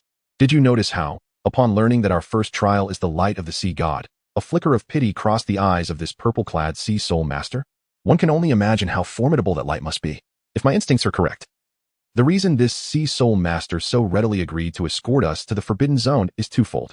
First and foremost, it is undoubtedly due to the mark upon our foreheads. When the sea god bestows trials, it is not solely the strength and potential of the candidates that are considered. For outsiders like us, there must also be an element of temperament involved. We have been granted high-level trials, especially given the stirring of the great patron, the sea god Douluo. Thus, they have no cause to harbor any doubts about us. Secondly, as we are to undergo our first trial within the forbidden domain of Sea God Island, it stands to reason that the defenses there are extraordinarily formidable, including the light of the sea god that we must endure. Upon hearing his analysis, Zhizhenju's expression shifted to one of enlightenment. In truth, such deductions were not particularly challenging. She was not lacking in intelligence. Yet, in Hemingway's presence, she found herself instinctively reliant on him. Simply put, feeling disinclined to engage her own mind. Hemingway himself could not discern whether the purple pearl was a blessing or a curse. However, it is evident that he rather relished the sensation of being relied upon and needed by others. As the trio departed from the Mermaid City, the purple-clad ocean sorcerer addressed the two gentlemen. The distance from Mermaid City to the Forbidden Land is considerable. Esteemed guests, shall we hasten our journey? Hemingway inquired. How far is it from here? The purple-clad sea spirit master replied. The forbidden area lies at the very center of the circular sea surrounding the island of the sea god. It is approximately 200 miles from here. Then let us hasten our journey. I would appreciate your guidance, Hemingway stated. Although 200 miles is not an insurmountable distance, traversing it on foot would require at least half a day. Only by advancing at full speed can we reach our destination in a timely manner. The purple-clad sea spirit master directed his inquiries towards Hemingway, undoubtedly due to the golden trident insignia emblazoned on his forehead. Upon receiving Hemingway's approval, the spirit master promptly unleashed his martial spirit. 7 soul rings, white, yellow, purple, purple, purple, black, black, manifested, revealing him to be a formidable soul sage. As he released his martial spirit, his entire body became enshrouded in a layer of fine scales, glimmering with a grayish hue. Hemingway discerned that his martial spirit resembled a sea serpent, and it appeared to possess a venomous nature. After signaling the two, the purple-clad sea spirit master suddenly accelerated. His manner of movement was quite peculiar. His feet barely left the ground, yet his pace was astonishingly swift, propelling him forward like an arrow. Not wishing to lag behind, the purple pearl also summoned her martial spirit, causing a phantom of a 9-headed serpent to materialize, enveloping her form. In an instant, the serpentine apparition coiled around her, guiding her through the terrain. Within the blink of an eye, she had caught up to the soul sage in purple. Hemingway found himself enveloped by the ethereal shadow of a white tiger, which was soon accompanied by a gentle radiance emanating from his being. In an astonishing moment, a pair of wings materialized upon his back, vast and resplendent in their snowy whiteness, causing him to appear as though an angel had descended upon the earthly realm. This magnificent pair of wings, he surmised, might be derived from the swan martial spirit of the heavenly Dou royal family, for his mother was a royal princess. Though the swan martial spirit had not been inherited, there was undoubtedly a trace of its bloodline coursing through him, albeit dormant. As the son of his mother, he had naturally inherited this lineage. With the aid of the martial spirit upgrade card, this bloodline had been awakened and integrated into his white tiger martial spirit, bestowing it with wings and the ability to soar, alongside purifying powers. Moreover, he sensed that the wings possessed capabilities beyond mere flight. They likely embodied traits from formidable beings of other realms, suggesting additional extraordinary functions yet to be unveiled. However, his current abilities were insufficient to fully unlock the potential of his martial spirit. As the martial spirit enveloped him and unfurled its wings, behind Hemingway, a pair of pristine white wings fluttered gently, effortlessly catching up to the swiftly advancing purple-robed soul master. After a brief moment of progression, the purple-robed soul master, fearing that the two would be unable to keep pace, despite their status as esteemed guests commanded to be respected by the sea maiden Douluo. Their youth was indeed a concern, turned back to glance at them. He couldn't help but gasp in astonishment, and, without reservation, accelerated with all his might. The most indelible image etched in his mind was that of the boy with a golden trident emblem on his forehead, who bore snow-white wings and radiated a pure, holy light, reminiscent of an angelic presence. It was a vision of unparalleled beauty and sanctity. For an ordinary person, traversing 200 miles would likely require 2 days on foot, and even on horseback, it would consume an entire day. Yet, for a high-ranking soul master sprinting at full speed, it was merely a matter of an hour. At this early hour, just as the sun began to rise, both individuals had risen long before. Even after a meal and a brief rest, the time was still quite early. As they passed through a dense grove, when the purple-robed soul master finally halted, Hemingway and Purple Pearl were left utterly awestruck by the breathtaking scenery before them. The beauty that unfolded was beyond the capacity of mere words to convey. The shimmering sea, bathed in the gentle embrace of the morning sun, reflected a myriad of colors. And nestled within the circular embrace of the water lay a small island. Towering approximately 500 meters high, the island was peculiarly enveloped in a soft golden glow. Although the brilliance was not overwhelming, both could discern that it was not merely the sunlight, but a unique radiance emanating from the island itself. Atop the island stood a structure resembling a sculpture of white jade, square in shape with a dome. From their vantage point, they could only observe the outermost part of the building, which was composed of colossal white stone pillars. The entire edifice shimmered with a sacred luminescence. "Is this the Forbidden Land?" Purple Pearl murmured, unable to contain her awe. Women often find themselves easily entranced by beautiful things. Hemingway gazed at the breathtaking scenery before him, captivated by its splendor. Although the original text contained descriptions of such beauty, the meager prose could hardly compare to the authentic experience of witnessing it firsthand. Moreover, during his previous readings, he had merely skimmed through the pages, leading to a hazy recollection of many aspects of the original work. Numerous details had faded from his memory. Thus, upon suddenly encountering such a magnificent sight, he found himself entranced by its allure. The purple-clad sea soul master's eyes shimmered with reverence. Indeed, this was the sacred ground of our sea god island, home to the sea god temple, the sole structure atop Sea God Mountain. It is the true essence of Sea God Island, often referred to as the island within the island. Gentlemen, before us lies the staircase leading to the island. It is here that you must undergo your trials, consisting of a total of 1,001 steps. Only those guardians of Sea God Island who have passed the assessment of at least a purple rank by the sea god are permitted to ascend the steps and enter the temple to pay homage. Otherwise, they shall be met with the obstruction of the sea god's light. Should you wish to undertake the trial, you may do so now. I shall remain here to await your return.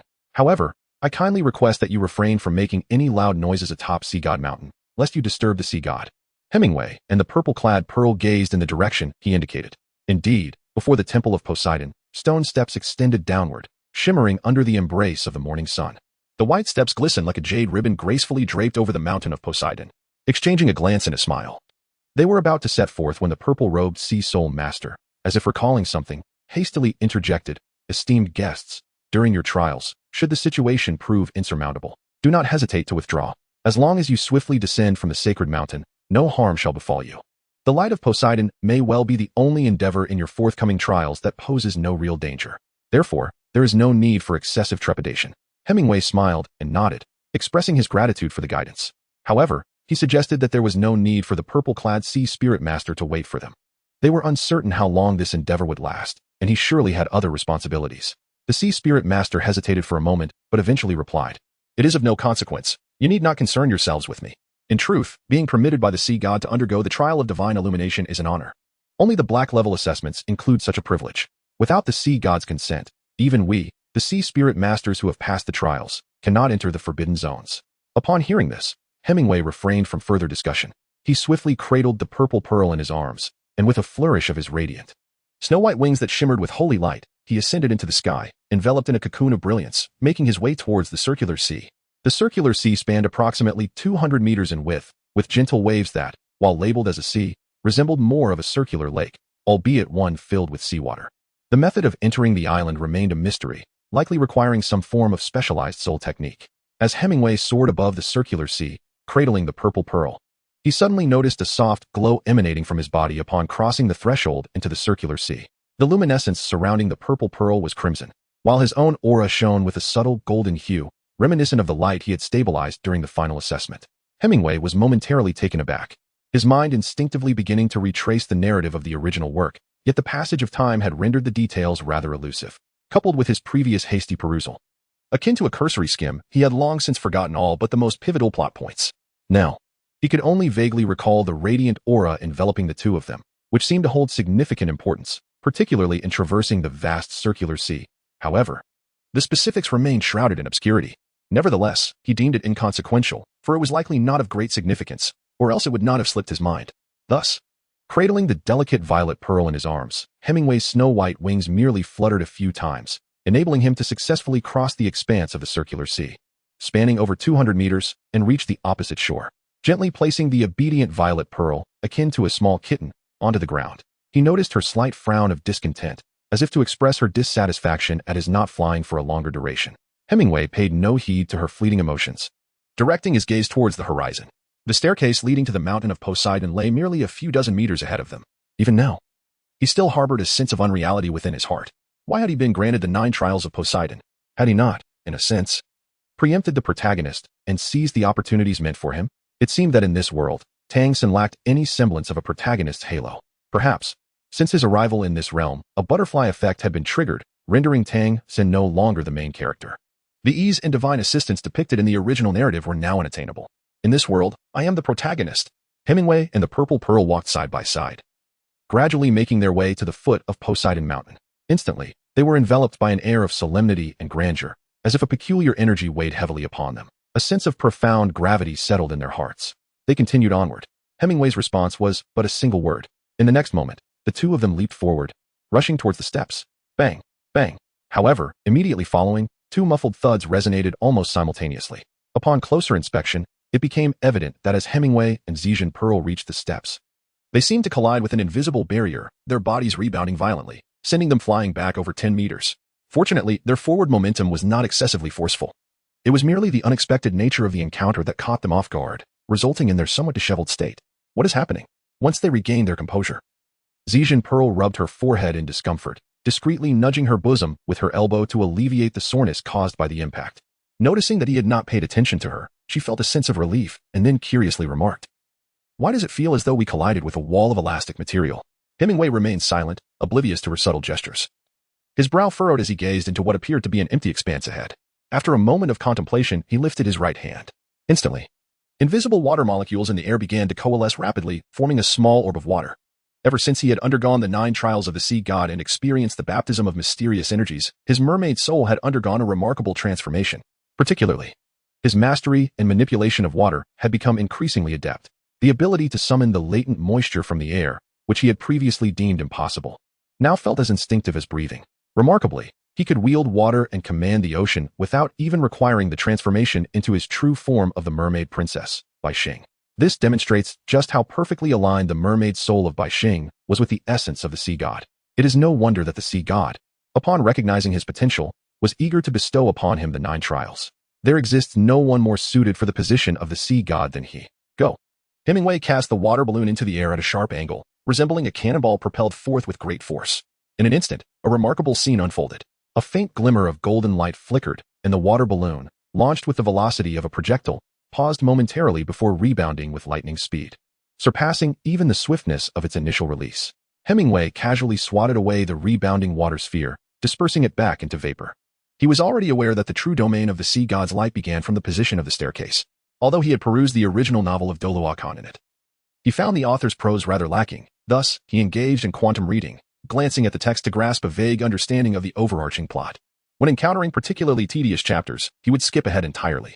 Consequently, he was genuinely unfamiliar with the circumstances surrounding this staircase and could only speculate based on the situation at hand. It appeared that the sea god's light constituted a formidable protective shield, capable of repelling any physical or energy-based assault.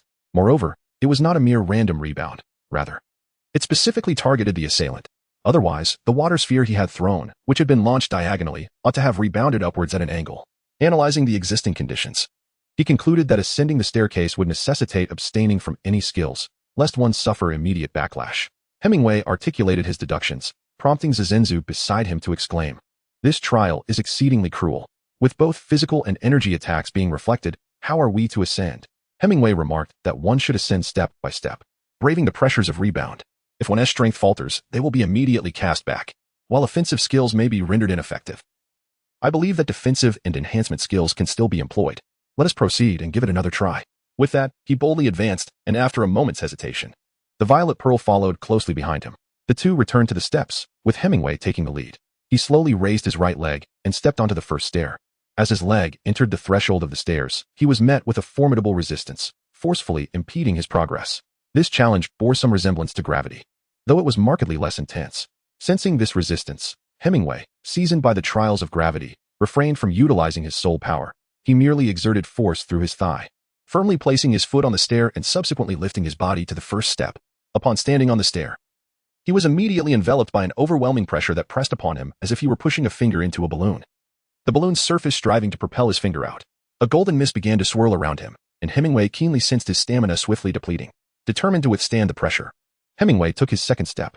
As anticipated, upon reaching the second step, the pressure intensified again, approximately by 10% compared to the first step. His slender brow slightly furrowed. Yet Hemingway pressed on, quickening his pace as he propelled himself forward 8 more steps, arriving at the 10th step. Instantly, the sensation became even more pronounced. The frontal pressure surged like a tidal wave. Hemingway conducted a rudimentary calculation of his soul power and realized that to maintain his stance on this 10th step, a level 40 soul master would need to exert their utmost effort to barely manage it. This was indeed astonishing, considering there were over 1,000 steps to conquer. Hemingway could not resist turning to glance behind him, where he beheld Zijin Pearl ascending the 5th step. Surrounding her was the ethereal visage of a 9-headed serpent. Striving valiantly to reach the 6th step, it was evident that she had unleashed her soul power, enhancing her physical prowess in a determined effort to catch up to his pace. Turning back, Hemingway pressed onward, making his way up to the 30th step in one continuous motion. At last, he felt a hint of fatigue, yet he remained steadfast. After all, the rigors of gravitational training were incomparable to this pressure. Gravity exercises engaged every cell in his body, enveloped within its influence, rendering his physical strength far beyond ordinary comprehension. He inhaled deeply, Hemingway summoned his courage, propelling himself forward, and ascended 8 steps in succession. Upon reaching the 38th step, he finally met the limits of his physical endurance. Sweat began to bead at his snow-white temples, and his strength was depleting at an alarming rate. It was evident that he had reached the pinnacle of what his physical capabilities could achieve alone. From this point onward, Hemingway would have to harness his soul energy to enhance his corporeal strength, otherwise he could progress no further. Chapter 69, The Burning Spirit. As soul energy surged within him, he felt the pressure around him suddenly ease. Turning to glance behind, he noticed Zijin Pearl had managed to reach the 20th step, her body drenched in fragrant sweat. Her breaths coming in quick, labored gasps as she struggled to ascend to the 21st step. This stark contrast revealed the vast disparity in their physical capacities. Zijin Pearl, empowered by her martial spirit, had only just managed to reach the 20th step, even with the aid of soul energy to alleviate her burden. In stark contrast, Hemingway, relying solely on his physical prowess, had ascended to the 38th step. This underscored the extraordinary nature of his physique. Observing Zijin Pearl's unwavering determination, he felt inspired by her relentless efforts. Hemingway turned his head once more, charging towards the higher steps with renewed vigor. He ascended the 40th, 45th, and 50th steps, and upon reaching the 59th step, he found himself utterly immobilized. Without a moment's hesitation, he summoned the manifestation of his martial spirit. A colossal mermaid apparition flickered into existence, subsequently merging with his being. In an instant, his previously taut body relaxed, as the embodiment of his martial spirit significantly enhanced his physical prowess once more. He pressed onward to the higher steps. 60th, 66th, and 72nd steps. Beneath his feet, the ground began to bear the imprints of sweat, while the golden mist surrounding him thickened noticeably. At this juncture, Hemingway's pace slowed considerably, his jaw clenched, muscles taut, and veins visible against his pale skin. Each step became increasingly arduous, as though he were ascending while burdened by a mountain. 79th, 80th. Just as Hemingway was about to ascend the 81st step, a thunderous sound erupted from the steps below. With great effort, he turned his head to glance back. It was revealed that Zizenzu, upon reaching the 30th step, could no longer endure and had exhausted her soul power. Under the immense strain, she was catapulted backward like a cannonball. Splash! Zizenzu plunged into the circular sea, landing nearly several meters from the shore, illustrating the tremendous pressure she had previously endured. In that moment of distraction, Hemingway's already strained body succumbed, and he too was propelled into the air, much like Zizenzu, launched by the golden mist. Splash! The sound of his fall was even louder than hers. At this moment, both Hemingway and Zizenzu floated on the surface of the circular sea, utterly drained of energy. Fortunately, as soul masters of the sea, they were not at risk of drowning despite their incapacitation. However, this was not a time for rest. Hemingway gathered his spirits, using his will to manipulate the surrounding waters. The surface of the sea stirred restlessly, and soon streams of water seemed to possess a consciousness of their own, enveloping the two of them and dragging them toward the shore. By the time they returned to the land, Hemingway had regained a modicum of strength. Thus, he steadied himself and gradually assumed a meditative posture. He then cast a glance at the still form of Purple Pearl, who lay motionless like a lifeless fish, and with a hint of exasperation remarked, "Did you not say you would keep pace with me? Then hasten to join me in cultivation." With that, he disregarded her further and closed his eyes, entering a state of deep meditation. Pressure is the finest catalyst for cultivation. After 6 years on the deserted island, enduring gravitational oppression daily, he discovered that his efficiency in cultivation surged significantly compared to ordinary times. Thus, even though he dedicated only a fraction of his day to nurturing his soul power, primarily focusing on physical training, he had reached the threshold of 39-level soul power, nearing 40 in just 6 brief years. While ascending the steps under the formidable pressure of the sea goddess light, Hemingway had already realized that the immense weight of the sea goddess illumination served as an unparalleled catalyst for his cultivation. Engaging in practice after enduring such tremendous strain greatly benefited his development. Hence, he swiftly entered a state of cultivation, determined not to squander a single moment. Strengthening himself had become his utmost obsession. At this moment, freed from that overwhelming pressure, Hemingway felt an ethereal lightness envelop him.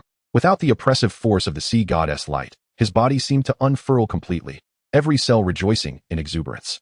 This sensation bore semblance to his experiences under gravitational training. However, the efficacy of physical training in this instance paled in comparison to that of gravitational exertion. The distinction lay in the fact that while the sea goddess light imposed pressure upon their bodies, it also subtly infused them with a fraction of its power, nurturing their forms and enhancing their potential. In this regard, the sea goddess light undoubtedly surpassed the gravitational rings. When Hemingway emerged from his meditative state, he felt an overwhelming surge of soul power yearning to be unleashed, an indescribable exhilaration coursing through him. His previously soaked garments had dried, though he was unaware of how much time had passed in restoring his soul power. Across from him, Purple Pearl sat in a similar posture, legs crossed, silently recuperating her expended energy. It was evident that she had indeed heeded his earlier words. He sensed that he had broken through to level 40. Feeling the abundant soul power within him, Hemingway could not resist clenching his fists. Yet, he refrained from hastily seeking a soul ring. For he was currently undergoing a divine trial. Upon completing the first test, he would be granted a divine soul ring. Unlike ordinary soul rings, a divine soul ring could match the upper limits of his current capacity. Hemingway estimated that if he were to accept a divine soul ring now, it would likely only be around 30 to 40,000 years old. However, this was far from sufficient for his ambitions. He intended to bolster his physical attributes during this interval, so that once he passed the first trial and obtained the divine soul ring, he would be able to endure a greater age. Hemingway rose to his feet, engaging in a simple stretch that awakened his muscles. The tension within them was palpable, yet they retained their elasticity, dispelling any sense of weakness and replacing it with a profound sense of strength. This feeling was not unfamiliar to him. After spending 6 years on a deserted island, he had often experienced this sensation upon readjusting to increased gravity. It was evident that his physical condition had indeed improved. It seemed that the divine light of Poseidon held a unique power. Hemingway gazed ahead at the seemingly endless staircase, a burgeoning desire igniting a fierce determination within his eyes. The first challenge lay in the form of 666 steps, and it appeared that this place would allow him to hone his skills for quite some time. Contemplating this, excitement radiated unabashedly from his gaze. Indeed, this journey to the Isle of Poseidon was undoubtedly worthwhile. Chapter 70. Why haven't I? After a while, the purple pearl slowly opened her eyes, a glimmer of crystalline light flashing, rendering her gaze as captivating and translucent as amethyst. How do you feel? Hemingway inquired, observing her awakening from her meditation. Well, it seems to be somewhat better than my usual training, she replied, taking a moment to assess her condition. Her voice suddenly filled with surprise. Moreover, I have broken through to level 40. That is quite normal. After the evolution of your martial soul, reaching level 39 places you on the brink of a breakthrough. Now, under pressure, your potential has been unleashed, making the leap to level 40 entirely expected. Hemingway nodded and remarked, although the light of the sea god brings tremendous pressure, the longer one endures this strain, the greater the benefit to the soul master. Under immense pressure that does not threaten life, there are significant advantages for enhancing one's soul power. Your martial soul, despite having evolved into a supreme entity, is hindered by your previously inadequate foundation. The light of the sea god now presents a rare opportunity to address this deficiency. Objectively speaking, the original configuration of the purple pearl soul rings and the martial soul's attributes cannot genuinely be deemed subpar. At the tender age of 18, possessing a soul power level of 38, and with an optimal soul ring configuration, she is already quite exceptional by ordinary standards. However, it is unfortunate that when her martial soul transformed from an ordinary sea serpent into the top-tier hydra, what was once an excellent foundation for an ordinary individual became rather inadequate when paired with such a superior configuration. Fortunately, now that she has received the divine trial, if she diligently practices in the forthcoming challenges, she can indeed rectify her previously lacking foundation. As Hemingway reflected on the vague narrative in his mind, he analyzed, the light of the sea god imposes immense pressure upon us, capable of significantly depleting our soul energy. Under such strain, our cultivation speed may yield remarkable results. Simultaneously, it will continually fortify our inherent resilience. In my view, the significance of the sea god's light as the first trial is not to test our limits, but rather to provide us with an opportunity to enhance our own strength.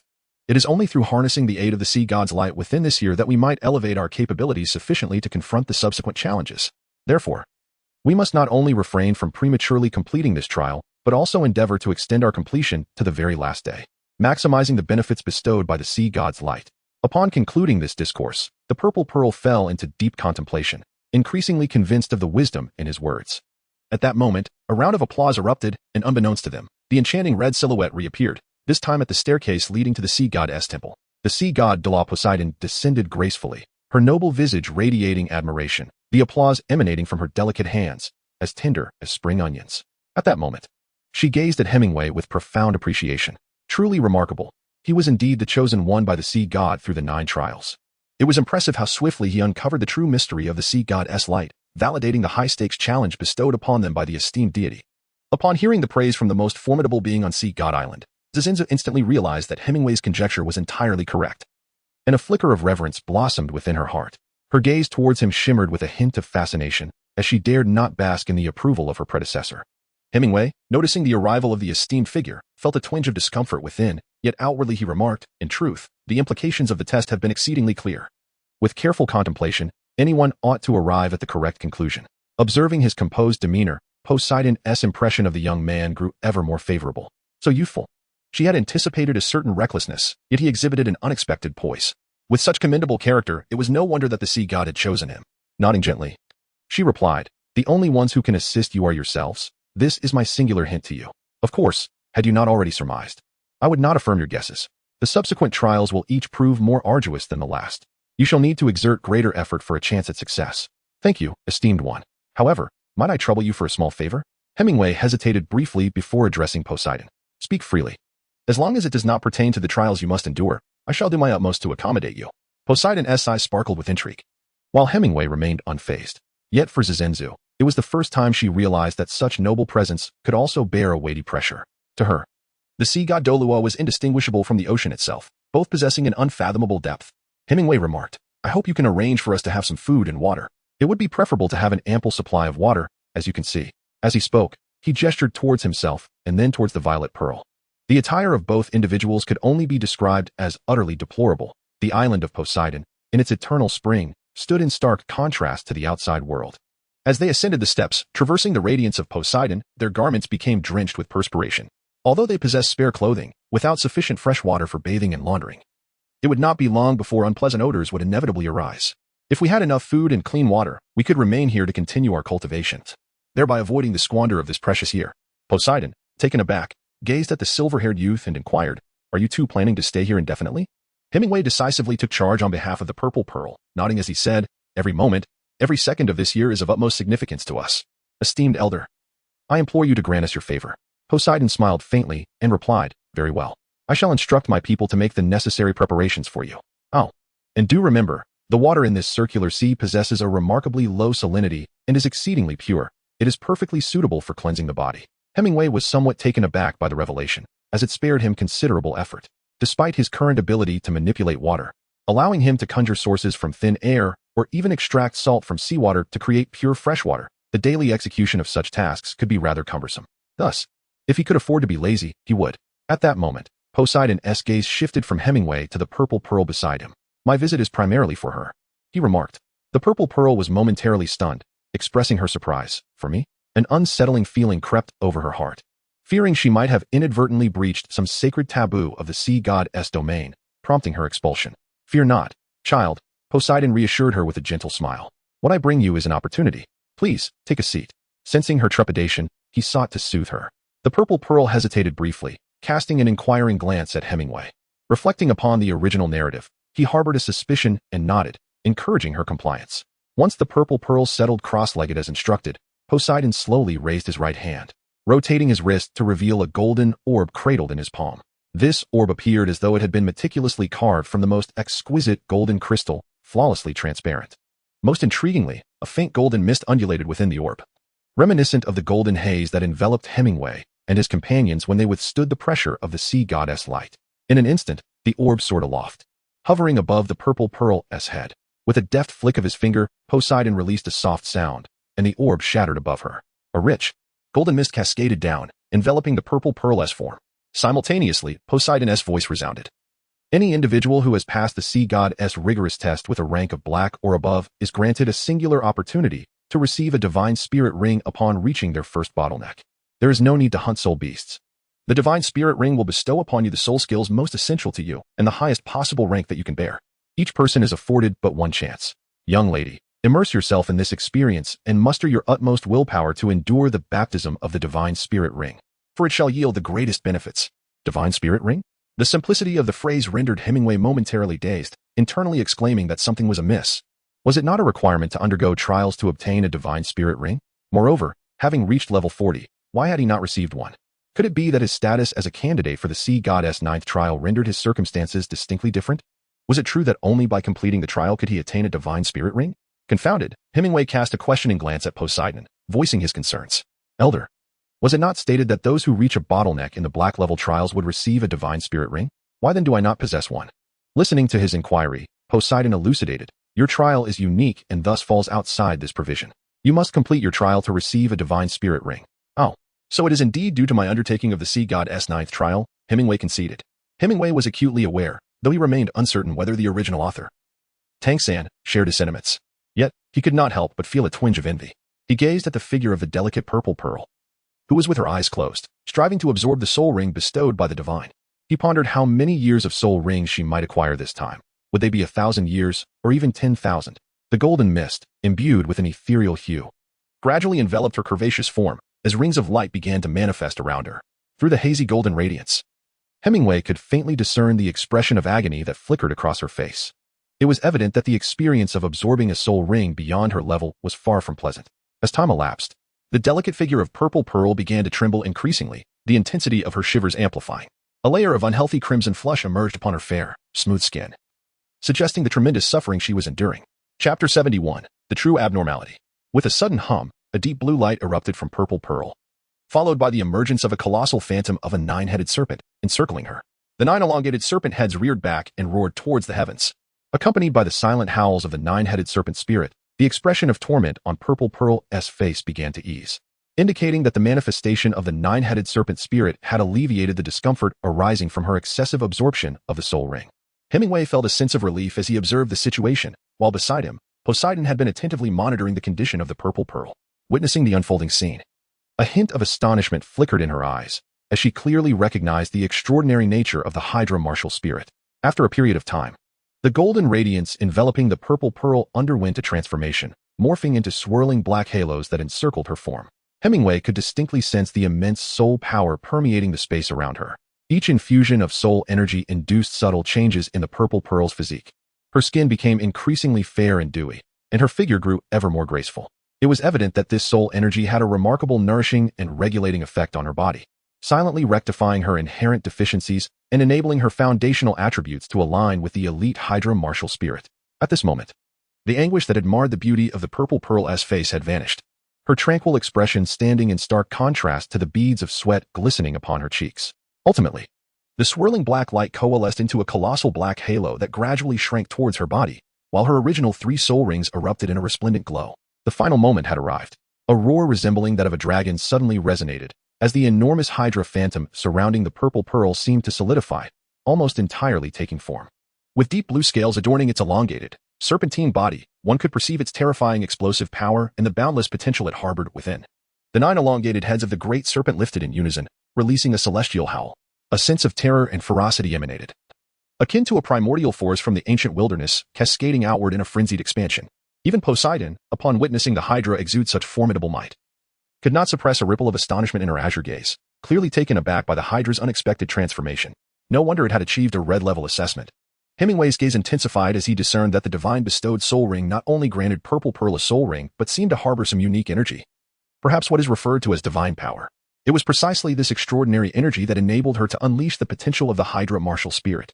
After a resonant roar akin to that of a dragon, the Hydra, appearing almost corporeal, gradually calmed down, as if it had released its long-suppressed nature. Its massive form began to dissipate, ultimately transforming into a radiant blue light that returned to Purple Pearl's being. In that very moment, Purple Pearl suddenly opened her eyes. A dazzlingly vibrant spectrum of colors erupted forth, rendering her eyes as beautiful as a rainbow, crystalline and transparent like glass, imbued with an inexplicable sense of purity and nobility.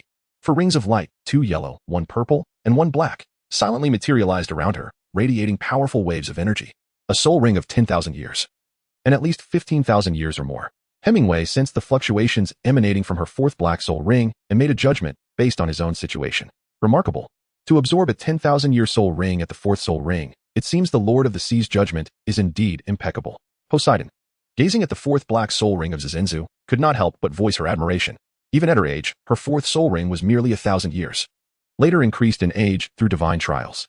The radiant, rainbow-like brilliance in Zizenzu's eyes gradually converged, returning to their original purple hue. Subsequently, an uncontrollable excitement surged forth from her eyes as she rose and bowed respectfully to Poseidon, saying, "Thank you, esteemed elder, for your generosity. No need to thank me. This is a result of your own strength," Poseidon replied, shaking her head, refusing to take credit. With her purpose fulfilled, she turned and began her ascent toward the sea god's temple. Her steps seemed to tread upon clouds, her body ascending, and her melodious voice resonated as if echoing from every corner. "When you complete your first trial, I shall reappear."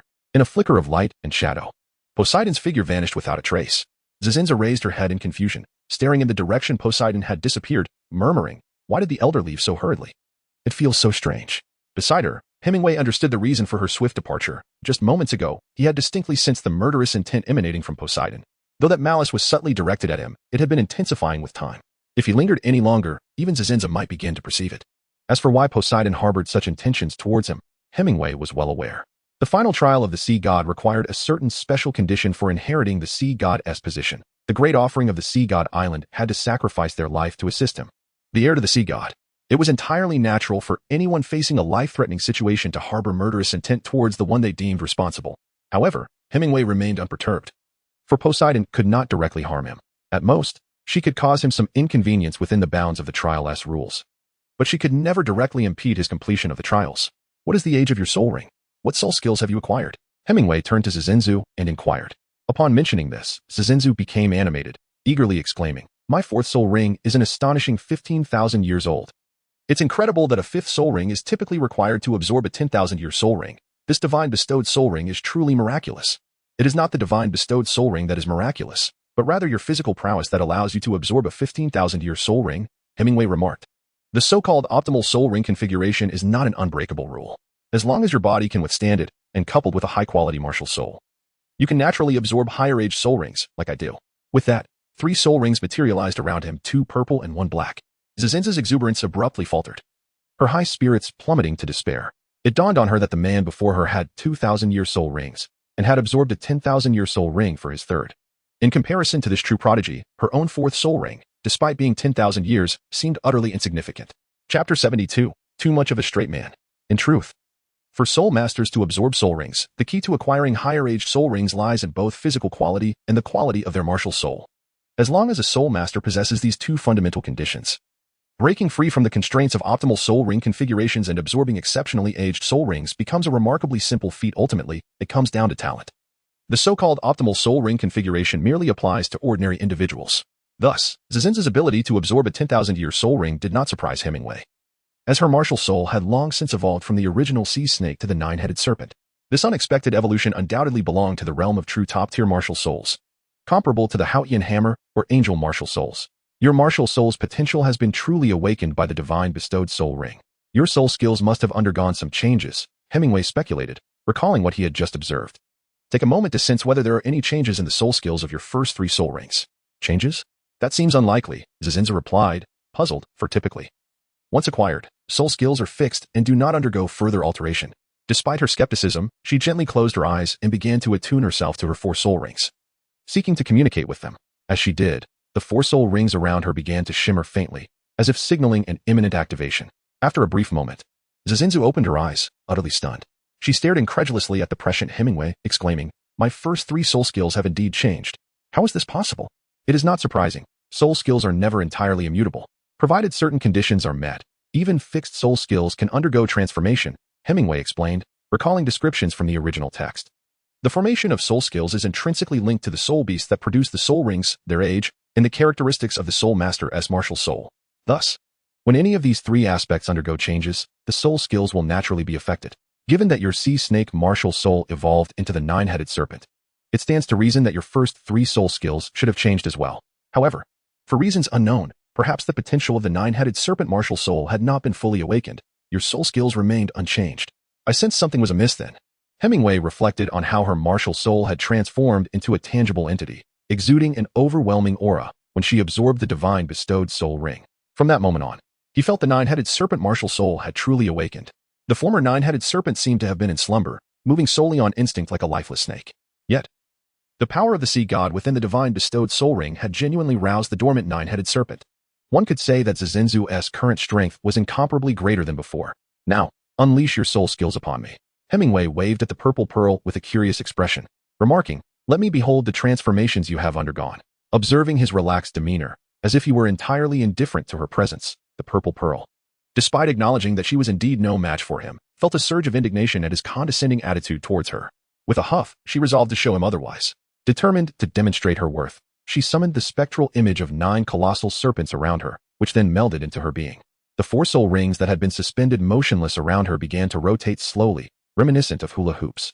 The first soul ring, a brilliant yellow, illuminated her form, and an enchanting red glimmer flashed in her striking purple eyes. "Enthralling eye," she declared as her words hung in the air. Hemingway sensed an elusive surge of psychic energy enveloping him, prompting an instinctual response from the formidable forces within him, his dominating spirit and soul power, yearning to retaliate and dispel this psychic intrusion. Fortunately, recalling that he was undergoing a test of soul techniques, he restrained himself and refrained from any form of resistance. Upon completely relinquishing his defiance, He perceived a haze before his eyes, as the surroundings abruptly transformed, resembling an enigmatic labyrinth. Rather than succumbing to panic, he keenly attuned himself to his circumstances.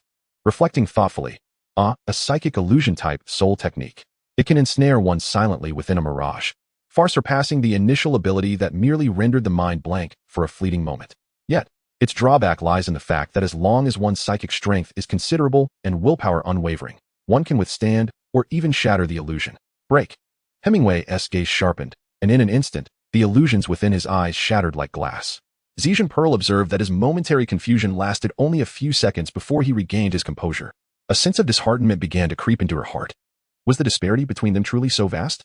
Despite her current rank being superior, had he not voluntarily succumbed to the illusion, she would have been ensnared in it herself. It was likely that she would have suffered a backlash from her own soul skill, leaving her spirit wounded. Humph, let us try again. With a haughty snort, Zhejian Pearl summoned her second soul skill, the second yellow soul ring around her glowing brilliantly. Serpent's shadow.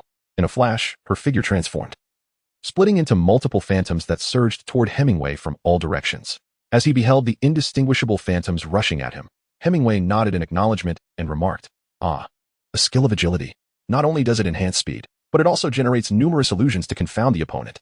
However, to those perceptive soul masters, distinguishing the real body from the phantoms is exceedingly apparent." With that, he reached out and seized a slender, pale wrist with lightning speed, entirely disregarding the illusory figures surrounding him. As the phantoms made contact with him, they burst and vanished like bubbles. When all the illusions had dissipated, the sight of Zhejian Pearl's flustered expression, with his grip still encircling her wrist, came into view.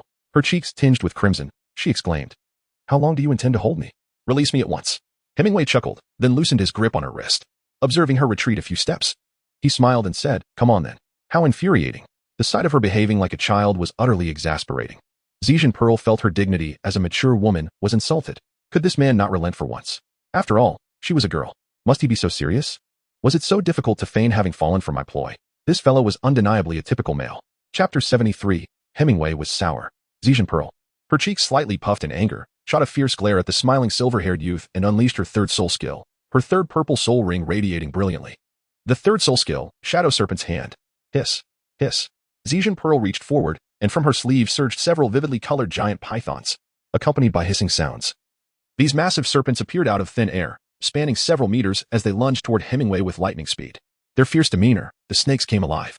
Their mouths agape revealing fangs that glimmered with a sinister blue light, indicating their venomous nature. And indeed, they were highly toxic. Upon witnessing this soul skill, Hemingway's interest was piqued. This technique bore a striking resemblance to an ability used by a villain in a certain anime from his past life, even sharing the same name. How intriguing, exceedingly intriguing. Captivated by this soul skill, Hemingway stood his ground as the snakes darted towards him, refusing to evade. "Be careful, the snakes are poisonous," Zhejian Pearl hastily warned him, while attempting to retract her soul skill. Alas, the unleashed snakes could not be called back. She could only watch helplessly as the vividly colored pythons, bearing their venomous fangs, lunged ferociously at her beloved. The pythons surged forward, instantly coiling around Hemingway, binding his limbs like ropes, restricting his movements.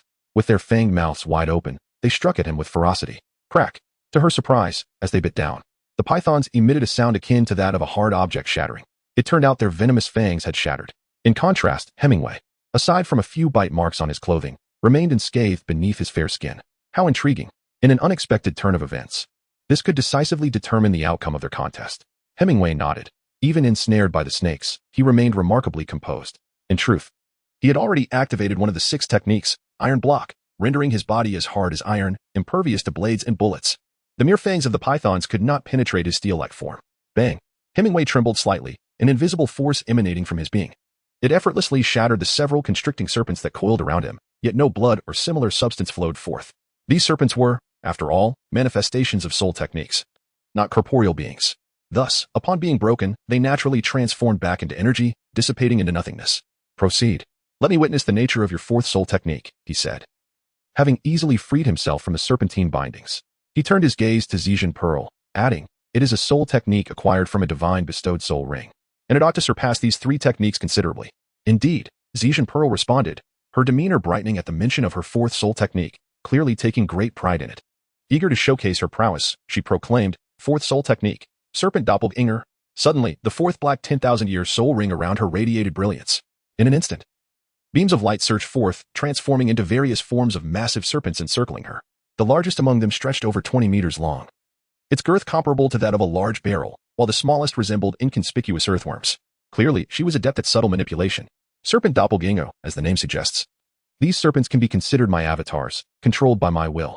Upon invoking her fourth soul technique, Zhejian Pearl's complexion paled slightly, indicating that summoning such a multitude of serpent doppelgangers had taken a toll. This technique allows me to summon serpent doppelgangers, with their size and number contingent upon my own energy levels. Currently, summoning these dozen or so doppelgangers has completely depleted my soul power, rendering me incapable of deploying further soul techniques, she explained. Is it merely the ability to summon serpents under your mental command? It cannot be that simple, Hemingway inquired, furrowing his brow. While this technique was commendable and extraordinarily proficient for an ordinary martial soul, it seemed somewhat inadequate for a top-tier martial soul like the Hydra, appearing rather simplistic. Of course, it is not merely that, Zhejian Pearl replied, casually retrieving a dagger from her soul tool. Without hesitation, she brutally sliced her alabaster arm. Instantly, a deep wound appeared on her delicate limb, blood flowing profusely.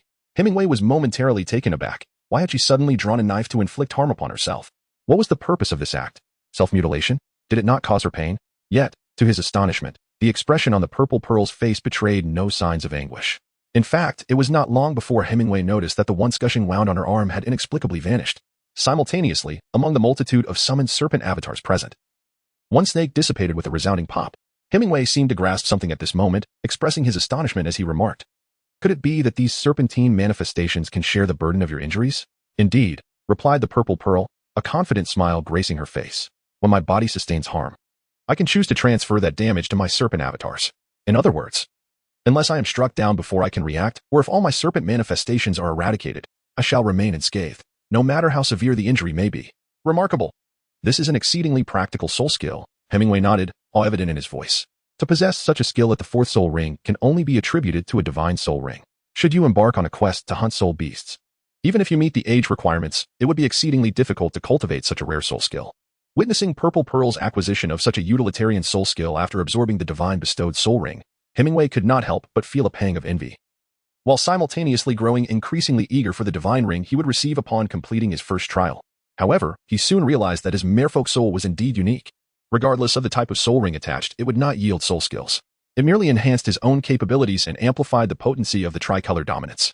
While this may be considered a pure attribute path, it ensured that his destructive power surpassed that of the average soul master, enabling him to triumph over a soul sage as a soul venerable. Yet, the drawbacks were painfully clear, in terms of adaptability and versatility. He was outmatched by those who wielded a myriad of extraordinary soul skills. Indeed, the envy lingered still. Hemingway conceded his envy, acknowledging that although the mermaid princess's martial soul is indeed remarkable, even exceptional, it falls short in the monotony of soul skills. The pursuit of ultimate strength inevitably leads to an extreme singularity, suggesting that every gain comes with its corresponding loss. With a sigh, Hemingway suddenly experienced a moment of clarity. How could I have been so mistaken? Although the additional spirit rings do not possess spirit abilities, does that mean I cannot create my own? Moreover, if one were to insist, the 6 forms of the Navy could indeed be regarded as a form of self-created spirit ability. Is it truly the case that the mermaid spirit, aside from summoning sea spirit beasts, is entirely devoid of merit? I think not. Perhaps I can endeavor to develop other techniques based on the inherent characteristics of the mermaid spirit itself. For instance, its innate water manipulation ability holds significant potential for development. All this time, my exploration of this spirit has been rather superficial. Hemingway suddenly realized that perhaps he had underestimated the mermaid spirit all along. He had never truly harnessed the boundless potential inherent in his soul. Chapter 74, A Year of Hardship. In the time that followed, Hemingway and the Purple Pearl did not opt to relentlessly confront the light of the sea god each day, challenging themselves to ascend to greater heights. Instead, they chose not to hastily climb the higher rungs, but rather to utilize the light of the sea god for their cultivation. Hemingway discovered that cultivating in the light of the sea god allowed him to endure external pressures at all times. Consequently, amidst the pressure of the sea god's light, the speed at which his soul energy circulated was significantly accelerated compared to its usual self-propulsion. This pressure undoubtedly acted as a remarkable catalyst, if harnessed adeptly. It could undeniably enhance the speed of their soul energy cultivation. Upon realizing this, Hemingway, along with Purple Pearl, commenced their daily meditation in the sea god's light.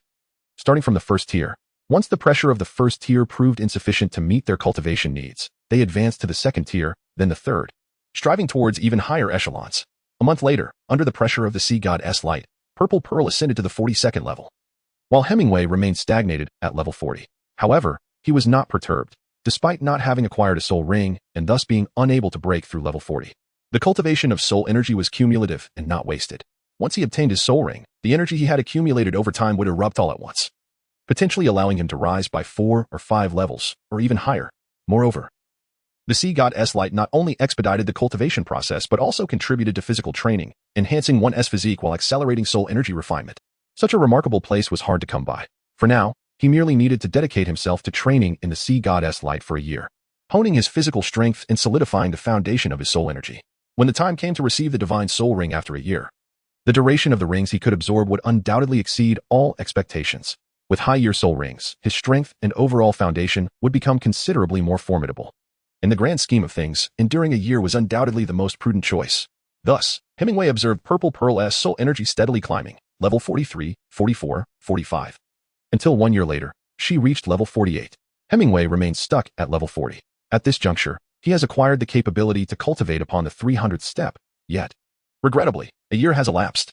The two must inevitably pass through the first threshold to face new trials. At the foot of the Sea God Mountain, a youth with white hair and blue eyes stood shoulder to shoulder with a girl possessing violet hair and violet eyes, both gazing quietly at the staircase leading to the Sea God Temple, resembling a pair of celestial beings. Today marked the final day of their first trial in the Sea God's Challenge. In truth, more than 2 months prior, they could have attempted to pass the first level. But due to the rarity of this sacred training ground, they had deliberately delayed until the last moment, reluctantly deciding to confront the challenge ahead. A year had passed, and both Hemingway and Pearl had undergone remarkable transformations. The young man had grown notably more handsome and masculine, while the young woman had blossomed into a fair and radiant beauty. In terms of appearance, they had ascended to a level far superior to that of a year ago. It is said that one's spirit reflects upon their countenance, and this was evident in how significantly they had benefited from the sea goddess light during their year of cultivation. Both endured immense pressure, diligently training until now, which had led to substantial advancements in their physical strength, soul power, and perseverance. Shall you go first? Hemingway turned to Pearl, smiling as he inquired, or shall I? I shall go, Pearl replied with a smile as she stepped forward, placing her foot upon the familiar steps. A wave of pressure, trivial in comparison to her current capabilities, washed over her, yet she did not hesitate, moving upward with ease. In no time, she ascended the first 50 steps without expending much effort, as her body had acclimatized to the pressure and she could train on those steps all day long.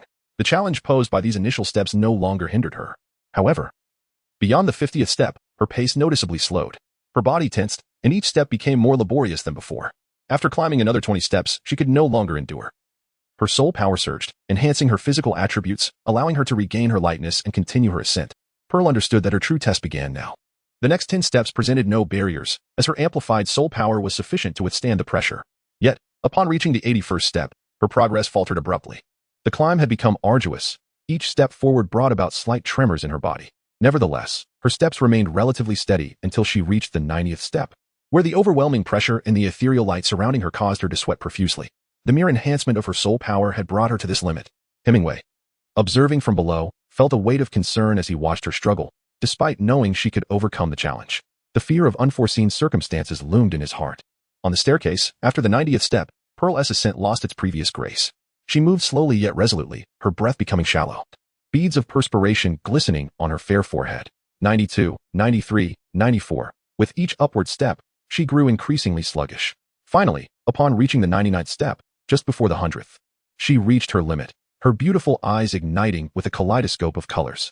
An ethereal shadow resembling a ferocious 9-headed serpent appeared and swiftly merged with her being, bestowing upon her an inexhaustible power. Her once sluggish pace transformed into a fluid motion as she effortlessly crossed into the 100th step. At the foot of the mountain, seeing her unleash her martial soul, Hemingway did not relax. Instead, his expression grew graver. He knew the critical moment had arrived. After reaching the 100th step, the pressure would increase exponentially. Though only 33 steps remained, for Pearl, these final 33 would prove more challenging than the previous 100 combined. As he watched her struggle upward, Hemingway silently counted the steps in his heart. 101, 102, 103, 112, 113, 120, 126, 130. Upon reaching the 131st step, Pearl paused once more, but this time her respite lasted longer. Breathless, her form undulated before her, her thin garment drenched in sweat, yet this breathtaking scene remained unseen by anyone. After resting for a while and regaining sufficient strength, Pearl bit down on her crimson lip, her soul power circulating through her body, vibrant colors radiating from her eyes. A deep blue glow began to emanate around her, indicating that she had fully harnessed the power of her martial soul.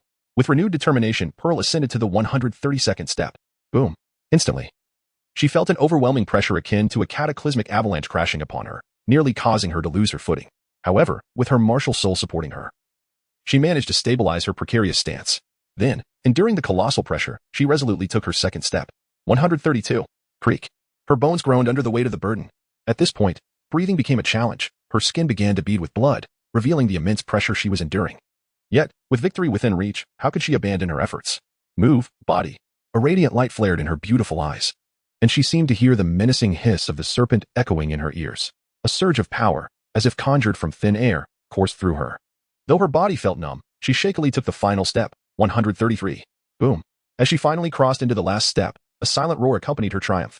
In an instant, the omnipresent pressure that had enveloped her dissipated like receding tides, and a profound sense of lightness engulfed her, making her feel as if she might soar. The golden mist that had obscured her vision melted away like snow in the sun, replaced by an unprecedented sensation of liberation. Ding. Simultaneously, a gentle chime resonated in her ears. A red aura emerged from the seven-pointed star on her forehead, coalescing into a crimson square light screen before her. In the next moment, another chime sounded as the red screen shattered into countless crimson sparks, which then reintegrated into Pearl's mind, imparting an enlightening sensation. She felt her rapidly depleting soul power suddenly surge, producing an inner strength. A unique voice echoed in her mind. Red Level 7 Trial. First Trial. Traverse. See God's light. Passed. Soul power increased by 1 level. From 48 to 49, Pearl's soul power soared directly to 49. With just 1 more level, she could acquire her 5th soul ring. Remarkably, she was only 19 this year. Over the span of a year, she had ascended 8 or 9 levels. A testament to the immense benefits of the Sea God's light in her cultivation journey. Naturally, her rapid advancement was also significantly attributed to the prowess of her 9-headed serpent martial soul, which played an indispensable role in her success. Had it not been for this supreme martial soul, which significantly elevated her innate qualities, it would have been utterly implausible for her to ascend 8 or 9 levels of soul power within a mere year, even with the divine radiance of the Sea God. Without such exceptional aptitude, one could not swiftly adapt to the pressures exerted by the Sea God's light, nor could one harness such pressures to enhance oneself. This process requires a certain caliber of talent, not something that just anyone can achieve. Otherwise, would it not imply that anyone could attain divinity? If one lacks the requisite talent, no amount of effort will yield success. Had the Purple Pearl possessed merely the unremarkable martial soul of the sea serpent, even reaching the 50th level within a year would have been a Herculean feat, one that would deplete all potential. The influence of aptitude on an individual is profoundly significant. It can be said to dictate the course of one's life. In this world, many aspirations cannot be realized solely through willpower. To achieve success, one must possess more than mere determination. Talent and fortune are indispensable elements, and in certain respects, they may even outweigh perseverance in importance. Observing as the Purple Pearl finally ascended to the 130th level, she now sat calmly on the steps, stabilizing the sudden surge of her soul power. Hemingway could not help but feel a twinge of envy. The divine bestowed soul ring, he had waited a whole year for this moment. Now, it was time to reap the rewards. Hemingway inhaled deeply, then took a step forward, officially ascending the staircase. His ascent through the first, second, and third levels was seamless and unbroken. For someone who could cultivate for an entire day on 300 steps, the initial 300 posed no challenge whatsoever. He continued to ascend, step by step, swiftly reaching the 133rd step. Glancing at the still meditating Purple Pearl, he chose not to disturb her and proceeded upward. He traversed the 156th, 188th, 200th, 268th, and 299th steps, ultimately arriving at the 300th step. Hemingway effortlessly ascended the 300 steps, his ease and grace starkly contrasting with the near-breathless struggle of Zhejian Pearl, who had labored through just over 100 steps. As previously mentioned, although the mermaid spirit had relinquished its capricious and multifaceted soul abilities, it had bestowed upon him a formidable enhancement in physical attributes and overall qualities. Each added soul ring, though it did not generate new soul skills, contributed to a permanent augmentation of his various attributes and physical prowess. He could be described as a naturally gifted pure attribute soul master, whose capabilities far surpassed those of his peers. The sacrifice of the enigmatic soul skills in exchange for singular enhancement enabled him to triumph over the weaker and challenge those of higher ranks. Should he find himself bested by Zhejian Pearl under such circumstances, he might as well seek out a block of tofu to end his misery. After conquering the 300 steps, Hemingway finally sensed a modicum of pressure. However, it was insufficient to impede his progress. What once required a mere effort of 1 was now demanding 2 or even 3, yet he remained resilient. Onward to the 400 steps he ventured. Hemingway finally felt a considerable pressure, yet he still refrained from employing his soul energy, relying solely on the strength of his physical form to endure. The ascent of 500 steps had brought his corporeal endurance to its limits. Reluctantly, he began to harness his soul energy to augment his physique. As the energy coursed through his body, all the burdens dissipated, allowing him to continue his climb. However, the higher he ascended, the more formidable the pressure became. Upon reaching the 600th step, even with the enhancement of his physical attributes through soul energy, he found himself unable to withstand it. Each 100 steps represented a significant hurdle, with the pressure multiplying exponentially. Thus, confronted with the final 66 steps, Hemingway decisively summoned the manifestation of his martial spirit.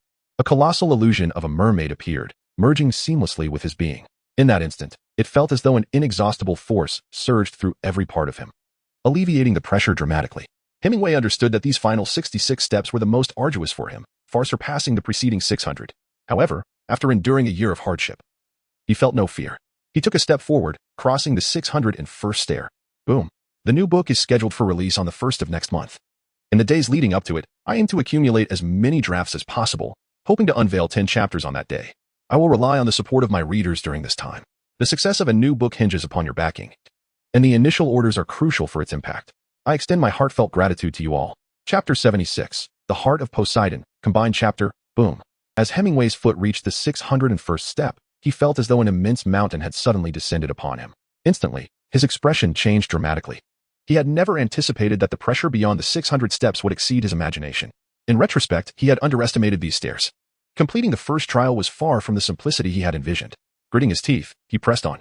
Hemingway, burdened by immense pressure, took a second step, only to feel as though another mountain had descended upon him. A tremor coursed through his body, nearly destabilizing his footing. How infuriating. How could I falter here? Shaking with determination, Hemingway gritted his teeth against the ever-increasing weight pressing down upon him, a surge of air swelling in his chest. Blood vessels began to surface in his azure eyes, resembling a ferocious beast poised to strike. Bearing the colossal burden, he pressed on with renewed resolve. 3 steps, 4 steps. 5 steps. The pressure intensified with each advance, his skin taut and veins bulging grotesquely, his bones creaking under the strain, while beads of blood began to seep from his pores, indicating that his body was nearing its limits. 36 steps, 37 steps, 38 steps. Step after step, he ascended, his body drenched in blood, resembling a figure of crimson. Yet he paid no heed, allowing the pressure to envelop him. His sole focus remained fixed ahead. 42 steps. 43 steps, 50 steps. Suddenly, his engorged, veinous skin erupted, tiny fissures bursting forth like a fountain, spewing forth bright crimson blood. Just as it seemed he would succumb to his own blood loss, a blinding golden light surged forth, enveloping him entirely, transforming him into a radiant golden figure. With the enhancement of his armament, Hemingway felt the pressure diminish, yet his feet remained relentless, steadfastly climbing higher, even as his inner soul energy was rapidly depleted to sustain the transformation. 53 steps, 54 steps, 60 steps. Only 6 steps remained, yet at that moment, they appeared insurmountable. An impassable chasm obstructing his path forward. Hemingway suddenly let out a thunderous roar, and a wave of dark crimson ripples surged forth. Centered around his diminutive form, these ripples radiated outward in all directions, swiftly enveloping the entirety of Ocean God Island. A resounding rumble echoed as the entire island trembled violently. Wherever the dark red ripples emanating from Hemingway passed, those of weaker prowess instantly succumbed, their eyes rolling back as they fell into unconsciousness. Even the more formidable individuals felt an overwhelming sense of suffocation, dizziness, and weakness, rendering them incapable of resistance. All sounds of chirping insects, singing birds, and crashing waves vanished into silence. In an instant, Ocean God Island seemed to transform into a realm of utter tranquility. Within the depths of the sea goddess palace, Poseidon often found herself secretly observing the 2 figures before her. When the ominous crimson ripples surged forth, she was struck with an overwhelming dread.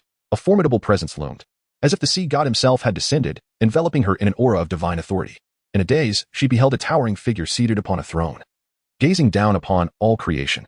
An indescribable reverence, coupled with an innate nobility, consumed her thoughts.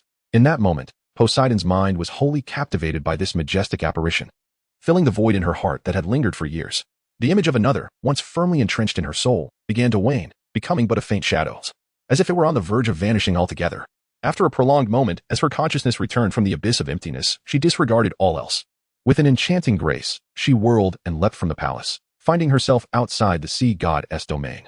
On the lengthy staircase below, a figure radiating an unparalleled sense of presence came into view. Bloodied and disheveled, he stood with an air of tranquility, his sea blue eyes glowing ominously yet remaining as calm as the ocean's depths. As if sensing Poseidon's arrival, the figure slightly raised his head, his blood-tinged gaze colliding with her own, which sparkled like the vast sea. In that moment of connection, Poseidon's heart raced wildly, akin to a startled fawn, overwhelmed by a sensation of unprecedented shyness and exhilaration that flooded her chest. This feeling was foreign to her, even when she had once faced Tang San. It had merely been a fleeting admiration for a remarkable man, devoid of the profound depth of love. Having spent her formative years on Sea God Island, she ascended to the position of High Priestess after completing the Sea God's rigorous trials.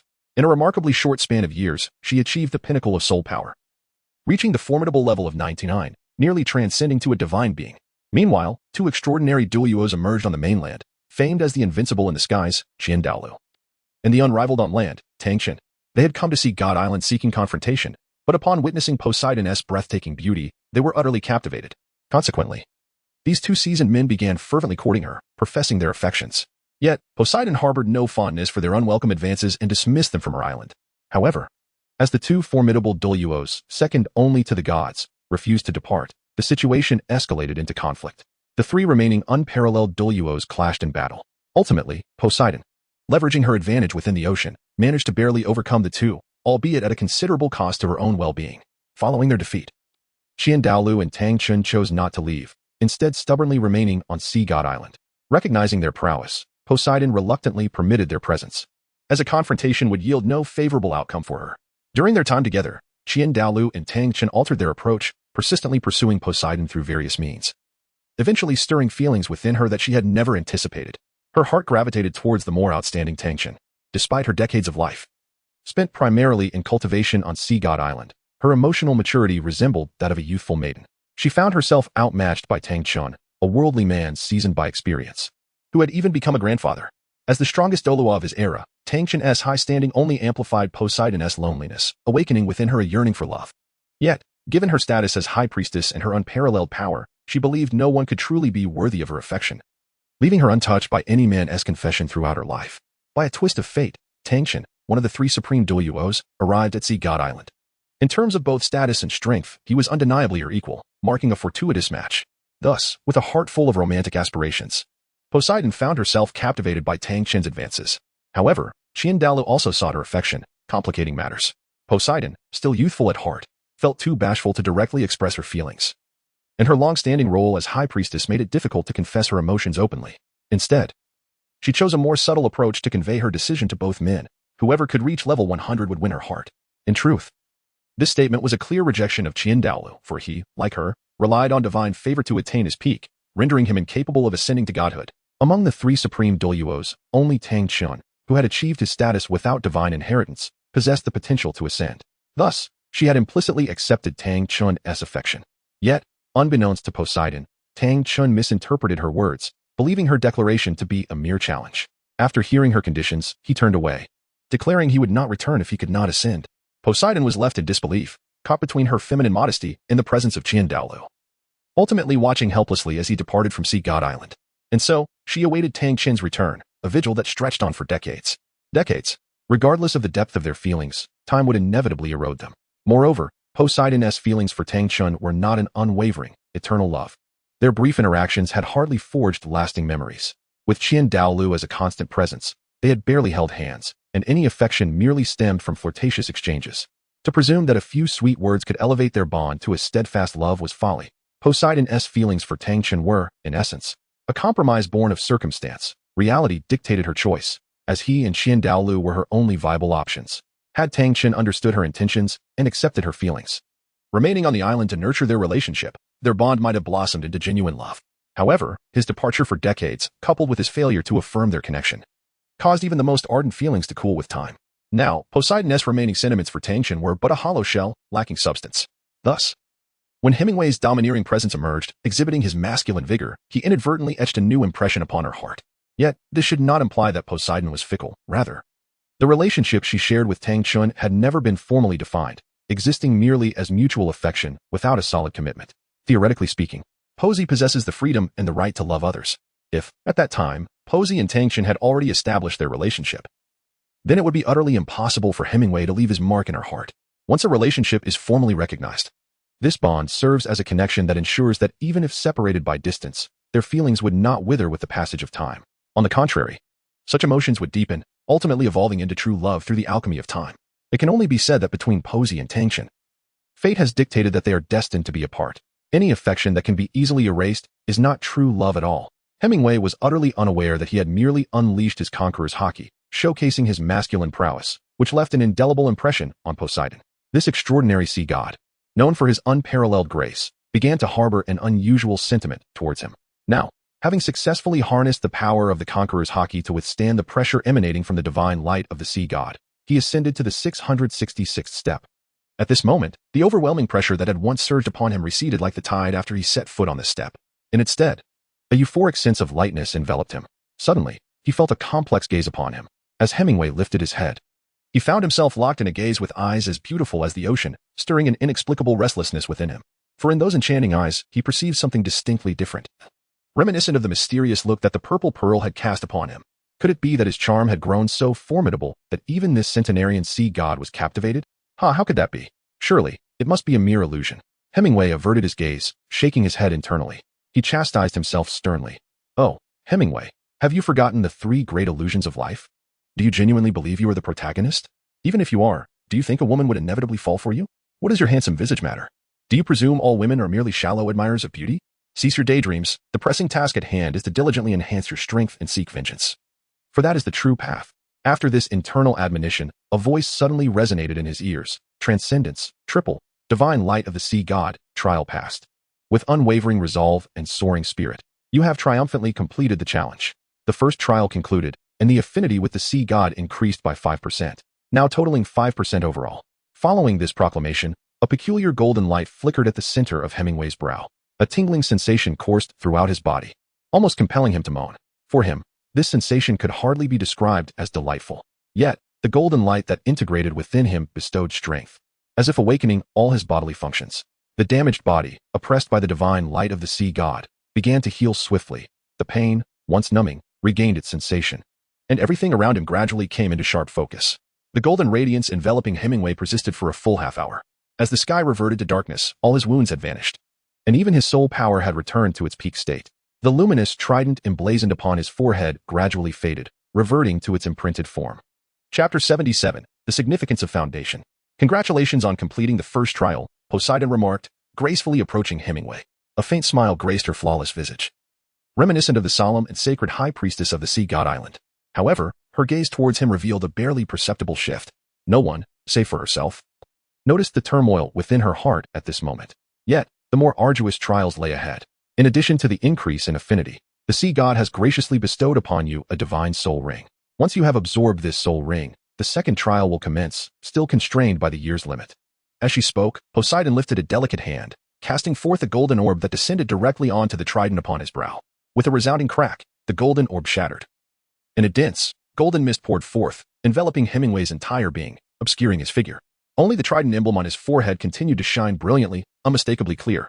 At that moment of the orb's rupture, Hemingway promptly seated himself in a meditative posture, centering his thoughts, ready to accept the trial posed by the divine soul ring in his optimal state.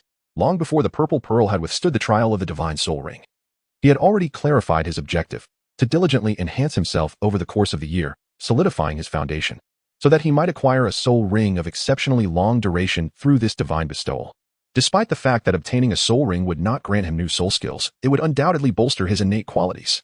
The higher the duration of the soul ring, the more significant the enhancement would be, fortifying his foundational prowess. For an ordinary soul master, stagnating at level 40 for a year is decidedly imprudent, given their limited potential.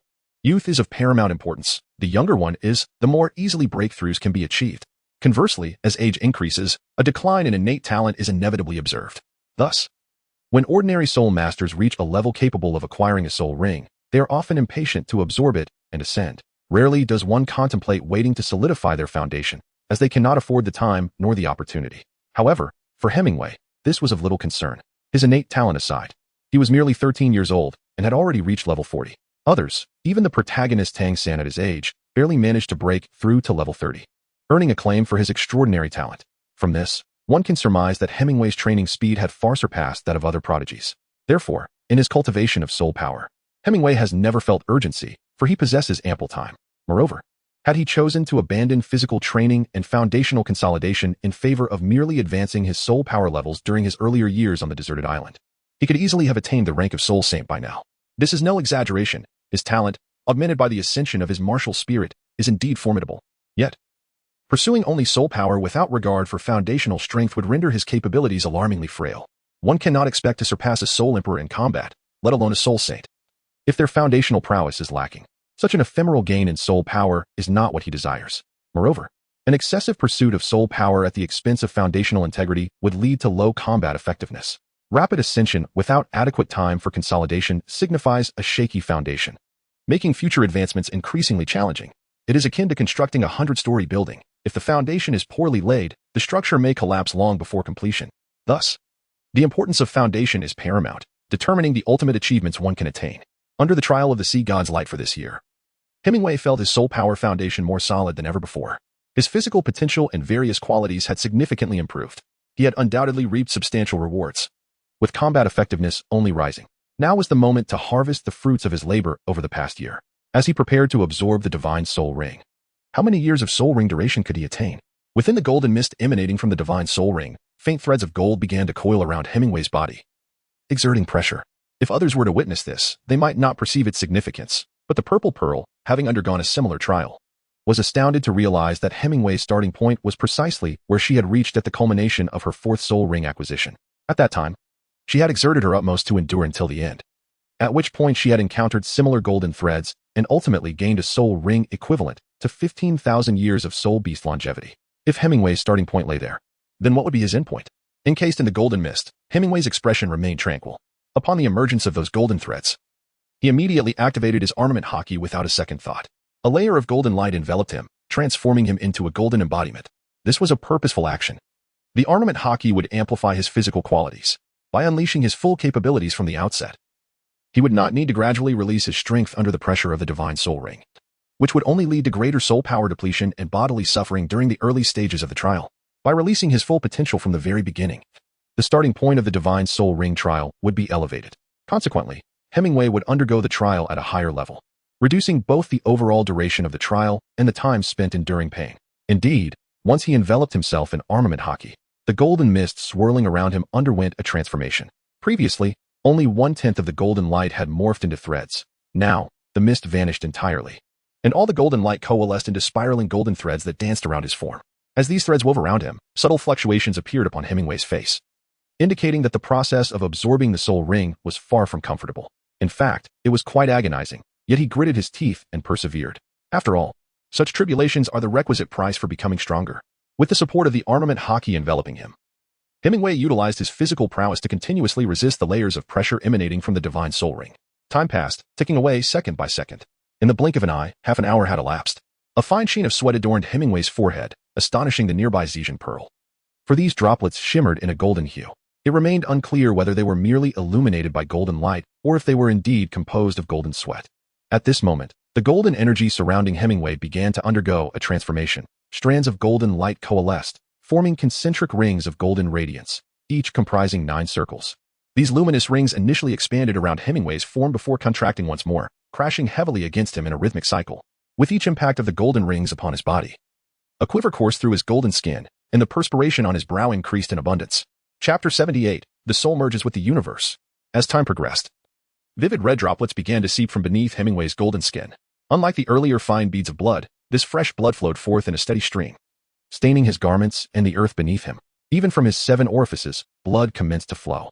Hemingway's body trembled violently, on the brink of collapse at any moment. Yet, his conviction remained unyielding.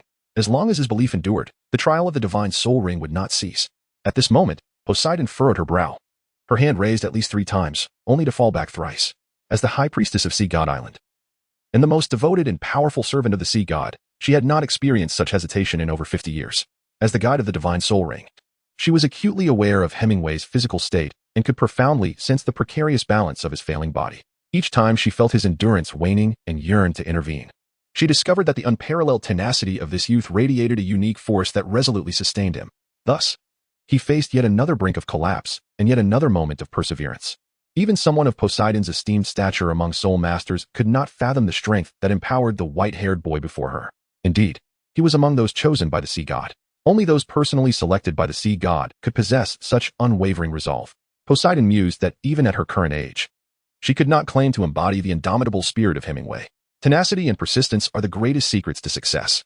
Finally, as Poseidon raised her hand for the 4th time, preparing to halt the divine soul ring's trial, blood erupted from Hemingway in a violent spray. Had his body succumbed? Poseidon's face blanched in an instant. Her heart twisted with an indescribable pain. Yet, her hand remained suspended in midair, for the blood that burst forth instantly stained the 9 golden halos encircling Hemingway, transforming them into a vivid crimson. 9 became 1.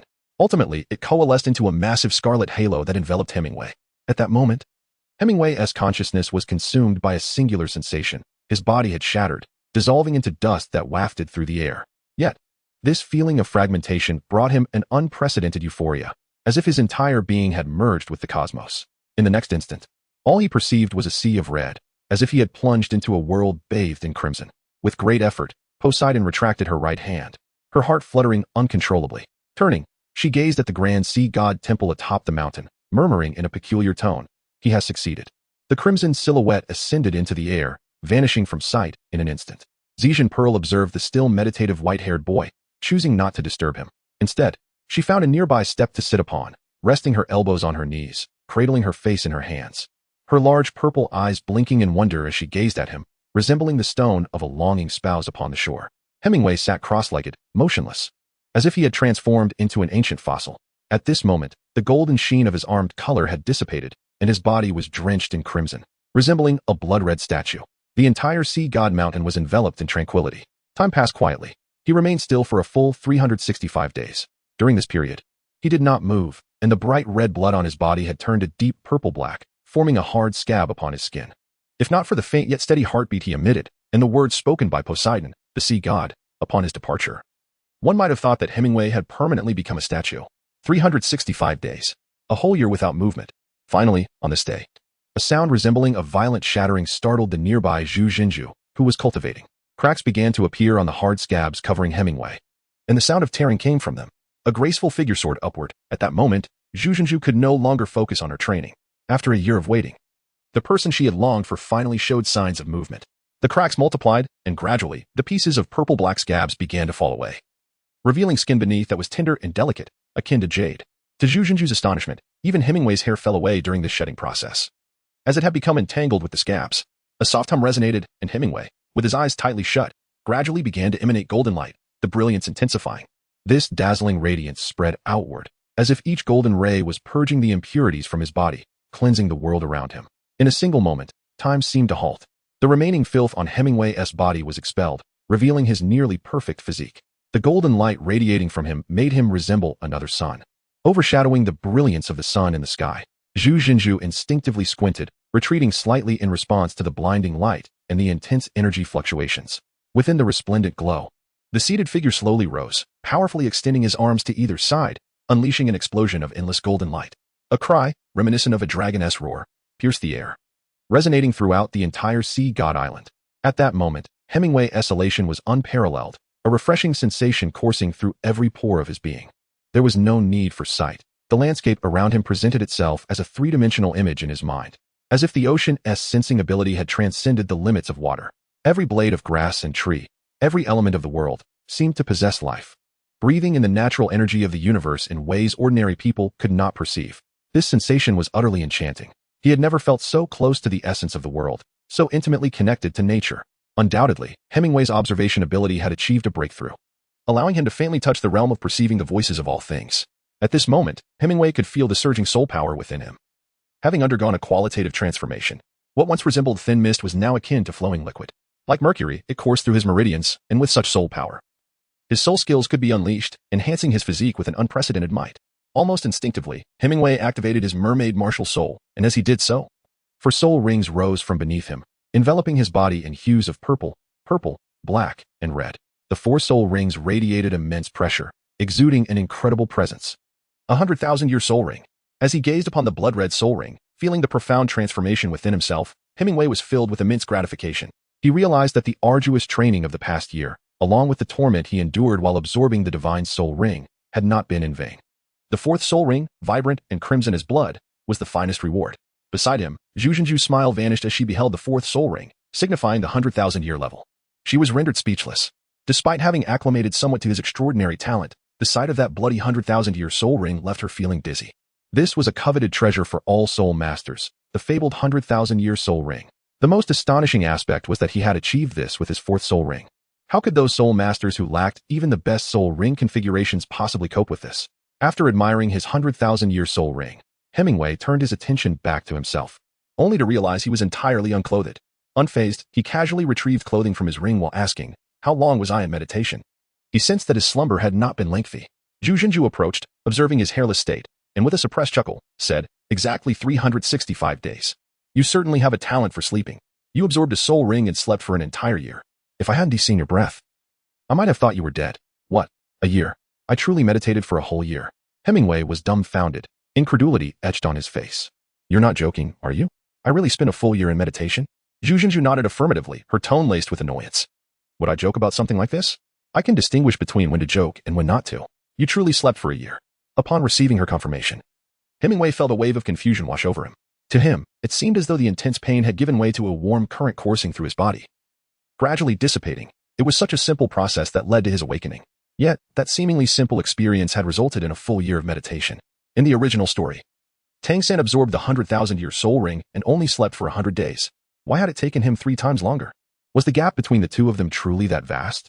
Calculating, it had already been 2 years since he arrived at Sea God Island. With half of that time spent in meditation, wasn't he that a considerable waste? Seeing the regretful expression on Hemingway's face, Zhu Zhenju remarked sharply, "What else with that expression? You spent a year to obtain a 100,000-year soul ring, and you still think it's not enough? This is something countless people dream of. If it were me, I would gladly take 10 years for it. Don't act like you've been wronged after gaining such a treasure." Hearing this, Hemingway reflected. The benefits of acquiring this 100,000-year soul ring were undeniably immense. He now felt entirely different from his former self, and there were surely more hidden advantages yet to be discovered. Thus, it seemed he had not lost out after all. After all, he was only 14, still very young. He had reached a level that ordinary people could only aspire to achieve throughout their lifetimes. Why rush to level up? Strengthening his foundation now would only bode well for aspiring to greater heights in the future. At this moment, Zhu Zhenju curiously inquired, "Generally speaking, such a leap in absorbing a soul ring should lead to an increase in soul power, right? With your current soul power at level 40, absorbing a soul ring of 100,000 years, typically attainable only by a soul Douluo at its zenith, should result in a tremendous surge in your soul energy. What is your current level of soul power?" Upon hearing this, Hemingway silently attuned to his own essence and then remarked, "I currently possess a soul power of level 45. Level 45? How is it that a 100,000-year spirit ring has only elevated you by 5 levels? Exclaimed the purple pearl, astonished. "I am not mistaken." Hemingway shook his head and remarked, "The energy bestowed by this 100,000-year soul ring has primarily been devoted to mending my body and unlocking my potential. A mere fraction of that energy has been allocated to enhancing my soul power, and to ascend 5 levels is quite commendable. Moreover, the most significant factor is that the quality of my soul power has transformed beyond recognition. If my previous soul power resembled wispy clouds, it has now coalesced into a viscous liquid. Even in a comparison solely based on the quality of soul power, it is likely that not even a title Douluo could rival me. With the improved quality of my soul power, the potency of my soul techniques has increased, rendering them not only more formidable but also more enduring. It is akin to a technique that previously required 10 units of soul power, now demanding only 1 unit to unleash. Furthermore, as the quality of my soul power rises, the prospect of breaking through to higher levels will become increasingly attainable. This illustrates the immense advantages conferred by the 100,000-year soul ring. And you? During my year of slumber, have you encountered any new challenges?" Hemingway suddenly inquired of Purple Pearl. "No," Purple Pearl replied, shaking her head. "It appears that my trials are intertwined with yours. Even if challenges were to arise, they would be faced together." "I see," he responded. Hemingway nodded knowingly, choosing to remain silent. At that moment, the sky above suddenly darkened. The marks on both their foreheads illuminated simultaneously. The heavens were shrouded in thick clouds, and the imposing sea god mountain exuded an aura reminiscent of an impending storm. On the now darkened sacred mountain, the divine light of the sea god became strikingly pronounced. Meanwhile, in the surrounding circular sea, a tumultuous boiling began. Waves surged violently, and layers of peculiar energy oscillated fiercely within the circular sea. In the distant horizon, 7 beams of golden light cleaved through the sky and converged once more. This time, their convergence point was directly above the sea god temple. As Chapter 80 commenced, the golden light that blanketed the sky gathered in a fleeting moment, vanishing almost as swiftly as it appeared. Yet, as the golden radiance dissipated, Hemingway and Zhejian Pearl beheld a shimmering golden veil descending upon the circular sea, hovering about 10 meters above the water's surface. It resembled the protective barrier they encountered upon arriving at the sea witch's sacred pillar, seemingly thwarting the onslaught of the tumultuous waves. This golden light extended all the way to the shores of the circular sea. Simultaneously, a fresh layer of illumination manifested within the minds of Hemingway and Zhejian Pearl. Their second trial had officially commenced. After absorbing the abruptly presented information, Zhejian Pearl opened her eyes and declared, "The second trial, break through the circular blockade. Conditions for passing, achieve a breakthrough across the blockade of the circular sea without slaying any sea spirit beasts, and reach the opposite shore. Hemingway wore a rather peculiar expression as he remarked, "My trial, much like yours, involves breaking through the blockade of the circular sea without slaying a single sea spirit beast, and reaching the opposite shore." He gazed at the details of this second trial, feeling as though it were almost too generous. It seemed the sea god was unaware of his innate ability to control the sea spirit beasts, a gift inherited from the Sea King, by Xing. Suddenly, a rumble emanated from Hemingway's stomach, prompting him to rub his belly as he realized he was feeling somewhat hungry. After a year of subsisting solely on energy, his body was now awakening to the desire for sustenance. Zijinju, somewhat exasperated, stated, "The food delivered this morning is over there. Since you are hungry, you should eat first. We can discuss the trial later." "Very well," Hemingway replied. Hemingway nodded and followed him to their usual dining spot. A stone table had been crafted here, laden with a sumptuous array of seafood. There were colossal king crabs, delectable lobster meat, caviar paired with dark bread, along with the island's unique vegetables and fruits, which made Hemingway's stomach growl in anticipation. Eagerly, he seated himself by the stone table and seized a king crab to indulge in. After a hearty feast, he felt thoroughly satisfied. Hemingway began to inquire about the past year from the exquisite Pearl, discovering that, due to the absence of a second trial, she had remained close to her familiar surroundings, spending her days in rigorous cultivation. However, without the divine light of the sea god to aid her after passing the first trial, her advancement in cultivation over the past year paled in comparison to her earlier progress. Now, she had barely reached the 50-level mark, signifying that she had only ascended 2 levels in a year. While this may not be deemed slow, considering that the higher one ascends, the more arduous the journey becomes. It is worth noting that she had actually achieved the 50-level milestone 6 months prior.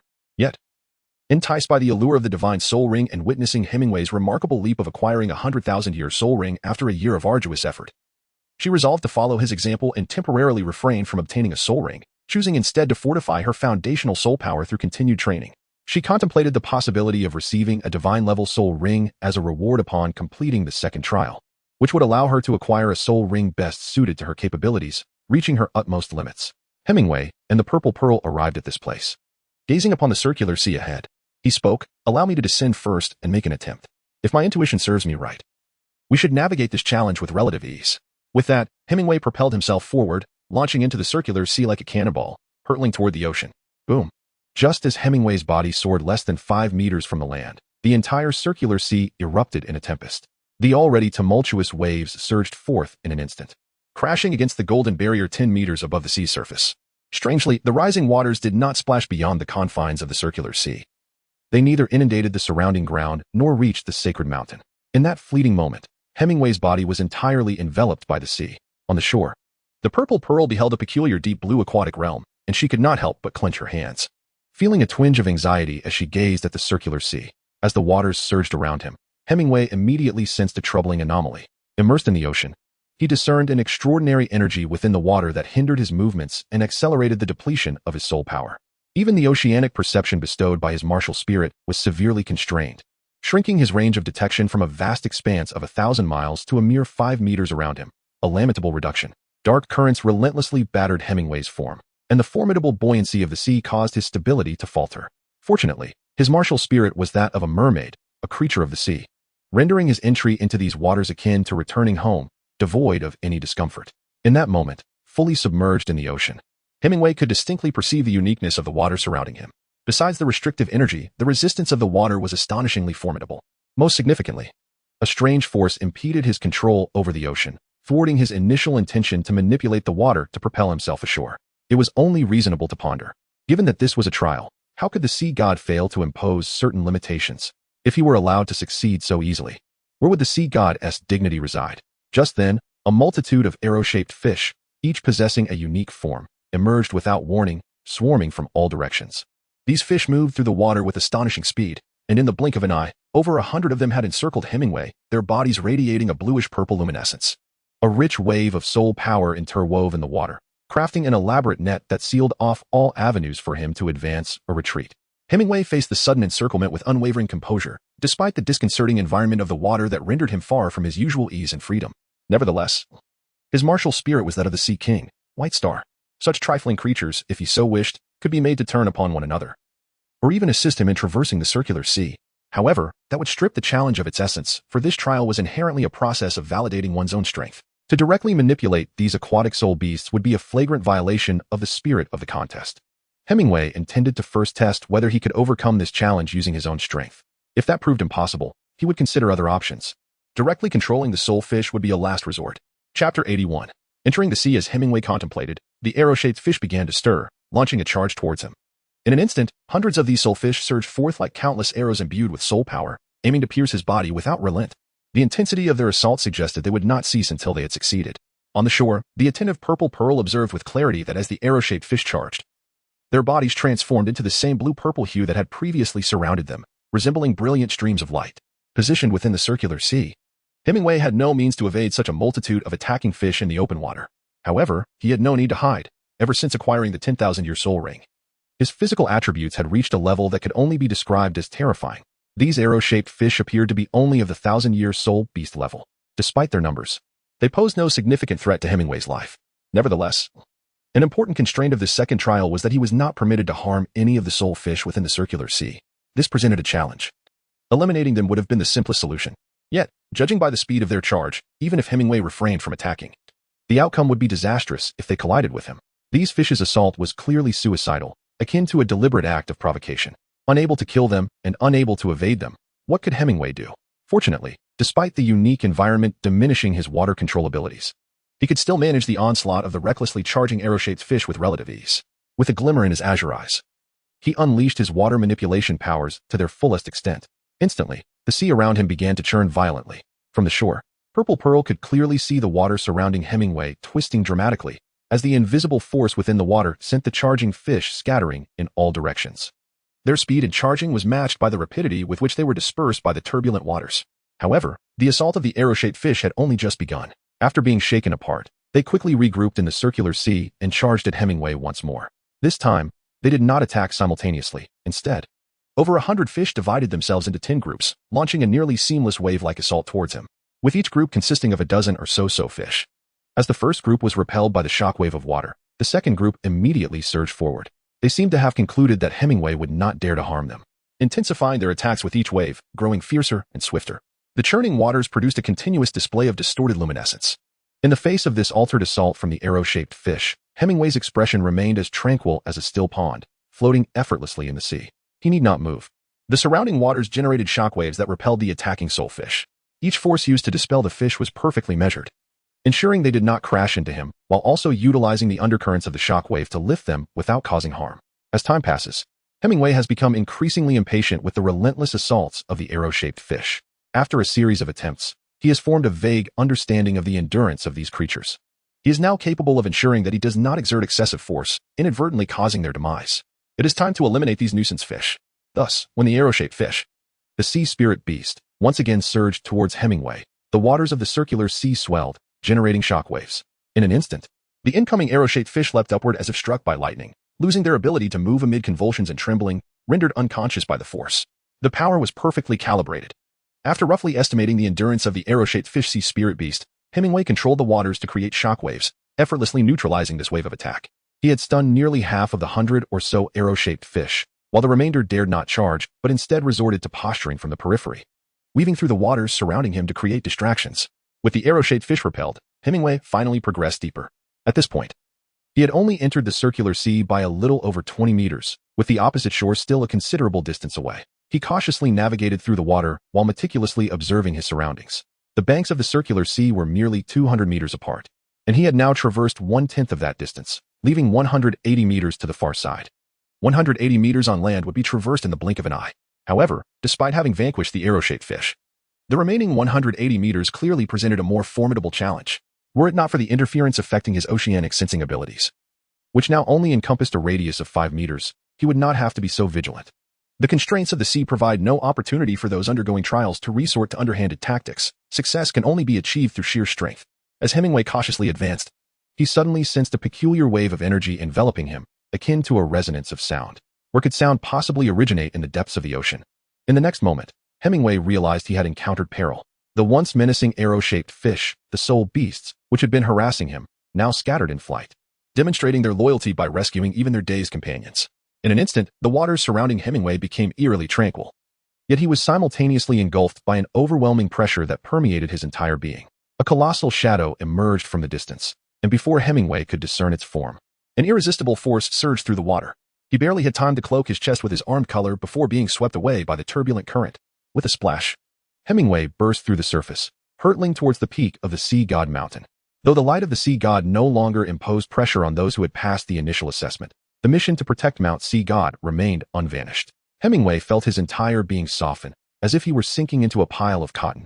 In the next instant, he seemed to be embedded within the light of the Sea God, gently sliding down the mountainside. Even at this moment, Hemingway could distinctly sense his blood surging, an indescribable discomfort coursing through him, as if every meridian had been jolted. His injuries were not severe. He felt akin to the arrow-shaped fish from before, having unleashed shockwaves through the sea to propel them away, only to now be thrust aside by the sudden, immense force. Overcome with fatigue, Hemingway swiftly channeled his soul energy to invigorate his entire being, gradually dissipating the sensation of weakness. Chapter 82. What could possibly go wrong? He had failed. Hemingway did not anticipate that the challenge he had presumed to be easily surmountable would prove far more arduous than he had imagined. What troubled him was that he could not discern what had expelled him from the circular sea. When struck by the undercurrents, his ability to sense the ocean within a 5-meter radius was also compromised, plunging him into a state of temporary chaos. He could not even catch a glimpse of the assailant. The only certainty was that it must be a sea soul beast. A fleeting, pessimistic thought crossed his mind. Why not simply cheat by using the power to control the sea soul beast? However, he quickly dismissed this idea. Setting aside whether the sea god would acknowledge such a deception, the essence of the sea goddess trials was never to create insurmountable obstacles. Rather, it was to provide an opportunity for personal growth. The second trial, navigating the circular sea, prohibited any harm to the sea soul beasts. At first glance, this seemed unhelpful for enhancing their soul power, yet it served to hone their combat instincts and teach them how to adapt in hostile environments. If they could overcome this challenge, it was certain that their combat capabilities would experience significant advancement, yielding meaningful rewards. Hemingway, are you all right? Upon seeing him washed ashore, Zhejian Pearl hurried over, extending her delicate hand to assist him. I'm fine, Hemingway replied, shaking his head. Hearing her call his name for the first time left him feeling somewhat awkward. Yet, considering their relationship, though not explicitly defined, was at least that of friends with an unspoken romantic tension, it seemed quite natural to address each other by name. With this in mind, he tentatively attempted to call her by her name, Zhejian Pearl. She responded softly. In the heat of the moment, she had called out his name, but now, upon reflection, she felt an odd discomfort. Hearing him say her name made her blush even more. He just called my name. Internally, Zhejian Pearl felt as though a jubilant cartoon figure was celebrating, her fair and flawless face tinged with a delicate flush, exquisite and breathtaking.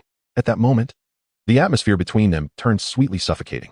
As a novice in love, Hemingway felt somewhat out of place in this excessively sweet ambience, hastily shifting the topic. By the way, what was it that collided with me just now? Did you see what it was? This question swiftly shattered the slightly romantic atmosphere. Zhejian Pearl, recovering from her bashfulness, eagerly responded, yes, I saw it clearly. What was it? Hemingway inquired. Zhejian Pearl began to recollect, speaking as she thought.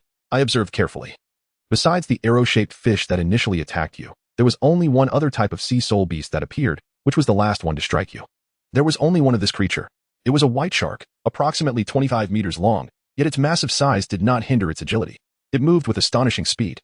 From the moment it appeared to its disappearance, it was merely a matter of a few blinks, just as I caught sight of it. You were already propelled out by a blue light it emitted that agitated the surrounding waters. Then it turned and left.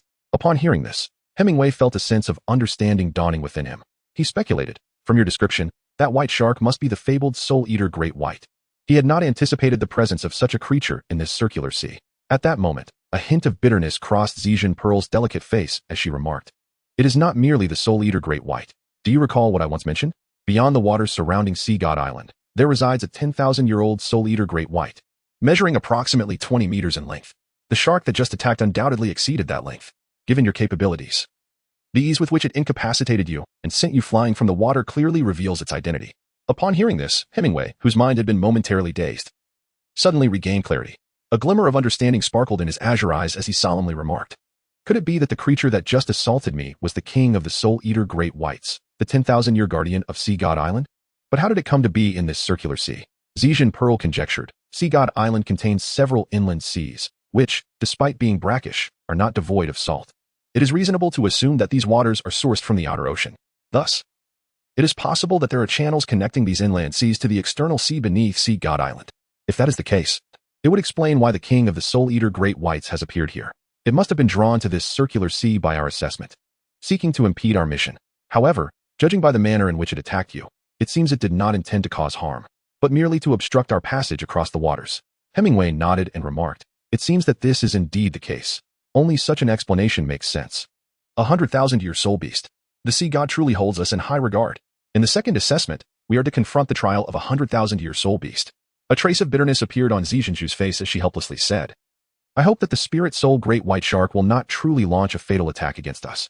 Otherwise, traversing this circular sea, we have no chance of emerging unscathed." Observing her worried demeanor, Hemingway smiled and reassured her, "There is no need to be so pessimistic. Although the trial we are undertaking is arduous, it is unlikely that we would face a 100,000-year soul beast in the second examination. While the difficulty of this assessment is considerable, it should still be subject to some limitations. The condition for our success is merely to break through the blockade of the circular sea and reach the opposite shore, not to vanquish the 100,000-year spirit soul great white shark. Since it refrained from attacking me earlier, we can tentatively conclude that this 100,000-year spirit soul great white shark's role is to obstruct rather than annihilate. Thus, our chances of passing the trial remain quite substantial. Perhaps, this is also an excellent opportunity for us to enhance our practical combat skills." After hearing his words, Zijinju could hardly believe it, exclaiming, "Enhance our combat abilities? Are you suggesting that we engage in battle with that spirit soul great white shark? Fight against a 100,000-year soul beast? With just the two of us? Both of whom are soul masters in the 40s and 50s. Hemingway smiled gently and retorted, "What is there to fear?" Confronted by a soul beast that had existed for 100 millennia amidst the vast constraints of the ocean, the pressure we faced was undoubtedly immense. The most remarkable aspect was that this ancient soul beast posed no real threat to us. What better sparring partner could one desire? Engaging in combat within such an environment would not only enhance our affinity with the sea, but also significantly bolster our practical combat abilities in aquatic settings. This, indeed, represents the finest method of cultivation for us in the foreseeable future. Upon hearing Hemingway's explanation, Zijin suddenly realized. It appears that the god of the sea's trials serve not merely as tests, but also as opportunities for the participants to cultivate their skills. The challenges we face may be arduous, yet they simultaneously offer us the best means of training. The first trial, the light of the sea god, was intended to refine our soul power, while the second trial, breaking through the circular confinement, is likely designed to hone our combat efficacy, especially in the resistance-filled depths of the ocean. How enlightening. Seeing her comprehension, Hemingway laughed heartily and said, "Now that you understand, let us proceed. This time, we shall plunge into the sea together and see if that great white spirit shark truly poses a danger to us." Generally speaking, a soul beast of 100 millennia is far more formidable than an ordinary tidal Douluo, roughly equivalent to a level 95 tidal Douluo. However, just as among humans there exists a distinction between prodigies and the average, certain 100,000-year soul beasts are significantly weaker than their kin, while others are extraordinarily powerful. The essence of strength is never precisely delineated by rank. Otherwise, there would be no concept of challenging those of higher levels. Now, the great white spirit shark, residing within the circular sea, undoubtedly belongs to the more powerful category of 100,000-year soul beasts. The ocean is vastly different from the forest in the latter. Various plants provide cover, allowing some weaker soul beasts to evade stronger ones. However, in the ocean, there are no such shelters. Only specific soul beasts that dwell in the depths might escape an attack. Therefore, the survival of the fittest is far more pronounced among oceanic soul beasts than their terrestrial counterparts. To cultivate to the level of 100 millennia in the sea is inherently more challenging than achieving the same in a forest, resulting in significantly greater power. During the second plunge into the ocean, mere seconds passed. Boom. Two figures burst from the water, crashing back towards the shore. This time, Hemingway's experience was markedly more intense than before, upon entering the sea and beholding that massive white form. It seemed as if all the surrounding water had become a part of the body of the great white spirit shark. As he and Zijin submerged in the water, they found themselves within the realm of the great white spirit shark, and before they could mount any defense, the dark currents of the sea had already expelled them from the circular confinement. Yet, the great white spirit shark had merely flicked its tail in the water. In the process of knocking them out of the circular sea, it appeared to smirk in their direction, as if mocking them. This caused Hemingway's lips to twitch. Were it not for the influence of the sea god's power impeding his control over the water and hindering his strength, he would certainly have made it known to the little shark who truly held dominion in the water. As it stands, surely my ability to command oceanic soul beasts should encompass the control of a 100,000-year soul beast, right? And here lies a perfect specimen before me. Should I not test my capabilities? Having been effortlessly cast from the water twice, this thought surged within Hemingway. This time, I shall descend alone. Hemingway turned to the equally drenched and disheveled amethyst pearl beside him and said, "I've conceived a strategy to tackle it. Allow me to test its efficacy. This great white shark is exceedingly audacious. It requires a firm reprimand." "A strategy?" Amethyst Pearl inquired, somewhat perplexed. "But that is a 10,000-year spirit beast. In the water. It reigns supreme. What can you possibly do?" Hemingway did not provide an explanation. He merely propelled himself upward with a thrust of his legs and plunged back into the water. Splash! The moment he entered the water, a colossal white figure swiftly emerged before him. In the blink of an eye, it had closed the distance, hurtling toward him with alarming speed. Before he could fully comprehend the situation, the familiar sight of a great white shark collided with his chest. In an instant, the shark had encroached upon the 5-meter radius of Hemingway's aquatic sensitivity, confined by the limitations of its own space. This distance proved negligible for the great white, and it was no surprise that it struck him before he could even react.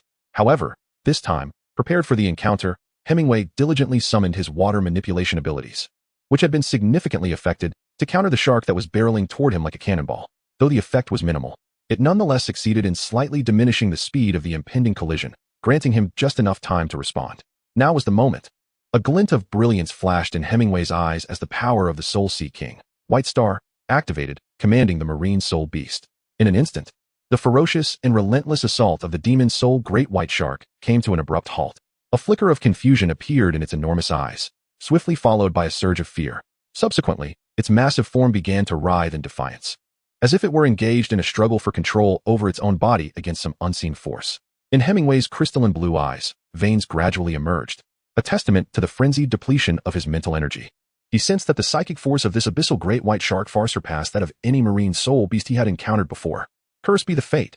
This abyssal great white shark was no ordinary 100,000-year soul beast. It was immensely more powerful than its common counterparts. What a blunder. Hemingway exerted every ounce of his ability to command marine soul beasts, pouring his mental energy into the endeavor without reservation. His intention was to seize control of this soul beast's body and dominate its essence. As he observed, the struggles of the abyssal great white shark grew increasingly feeble, the terror in its eyes gradually giving way to a bewildered resignation, just as it was on the brink of submission to Hemingway's will. Suddenly, an unusual ripple surged through the surrounding waters. Hemingway could only perceive the peculiar force that had long been suppressing him suddenly surge at that moment. It even seemed to subdue his very spirit. A silent hum resonated in the air. The once motionless body of the demonic great white shark trembled violently, regaining its freedom. And then the familiar shockwave struck once more. Hemingway emerged from the water, soaring through the air before crashing onto the shore. Thud! This impact was far more severe than any he had experienced before, sending a tremor through his lungs and leaving him feeling as though he might fall apart. Coughing lightly, he felt a trickle of blood escape from the corner of his mouth. "Hemingway, are you all right? Is everything okay?" exclaimed Zhejian, startled by the sight. As she rushed to his side to support him, "I'm fine, merely a bit shaken," he replied, waving his hand dismissively, indicating that he was not gravely injured. Given his current physical condition, such minor wounds would heal swiftly, leaving no lingering harm. This time, he had underestimated the challenge. He had not anticipated the rigor of the sea god's trials. Perhaps the deity was always vigilant, ready to mend any flaws in the test at the first sign of weakness. He was certain that the peculiar force he had encountered was not inherent. It felt as though it had intervened mid-trial to thwart his control over the magical great white shark. Indeed, seeking shortcuts was not as simple as one might hope. Hemingway mused, although he had not intended to take any. Chapter 84, The Doubts of Poseidon. Just as he was reflecting on the severity of the trial, a foreboding sense of danger suddenly surged within him. Hemingway instinctively shouted, "Be careful." Bang! The sound of shattering water reverberated. A massive, pristine white figure erupted from the depths, magnifying in the eyes of the two. It was none other than the colossal king of the soul-eating great white sharks. Both Hemingway and the Pearl of Purple were momentarily stunned, utterly unprepared for the creature to leap from the water in pursuit of them. How vengeful! This great white shark surged forth from the ocean, soaring into the air, its sleek, perfect form illuminated by a dazzling gray-blue radiance. Strangely, amidst this brilliance, its body rapidly diminished, ultimately transforming into a tall and graceful young woman. Hemingway and the Purple Pearl were utterly astonished, their minds nearly struggling to comprehend the scene before them. The girl, transformed from the monstrous soul of a great white shark, appeared to be quite youthful, standing at an impressive height of approximately 1.80 meters. While such stature might seem discordant for an ordinary girl, her figure radiated an exquisite perfection. Clad in a white leather-like attire that accentuated her flawless form, her alluring curves exuded an irresistible charm. Her long, slate-blue hair cascaded down her back, reaching the ground itself. Her eyes mirrored the same hue, and her porcelain skin shimmered with a faint gray-blue glow. With a high-bridged nose and angular features reminiscent of a sculpted visage, she possessed an undeniable uniqueness that captivated the beholder, evoking an enchanting allure of exotic beauty. As she beheld this striking figure, the Purple Pearl felt an unsettling sense of foreboding, for the allure of such a distinctive foreign beauty wielded a formidable power over men. Instinctively, she cast a glance at her beloved beside her, only to find that Hemingway's expression was not as she had envisioned. Rather than being entranced, he bore a grave demeanor, as if confronting a looming threat. The reason behind Hemingway's expression was the undeniable hostility and blatant murderous intent radiating from the woman transformed from the formidable soul-devouring great white shark, signaling that her intentions were far from benevolent. One must ponder, who would not remain vigilant in the presence of a powerful adversary intent on one's demise. As the soul-devouring great white shark assumed a human form and descended to the ground, her striking eyes fixed intently upon Hemingway, a peculiar gray-blue luminescence flickering within her gaze, seemingly assessing his condition. Suddenly, a fierce aura of killing intent erupted from her gray-blue eyes, her frigid stare piercing towards Hemingway like a dagger. Instinctively, he summoned his mental energy, returning her gaze defiantly. A flash of crimson light surged in his eyes. Yet, despite this, Hemingway could not suppress a muffled grunt, retreating 3 steps before regaining his footing, his heart racing with astonishment. It is worth noting that his mental prowess was already formidable. Yet the mental energy emanating from the transformed girl invoked a depth akin to the ocean, imbued with a potent aggressiveness reminiscent of her original form. Despicable human attempting to enslave me, you shall perish. The voice of the soul-devouring great white shark girl sounded somewhat rigid, as if she had not spoken in a long while. No sooner had the words left her lips than her body vanished in a flash, leaving behind a series of ethereal gray-blue apparitions, and in the blink of an eye, she stood before Hemingway. In Hemingway's mind, alarm bells rang loudly. He never anticipated that his earlier intentions to manipulate her actions would incite the panic and murderous intent of this formidable great white shark. Yet, upon reflection, it is quite understandable. Anyone would feel a sense of trepidation upon realizing that another possesses the power to control their body. It is only natural to wish to extinguish such a threat in its infancy. To wish me harm, however, is far from an effortless endeavor. Hemingway's gaze intensified, and the long-simmering power within him erupted with a thunderous force. In an instant, a crimson ripple surged forth from his being. The girl transformed into the magic soul great white shark, caught in proximity to the blood-red wave, felt her pupils constrict involuntarily as a chilling sensation coursed through her, raising every hair on her body. An overwhelming sense of dread, akin to standing before the wrath of the heavens or the might of the sea god, surged from her heart, an indescribable terror swiftly enveloping her spirit. Such audacity! Hemingway's eyes widened, and an even more magnificent and overwhelming aura surged forth. In the eyes of the magic soul great white shark girl, his figure began to ascend infinitely. In the blink of an eye, everything within her line of sight was consumed by this singular presence. The unparalleled nobility and grandeur, the unfathomable vastness and majesty profoundly shook her soul. The once furious and vengeful magic soul great white shark girl suddenly went still, and then, to her own astonishment, she knelt down with a soft thud, her fiery anger completely replaced by awe and reverence. This scene was so striking that the magic soul great white shark girl seemed to be in the presence of a supreme king, like a loyal subject prostrating on the ground, trembling with excitement, utterly devoid of her earlier belligerent demeanor. At that moment, even the circular sea fell silent. The influence was not limited to the magic soul great white shark king, but extended to the entire sea god island. All those of weaker strength had succumbed to unconsciousness, while even those slightly stronger displayed pale faces and rapid breathing, seemingly overwhelmed by immense fear, including the titled Douluo. In the sea god temple atop Sea God Mountain, Poseidon pressed her left hand against her ample bosom, feeling her heart race violently, a faint blush gracing her delicate features. Her ocean-like bright eyes appeared as if they might overflow with tears, and the figure that had occupied her heart for decades had faded to a mere indistinct shadow. In its place stood a domineering, cold-haired youth. Why was this happening? He was merely a child. Poseidon released her grip on the scepter, covering her flushed face with both hands as if she were a blossoming maiden, fully aware of her shifting emotions, yet unwilling to accept the truth. After all, setting aside tension for a moment, the age gap between them was simply too vast. By age alone, she could have been Hemingway's great-grandmother. Yet, she found herself drawn to this boy 100 years her junior, leading Poseidon to doubt herself deeply and experience profound self-loathing. Could it be that I am truly the kind of woman who flits from one man to another, favoring a young boy over an elder? In truth, Poseidon's feelings for Hemingway were not entirely unexpected. After all, emotions know no bounds of age, and she was not in love with him. She was merely captivated, enticed by his physical form. This does not suggest that Poseidon was frivolous. It is simply human nature to be attracted to exceptional individuals of the opposite sex. This phenomenon is as natural as men of all ages, whether young or old, being drawn to youthful and beautiful maidens. Despite having lived for over a century, Poseidon's mindset did not reflect her age. She had spent the vast majority of her life on Sea God Island, never experiencing the trials of the mundane world. Coupled with her eternally youthful physique, her mentality remained akin to that of an 18-year-old girl. Given this, her attraction to the handsome and accomplished Hemingway was entirely reasonable. As for her feelings for Tang San, that was a different matter. After waiting on Sea God Island for so many years, Poseidon had long since lost the fervor of her youth. What remained was merely a sense of responsibility and regret for a love that had never fully blossomed. There was no true love left in her heart.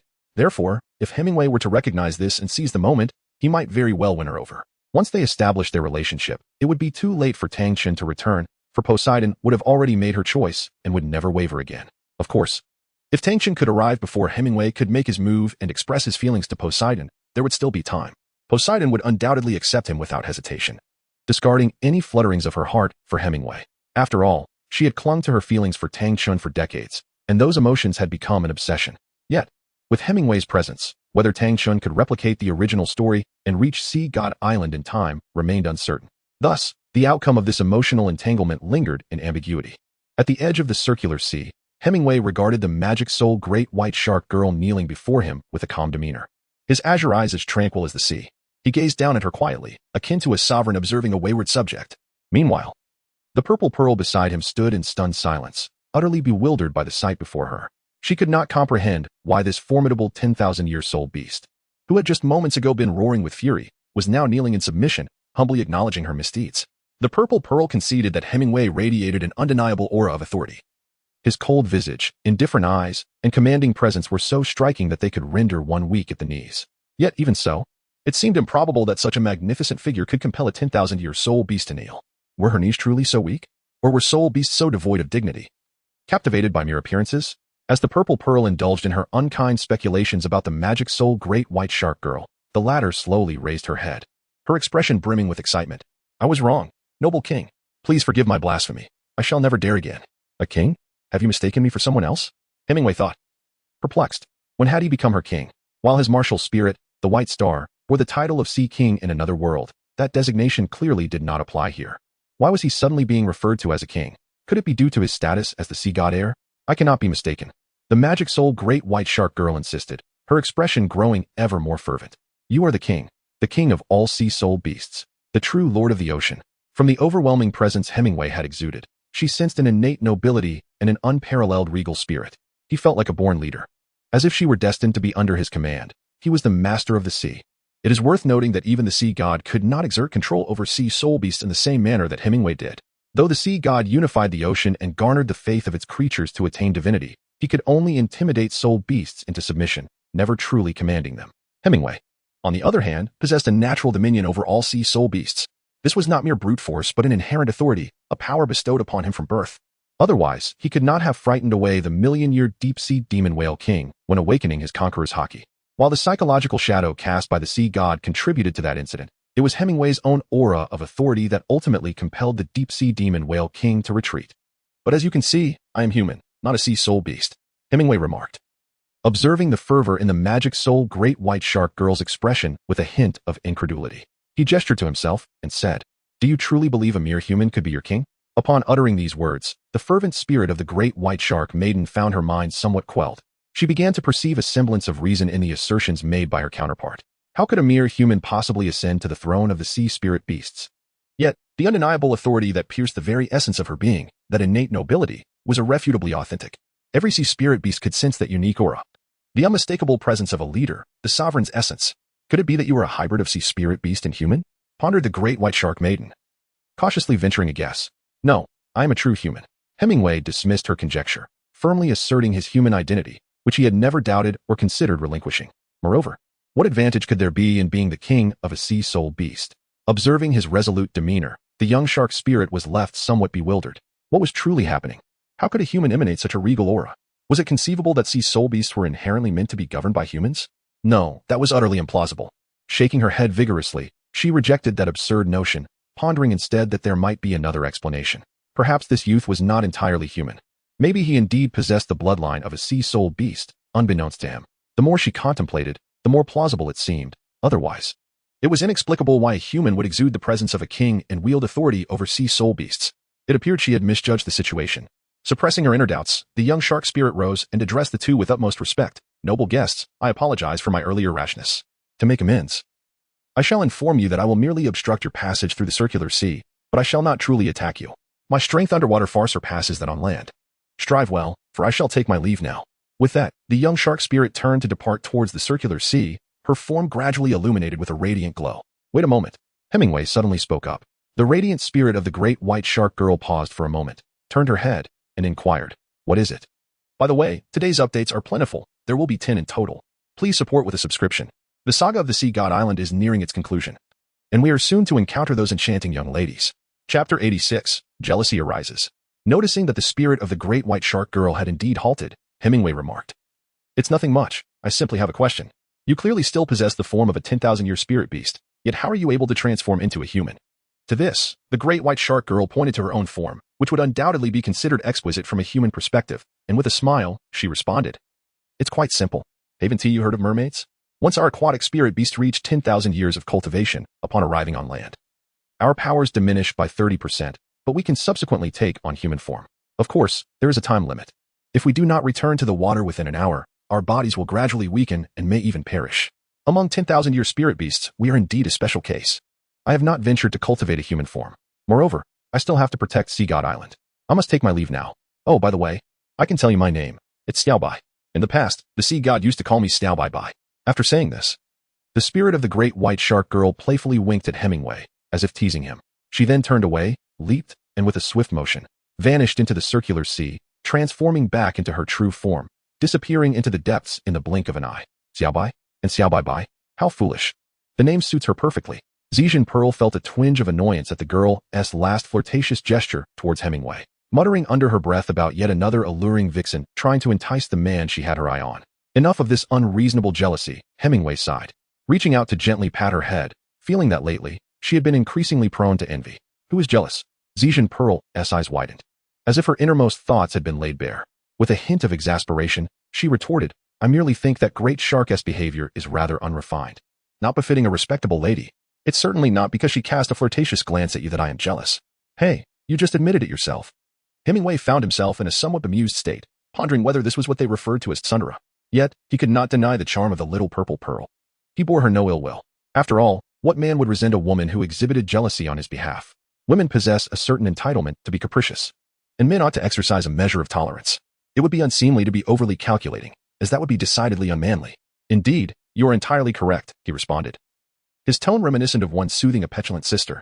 Strangely, despite the fact that the purple pearl was a few years his senior, their dynamic consistently placed him in a position of leadership. The purple pearl, too, instinctively overlooked the fact that he was younger than she. It was simply the way of things.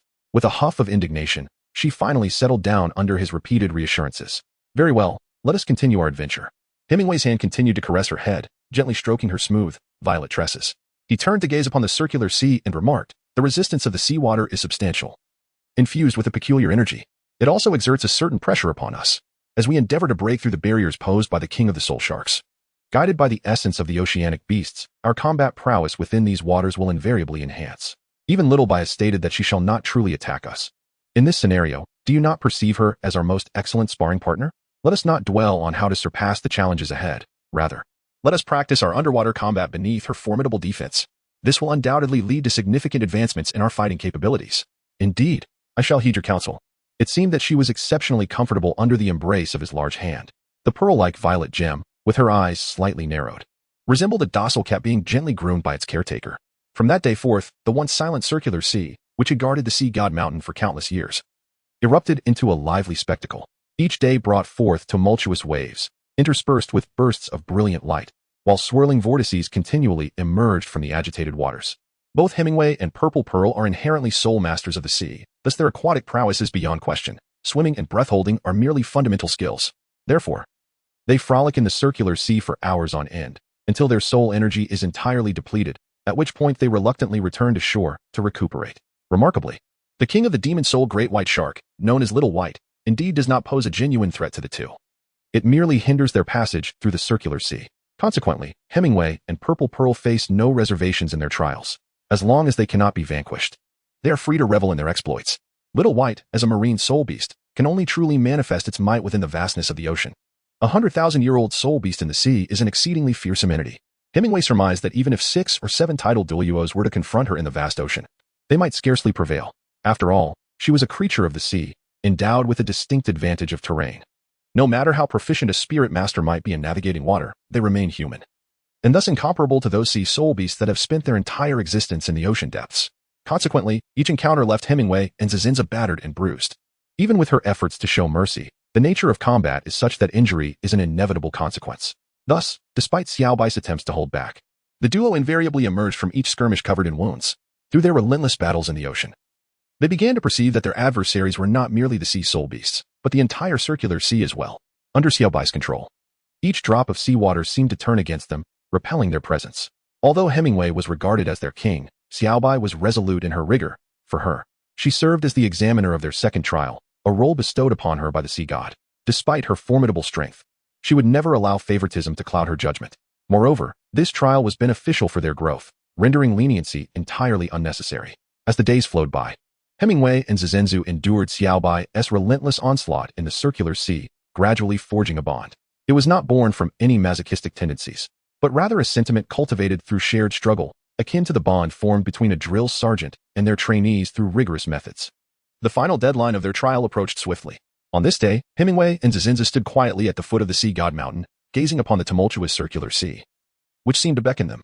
Through the azure waters, they could clearly discern, within the expanse of over 200 meters, the formidable figure of the soul-devouring great white shark, Xiaobai, leading nearly 1,000 sea soul beasts, all silently observing them. Nearly a year had passed, marking almost 3 years since they had arrived on Sea God Island. Zizenzu was now 21, while Hemingway had reached the age of 15. Chapter 87. The Fusion Technique of Martial Spirits. Over the course of this year, Hemingway's hair had fully grown back, cascading down in elegant white locks. His demeanor had grown increasingly composed, and his physique had matured significantly. Spirit masters develop at a pace faster than ordinary individuals, and he now bore little distinction from a man in his 20s. Zizenzu, on the other hand, retained the appearance of a youthful maiden of 18 or 19. Yet her beauty had only intensified with her training. During this year, Hemingway's spirit power level had ascended to 50. The unceasing battles in the circular sea had not only honed their will and bodies, but had also fortified the foundation of their spirit power. However, Zizenzu had not acquired a spirit ring, thus her level remained stagnated at 50, although Hemingway was gradually catching up to her. Nevertheless, this posed no concern.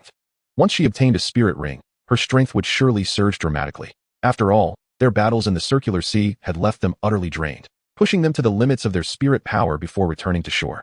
It had been previously noted that cultivating under extreme fatigue and depletion of spirit power yields far superior results compared to regular conditions. Hence, one can only imagine the exponential growth that would accompany her acquisition of a spirit ring, coupled with the solid foundation built over the year. While she may not rival Hemingway directly, her prowess would undoubtedly surpass the expectations of ordinary individuals. Today marked the moment when the two would officially embark on their challenge of the second trial.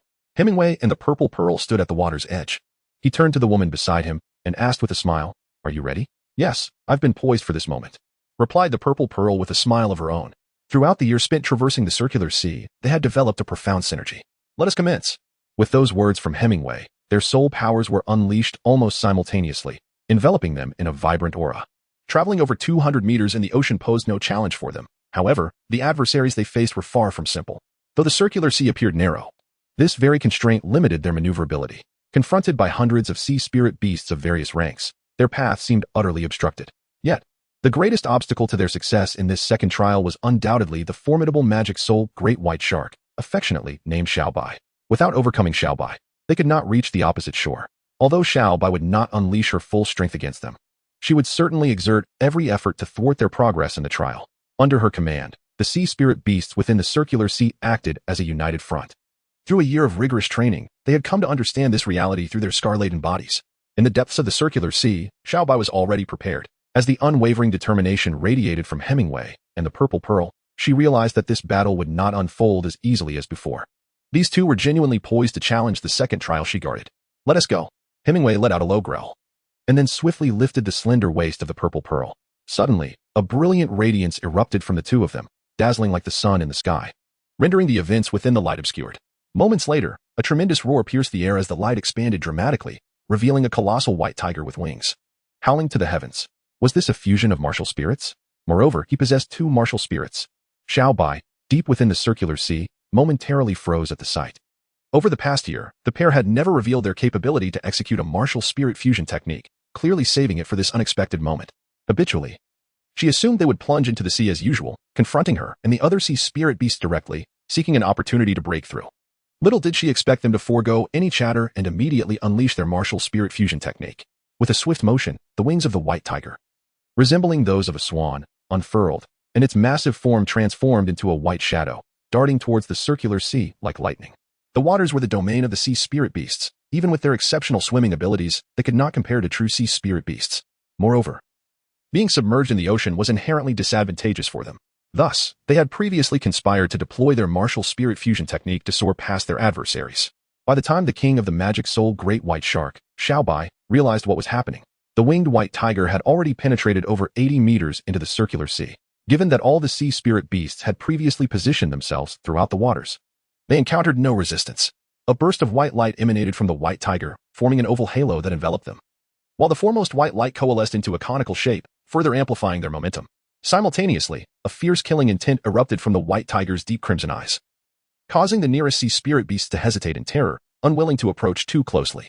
Before long, the white tiger flapped its wings, its massive body breaking through to 100 meters, surpassing the midpoint of the circular sea. Xiaobai felt a surge of anger, thinking to herself how cunning they were to attempt to pass through in such a manner. Suddenly, the circular sea trembled violently. In her fury, a ring of blue crystalline waves radiated from her forehead, chasing after the winged white tiger. Concurrently, the bluish-gray light emanating from her intensified, causing the seawater within the circular sea to solidify as if it were a solid mass. Not only was the white tiger, whom she deliberately targeted, immobilized, but even the other sea spirit beasts in the vicinity were rendered unable to move.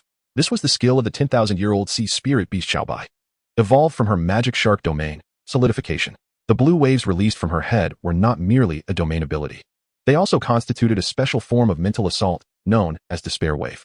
Once successfully enveloped, any enemy caught within the despair wave would be rendered immobile, their soul techniques briefly sealed, akin to fish on a chopping block, helplessly awaiting Xiaobai's slaughter. As she unleashed this formidable skill, Xiaobai's colossal form surged forward, almost instantaneously closing the distance to the winged white tiger. The sudden solidification of the seawater did indeed slow the white tiger's flight, but it did not halt it as she had anticipated. Long ago, Hemingway had discovered that his white tiger martial spirit possessed a unique characteristic of embracing all things. In other words, his white tiger martial spirit could fuse with any form of martial spirit, greatly enhancing its own power. Furthermore, it could utilize the abilities of the fused martial spirit, even generating an augmented capability. Therefore, when Xiaobai surged forth with the despair wave, the white tiger abruptly turned its head, divine light bursting forth from its blood-red eyes. Two streams of resplendent divine light met the ascending Xiaobai, piercing through the core of the despair wave and striking towards her forehead. Initially, Xiaobai dismissed the dazzling divine light. With her formidable physique as a 10,000-year soul beast, she deemed certain attacks inconsequential. However, she swiftly sensed something amiss. The peculiar light seemed unaffected by the refraction of the seawater. As it drew closer, she distinctly felt her once expansive sensory perception over the entire circular sea becoming sluggish. A mental attack? Or perhaps a concentrated high-intensity mental assault? Before Xiaobai could react, the radiant divine light struck her directly, leading to an extraordinary scene. Starting from her head, a layer of earthen gray stone suddenly enveloped her, rapidly spreading across her entire form until she was petrified into the shape of a great white shark. This was one of the abilities of the nine-headed serpent martial spirit of the purple pearl, petrification. In their current state of martial spirit fusion, the white tiger martial spirit could freely wield the abilities of the nine-headed serpent, even surpassing the original in power. In contrast, had the purple pearl attempted to use the petrification ability, the vast difference in levels might have prevented the petrifying beam from hitting at all. Even if it did hit, it would likely only petrify a small portion of her body. However, with the current fusion of their martial spirits, the power was incomparable. Thus, in an unexpected strike, the 10,000-year magic soul great white shark, Xiaobai, was successfully petrified. Seizing the opportunity, the white tiger flapped its wings vigorously, transforming its massive form into a beam of white light, darting towards the finish line. Bang! Within a mere 3 seconds, the petrified magic soul great white shark Xiaobai broke free from her stony restraints, the stone covering her body shattering instantly. But by then, it was too late. The white tiger's figure had vanished from the waters. Looking up, she saw two figures, supporting each other on the distant beach. Xiaobai felt a wave of dejection. She realized they had successfully passed the second trial. On the beach, the purple pearl and Hemingway leaned on one another, both feeling a profound sense of fatigue. While the martial spirit fusion technique was undeniably powerful, its consumption was equally immense, especially the final petrification beam, which nearly drained their soul power. Fortunately, they had succeeded at the last moment. They had finally cleared the trial. The purple pearl let out a long sigh of relief, her expression tinged with excitement. Nearly a year of effort had culminated in this day. Indeed, our rewards have been substantial, Hemingway reflected with some sentiment. At that moment, the surface of the sea began to ripple. With a splash, Xiaobai's large head emerged from the water, as the luminous barrier above the sea gradually dissipated. evidently a result of their successful assessment. With wide eyes, she gazed at the two figures on the beach, who were exhilarated and gasping for breath. And Xiao Bai remarked with a hint of resignation, "Congratulations on passing the trial." Hemingway and the Purple Pearl exchanged a knowing smile, then simultaneously bent at the waist towards the little white figure in the circular sea, lowering themselves until they reached a perfect 90 degrees. "Thank you, little white. Over the past year, which has been a test in name, you have truly accompanied us in our cultivation." Without little white, their synergy and combat skills in the water could not have evolved so swiftly. To them, little white was both a teacher and a friend. Thus, they sincerely expressed their gratitude for the support she had provided throughout the year. Little white stared blankly at the two humans before her, an unfamiliar emotion coursing through her heart, one she had never felt before. This sensation was so strange that it left her somewhat bewildered, unsure of how to respond.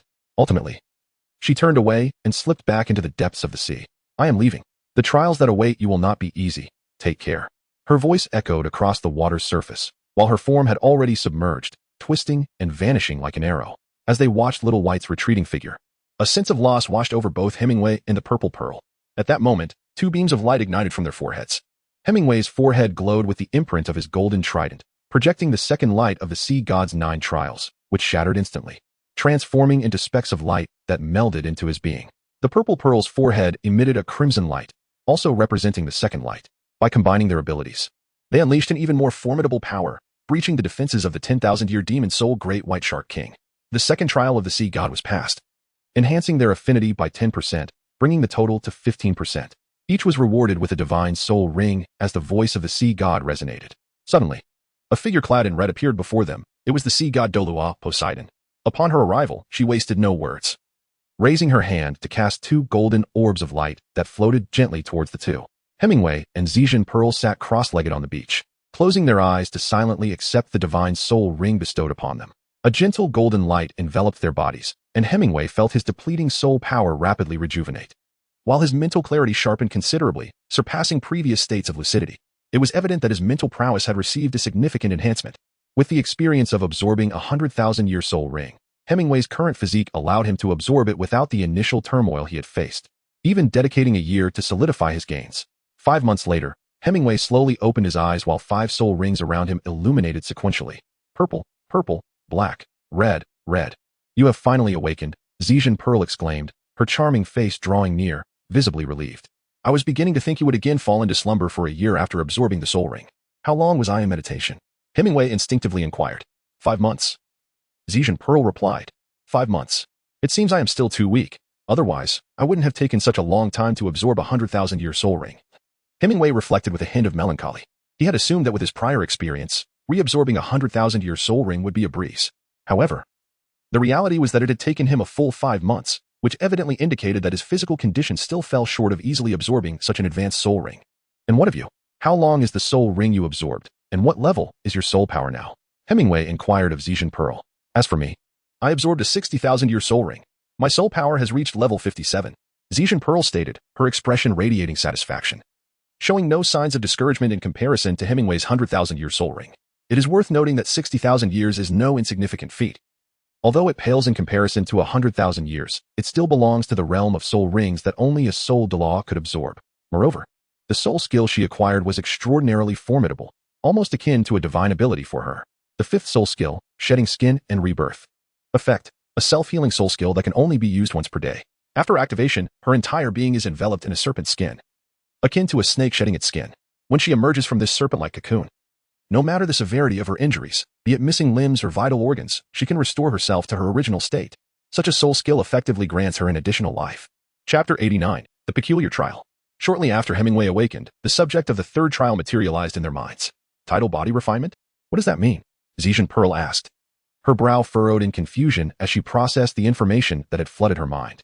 Hemingway remarked, "It appears that the content of our 3rd examination remains the same. I, too, am undergoing the tidal refinement of the body, albeit in a manner akin to the 1st examination's traversal in the light of the sea god. I am experiencing a double tidal refinement. Soon, you shall comprehend the essence of tidal refinement. Follow me." The melodious voice resonated in the ears of the two, and before they knew it, the resplendently adorned Poseidon, draped in crimson, had materialized beside them.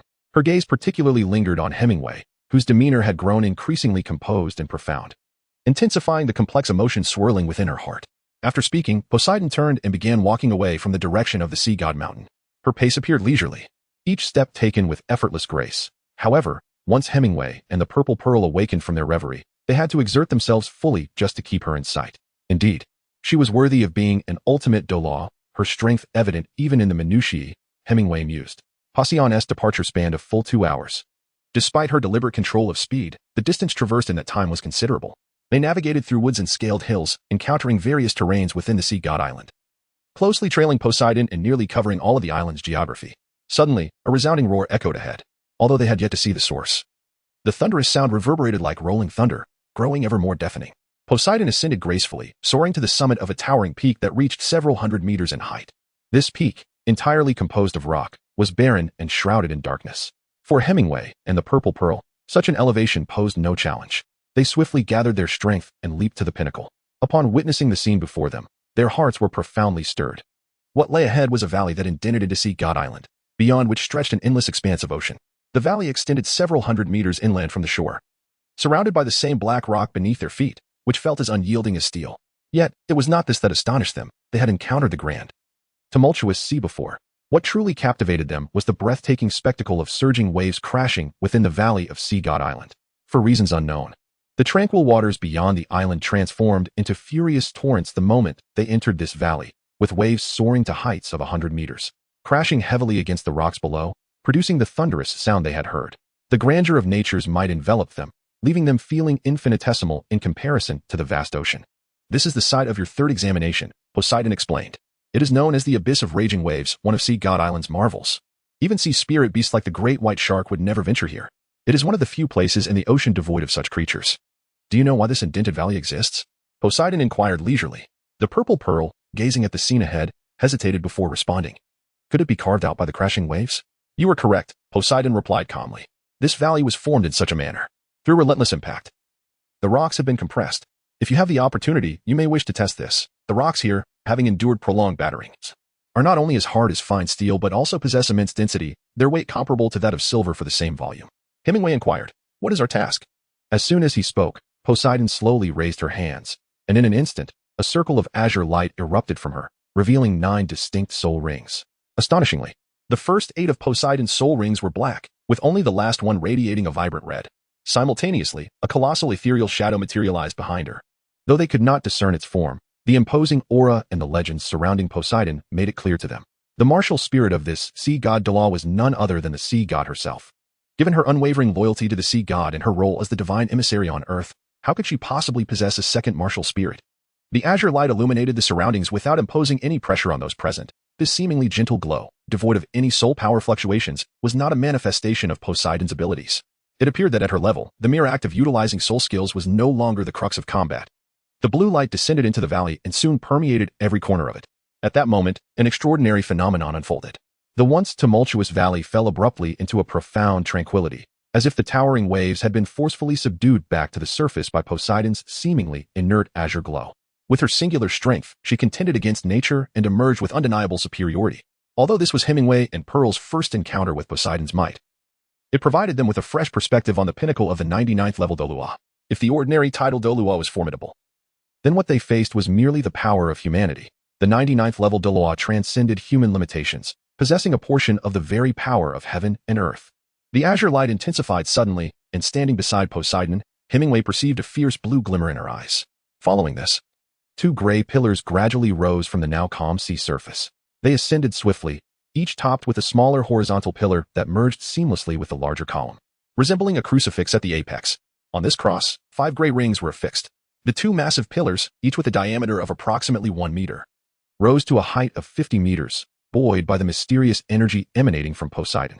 This is the site of your third assessment. I shall remain here to accompany you throughout the evaluation. Should you struggle, do not hesitate to call for help. The 7th level red candidates must endure 5 hours atop the submerged silver pillar each day for a duration of 1 year. As for you, Poseidon's gaze fell upon Hemingway, and she spoke slowly. As a 9th level candidate for the sea god, you must endure for 12 hours. No less, no more. This trial is unique for you, with no restrictions on completion time. In theory, you may take 10 or even 100 years to pass this stage. There are no specific criteria. Your trial will conclude when the sea god deems you worthy. No restrictions on time. No specific passing criteria. Hemingway was taken aback by this revelation. Why was this trial so peculiar? Was it possible that Tang San's trials in the original narrative were similarly unique? Surely, not every candidate's trial could be different. Chapter 90. The Tide Forging the Body. Having listened to Poseidon's explanation, Hemingway and Pearl finally grasped the essence of this third assessment. They were to endure the relentless onslaught of waves upon the two submerged silver pillars. This was what was termed the tide forging of the body. However, Hemingway's trial diverged from Pearl's. Not only was he required to endure for a longer duration, but there were also no constraints on the completion time, with the standards for success wholly determined by the sea god herself. Hemingway felt that the time required to overcome this challenge would likely be considerable, perhaps far exceeding his expectations. Yet, he was not daunted, after all. It was merely a test. "Let us begin," he declared. Turning to Pearl, he spoke gently, "Do not force yourself. If it becomes too much, simply let me know." He then addressed Poseidon, saying, "I appreciate your assistance, esteemed elder." Poseidon remained silent, her deep azure eyes revealing no discernible emotion. However, she felt a twinge of envy as she observed Hemingway's gentle demeanor towards Pearl while referring to her as elder. Soon, a blue light enveloped their forms, and in the blink of an eye, they felt themselves lighten, gracefully descending toward a silvery column. A silver glow illuminated the gray column, and Hemingway sensed a constriction around his body, which aligned him with the column at its cross. 5 silvery rings clasped him securely around his neck, waist, ankles, and wrists, binding him firmly in place. Pearl found herself in a similar predicament. They resembled prisoners subjected to punishment. Should anyone witness this scene, they would undoubtedly misconstrue the situation. As Poseidon withdrew her hands, the blue light gradually faded, and an inexplicable pressure began to envelop their hearts. Recalling the earlier tumultuous waves, a sense of tension arose. With Poseidon's energy no longer constraining them, the sea beneath began to churn violently. The 50-meter height, which initially seemed formidable, now felt alarmingly close as the surging waves approached them. The sound of waves crashing against the rocky shore resounded. Before long, a colossal wave surged towards them, rising to their height. With a thunderous roar, the wave struck them with immense force. However, Hemingway and the Pearl of Purple soon realized that the impact of the wave was not as overwhelming as they had anticipated. Though the wave was powerful and left them momentarily breathless, it was still within the realm of endurance, with the weight of the silver rings anchoring them. They had no fear of being swept away by the sea. The silver columns remained steadfast against the onslaught of the water. Could it be that this third trial was simpler than the previous two? Yet, their curiosity was short-lived, as their expressions soon shifted. Indeed, the force of a single wave was not particularly strong, but they were confronted with an unceasing barrage, as the first wave had yet to fully recede. The second wave came crashing in. Positioned near the rocky shoreline, the wave surged to nearly 100 meters in height before crashing down upon them. Initially, the impact was not overwhelmingly felt. However, as the waves continued to strike, they were compelled to channel their soul power to withstand the relentless force. The continuous onslaught had rendered their bodies numb, not in pain, but in a peculiar numbness that pervaded their veins, flesh, and bones. The tumultuous waves felt akin to a master of formidable soul power relentlessly bombarding them with energy-infused assaults, each collision enveloping their entire forms. In a brief span, Hemingway and the Pearl of Purple endured hundreds, if not thousands, of waves crashing against them. The numbness gradually morphed into pain, and their inner soul power dwindled, leaving them unable to resist any longer. They could only grit their teeth and bear the violent impacts. Among the two, Hemingway fared the best, his robust physique allowing him to endure significantly longer, while the Pearl of Purple struggled immensely. Had it not been for the training from the previous trials and the divine baptism of her soul rings, she likely would have succumbed to unconsciousness under the relentless wave onslaught. Even now, her perseverance was tenuous, her body ached with an indescribable pain. Fortunately, she suddenly recalled one of the 9 abilities bestowed by her Hydra martial spirit that could assist her in this dire situation: accelerated regeneration. This ability permitted her body to recover from any injury swiftly, perfectly suited for her current plight, enabling her to rejuvenate from fatigue and damage. Of course, this regeneration had its limits. If she were to lose a limb or an organ, it would be in vain. However, her 5th soul skill was evidently an enhancement derived from this ability, granting her a genuine rebirth. At present, the 5th soul skill was unnecessary.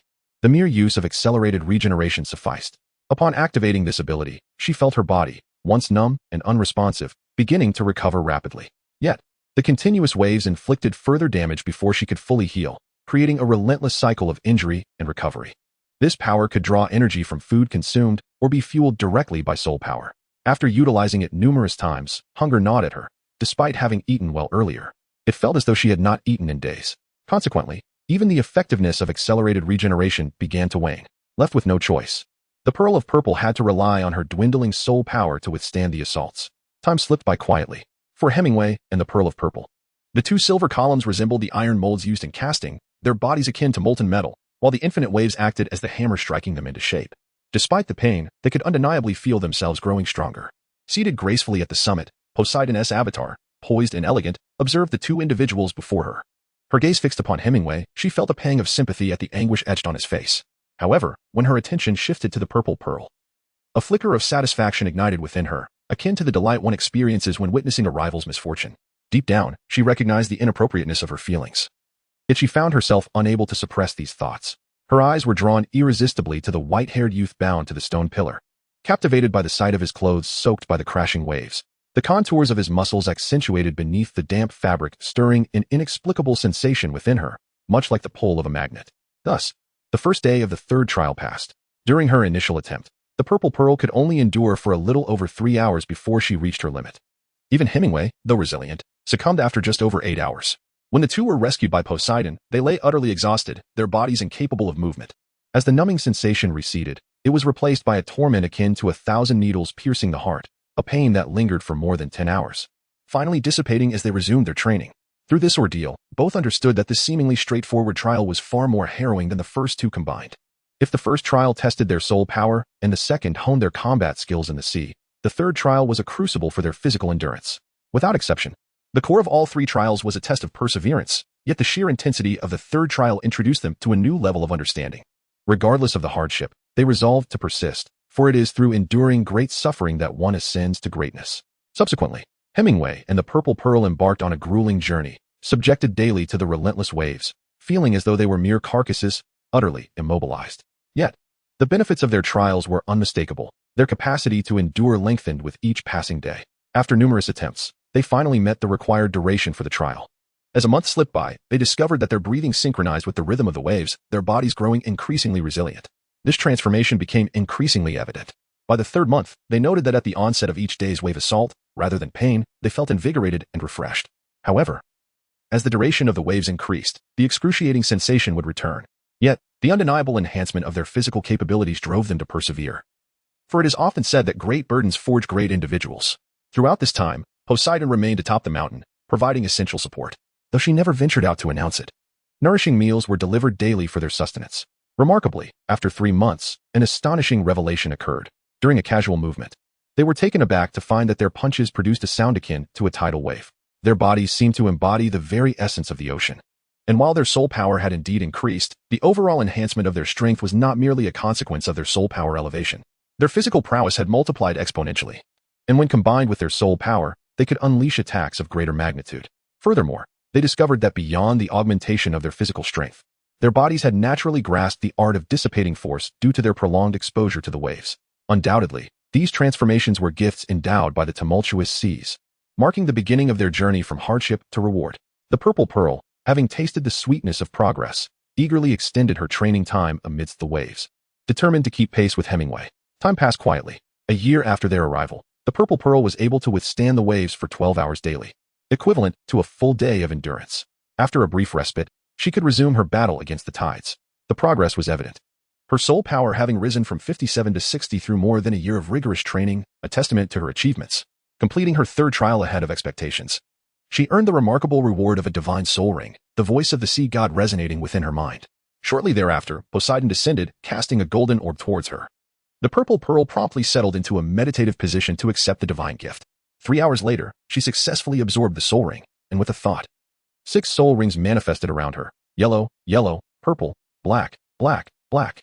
Particularly noteworthy was the 6th ring, entirely black yet imbued with a faint crimson hue, suggesting its proximity to a 100,000-year soul ring. Elated, the Purple Pearl realized she was gradually closing the distance between herself and Hemingway. At only 20 years of age, she had reached the 33rd rank, her aspirations of attaining the coveted title of a legendary warrior now firmly within her grasp, a level her father had coveted throughout his life.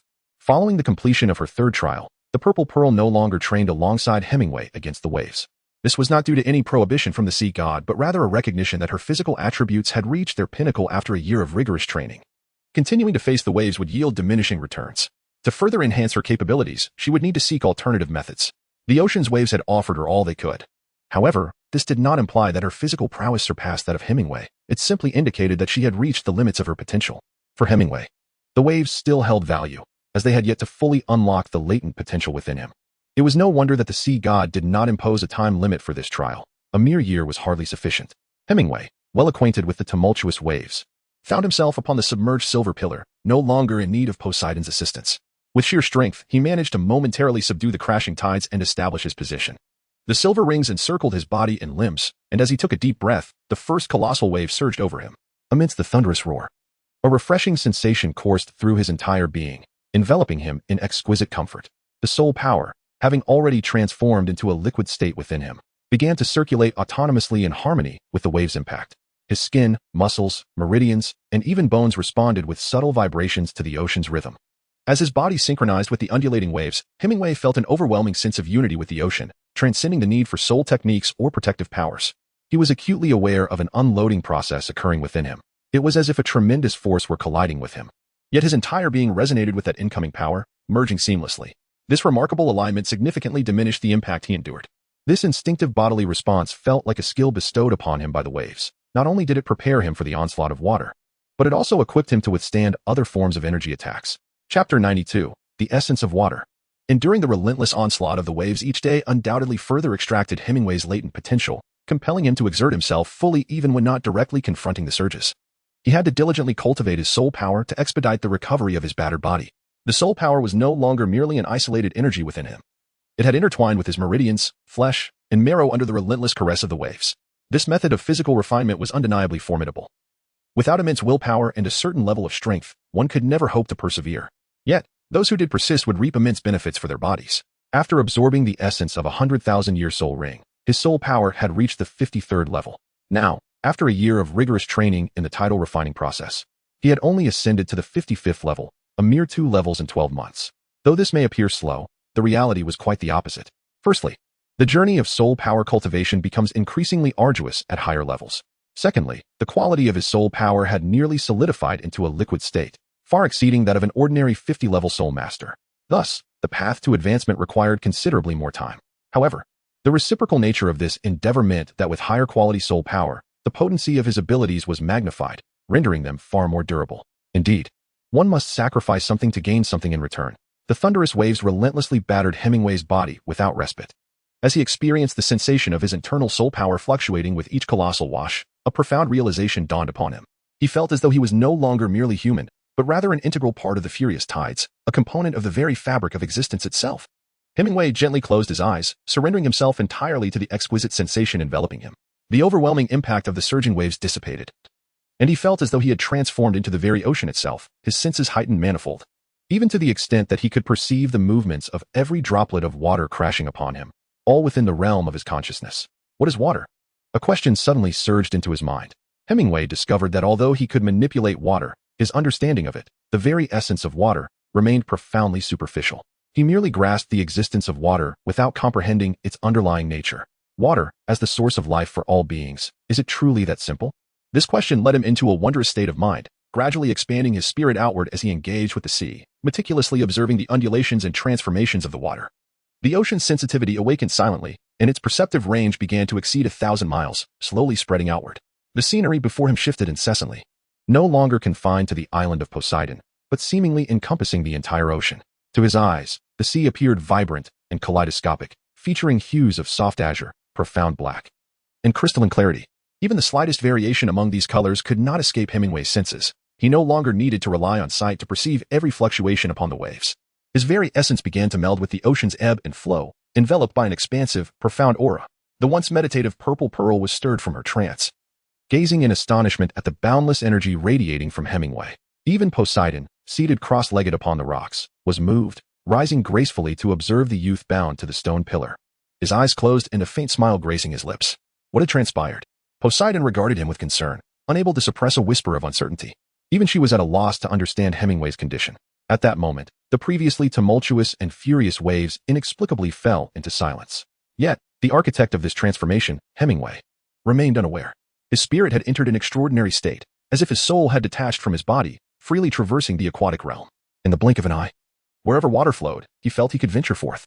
Hemingway observed the myriad transformations, characteristics, and attributes of water. He discovered that what appears to be a simple substance is, in truth, infinitely variable. It is intimately connected to all living beings, and even influences the very workings of the world. No form of life can exist without water. To master water is to possess the key to the essence of life. endowed with the power to govern all that exists. Water is formless and ever-changing. Hemingway is entranced by this aquatic realm, merging with the vast ocean, perceiving the myriad transformations of water, solid, liquid, and gas from a grand perspective. Depending on the surrounding environment, water manifests as clouds, rain, dew, fog, frost, snow, ice, hail, and water vapor. The presence of water profoundly influences every facet of existence. Nothing can escape its essence. In the absence of water, this world would be rendered desolate. Water is indeed the very source of all life. At this moment, Hemingway seems to transcend time and space, witnessing the distant past of the planet's formation. In those primordial days, the Earth was desolate, devoid of animals, and entirely barren of plant life, until the emergence of water gradually coalesced into the vast ocean. Within this boundless expanse of sea, the earliest forms of life, algae and bacteria, came into existence, evolving and proliferating over the passage of time. As eons unfolded, the marine species blossomed into a vibrant tapestry of diversity, with some species ultimately venturing forth from the ocean to embrace the land. The spirit of Hemingway seemed to merge with the vast ocean, catching a glimpse of the ancient sea's memory, akin to the tip of an iceberg. Through this, he observed the intricate tapestry of life's evolution and transformation, leaving him profoundly moved by the marvels of existence and enraptured by the grandeur of nature. He truly grasped a fragment of the essence of water. Time became an abstract notion. When Hemingway emerged from that extraordinary state, although his eyes remained closed, his corporeal senses returned. The thunderous roar of the waves once again filled his ears, and the ocean's tides began their relentless assault. Yet, for Hemingway, everything had transformed. As the waves surged toward him, they instinctively veered away from his body, never touching him. It was evident that through his earlier transcendental experience, he had gleaned a fragment of the essence of water, rendering the furious waves before him incapable of inflicting any harm. Gradually, he opened his eyes, and his gaze erupted into a kaleidoscope of vibrant colors. The world around him appeared utterly transformed, imbued with depth and an inexplicable vitality. This newfound understanding held immense significance for Hemingway. The relentless waves he had endured over the past year were not in vain. Experiencing the ocean's embrace at such proximity had deepened his connection with the sea, leading him, by serendipity, to comprehend a sliver of the essence of water. From this moment forth, his methods of attack would transcend mere physicality or brute force. The ubiquitous water would become his ally, enabling him to unleash a myriad of transformative techniques. Surpassing all expectations, he had grasped the will of the ocean and unveiled the essence of water. The third assessment of tidal body refinement was completed with exceptional results, enhancing his affinity with the sea god by 15%, culminating in a total affinity of 30%. A voice resonated in his mind, proclaiming the reward of an extended duration for the third soul ring. Hemingway discovered a force beyond comprehension surging within him, manifesting as 5 ethereal soul rings of purple, black, and red encircling his being. The third black soul ring, initially a mere 10,000-year ring, suddenly deepened in hue, exuding an increasingly formidable aura. With the rewards from this trial, its age had ascended to 3,000 years, rendering its power vastly superior to its former self. In Chapter 93, blending strength and gentleness, amidst a chorus of resonant sounds, the 5 silver rings upon Hemingway activated simultaneously. The surrounding waters surged forth yet did not dampen his attire. Instead, they gently enveloped him, cradling him tenderly towards the shore. There, the enigmatic purple pearl gazed at him with an intensity that was strikingly fervent. Upon his arrival at the bank, she immediately embraced him fiercely, as if terrified he might vanish. What is the matter? Sensing her unusual emotional state, Hemingway reached out to pat her back, inquiring with concern. Yet, Purple Pearl merely buried her face against his robust chest, her arms tightly clasped around his waist, remaining silent. In exasperation, Hemingway turned his gaze towards Poseidon, asking, "Senior, what has happened to Pearl?" Observing the youth, who remained blissfully unaware of his transformed demeanor and aura, Poseidon felt a mix of astonishment and intrigue. A subtle smile graced her delicate features as she replied, "Do you know how long you have been on the silver pillar? 3 or 4 days, perhaps?" Hemingway responded, an unsettling premonition stirring within him. He quickly pressed on, "Senior, could it be that I have lingered there for an extended period? More than a year and a half." Poseidon smiled, revealing an astonishing figure from her crimson lips. "What? Surely, I must have misheard. 1.5 years. Hemingway was astounded. Bound to the pillar of submerged silver, enduring the relentless assault of the waves for a year and a half. Could there be a more chilling ordeal? To have been ceaselessly battered by the sea for such an expanse of time, and yet to still be alive was nothing short of miraculous.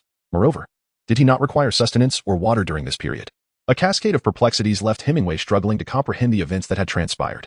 He couldn't shake the feeling that these two had conspired to toy with him. In that extraordinary state, he had found himself. The furious waves had, under his influence, transformed into a tranquil sea, as calm as a windless expanse. Thus, he was not incessantly battered by the waves. Observing his incredulous expression, Poseidon patiently elucidated concerning sustenance. "During your time in that peculiar state, Seawater enveloped your body, and your being drew energy from it, sustaining your life for a year and a half. Hemingway found himself at a loss for words, having experienced a profound revelation over that span. By this reckoning, nearly 6 years had passed since his arrival on Poseidon's Island. While I may remain oblivious to the events of that year and a half, the transformation in your appearance and demeanor indicates that you have drawn closer to the essence of the sea god. Poseidon regarded him with an expression mingled with astonishment and admiration. My appearance? Hemingway felt a tinge of uncertainty. Could it be that his appearance had undergone a transformation? Eager to glimpse his current visage, he gently nudged the shoulder of the violet pearl, signaling her to release him. Though somewhat reluctant, she ultimately acquiesced and let go.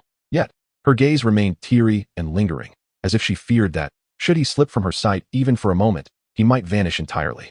After the violet pearl relinquished her hold and stepped back from his embrace, as Hemingway's thoughts stirred, the moisture in the air began to coalesce, swiftly forming a grand mirror of water before him. This ethereal surface allowed him to discern the alterations that had transpired in his appearance. Is this truly me? Gazing at the reflection cast by the water mirror, Hemingway found himself barely recognizing his own visage. Reflected was a youth of 18 or 19. With a stature that was tall and athletic, not excessively muscular, yet not the frail shape of a mere wisp. His form was perfectly proportioned, exuding an inexplicable harmony of beauty. He possessed long, flowing strands of hair, pure white as freshly fallen snow. This cascade of hair fell gracefully, resembling a waterfall, reaching down to his knees. Most intriguingly, the ends of his cascading locks transitioned into a delicate shade of aquamarine, a gentle gradient that imparted a sense of vitality. The nearly one-third portion of his snowy tresses shifted from a pale hue to a deeper, water-like cerulean, emanating an invigorating aura, rather than appearing jarring. This transformation seemed to blend seamlessly, an embodiment of enchanting dreamlike beauty. Yet, the transformations did not cease there. The most profound change lay in his facial features. The previously sharp and profound azure eyes softened, their crystalline depths harmonizing exquisitely with the white and blue hues of his hair. Moreover, the contours of his face became more rounded, the once fierce and commanding visage now radiated tranquility and gentleness. There was a sense of boundless compassion akin to the sea, accompanied by an ineffable charm. At this moment, Hemingway had metamorphosed from a rugged, iron-willed man exuding an air of dominance into a figure of exquisite beauty, embodying a warm and inclusive presence. He surmised that perhaps this transformation was a consequence of comprehending the true essence of water. The spirit was influenced by the water's inherent gentleness, leading to such a remarkable change in his appearance and demeanor.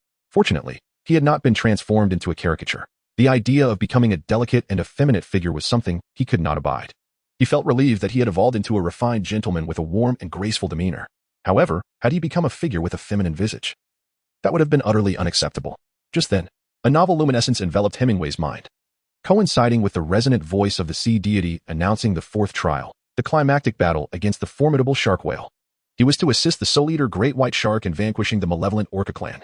Upon receiving the newly emerged information, Hemingway turned to the purple pearl and inquired. My trial involves aiding the Soul Eater great white shark in exterminating the wicked orcas. What about yours?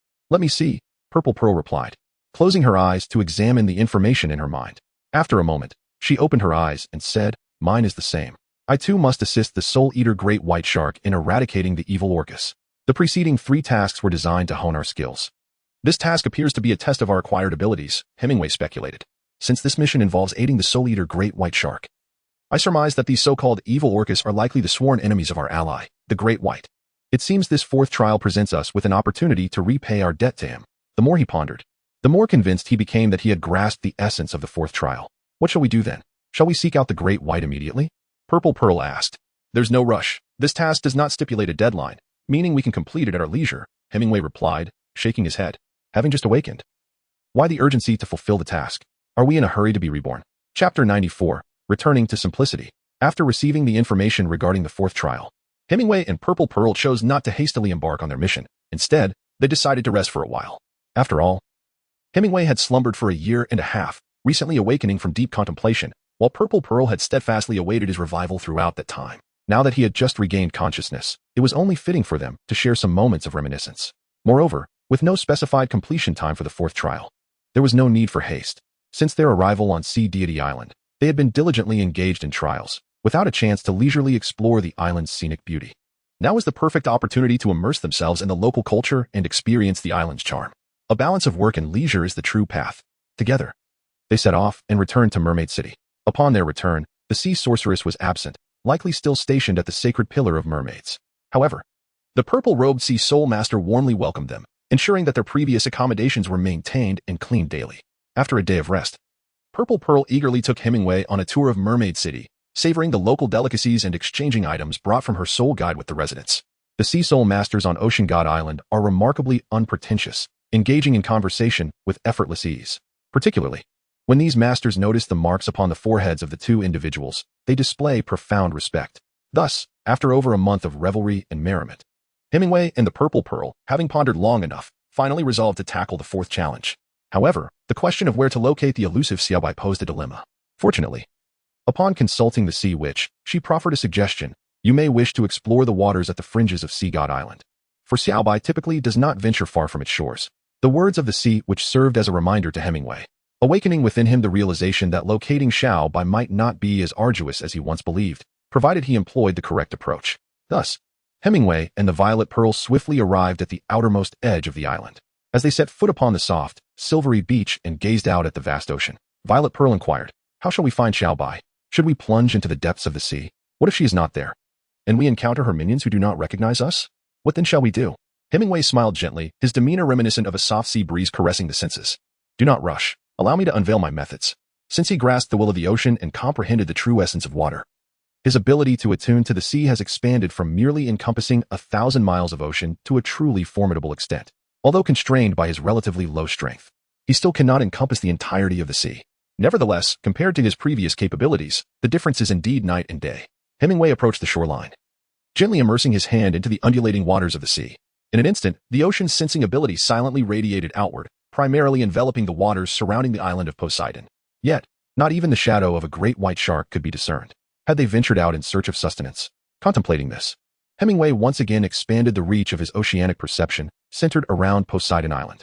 Swiftly, on the opposite side of the isle, he discovered traces of the formidable soul of the great white shark. Among the congregation of these majestic creatures, he spotted the familiar figure of Little White. At that moment, Little White stood still, akin to a shepherd watching over his flock, while the others of his kin scattered in pursuit of nourishment to satiate their hunger. Little White. Hemingway endeavored to communicate with her. Suddenly, the previously indifferent Xiaobai jolted with alertness, an intense blue light erupting from her entire being. Who dares to approach? Xiaobai's large head turned from side to side, the brilliant blue radiance enveloping her as she unleashed the terrifying pressure of a 10,000-year-soul beast upon the surrounding waters without restraint. "It is I." As Hemingway's thoughts stirred, a flicker of blue light suddenly materialized before the gaze of the magical soul great white shark, Little White. This blue light coalesced and ultimately formed a silhouette. "Little White, have you forgotten me so quickly after just over 2 years?" The white-haired youth, shaped and manifested from the sea itself, smiled at the king of magical soul great white sharks, exuding an aura as vast and profound as the ocean, as if he were an intrinsic part of it. "Is that you, Hemingway?" Little White gazed at the figure before her, incredulity etched on her face. "How could you have transformed like this?" "I have merely experienced some breakthroughs during these 2 years, entering an entirely new realm," Hemingway replied with a gentle smile, his demeanor soothing as he began to emanate a depth akin to the sea, calming both her and the surrounding magical soul great white sharks. "This is far beyond merely entering a new realm. You appear to be an entirely different person." Little White's heart cried out in astonishment. Though his hair color had merely changed and his facial contours had softened, the aura he radiated was undeniably distinct from the Hemingway she once knew. She found herself at a loss for words. If the former Hemingway had been a figure brimming with dominance, a king flaunting his authority at every turn, the current Hemingway seemed to have shed all pretenses, smoothing out every edge, returning to a state of authenticity, with all his brilliance deeply concealed. What could have transpired over these 2 years to transform a once resplendent man into this serene being? What could possibly achieve such a profound change? "I have come to seek you for a matter of importance." Hemingway smiled and said, "Come to this shore. I shall await you there." Upon uttering these words, a silent wave of information surged into Xiaobai's mind, guiding her to the place where he could be found. Then, with a resounding splash, Hemingway, formed of water, dissolved back into the surrounding sea. At the edges of Poseidon's island, Hemingway opened his eyes, withdrew his hand from the sea, and slowly made his way back to the shore. He gazed at Zizenzu and said, "We have found Xiaobai. Let us wait here. She will arrive shortly." Zizenzu nodded in agreement, refraining from further inquiries. Approximately 10 minutes later, the previously tranquil waters of the surrounding sea began to stir with a subtle agitation. On the surface of the sea, after a brief moment, the once turbulent waters began to simmer, and triangular white dorsal fins gradually emerged. The agitated ocean transformed back into a serene expanse, revealing at least dozens of formidable great white sharks. Among them, the largest figure, known as Little White, surfaced majestically. A familiar silhouette came into view for the two observers. The immense head of the shark broke the surface, casting a curious gaze toward Hemingway on the shore. Encountering the real person proved far more tangible than the earlier manifestation coalescing in the depths. The tranquil, profound essence of the ocean emanated unreservedly from this silver-haired youth. Little White. Upon encountering the principal figure, Hemingway immediately smiled and, with a hint of jest, exclaimed, "Or should I refer to you as Little White?" Chapter 95, at last. "I can truly unleash my power," Little White, clearly displeased, retorted. "Is that what you call me? That is a title bestowed upon me by Lord Poseidon. You mere mortals shall not use it. What do you seek from me?" On the shore, the Violet Pearl remarked, "Little White, surely you are not feigning ignorance. Do you not realize that our fourth examination pertains to you?" Upon hearing the term fourth examination, Little White's expression grew noticeably serious as she countered. "Have you both prepared yourselves?" With that, she leaped from the water, transforming into human form before the two. Hemingway once stated, "Since you have come to seek me, it is evident that you are already psychologically prepared. We intend to accomplish this task sooner rather than later." Xiaobai furrowed her brows slightly, under the radiant sunlight. A layer of grayish-blue luminescence reflected off her form. The malevolent orcas are not easily dealt with. Unlike me, they are not amicable. They are among the most ferocious beings of the ocean, apart from the deep-sea demon whale king, which can instill a degree of intimidation. These ruffians roam the seas with impunity. Beside her, Z-Pearl inquired with curiosity, to what extent do these malevolent orcas possess strength? Our mission must be fulfilled. I imagine the ruffians you speak of are not on good terms with your clan of demon soul great white sharks, are they? Indeed, they are. Xiaobai replied through clenched teeth. My brother perished at the jaws of the malevolent orca king. If I possessed the means, I would have obliterated that defiler of the sea long ago. Among our sea soul beasts, there exists a hierarchy. Overall, our demon soul great white sharks, along with the deep-sea demon whales and malevolent orcas, represent the apex of the ocean's food chain. However, in reality, there is a certain disparity among us. The deep-sea demon whale is undoubtedly the most formidable, yet their numbers are exceedingly scarce, as they tend to live solitary lives. Most importantly, the deep-sea demon whales are exceedingly lethargic, typically remaining submerged with their foolishly gaping mouths waiting for food to come to them. Beyond the deep-sea demon whales, the malevolent orcas are the most formidable. While I am reluctant to concede, those defilers of the ocean indeed surpass us in strength. As Xiaobai spoke, a profound disdain flickered in her eyes. The malevolent orcas are an exceptionally bloodthirsty breed of sea soul beasts. Even the deep-sea demon whale king is hesitant to provoke them lightly. As social creatures, they have virtually no natural enemies, resulting in their considerable population. These defilers of the ocean act with impunity, even engaging in relentless slaughter without the need for sustenance, indiscriminately tearing apart any creature they encounter. All sea soul beasts harbor a deep-seated hatred for them. Yet, due to their formidable power, no one dares to confront them. Not far from our location lies a pod of malevolent orcas. They are our arch-nemesis. Every few decades or centuries, our two clans engage in a holy war. Observing Xiaobai's evident trepidation towards the malevolent orcas, Z-Pearl could not help but ask, "Have you been defeated?" With a reluctant nod, Xiaobai admitted, "Each time we find ourselves at a disadvantage. If it weren't for their fear of approaching the sea god island, lest they provoke the wrath of the sea god, our clan would likely have ceased to exist long ago." Hemingway remarked, "Since we must confront them, Little White, do elaborate on the details of the malevolent orca." Little White responded, "Adult malevolent orcas measure between 20 to 25 meters in length, possessing robust physiques, sharp teeth, and formidable skills. A single malevolent orca is capable of matching two of our adult kin in combat. These ferocious creatures never leave a foe alive. Once they gain the upper hand, they are compelled to rend their adversaries apart. The total population of malevolent orcas hovers around 300, with approximately 200 being adults, quite similar to our own numbers. Perhaps our only solace lies in the fact that their reproductive capacity is not on par with ours. Otherwise, their numbers would be even more daunting. It can be said that if led by a malevolent orca king, their faction would possess the qualifications to challenge the deep-sea demon whale king. However, such an endeavor could also spell their annihilation, which is why they have always refrained from encroaching upon the territory of the deep-sea demon whale king." Hemingway and the Purple Pearl exchanged glances, and then he spoke, "So, you mean to say that our fourth examination requires us to assist you in exterminating this malevolent orca clan, which essentially means we must endure half of the orca's assaults ourselves?" Xiaobai scoffed disdainfully, retorting, "What? Are you afraid? If you are frightened, you need not participate." "Afraid? In the vast ocean, I have never feared anyone." Hemingway shook his head with a chuckle, thinking that if it were a land spirit beast, he might be at a loss, but a sea spirit beast was another matter altogether. It seemed that this time, the Sea King, Baixing, would finally have the opportunity to showcase his formidable prowess. Xiaobai's expression turned unusually grave. "I do not concern myself with your courage or strength. My worry lies with my kin.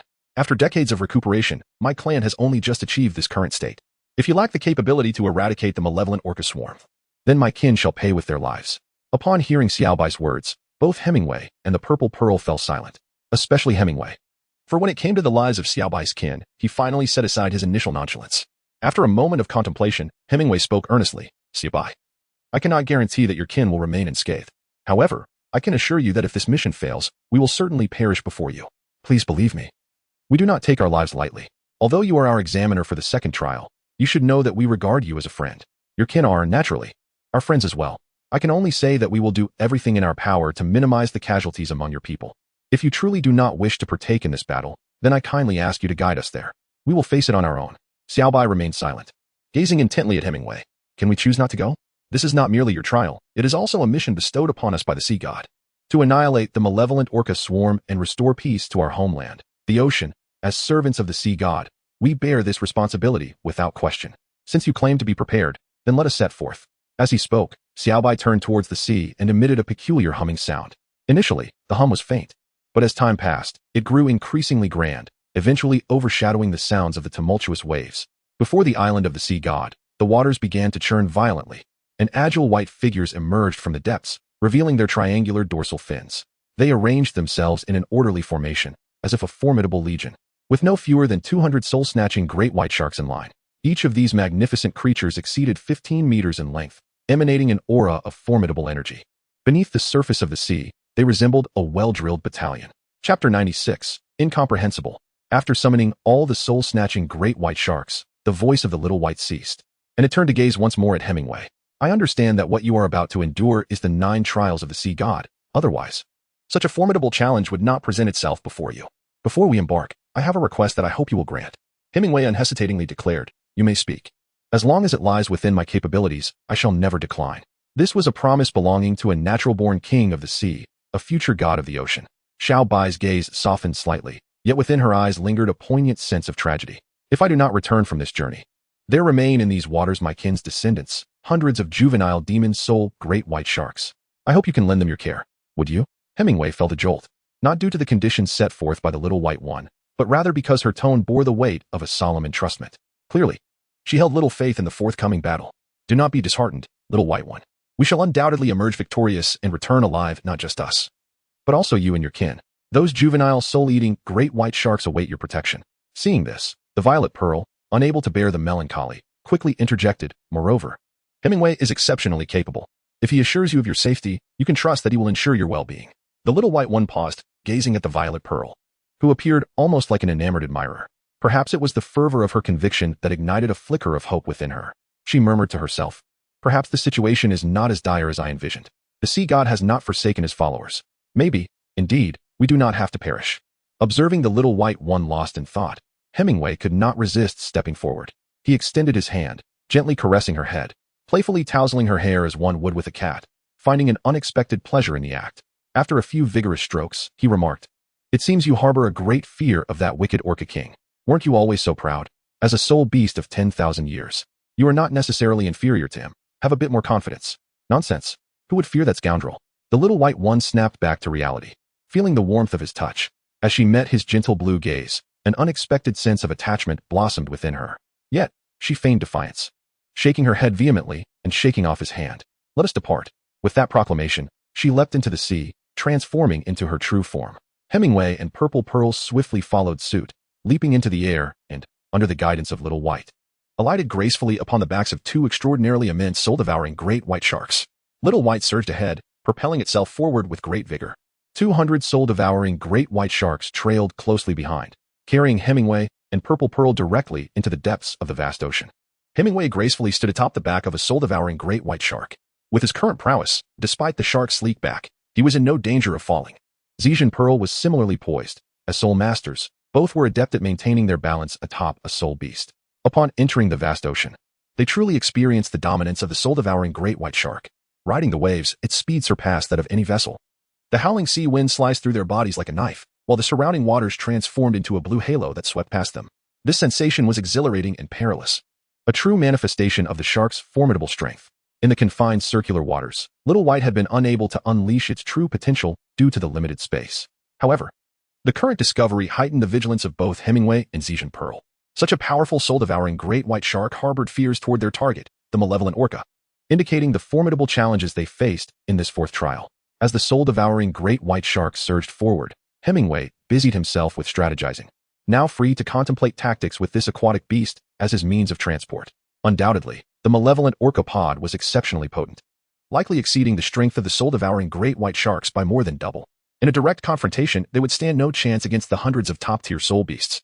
The malevolent orcas. Little White was clearly no match for the Orca King, and the overall strength of the soul-devouring great white sharks was evidently inferior to that of the orcapod, even with their assistance. A frontal clash would likely lead to devastating losses for the shark pod, a scenario Hemingway wished to avoid. The sorrowful gaze of Little White remained etched in his mind. Given this, alternative strategies must be considered, such as employing the powers of Sea King Bai Xing to incite the malevolent orcas to turn on one another. Hemingway seems rather unreliable. Managing so many soul beasts at once may overwhelm his psyche. One must be cautious not to push himself to the brink of mental collapse. Therefore, what if we were to employ a decapitation strategy and directly control the malevolent Orca King? Last time, even Xiaobai was nearly ensnared by him. And had it not been for the divine intervention at the last moment, the second challenge would have been effortlessly surmounted. As a soul beast of 100,000 years. While the malevolent Orca King may surpass Xiaobai, it surely cannot be by a significant margin. Hemingway believed it prudent to attempt the endeavor. For even if he could not fully command the malevolent Orca King, he could at least create a measure of disturbance to afford Xiaobai an opportunity. The waters inhabited by the sinister orcapod were not particularly close. However, with the astonishing swiftness of the soul shark, they reached their destination in a mere 2 hours. At Hemingway's behest, Xiaobai instructed his kin to halt and recuperate 50 miles from their goal. Subsequently, with a mere thought, Hemingway witnessed the surrounding waters begin to roil, as a delicate mist ascended and ultimately crystallized into ice. An expansive platform of ice, suitable for footing, materialized before them. Hemingway gracefully leaped onto the ice, followed closely by Zhejian Pearl. Upon landing on the surface, she curiously tested it with her foot, discovering its remarkable solidity. Instantly filled with astonishment, she turned to him and inquired, "How did you accomplish this? I recall that you lack any ice-related abilities." "It is quite simple," Hemingway chuckled, gazing at the curious eyes of the little white creature that had leaped alongside him, and explained to the two women, "Water is a substance of infinite transformations, omnipresent in nature. Ice, in essence, is merely one of its many forms. Once one comprehends the process by which water crystallizes into ice, the act of converting water into ice becomes a remarkably straightforward endeavor." Zhejian Pearl and the little white creature listened in a haze, understanding each word in isolation, yet utterly perplexed when they attempted to piece them together. Ice is simply ice, and water is merely water. How could one conflate the two? Would it be too much to ask for you to speak in terms we can grasp? In chapter 97, the focus seemed rather peculiar. Observing the bewildered expressions on the faces of the two women, Hemingway refrained from further elaboration. To elucidate the underlying principles would require delving into a multitude of concepts, far too complex to convey in mere words. Thus, he shifted the conversation. "Little White, I have a method that might minimize our losses. Are you willing to give it a try?" Upon hearing this, Little White's eyes sparkled with interest, swiftly dismissing the earlier quandary regarding the transformation of water into ice, and eagerly inquired, "What method? What is it?" "Let me remind you that the evil orca employs a form of wave detection. Any creature brimming with energy within a 10-mile radius cannot escape their detection and will immediately face devastating consequences. If you think to employ some trivial tricks against them, I advise you to abandon that notion. If it were so easy to deal with them, we would have vanquished them long ago." Hemingway shook his head and said, "Do you recall the last time during the second round when I endeavored to manage your situation?" Upon hearing this, Xiaobai's eyes sparkled with excitement as he eagerly inquired, "Can you control the malevolent orca?" Hemingway remarked, "My martial soul is exceptionally unique. I cannot quite fathom its nature, but I possess a remarkable ability that enables me to command sea spirit beasts. Any creature of the ocean falls under my influence. However, should its strength surpass mine by a significant margin, my abilities would be rendered ineffective. How could such an unreasonable power exist?" Zizenzu interjected after listening intently. "To control sea spirit beasts implies that you would be invincible upon the ocean, even if you cannot dominate those of greater strength. Commanding a multitude of sea spirit beasts could compensate for quality with quantity, thereby rendering you supreme in the marine realm. Nothing is ever that simple." Hemingway shook his head and explained, "First and foremost, controlling the sea spirit beasts is intrinsically linked to my own strength. I cannot dominate a sea spirit beast that far exceeds my capabilities. The last time I attempted to control Xiaobai, I met with failure. Moreover, there exists a limitation on the quantity. It is not boundless. The number of sea spirit beasts I can command is contingent upon the strength of my mental prowess and the power of the beast I seek to control. If I could disregard quantity, summoning as many sea spirit beasts as I wished, I would certainly be aware of the adage that many ants can fell an elephant. Additionally, there are distance constraints in summoning sea spirit beasts. If they lie beyond my sensing range, I will be unable to call upon them. Thus, if there happen to be no spirit beasts within my range, this ability becomes futile. Had I the capacity to ignore distance, enveloping the entirety of the ocean in my sensing range, I would not have found myself besieged by you. I could have summoned a host of sea spirit beasts from thousands of miles away, and you would have long since become prey to them. He spoke somewhat irritably, recalling the moment he was ambushed by pirates immediately after leaving the island, a memory that still stirred his ire. What do you mean by that? Xiaobai, having calmed down from the shock of being able to control sea spirit beasts, inquired about his intentions. I plan to first attempt to control the malevolent orcapod here, to see if I can incite them to turn upon one another. It would be even better if I could directly control the malevolent Orca King, Hemingway replied. Of course. Even if I cannot dominate the Orca King, I can at least create chaos among the orcapod, significantly diminishing their strength. At that point, we would have a much greater chance of victory. Then what are we waiting for? Hurry and give it a try. Xiaobai urged eagerly after hearing his words. Zhejian Pearl, with her sparkling purple eyes, observed Hemingway's next actions with curious anticipation. Under the watchful gaze of the two women, Hemingway felt a twinge of embarrassment, for he was about to reveal a facet of himself he was not entirely comfortable showcasing before others. Though his power in that state was formidable, as a man, he could not help but feel a sense of shame. Even though such a transformation was relatively normal in this world, with even more peculiar martial souls existing, he still found it difficult to fully accept. The thought of unveiling that aspect of himself before the two women filled him with an inexplicable sense of embarrassment. Never mind.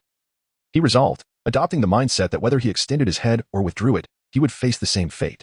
With determination, Hemingway took a deep breath and leaped into the water, plunging swiftly beneath the surface. Zhejian Pearl and Xiaobai stood on the icy surface. Their curiosity piqued as they watched the spot where he had submerged, wondering what he intended to do next. Buzz! A soundless hum suddenly resonated from the depths of the sea. Soon after, a dazzling array of colors burst forth from the ocean's floor. Simultaneously, the multitude of malevolent giant sharks submerged in the waters began to stir restlessly. A multitude of bubbles suddenly emerged upon the surface of the sea. Then, a brilliant radiance pierced through the water. Amidst this luminescence, a colossal figure gradually ascended from the depths. Standing upon the ice, the two women, Zhejian Pearl and Xiaobai, were left agape, their crimson lips widening in astonishment as the immense being took shape. Ultimately, when the magnificent entity fully surfaced, an inexplicable silence enveloped the surroundings. Immense. The first impression it imparted was one of sheer magnitude. Beautiful. Following closely was an overwhelming sense of beauty, pure, ethereal, and transcendent beauty. A cascade of pink hair was elegantly styled into a celestial bun, while the upper body resembled that of a stunningly graceful human woman, possessing an extraordinarily voluptuous figure. And the lower half manifested as a pink and white fishtail. It was none other than the true form of White Star, empowered by the spirit. Only in this state could Hemingway maximize his capabilities in all aspects. The towering mermaid, several dozen meters in height, gazed down at Zhejian Pearl and Xiaobai, who were utterly mesmerized, her enchanting azure eyes reflecting a hint of exasperation. He anticipated this reaction. A giant mermaid like White Star was truly unparalleled in this world. It was no wonder the two women were left speechless. How astonishing! Zhejian Pearl was the first to regain her composure, her eyes wide with wonder as she beheld the mermaid's ample bosom, then glanced down at her own form, which, though not insignificant, paled in comparison. A sense of defeat washed over her. There was no contest. The sheer scale of the mermaid dwarfed her entirely. No matter how much one might develop, they could never reach such an exaggerated stature. Hemingway, noticing her fixation on this aspect, found himself at a loss for words. Why were women so preoccupied with such peculiar comparisons? Shouldn't the focus be elsewhere? What could she possibly compare herself to a mermaid? Moreover, this mermaid was his transformation. As a man, did it truly matter to him the size of such attributes? Chapter 98. The Queen Leading Her Army. A clear, melodious voice involuntarily escaped Hemingway's lips as he shook his head and gently extended his enormous, delicate hand toward Zhejian Pearl. Despite its beauty, the overwhelming size of White Star could not be overshadowed. The mermaid stood tall at several dozen meters. In that moment, Zhejian Pearl appeared like a mere Barbie doll within White Star's grasp. Yet, rather than panic, she curiously examined her surroundings, touching here and pinching there, leaving Hemingway utterly speechless. Was it truly necessary? After lightly flicking her head with a fingertip nearly the size of her own head, he set Zhejian Pearl back onto the ice, deciding it was time to attempt something new. With his exquisite blue eyes gently closed and his fishtail submerged in the water, Hemingway's innate connection to the ocean silently expanded in all directions. In the blink of an eye, through the ocean's resonance, Hemingway beheld the formidable orcapod lurking 20 miles away. Their forms, notably larger than that of the malevolent great white shark, were robust and lacked the streamlined elegance of their counterparts, yet they exuded an undeniable aura of power. Cloaked in a deep gray hue, their colossal heads occasionally parted to reveal terrifying teeth reminiscent of blades.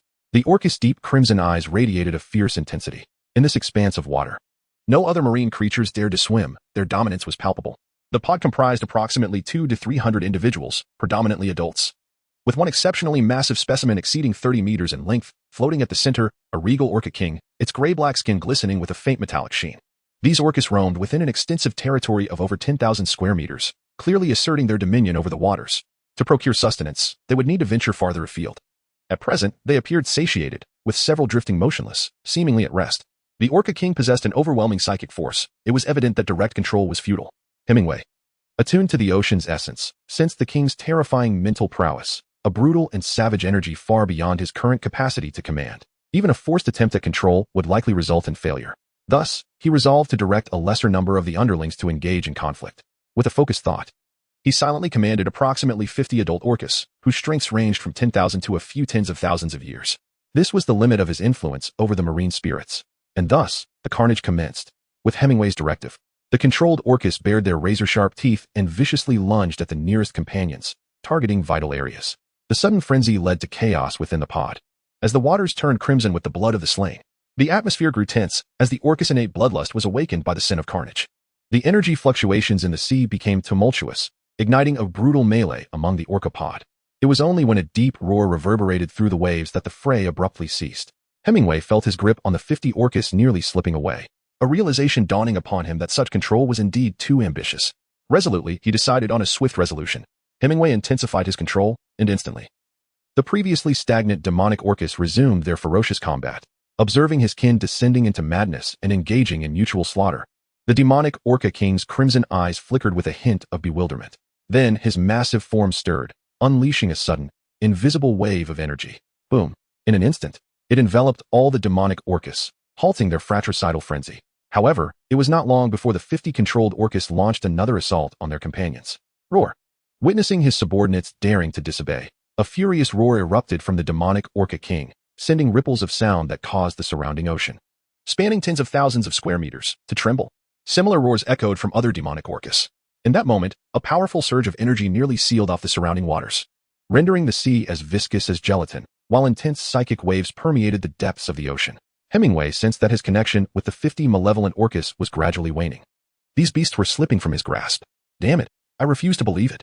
Hemingway was stirred by a surge of fury, a powerful aura emanating from him, resonating through the sea and descending upon the domain of the sinister orcapod. Boom.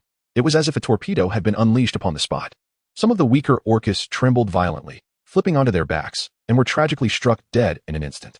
In the blink of an eye, nearly 300 orcas had dwindled to just over 200 remaining alive. Yet even these survivors appeared far from unscathed, swaying unsteadily, clearly struggling to remain conscious. Under such circumstances, the combat efficacy of these orcas had evidently diminished significantly. Among the entire pod, only the orca king seemed to be the least affected, retaining its optimal fighting capacity. However, even it, faced with the overwhelming pressure of Hemingway's imposing aura, felt a shudder of trepidation, as if calamity were imminent. The moment had arrived. Observing the dire state of the orcas through the ocean's resonance, Hemingway understood it was time for the soul-devouring great white shark to make its entrance. Opening his eyes, he gazed down at the eagerly awaiting purple pearl and little white, declaring, "It is settled, let us advance together swiftly." With that, the colossal mermaid surged into the depths of the sea, heading toward the orca pod. On the icy surface, purple pearl and little white momentarily froze before quickly regaining their composure. One transformed into a hydra through martial spirit, plunging into the water, while the other leaped in, reverting to her original form. Thus, a magnificent scene unfolded beneath the waves. A massive mermaid led the way, her elegant tail propelling her through the water at remarkable speed. Accompanying her was a hydra, extending over 10 meters in length. Nearby, a 20-meter-long soul-devouring great white shark followed, trailed by a multitude of lesser soul-devouring great whites. A grand procession, the colossal mermaid resembled a queen leading her troops into battle, charging toward a determined destination. Chapter 99, The Dominance of the Conqueror Haki.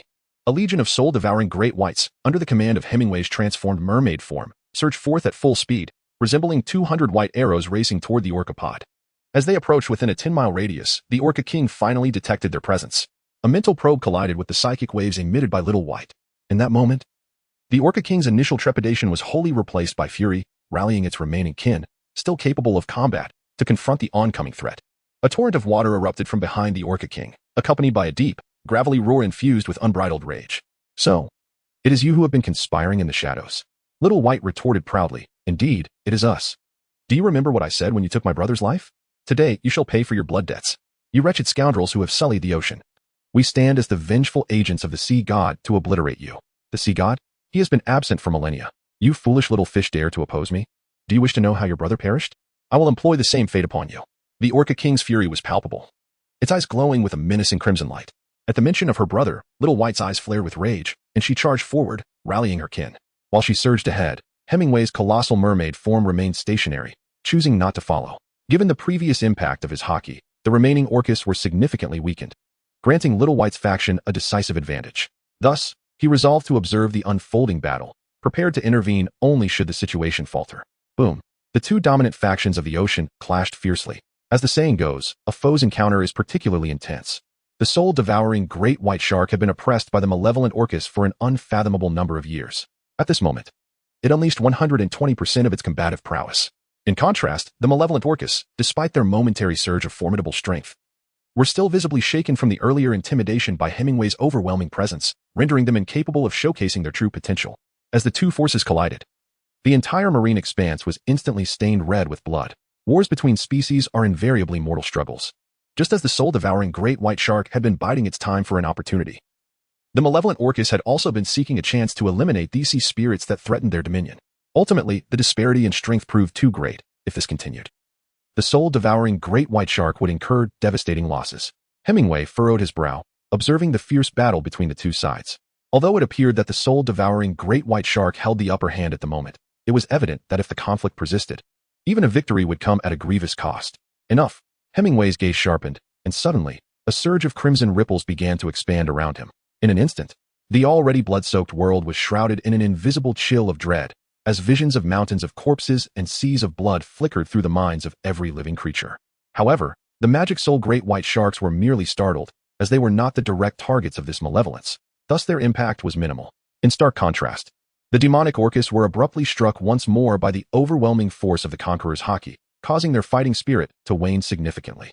Their already weakened bodies, now engulfed by this formidable presence, found it increasingly difficult to muster their strength, retreating under the relentless assault of the magic soul great white sharks. With each collision against their foes, it seemed as though their courage diminished further. The magic soul great white sharks held a commanding advantage. Hemingway's conqueror's haki possesses a certain grandeur reminiscent of a unique domain within this world. Once unleashed, it not only instills awe in all beings, but also casts a profound influence within its reach. Individuals find themselves affected to varying degrees, with attributes such as combat spirit being notably diminished. It is akin to a formidable technique essential for clearing out lesser foes in the midst of two armies clashing. With the aid of his conqueror's haki, the malevolent Orca finds itself retreating steadily. After all, it was already in a weakened state, and now facing this additional setback, the ailing malevolent Orca group inevitably begins to falter. More and more of these creatures fall victim to the onslaught of the soul-devouring great white shark. While the soul-devouring great white shark engages in battle with the malevolent Orca, the hydra-like purple pearl remains undeterred. Though unable to confront the Orca King directly, she finds ample opportunity to dispatch the lesser minions. She moves through the depths like a specter, the hydra darting with lightning speed among the ranks of the malevolent Orcas, unleashing her myriad talents with reckless abandon, petrification, venom, curses, full firepower unleashed. One after another, malevolent Orcas meet their demise at her hands. Many of the weaker ones scarcely have time to cast their abilities before succumbing instantly. If the soul-devouring great white shark and the malevolent Orcas are akin to soldiers from opposing armies colliding, then Hemingway undoubtedly serves as the general leading the forces of the soul-devouring great white shark. Under his command, and with the support of his conqueror's haki, the soul-devouring great white shark becomes an unstoppable force. The casualties among the malevolent Orcas continue to mount. Blood splatters and immense waves of energy erupt continuously from the surface of the sea. As Hemingway unleashed his formidable haki, beams of golden light surged forth from his outstretched fingers. Each strike that connected with the monstrous killer whale inflicted grievous wounds, while direct hits resulted in the brutal shattering of its internal organs, leading to instant demise. Initially, the malevolent whale king brimmed with confidence, for they had consistently dominated the spirit-eating great white shark, which posed no resistance, even in their current weakened state. The disparity in strength was not easily bridged. Despite its injuries, it was still capable of driving its adversaries into a disarrayed retreat. Indeed, one's own frailty can sometimes incite a ferocious spirit, enhancing combat prowess beyond expectations. However, upon clashing with the fierce little white shark, the whale king began to sense a shift. At first, all seemed well, but as a crimson ripple enveloped him, he felt his strength diminish. In a moment of disorientation, he glimpsed a colossal shadow blocking out the sun, its blood-red eyes fixated upon him, evoking a profound sense of mortality. Under such influence, the little white shark, who should have been entirely overpowered, proved to be his equal in battle. The Whale King realized that his power had been diminished by at least 30 to 40%, while the little white shark remained unaffected, growing ever more tenacious with each passing moment. As their fortunes reversed, the seemingly weaker little white shark continued to inflict wounds upon him. Most infuriating for the Whale King was the intangible pressure surrounding him, which prevented him from unleashing his full might. Despite his efforts, he found himself incapable of aiding his kin, forced to witness their relentless demise. In the face of impending annihilation, the Whale King recognized that if this continued, his entire clan would surely be obliterated. Though the little white shark was formidable, he believed he could withstand it. However, his kin were rapidly losing their strength. The casualties were far greater than those among the spirit-eating great white sharks. Having cultivated his powers for 100,000 years, the Whale King was no fool. He understood that the immense mermaid nearby was the crux of the matter. Her towering presence evoked a primal instinct to revere her. Particularly concerning were the subsequent crimson ripples, which appeared to be some sort of domain that significantly diminished his kin's combat effectiveness. This was the very reason they struggled against the spirit-eating great white sharks. Realizing this, the Whale King's colossal form surged through the water, propelling himself like a drawn bowstring, enduring a vicious bite from the little white shark that left numerous wounds upon his body. Yet, his own charge was complete. A massive, grayish water column erupted from his back, hurtling towards the gargantuan mermaid. "Be careful," the little white shark roared, leaping high to collide with the Whale King, sending him flying as she transformed into a fierce warrior, launching a ferocious assault. As if anticipating the Whale King's counterattack, Hemingway did not flinch from the targeting grayish water column. Instead, he calmly extended his magnificent hand, golden light radiating from it. A shield composed of concentrated golden light materialized, meeting the oncoming azure water column head-on. The Whale King had poured all his power into this strike, intending to obliterate Hemingway in one fell swoop, thereby liberating his kin from the oppressive force. Would Hemingway dare to withstand the full force of a 100,000-year spirit beast? The answer was affirmative. The grayish water column collided with the golden shield, resulting in a cataclysmic explosion of energy in the air. The giant mermaid strained against the impact, the golden shield firmly held in front of her, as her soul power was rapidly consumed. While the unleashed grayish water column was formidable, Hemingway's hockey was equally impressive. As long as his soul power was sufficient, the offensive and defensive capabilities of hockey were virtually limitless. This meant that as long as his soul power held up, he could withstand even a deity's strike with ease. Thus, despite the immense drain on his soul energy, he was able to absorb the blow. The consequence of this was a staggering 60% depletion of his internal soul power. This was a daunting figure. It was known that his soul power had coalesced into a liquid state, boasting a quality that surpassed even some titled Douluos. Such high-quality soul power was not only durable, but also amplified the potency of his soul techniques. However, even this superior soul power was severely taxed by the Whale King's assault. On the other side, having barely managed to fend off the little white shark's relentless onslaught, the Whale King's heart sank to the depths upon witnessing his full force strike effortlessly blocked by the giant mermaid. Before he could contemplate a response, the little white shark lunged again, viciously tearing away a chunk of flesh from his abdomen, causing a fountain of blood to erupt. Hemingway cast a cold glance at the malevolent orca king, and with a flick of his hand, a beam of golden light pierced through the head of an orca that was about to seize the soul of a great white shark. Under the overwhelming pressure of his conqueror's hockey, the battle between the malevolent orcas and the soul great whites had reached a point of foregone conclusion. In a short span of time, Zhejian Pearl had dispatched over a dozen malevolent orcas, while Hemingway himself had effortlessly eliminated more than 20. Coupled with the relentless assaults of the other soul great whites, the numbers of the malevolent orcas dwindled significantly. Initially, only the adult malevolent orcas had engaged in the fray. But as the struggle intensified, even those of lesser cultivation joined the fight, leading to an overwhelming advantage for the soul great whites. The malevolent orcas were acutely aware that they could not match the speed of the soul great whites. Their only chance for survival lay in fighting back, with no possibility of retreat. Yet, ensnared by Hemingway's terrifying conqueror's hockey, their condition deteriorated significantly, rendering them incapable of unleashing their full strength. Faced with the ferocious onslaught of the soul great whites, they found it increasingly difficult to withstand the pressure. As the numerical imbalance became more pronounced, the battle grew ever more disproportionate, with the remaining malevolent orcas being assailed by at least 3 or 4 soul great whites each, leaving them with no chance for reprieve. As the outcome of the battle became increasingly inevitable, Hemingway and Zhejian Pearl judiciously ceased their onslaught, relinquishing the battlefield to the soul great whites. However, at that moment, a peculiar wave of energy surged from the center of the fray. The once dominant Orca King was unexpectedly thrust away by an immense force. It floated upon the surface of the sea, no longer pursuing its adversary. The metallic sheen of its body was rapidly replaced by a layer of ashen gray. An overwhelmingly vast energy wave seemed to envelop the entire sea, causing the movements of both the malevolent orcas and soul great whites to slow significantly. "Not good," Zibai exclaimed. Rushing forward once more, but an invisible layer of energy around the Orca King repelled her again. At this juncture, even its eyes had shifted from a blood-red hue to a pallid gray, the air surrounding it beginning to warp violently. It's going to self-destruct. We must stop it. Zibai cried out in terror. No one present could fathom the implications of a 10,000-year soul beast self-destructing. Yet the sheer magnitude of such an explosion was easily imaginable. The release of energy and soul accumulated over a millennium would unleash a terrifying force. If it truly occurred, few would likely emerge alive. No one anticipated that. At this critical juncture, the Orca King would resort to such brutality, willing to obliterate itself in a bid to take down the Soul Great Whites along with it.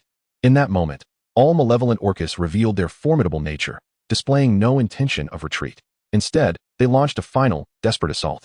Each malevolent Orca, at the cost of their own vitality, launched frenzied attacks against the surrounding Soul Great Whites, not to kill, but merely to entangle their mortal enemies, preventing them from escaping the battlefield. You dare. Hemingway's eyes widened, and a terrifying crimson ripple erupted around him once more. With unrestrained ferocity, his conqueror's haki was unleashed without reservation. The surrounding sea began to surge violently under the force of his aura. Even many of the demonic great white sharks were inadvertently caught in the chaos, while a greater number of demonic orcas were struck dead by the sheer power of his haki. Let us perish together. The demonic Orca King bellowed in a fit of rage, undeterred by the overwhelming aura, as it prepared to sacrifice its life. Its body began to swell rapidly, evidently igniting all the energy within. Chapter 101. Let us gamble. It is not so easy to self-destruct. Hemingway, fully aware that the intangible barrier could not be broken, did not believe he could penetrate it. Yet, who said that an impenetrable barrier meant one could not deliver an attack into the enemy's body? With a flick of his powerful tail, he swiftly appeared before the demonic Orca King and raised his right hand high. A brilliant golden light began to converge in his palm, as he poured his soul power into it without reservation. Then, he struck down with immense force. The Six King's gun. Boom. A tremendous palm crashed down upon the demonic Orca King's forehead, yet was halted by the unseen barrier. Hemingway's eyes gleamed with determination as he suddenly felt a surge in his palm, activating the abilities of the rubber fruit. Snap! A flash of golden light surged forth. With the assistance of the rubber fruit's powers, the golden light in his palm broke through the intangible barrier and directly entered the Orca King's blowhole. In a normal state, the demonic Orca King would have had at least 100 methods to evade or disperse the golden light with a sudden burst of energy. However, at this moment, it was in a self-destructive state and could not move an inch. Its massive body relied solely on the intangible energy released during the self-destruction process for protection, a barrier that even the 10,000-year-old sea spirit beast, Xiaobai, could not breach.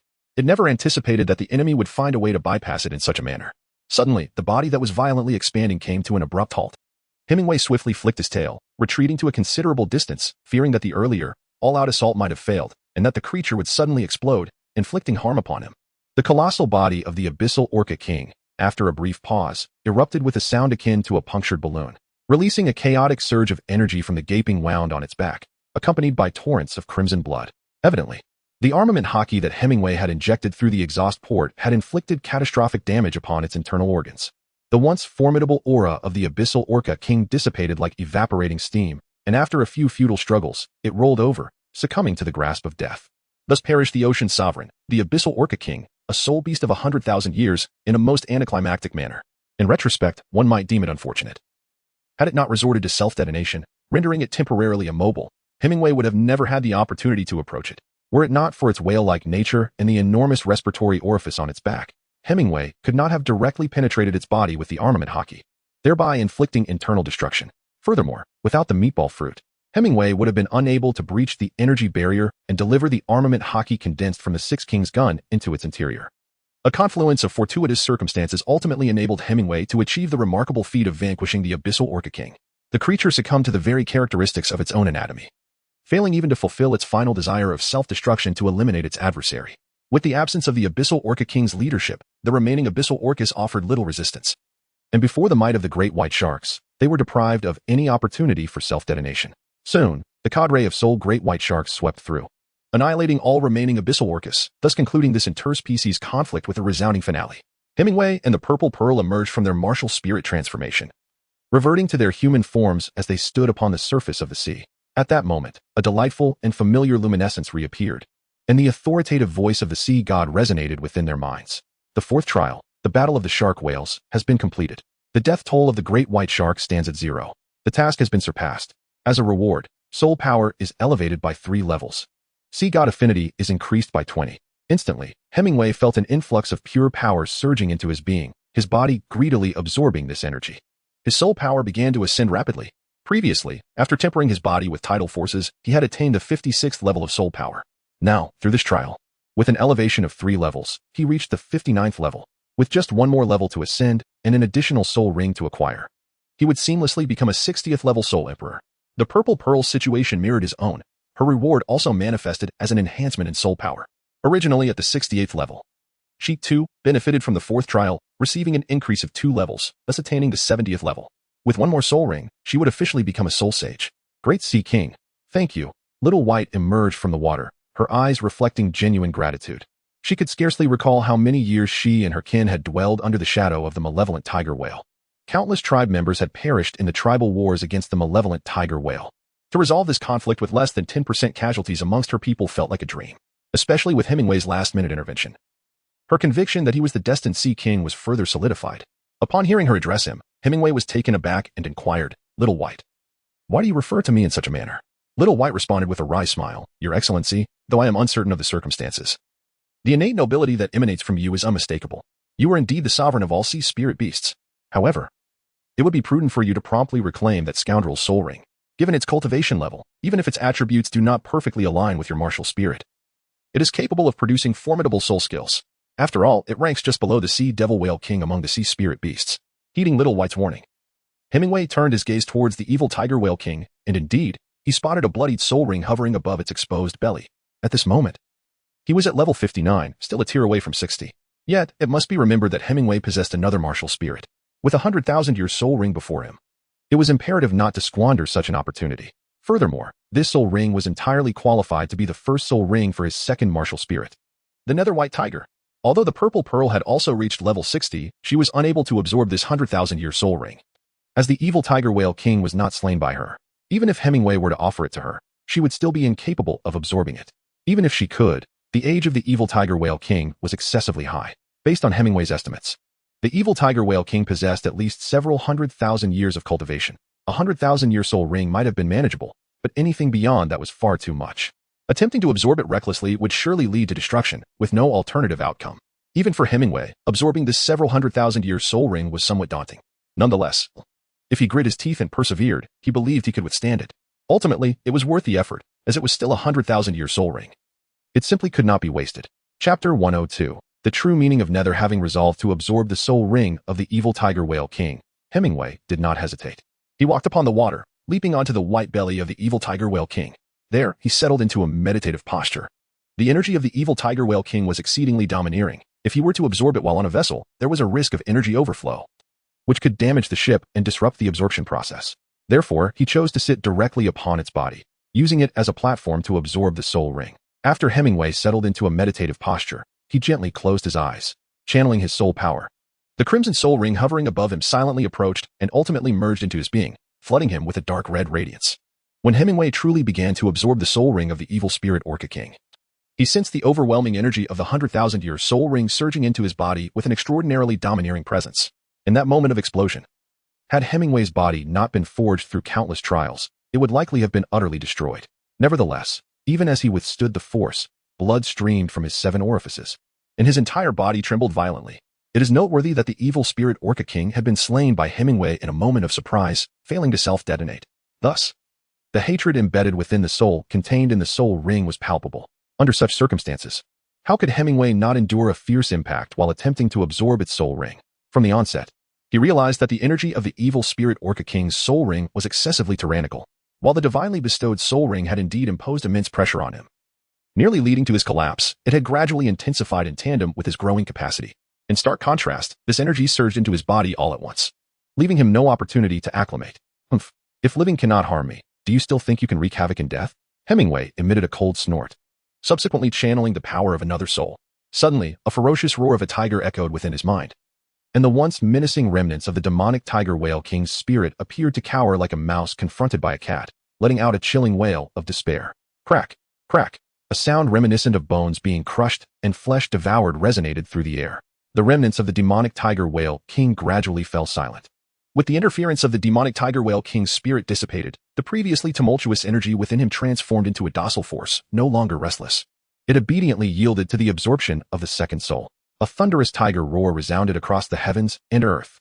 A crimson ripple surged wildly outward, causing the surrounding sea to writhe in turmoil, waves crashing violently. It was only at this moment that Hemingway realized the formidable nature of his conqueror's haki was not solely attributable to his martial spirit, the White Star. In truth, a portion of the credit belonged to the spectral white tiger as well. The dual martial spirits intertwined, enabling his conqueror's haki to unleash such a terrifying phenomenon upon eruption. The surrounding soul sea great white sharks, overwhelmed by the sudden surge of crimson ripples, fled in utter panic. Even the king of the soul sea great white sharks, Little Bai, felt an immense pressure, his body rendered rigid. The only being unaffected in the vicinity was the purple pearl, for reasons unknown. The impact of the conqueror's haki on her was surprisingly minimal. One could only attribute this to true love, under the fierce aura of the spectral white tiger martial spirit.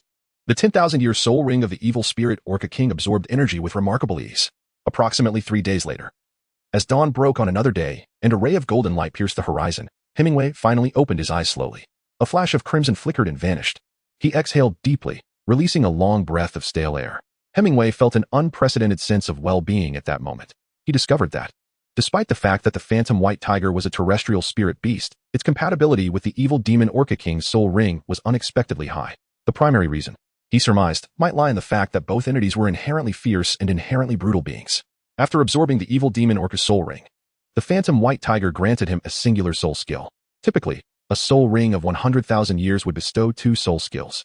Yet perhaps due to the unique nature of the phantom white tiger martial spirit, it possessed only one. Nevertheless, the mere existence of this soul skill made Hemingway feel it surpassed all others.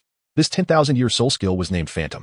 While the name might seem somewhat obscure, had it been referred to by another moniker, those who heard it would immediately grasp its purpose: to act as a tiger's minion. According to legend, those slain by a tiger would have their souls transformed into vengeful spirits, becoming the tiger's henchmen, luring unsuspecting travelers to their doom, only to be devoured and join the ranks of their kind. Upon the absorption of the century-old soul ring, Hemingway's phantom white tiger martial spirit truly awakened the ability of soul entrapment. Initially, Hemingway did not perceive anything particularly special about the term phantom associated with his martial spirit. After all, the Daijia and Zhu families of the Star Luo royal lineage had a long-standing tradition of martial spirit fusion, with the resultant martial spirit being referred to as the phantom white tiger. The name fortuitously mirrored his own martial spirit, leading him to speculate that perhaps his upgraded martial spirit was merely a manifestation of the fusion of the two families' martial spirits, albeit with an additional pair of wings. However, at that moment, when his phantom white tiger fully awakened, Hemingway realized his grave mistake. His phantom white tiger was not comparable to the insipid version of the Daijia and Zhu families that, aside from enhanced power attributes, offered nothing of substance. The reason their fused martial spirit bore the name Phantom White Tiger was simply due to the two constituent spirits, one named Phantom Spirit Cat and the other White Tiger. Hence, the amalgamation was dubbed the Phantom White Tiger. Yet, the Phantom in his Phantom White Tiger was far from ordinary. It signified its core essence. In his previous life, ancient texts recorded that Phantom referred to the underworld, the realm where the deceased journeyed. After absorbing the 10,000-year soul ring, Hemingway discovered that his consciousness was connected to a wondrous space, wherein all beings he vanquished would have their souls imprisoned for his use henceforth. Hemingway always felt that this place resembled a nascent underworld, capable of imprisoning souls. The spectral white tiger was the sovereign of this realm. Should this ethereal space evolve into a true netherworld, I would likely attain an enigmatic and profound state beyond comprehension. Hemingway sensed the emptiness around him, devoid of any wandering spirits. It was evident that this was merely the initial formation of the space, having absorbed the essence of the soul ring. He was filled with deep reflections. He had not anticipated that the second martial soul, which he had long overlooked, possessed such terrifying attributes. From this moment forth, every being he vanquished would have their soul confined within the realm of shadows, transforming into wraiths. Hemingway could summon these wraiths at will to engage in battle. Just imagining that, when the number of wraiths increased in the shadowy realm, a mere summoning would unleash a torrent of spirits, overwhelming his foes, filled him with a sense of invincibility. Of course, these departed souls, once transformed into wraiths, would undoubtedly lack the full strength they had in life. Yet even if they retained merely half, or even a tenth, or a fraction of their power, Hemingway believed it would be more than sufficient. After all, this was a venture with no initial investment. Having slain them, their souls would be eternally enslaved to him. How tragic indeed. Chapter 103, Accompanying the Prince in his Studies. Upon absorbing the soul ring and opening his eyes, Hemingway discovered a dark red soul bone emanating from the body of the malevolent Orca King, slowly drifting towards him. This soul bone, resembling a leg bone, upon closer inspection revealed itself to be a left femur. The dark red, 10,000-year-old malevolent left femur was entirely transparent, exuding an amber-like quality, within which a dark red liquid appeared to flow incessantly. Rather than radiating light, it seemed to absorb all ambient illumination. At the point where the femur met the ankle, its form diverged from that of a human foot, resembling instead the tail of an orca. Suddenly, the golden trident mark on Hemingway's forehead emitted a brilliant golden light, instantly illuminating the dark red 10,000-year soul bone. This was a power unique to the sea god. The light of the sea god. It naturally countered all sea spirit beasts. The formidable soul bone, which seemed capable of consuming all surrounding light, could not devour the light of the sea god, a symbol of maritime majesty. It trembled and struggled desperately, as if yearning to break free. Yet, under the dominion of the sea goddess light, what chance did it have of escape? It could only inch closer to Hemingway, drawn by the golden radiance. With a soft chime, Hemingway's energy erupted suddenly, manifesting 5 soul rings in hues of purple, black, and red. Among these 5 soul rings, 2 were of the 10,000-year caliber precious treasures within the realm of soul masters. The sheer terror of such a soul ring configuration was unimaginable, even enough to instill trepidation in a tidal Douluo. In that moment, illuminated by the light of the sea god, Hemingway seemed to become the very center of the ocean. His immense pressure compelling all malevolent great white sharks to bow in submission, including the Orca King, Xiaobai, born a natural ruler.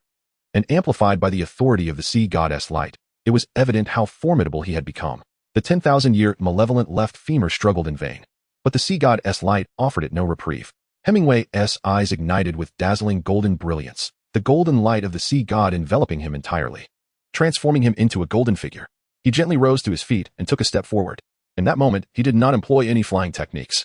He simply hovered in midair, a manifestation of his soul power having reached a certain pinnacle, allowing him to soar. As his right leg advanced, his left leg unleashed a lightning-fast kick, aimed directly at the malevolent left femur. Even the keen eyes of Xiaobai, the Orca King, could only perceive a fleeting illusion of light in Hemingway's movement. In an instant, when Hemingway retracted his left leg, the malevolent left femur that had been suspended in the air vanished without a trace. Boom! The light of the sea god converged, and a colossal crimson flame soared into the sky. A prolonged howl erupted from Hemingway, piercing the heavens, while the waters beneath him surged violently, transforming into ripples that radiated outward. Strangely, wherever these ripples spread, the once tumultuous waves of the sea momentarily settled, resembling the tranquil surface of a serene lake. Although this display of soul power was significantly inferior to the overwhelming pressure of the sea god Douluo Poseidon's furious waves, it was undeniable that Hemingway's ability to achieve this marked a profound transformation in his strength, elevating him to an entirely new realm. This howl persisted for a full quarter of an hour before gradually subsiding. Accompanying this resonant sound, the impurities within Hemingway were completely expelled, while his vitality, soul power, and mental strength harmonized into a singular force. Observing Hemingway floating there, Purple Pearl could not help but feel a wave of emotion. She had initially believed that the rewards gained from the divine assessment would allow her to gradually keep pace with this man. Yet, judging by the current circumstances, it seemed unlikely that she would ever have the opportunity to catch up to him in this lifetime. The radiance emanating from Hemingway receded with the sound of a long howl, settling once more upon the belly of the abyssal Orca King. At this moment, his golden eyes dimmed, reverting to their original crystalline azure, exuding an aura of vitality. The previously overwhelming presence he exuded was now contained, save for the striking trident mark upon his forehead that set him apart from others. Pearl, Little White, he inhaled deeply, casting his gaze upon the violet Pearl standing atop Little White, and the latter, who was also gazing up at him with pride. With a smile, he remarked, "I apologize for the wait. I initially assumed you would take several months to absorb this, yet it only took 3 days this time." The violet Pearl shook her head, responding with a gentle smile. "If it weren't for the lingering spirit of the abyssal Orca King fortuitously subdued by my second martial soul, I might have indeed required several months for this endeavor." Hemingway spoke with a hint of trepidation, reflecting on his unexpected realization that absorbing the soul rings from soul beasts was an entirely different experience from that of divine bestowed soul rings. The soul rings acquired from hunting soul beasts carried residual malice that surged into the body all at once, significantly heightening the risk of explosive demise. In contrast, divine bestowed soul rings entered the body gradually, allowing for a more controlled absorption process. Should one reach their limit, they could halt at any moment. The comparison between the two was evidently stark. At that moment, the familiar voice of the sea god echoed in Hemingway's mind. Fifth trial, artifact, draw forth, sea god's trident. The trident of the sea god? Upon discovering what the fifth examination entailed, Hemingway's expression became somewhat peculiar. Although he was not entirely familiar with certain intricacies of the original Douluo, he was aware of this divine artifact exclusive to the sea god. However, he vaguely recalled that drawing forth the sacred trident was part of the 7th trial. Why, then, was he expected to commence this task at the 5th trial? Could it be due to the absence of the sea god's heart? Hemingway recalled that the heart of the sea god was an essential artifact passed down through the lineage of the sea god. The absence of this crucial item might have led to the disparity in his assessment compared to Tang San. "Pearl, what is your 5th trial?" Hemingway inquired, casting a curious glance at the purple Pearl. Previously, the trials had been undertaken jointly, But now there was only one trident, a unique possession of the sea god. He surmised that Purple Pearl's trial would diverge significantly from his own. My fifth trial, Purple Pearl replied, her expression somewhat peculiar. Her gaze directed at him in an oddly enigmatic manner, is to accompany you and assist you in completing your fifth trial. Hemingway was at a loss for words upon hearing this. It was evident that Purple Pearl's forthcoming trial would involve merely being by his side, aiding him in overcoming challenges. If assistance was not possible, she would simply follow him to victory. This was indeed a rather delightful arrangement. Chapter 104, The Intricacies Explained.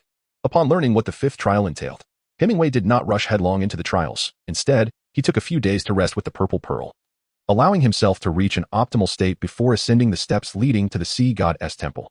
Now at level 60, he anticipated that by successfully overcoming the fifth trial, he would be granted another divine soul ring, enabling him to formally attain the rank of Soul Emperor.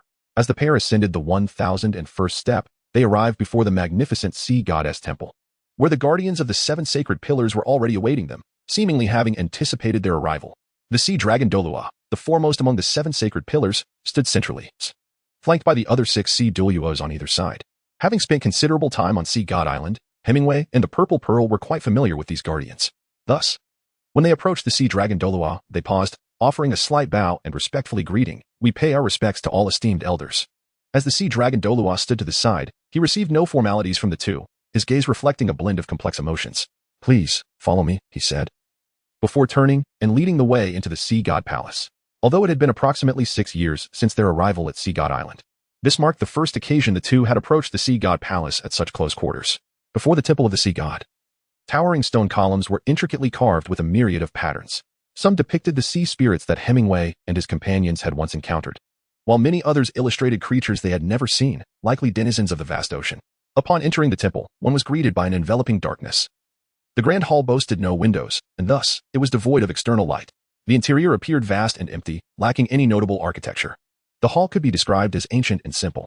Both individuals were taken aback to discover that within the magnificent temple of the sea god, there was an utter absence of decoration, shrouded in such profound darkness. After taking a few steps forward, the sea dragon Douluo halted respectfully, announcing, "My lord, Hemingway and Purple Pearl are here." You may leave," came the voice of Poseidon from within.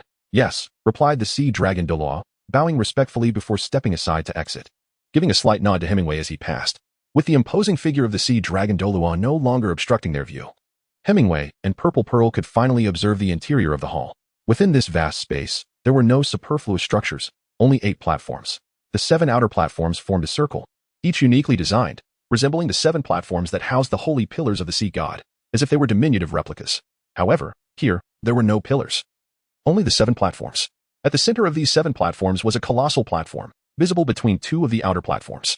This central platform comprised 3 tiers, rising several meters higher than the surrounding 7. It was circular in shape, with each successive tier diminishing in size. Due to the darkness within the hall, one could just discern a long pole standing upright at the very center of the topmost platform. Its form was irregular, with a broader, conical apex, entirely black. Poseidon sat in the central position on the first tier of this platform, legs crossed, palms facing upward, fingers forming an unusual gesture, eyes closed. "Hemingway, step forward." Poseidon's calm voice echoed through the expansive hall. "Yes," Hemingway replied. Hemingway acknowledged with a nod and strode forward, his gaze unwaveringly fixed upon Poseidon, his inner tranquility as profound as a still pond. Should Poseidon wish to confront him, it would be but a trifling task, having arrived here. There was naturally little to fear. As he traversed the outer platform, Hemingway led the Purple Pearl until he halted merely 5 meters before Poseidon. At that moment, Poseidon smiled and said, "Before you undertake your 5th trial, allow me to share a tale of the sea. Do you comprehend the vastness of the ocean?" Hemingway shook his head in bewilderment, acknowledging that this question fell beyond the scope of his knowledge. If it pertained to Earth, he would certainly understand. Yet this was a different realm, undoubtedly distinct from his own. Poseidon remarked, "The expanse of the ocean is 4 times that of the land, which implies that the sea is equivalent to 4 continents of Douluo. Within this vast and boundless ocean resides an abundance of creatures, far surpassing those on land. Should these marine beings lose their restraints and continuously wage war, the chaos would be even greater than that found on land. Many years ago, the ocean was indeed so tumultuous. As the saying goes, heroes emerge in times of chaos. Among the numerous soul masters of the sea, there arose a prodigious genius who, through his own efforts and relentless pursuit, traversed every corner of the ocean, wielding a trident. With formidable strength and unparalleled charisma, he conquered one marine race after another. After a millennium of endeavor, he finally unified the oceans and was revered by all sea tribes as the sea god, creating an immortal legend. Senior. Can humans truly live for 1,000 years? At this moment, the purple pearl beside him inquired suddenly. Poseidon smiled and explained, ordinary humans cannot live such long lives. But once an individual's strength surpasses the level of tidal Douluo, they may attain a lifespan of approximately 300 years. Furthermore, with each elevation in rank, one may extend their life by an additional century. Thus, individuals of my caliber can indeed live for 1,000 years. The former sea god achieved mastery over the ocean with a power level of 99. A tidal Douluo can live for such an extended period. The purple pearl exclaimed, covering her mouth in astonishment. It was evident that she had begun to grasp the significance of the level her father often spoke of. Attaining the title was not merely a matter of strength, it represented a fundamental transformation, even distinguishing lifespan from that of ordinary individuals. Poseidon continued. To return to the main topic, even someone as gifted as the sea god required a millennium to transcend 100 levels and attain divinity. Do you know why that is? Hemingway and the purple pearl both shook their heads. Poseidon remarked, it is due to the rules. The Lord of the Sea has stated that our world adheres to its own set of regulations. And the power of a rank 99 tidal Douluo is the pinnacle of these rules. Upon reaching this level, one cannot hope to advance any further. To surpass this rank is akin to transcending the established rules, ascending above them. This is what is referred to as divinity. Such an achievement cannot be realized solely through individual strength. The Lord of the Sea relies upon the faith of countless sea spirit beasts and sea spirit masters to achieve transcendence. This arduous journey necessitates many years of devotion. Only when the power of faith reaches a certain threshold does the possibility of breaking through the established rules arise. Of course, there exists an alternative path to divinity. One can gain the recognition of the ancestral gods and inherit an existing divine position. While gods do not perish, their existence in this world is limited to a mere century post-ascension. After this time, they must depart, and their ultimate destination remains beyond my knowledge. However, before their departure, they leave behind fragments of their divine consciousness, as their divine positions persist and linger in our realm. Should someone manage to gain their complete acknowledgement, there exists the possibility of inheriting a divine position through extraordinary means, thus attaining divinity once more. The path to becoming a level 100 deity is confined to these two routes, with the latter being significantly more accessible. And you, having embraced the 9 trials of the sea god, are the chosen one, selected by the Lord of the Sea.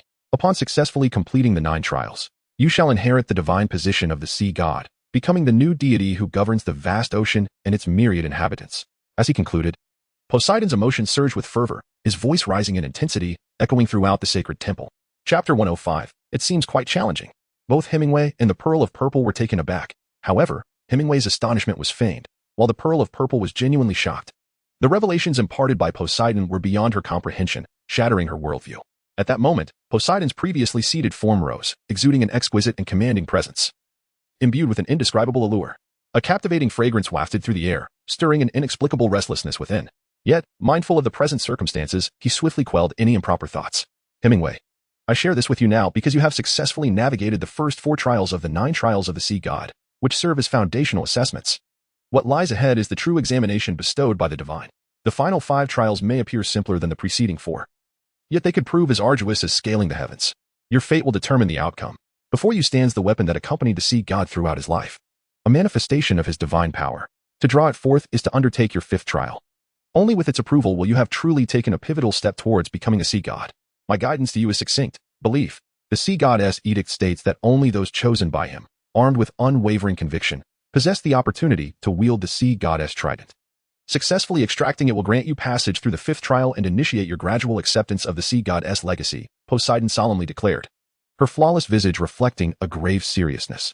Hemingway lifted his head, his azure eyes fixated upon the towering black staff that stood at the center of the altar of the sea god. No wonder it appeared like a mere stick. It was, in fact, the long handle of the sea god's trident, thrust into the ground. A divine artifact indeed. A fervent glimmer flickered in Hemingway's eyes. Poseidon had stepped aside, observing him with encouragement radiating from his gaze. Fixating on the trident of the sea god, Hemingway advanced towards the pedestal. With the purple pearl closely at his side, there was an absence of pressure in the air, yet each of Hemingway's steps felt burdensome. His eyes unwaveringly locked onto the trident. His deliberate pace stemmed from the intense concentration of his mental energy upon that very weapon. Through the resonance of his spirit, he perceived the trident as a lifeless piece of metal, devoid of any aura. However, its substantial weight was unmistakably palpable. Hemingway discovered that the position of the trident was not merely the center of the sea goddess platform or the sea goddess temple. It was also the very heart of the entire sea god mountain. It seemed as though the entirety of the mountain existed solely for its presence. Ascending to the 3rd tier, he finally confronted the weapon left by the sea god. The trident's exposed shaft stretched about 10 feet in length. As thick as a child's arm, its surface devoid of luster, revealing only faint, intricate patterns. "Stay there and wait for me," he suddenly said in a low voice. He could not shake the feeling that the act of drawing the trident would not unfold peacefully. Thus, it would be prudent to maintain a distance, lest she be inadvertently harmed. The violet pearl halted at the opportune moment, gazing at him with a pair of anxious eyes. Hemingway inhaled deeply, taking a decisive step forward until he stood before the trident of the sea god. With both hands raised, he firmly grasped the long handle of the trident. A jolt of energy coursed through his body, the previous weighty sensation now palpable in his grip, as the intricate patterns on the handle seemingly conformed perfectly to his palms. To his astonishment, the handle emanated a warm heat, as if a lifeblood flowed within it. Suddenly, a colossal illusion of a mermaid flickered around him, eager to meld into his being. In an instant, Hemingway had completed the fusion with his martial spirit. Gathering all his strength, he pulled with vigor. Simultaneously, the golden imprint of the sea god's trident on his forehead illuminated.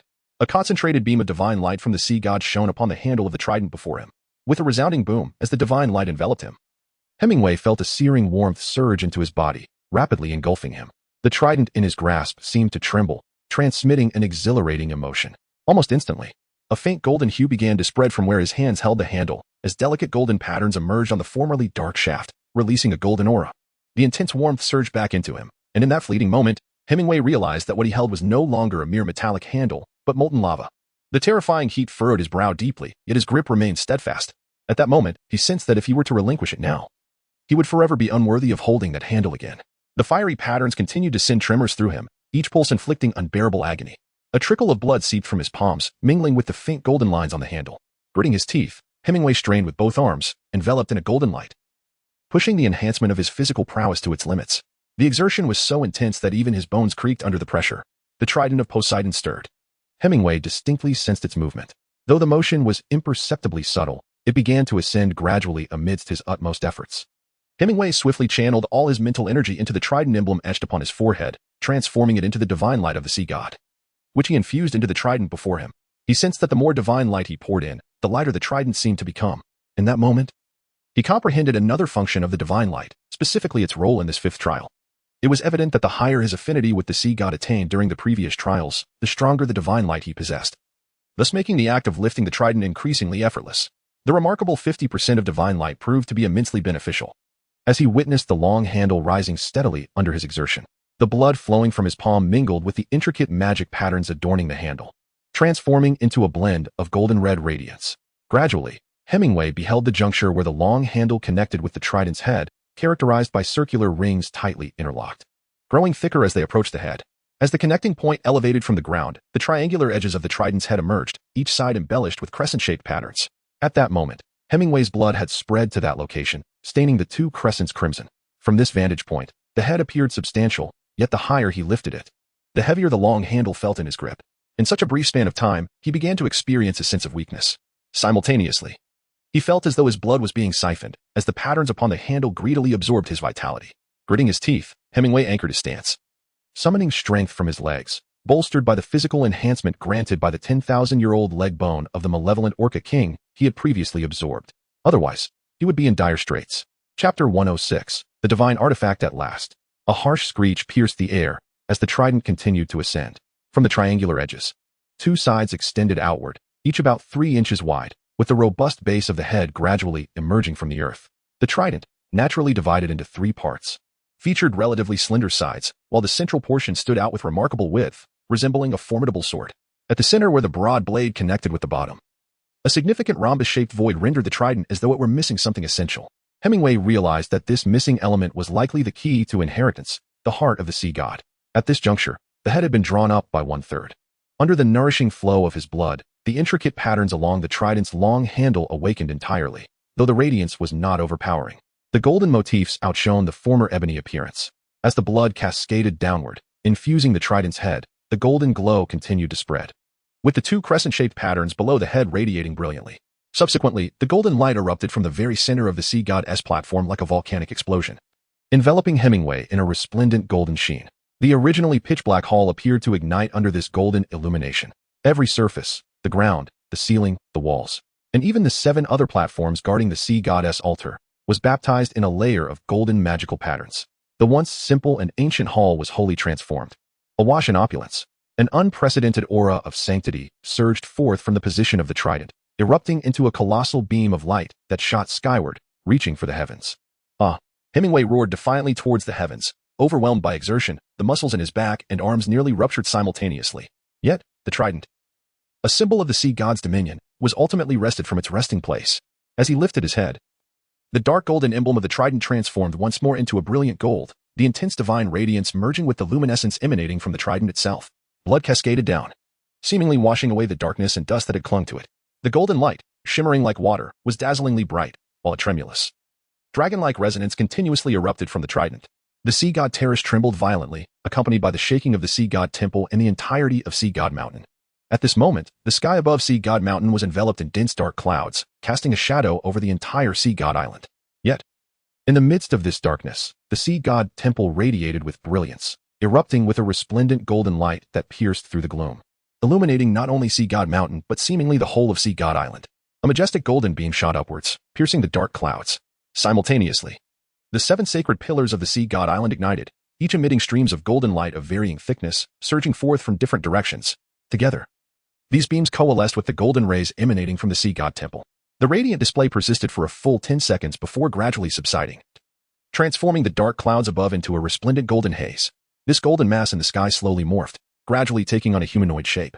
One could discern, through the ethereal form, a figure clad in golden armor, with cascading white and blue hair flowing like a waterfall, the armor enveloping nearly every part of his being. Most significantly, this spectral figure wielded a golden trident that seemed capable of splitting heaven and earth. The guardians of the 7 sacred pillars, standing before the Sea God Temple, gazed up in reverence, nearly all of them kneeling simultaneously, their devout eyes filled with fervent light as they worshipped the apparition above. A similar scene unfolded across every inhabited corner of Sea God Island, as the island's residents, upon witnessing the extraordinary phenomenon, unhesitatingly emerged from their abodes, kneeling in open spaces to pay homage to the colossal figure in the sky. The might of the sea god astounds the world. Within the vast ocean, it seems that all creatures have sensed the aura of that golden phantom. In that instant, the ocean abruptly fell into stillness, the tumultuous waves stilled, and all life within the sea ceased its movements. Their bodies instinctively turned towards the direction of Sea God Island, trembling in reverence and worship. Even the deep-sea demon whale king, on the verge of divinity, has opened his enormous single eye, revealing only terror and reluctance. Countless slender golden rays emerged from all directions. Some emanated from Sea God Island, yet the majority surged forth from the ocean itself. Had sea god Douluo Poseidon witnessed this scene, she would undoubtedly recognize it as the power of faith, the collective belief of all marine life in the sea god. As they basked in the radiance of that faith, the colossal figure of the sea god gradually became clearer in the air, taking on a tangible form. Within the golden armor, the visage of the sea god appeared strikingly familiar. Indeed, that discernible face bore an uncanny resemblance to that of Hemingway, though his expression radiated an inviolable and divine majesty. Within the temple of the sea god, upon the altar dedicated to the deity of the ocean, Hemingway's right hand was raised high, gripping the magnificent trident of the sea god, which measured over 12 feet in length and shimmered with an infinite golden radiance. At this moment, the dark hues upon the trident had entirely vanished, leaving only the resplendent golden light, with each golden vein distinctly visible, extending gracefully to the very tip. The central blade of the trident, measuring 2 feet in length and half a foot in width, was a paragon of beauty and elegance, marred only by a triangular void in its lower middle section. The lateral prongs glimmered with a golden luminescence akin to that of their master, each adorned with a backward hook on the outer edge. The entirety of the trident's 3 prongs bore no visible sharpness, for they had been wholly supplanted by the radiant golden glow. Hemingway has triumphed. He has successfully extracted Poseidon's trident and completed the 5th trial. A radiant golden light erupted from his forehead, shattering into a luminous veil. Simultaneously, a crimson glow appeared on the forehead of the amethyst pearl, which had unknowingly retreated to the sidelines, before also fracturing. She received a revelation: accompany the completion of the 5th trial and be rewarded with a divine soul ring. Poseidon raised his hand and cast forth a golden orb. The amethyst pearl, sensing the urgency, promptly settled into a meditative posture, focusing intently on absorbing the soul ring. She had a premonition that this time, upon absorbing the soul ring, she might finally fulfill her long-held desire for the coveted 100,000-year soul ring. At this moment, Hemingway was entirely enveloped in a golden radiance. The trident of Poseidon in his grasp felt as though it weighed merely 100 pounds, a trivial burden in his estimation. Yet, at this juncture, Hemingway, with the trident raised high, found himself utterly immobilized. He stood there, resembling a figure of blood, nearly all the muscles in his body having ruptured from excessive exertion, leaving him only able to maintain this pose. Just as he was on the brink of unconsciousness, he faintly heard a prompt echoing in his mind: Poseidon's 5th trial, withdraw, divine artifact, the trident of Poseidon, passed. Reward, affinity with Poseidon 10. 1 divine soul ring granted. The trident of Poseidon acknowledges you, granting you the right to wield it. Outside the temple of Poseidon, the immense golden light suddenly contracted, having absorbed countless prayers, transforming into a shimmering stream that flowed from the apex of the temple, piercing through the roof and directly infusing into the trident of Poseidon held by Hemingway. At that moment, he could no longer withstand the strain and collapsed to the ground, losing consciousness. With his fall, the once brilliant radiance within the grand hall dimmed significantly, particularly affecting the trident, which almost instantaneously reverted to its dark hue, reminiscent of its state before Hemingway had drawn it. The hefty trident, now resting heavily upon him, struck the altar of Poseidon with a resounding crash, causing the entire island of Poseidon to tremble. The purple pearl, engrossed in absorbing the soul ring, was nearly interrupted by the disturbance. Fortunately, it quickly stabilized and resumed its dedicated endeavor to assimilate the divine soul ring. Observing the scene before her, Poseidon's gaze flickered with a hint of emotion. She then gracefully approached the unconscious Hemingway, crouching beside him with a serious expression, her hands clasping the trident as she unleashed her own martial spirit amidst the overwhelming waves of soul power. With 8 black and 1 red, 9 soul rings simultaneously emerged, as she appeared to be exerting her utmost effort to lift the trident. With a commanding whisper, Poseidon summoned forth an immense surge of soul power that enveloped the trident. It was not an abrupt lift, but a painstakingly gradual separation from Hemingway's body, her expression tense, with visible veins protruding on her forehead, indicating she was genuinely exerting all her strength. As a divine artifact, the trident bore a staggering weight of over 100,000 pounds in the hands of an unworthy bearer. Even for Poseidon, this immense burden was not easily lifted. After considerable effort, she managed to elevate the trident and gently place it beside Hemingway, letting out a long sigh of relief. However, upon observing Hemingway's body marred by numerous injuries, Poseidon's beautiful eyes flashed with compassion. She extended her delicate hand to gently caress his battered chest, and a solemn expression enveloped her face as her spiritual energy began to envelop his body. She quickly realized the gravity of Hemingway's condition. While his physical injuries were not critically severe due to his natural healing abilities, the most pressing concern was the excessive blood loss that needed urgent replenishment. Without prompt intervention, he could be in grave danger. A mere third of an ordinary person's blood loss could prove fatal, and Hemingway's recent blood loss, combined with ruptured muscles, likely exceeded 60%. What to do? She needed to replenish his blood quickly, yet she was uncertain whether her blood would be compatible with his. Poseidon furrowed her brow, feeling the situation becoming increasingly complicated. Blood, the essence of life, was not a matter to be trifled with. Indiscriminate transfusions could yield dire consequences. Just as Poseidon was grappling with the compatibility of their blood types and feeling despondent, a faint glow emanated from the trident's insignia on his forehead. Shortly thereafter, she received a reassuring message from the Lord of the Sea. Feasible. With this divine guidance, Poseidon exhaled in relief, feeling emboldened to use her own blood to aid Hemingway. With a swift motion, she made a precise incision on her pristine wrist, causing blood to flow forth. With her right hand guiding, the blood from her left wrist coalesced into a singular mass, gradually forming a vibrant red sphere in the air. Poseidon's eyes sparkled with determination as a layer of pure blue light radiated from her, enveloping Hemingway's form. It was a remarkable feat. Under the infusion of this blue light, Hemingway's injuries began to mend at an accelerated pace.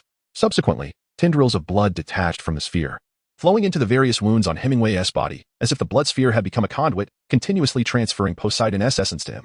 Hemingway's pallid visage, rendered ghostly by excessive blood loss, gradually regained a semblance of color. In stark contrast, Posey's delicate countenance grew increasingly ashen, clearly indicating that her own loss of blood was also taking a toll. Yet, her gaze radiated a sense of solace.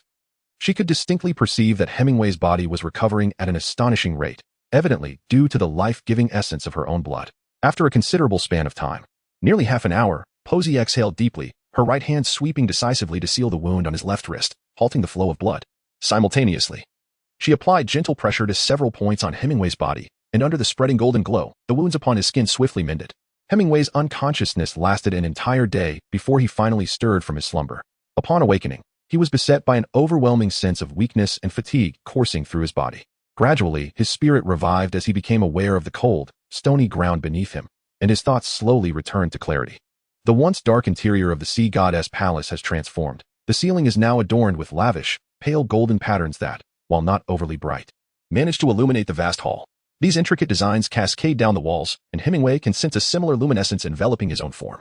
However, his mind is wholly preoccupied with the words he heard just before losing consciousness, the affirmation of the sea goddess trident, granting him its rightful ownership. This proclamation undoubtedly signifies that the trident now belongs to him. Such a divine artifact. After traversing realms for so long, he finally feels the privilege of being the protagonist. In tales of others who have journeyed to fantastical worlds, they often begin their adventures by acquiring legendary artifacts or mythical beasts, embarking on grand quests. Yet here he is, languishing in mediocrity, having arrived with naught but a system. The system offers no rewards of profound martial arts or magnificent relics. It is a daunting plight. Awaken and rise. The voice of Poseidon echoes around him. Hemingway sat upright, and before him, not far away, sat the sea god Poseidon, with the formidable trident that had nearly claimed his life lying horizontally between them. The enormous shaft of the trident, measuring a fathom in length, still exuded a palpable sense of weightiness. Once he had seated himself, Hemingway noticed that throughout the entire temple of the sea god, delicate golden patterns spread across every surface, including the pedestal beneath him and the surrounding 7 platforms. This once austere hall now appeared remarkably resplendent. Congratulations, Hemingway, Poseidon said with a smile. You have passed the 5th trial of the sea god and have begun to earn his true recognition. However, to truly inherit the position of the sea god, there remains one crucial element that you lack. Is it the heart of the sea god? Hemingway gazed upon the information regarding the 6th examination that emerged within the recesses of his mind, and spoke. The 6th trial of the sea god, retrieval of the heart of the sea god. There are no time constraints or specific requirements. For those unfamiliar with the original text, this 6th trial may seem perplexing. However, enlightenment has dawned upon him. To successfully complete the 6th trial, the journey to the mainland is indeed essential. Indeed, the pivotal object of the sea god's legacy is none other than the heart of the sea god. Poseidon nodded and remarked, however, the heart of the sea god does not reside on Sea God Island. Rather, it has been scattered and must be sought out by you. Master, why would the heart of the sea god, a crucial element of the sea god's legacy, be left to wander? Hemingway inquired with curiosity. This question had piqued his interest during his initial reading of the novel.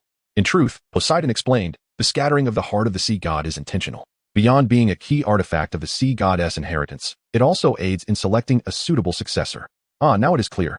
Hemingway understood clearly when he heard Poseidon mention that the heart of the sea god had intentionally been left adrift. It dawned on him that the sea god was casting a wide net, establishing 2 locations for selecting a successor. One was the island of the sea god, which sought the souls of oceanic warriors, while the heart of the sea god filtered those from the mainland. With a dual approach, the vastness of the world would inevitably yield a suitable heir. It was no surprise that in the original narrative, the heart of the sea god ended up on the mainland, eventually becoming a treasure of the Tiandou royal family. Clearly, all of this was part of the sea god's grand design. This illustrates how urgently the sea god yearned to find a successor, even resorting to indiscriminate measures by including land-based soul masters in the selection process. Gazing at the dark, imposing trident of the sea god, Hemingway suddenly inquired, esteemed one, may I ask what abilities the trident possesses upon passing the 5th trial and gaining its acknowledgement? Poseidon smiled and replied, that is not something I can disclose. The trident of the sea god is the weapon of the great sea deity. How could I possibly know its true power? You must explore its capabilities on your own. However, I can share some information I have about the trident, which you must remember carefully. Firstly, the trident can only be wielded by you. It cannot be stored in any soul guide device. Should you attempt to do so, the device will be destroyed. Secondly, you must be mindful of the trident's weight. When held in your hands, it weighs 108 jin, but when it leaves your grasp, its weight is no longer 108 jin. Here, Poseidon paused before continuing. Rather, it becomes 100,800 jin. What? 100,800 jin? Despite having anticipated this revelation, Hemingway feigned astonishment, for he needed a plausible explanation for his prior knowledge. As a side note, it should be stated that from the 200th chapter onward, the author has become rather lackadaisical in their efforts. New readers are advised against continuing further. This book offers free reading services. VIP chapters can be accessed for free on other platforms. Chapter 108, The Journey Back to the Mainland. Observing Hemingway's astonished expression, Poseidon confirmed, indeed, it is 100,800 jin. I cannot ascertain what material it is forged from, but I can assure you that unless it acknowledges you, even divine strength would struggle to wield it. Thus, you must exercise caution when carrying it. In places incapable of supporting such weight, never set it down. It is best to keep it close to your body, for then it will weigh only 108 jin, avoiding the terrifying burden of 100,800 jin. Then, does that mean when I use it to attack the enemy, its effect is also 100,800 jin? Hemingway pressed on. Poseidon smiled slightly, such is the power of a divine artifact. Even the famed Haotian hammer, known for its offensive capability on the mainland, reaches only 18,000 jin at the pinnacle of its cultivation. The trident in the hands of the sea god is truly indomitable. Even the holy sword of the angel god weighs merely 36,000 jin. Hemingway approached Poseidon once more, bending down to lift the trident of the sea god. It is difficult for others to fathom that this weapon, weighing merely a few hundred pounds in his grasp, possesses a power exceeding 100,000 pounds. Even devoid of any accompanying skills, it remains an object of terror. A blow from it could undoubtedly spell doom for even the most formidable, such as the title Douluo. Truly, it is worthy of its designation as a divine artifact. When one wishes to wield it, the light of the sea god must be invoked to awaken its might. and only upon truly becoming the sea god can one unleash its full potential. As for its other abilities, they must be discovered through personal endeavor, Poseidon advised. Thank you for imparting this knowledge, esteemed elder, Hemingway replied, gripping the trident tightly. Despite its pitch-black surface, it conveyed to him an overwhelming sense of unity. Likely due to its prior absorption of his blood, a phenomenon akin to the notion of blood binding one to their master. With this artifact at his side, he felt a newfound sense of security as he prepared to venture to the mainland. After all, he had not forgotten that he harbored enemies there. Alongside a quest to unify the two nations and fulfill his system task of becoming the sole true king of the Douluo continent. On the ocean side, he felt little concern, since assuming the mantle of the sea god's heir, Sea God Island had essentially become his domain.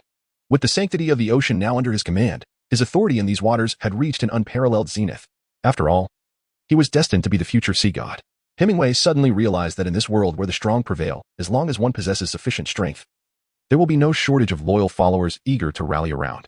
His earlier fantasies of nurturing orphans and establishing a faction after obtaining the meatball fruit were, in truth, unnecessary. To forge iron, one must first be strong. If he possessed overwhelming power capable of vanquishing any dissent, then the formation of a formidable force would be exceedingly simple. At that point, cultivating a few trusted subordinates would not be a delay. Your sixth trial is surprisingly different from mine. Hemingway gazed at the purple pearl with a hint of astonishment. It seems we were mistaken earlier. What is your sixth trial? A trace of bittersweet sorrow washed over the face of the purple pearl as she gazed at him with reluctance and said, the sixth trial, with one's own strength. Subdue all the pirates of the vast sea. No assistance from others is permitted. One must act personally, with no time limit. This is a call for you to become the pirate king. After listening, Hemingway could not help but exclaim, how vast the ocean is, with countless pirate crews scattered across its expanse. Although the father of Purple Pearl is nominally known as the pirate king, he is merely recognized as the strongest among them, not the sovereign of all pirates. Thus, accomplishing this task is far from simple. The time required is certainly not to be underestimated. As for the potential dangers encountered along the way, Purple Pearl's father, being the mightiest of pirates, offers her ample protection. What peril could she possibly face? The only drawback lies in the fact that subduing the pirates must rely solely on her own strength. She cannot seek assistance from others, otherwise, with her father's backing and the formidable influence of the magic whale pirate crew, completing the sixth trial would be a breeze. I had initially thought your sixth trial would mirror the fifth, and I intended to accompany you to the mainland. To my surprise, I noticed a hint of disappointment on Hemingway's face. It seems that the two would have to part ways for a while. Purple Pearl's delicate features were also etched with bitterness. Gazing at Hemingway's strikingly handsome visage, she felt an unsettling premonition that by the next encounter, she might find herself with several more sisters. Though it is not uncommon in this world for a man to have multiple wives, as a woman, who does not yearn for her partner's exclusive devotion? Alas, as a born sea king, Hemingway is destined to be unable to pledge himself to a single soul for eternity. Before departing from the island, Hemingway spent more than half a month accompanying Purple Pearl, exploring every nook and cranny of the Sea God Island. At last, the moment of farewell had arrived. At the periphery of Sea God Island, Hemingway, wielding the trident of Poseidon, arrived here alone. The Purple Pearl did not accompany him, unable to endure the atmosphere of parting. Gazing at the tranquil surface of the sea ahead, Hemingway refrained from plunging into the water. Instead, he employed his observation hockey to silently merge with the ocean. Extending his senses in all directions, swiftly locating the trail of Xiaobai, he conveyed a message, Xiaobai, hasten here. Moments later, Xiaobai arrived even more swiftly than he had anticipated. First, her fins broke the surface, followed by her immense form emerging from the depths. A flash of gray-blue luminescence enveloped her as she transformed into human form upon reaching the shore. Though he had seen her human guise numerous times before, Hemingway could not help but steal a few extra glances at her slender and graceful figure. Your Majesty, is the celestial phenomenon from earlier connected to you? Xiaobai inquired eagerly as soon as she set foot on the sand. Hemingway nonchalantly nodded and said, Xiaobai, I have come to bid you farewell. I have completed the fifth examination and shall soon depart from this place. However, before he could finish his words, Xiaobai's gaze ignited with fervor upon noticing the trident of Poseidon clutched in Hemingway's hand. She knelt on one knee and congratulated the Lord of the Sea on his retrieval of the divine trident. Hemingway hastily approached to assist Xiaobai, saying, Xiaobai, do not despair. I have long regarded you as a friend. Xiaobai resolutely replied, No, my Lord Sea King, it is different. The sea god holds an unparalleled status among us marine creatures. You are his heir, destined to become the sovereign of the ocean. Although you have yet to complete all 9 trials set by the sea god, I firmly believe that you will undoubtedly succeed. At that time, you shall be the co-ruler of the seas, and naturally, my master as well. Hemingway shook his head with a chuckle and said, Since you claim I am your master, I command you to greet me as a friend from now on, without the need for formalities. That should suffice, don't you think? Little Bai's eyes sparkled with delight upon hearing this. Your Excellency, you truly speak with the voice of authority. Let us agree on this. Hiki. Indeed, her nature did not favor excessive politeness. Your Excellency, since you intend to depart, allow me to accompany you part of the way. This will expedite your journey. I am well acquainted with the waterways. Traveling by sea to your desired destination will save considerable time, Little Bai offered enthusiastically. This suggestion perfectly aligned with Hemingway's intentions. He had summoned Little Bai not only to bid farewell, but also because he harbored the desire to ride a shark back to the mainland. With her now volunteering, it made things much easier. Hemingway remarked, I wish to journey to the city of Tiandou in the Tiandou Empire. Is it possible to reach it by sea? Liu Bai replied, I can escort you to a nearby location, which will at least have the distance. Let us set forth at once. If I swim with all my strength, a single day will suffice. With that, he leaped into the ocean, transforming once more into his true form as a great white shark. Hemingway was not polite with her. He lightly tapped his toes and effortlessly leapt onto her back. This was not his first time riding a shark, especially one as swift as the 10,000-year soul beast. Little White. With her as a steed, the return journey was significantly expedited. Thus, Hemingway departed from the Sea God Island, where he had cultivated for 6 years. Perched comfortably on Little White's back, he rested the trident across his knees, gazing out at the boundless sea, savoring the refreshing ocean breeze that caressed his face. His eyes gently squinting in contentment. At 18, nearly 19 years old, he reflected on his 12 or 13 years spent adrift at sea since he was 6. He wondered about Tang San and his companions, how old they must be now, and how far their stories had progressed. Yet, at this moment, it mattered little to him. As long as they had not ascended to godhood, they would never be his match. This confidence stemmed from his own strength and the might of the sea god trident. The continent awaited his return. Chapter 109. A hero sent from heaven. Here lies the border between the Star Luo Empire and the Tiandou Empire, amidst a secluded jungle. A lithe figure clad in black dashed across the grass, her garments torn and tattered by the thorns and brambles lining her path. Upon closer inspection, one could discern that she was a young girl, her long, dark hair cascading over her shoulders, styled into 2 pointed buns resembling feline ears. Her fair and delicate visage, complemented by exquisite features, epitomized beauty, while her black leather attire accentuated her perfect form. Yet, what captured attention most was her youthful appearance paired with formidable assets. A slender waist and captivating legs marred by numerous scars from wild thorns. Zhu Shiqing felt a profound sense of despair. The events of the past few days had further chilled her already icy heart, revealing the harshness of reality. Despite her decision to flee the Star Luo Empire and escape the sordid royal conflicts, her beloved sister refused to let her go. Why? She had never desired power or status. She longed for a simple life, surrounded by loving parents, a warm home, and a partner to grow old with peacefully. Yet, fate had confined her, mapping her life out from the moment of her birth. Freedom felt like an unattainable dream. Designated as a fiancée from childhood and thrust into a battle against insurmountable foes, she had resigned herself to her fate. However, 2 years ago, her betrothed fled, abandoning her to face the scorn and oppression of their destined adversaries alone. Zhu Shiqing was shocked and incredulous. She never expected her fiancé to exhibit such cowardice. Left alone in the Star Luo Empire, she bore the weight of gossip and the abuse of their inevitable enemies. After 2 years of enduring and training relentlessly, Zhu Shiqing could no longer tolerate her circumstances. She, too, sought to escape the Star Luo Empire and ventured into the enemy territory of the Tiandou Empire. However, she did not naively believe she would find safety there. Her escape was solely to track down her runaway fiancé, to understand the true nature of the man who had abandoned her. If he had fled to improve himself rather than succumb to despair, she would be willing to join him in striving for growth and ultimately challenge their foes. Even if it led to her demise, she would harbor no regrets. Conversely, if he had surrendered to hopelessness, indulging in fleeting pleasures in the Tiandou Empire, she would employ every means at her disposal to end his life before seeking a peaceful conclusion in a beautiful place. She only hoped that in her next life, she would not be born into the cruel Zhu family of the Star Luo Empire. Suddenly, a series of whistling sounds pierced the air. Arrows were flying towards her. Utilizing her martial soul's abilities, Zhu Shiqing dodged left and right. However, fatigue from her relentless escape led to a moment of inattention, and one arrow struck her back, piercing through her abdomen. With a gasp, Zhu Shiqing's face turned pale, a trickle of blood escaping her lips as she stumbled and fell to the ground, her limbs scraping against the thorns and weeds. No, I cannot fall now. Clenching her teeth against the pain, the young girl summoned immense willpower, reaching for the arrow lodged in her abdomen and yanking it out with a fierce determination. Blood gushed forth as she pressed a hand against her wound, using the other to push herself up and crawl forward through the thicket. Yet, the agony, fatigue, and loss of blood rendered her increasingly weak, and she could no longer run. Zhu Shiqing's eyes glazed over. As her lifeblood ebbed away, her consciousness began to fade. She felt bitter. She had nearly escaped to the Tiandou Empire, so close to freedom, only to falter at the last moment. It seemed she was destined to be captured. The prospect of ever sneaking away again felt impossible. She would be confined like a canary in the Zhu manor, awaiting the day her fiancé came of age, when the royal family would reclaim her from the Tiandou Empire, and together they would fall to their inevitable foes like ants beneath a boot. Why must the Star Luo Empire enforce such a cruel and foolish system? At that moment, her pursuers caught up. Among them, the strongest was a soul king, while the weakest was a soul sovereign. Capturing a mere great soul master like Zhu Zhuqing was child's play. Their earlier hesitance in pursuing her stemmed from a reluctance to cause her serious harm. But now, as she neared the border of the Star Luo Empire, they could no longer afford to hold back. They would strike hard to render her incapable of resistance. They had a healer among them, and her minor injury would be easily treated. Surrounding the fallen Zhu Zhuqing, the pursuers observed the young girl, still struggling to crawl forward despite her dazed state. And they silently admired her resilience.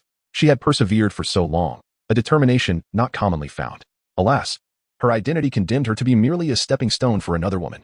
As they deliberated on how to transport Zhu Zhuqing back, a rustling sound echoed from the distance, as if someone was parting the underbrush and approaching slowly. Instantly, the pursuers became alert, their soul rings glowing as they prepared for the unknown arrival. Even the already dazed Zhu Zhuqing could not help but muster her last ounce of strength to gaze towards the source of the sound. Her heart filled with a fervent hope for a miracle. The sound of footsteps drew ever closer. Finally, an unseen force parted the bushes ahead, revealing a figure that radiated brilliance. At this moment, Zhu Zhuqing could no longer hold on and succumbed to complete unconsciousness. Yet, in her fading consciousness, the image of that seemingly savior-like figure was indelibly etched deep within her soul. She was saved. Though she had lost consciousness, a faint smile graced her lips, as an inexplicable feeling arose within her heart that the man who had appeared at her most dire moment must be a divine answer to her prayers. Chapter 110, The Marvelous Use of Water. Could it be? Upon arriving on the mainland, I encounter a classic narrative of a hero rescuing a damsel in distress. As Hemingway parted the thicket, his gaze fell upon a scene not far ahead, where several burly men were bullying a frail woman. He could not help but mutter under his breath, "Have I finally acquired that so-called protagonist aura?" Beholding the girl, battered and bruised, lying on the ground like a pitiful, frail kitten, he glanced at the imposing figures surrounding her. Hemingway could scarcely fathom the unspeakable horrors that would have unfolded had he not arrived in time.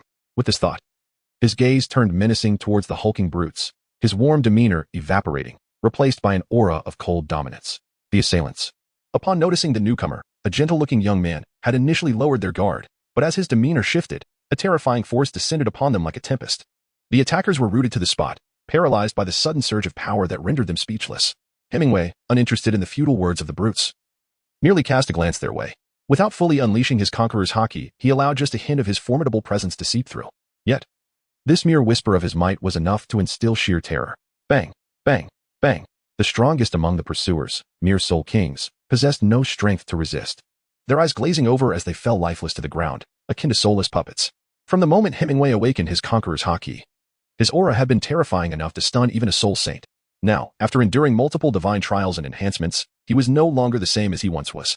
Even a subtle hint of his power was sufficient to instill fear, causing these pursuers to perish on the spot. Conqueror's haki is not merely an expression of might. It embodies Hemingway's intense personal will, giving rise to a formidable ability. This power is not contingent upon one's strength but rather on individual character, without unwavering self-determination. Anyone under the pressure of his conqueror's haki would crumble utterly. Humph, mere ants, too weak to pique my interest. Hemingway scoffed disdainfully at such societal detritus, lacking even the inclination to engage them. He then turned his attention to the pitiful girl lying on the ground like an injured wildcat. For reasons unknown, he felt an inexplicable concern for her.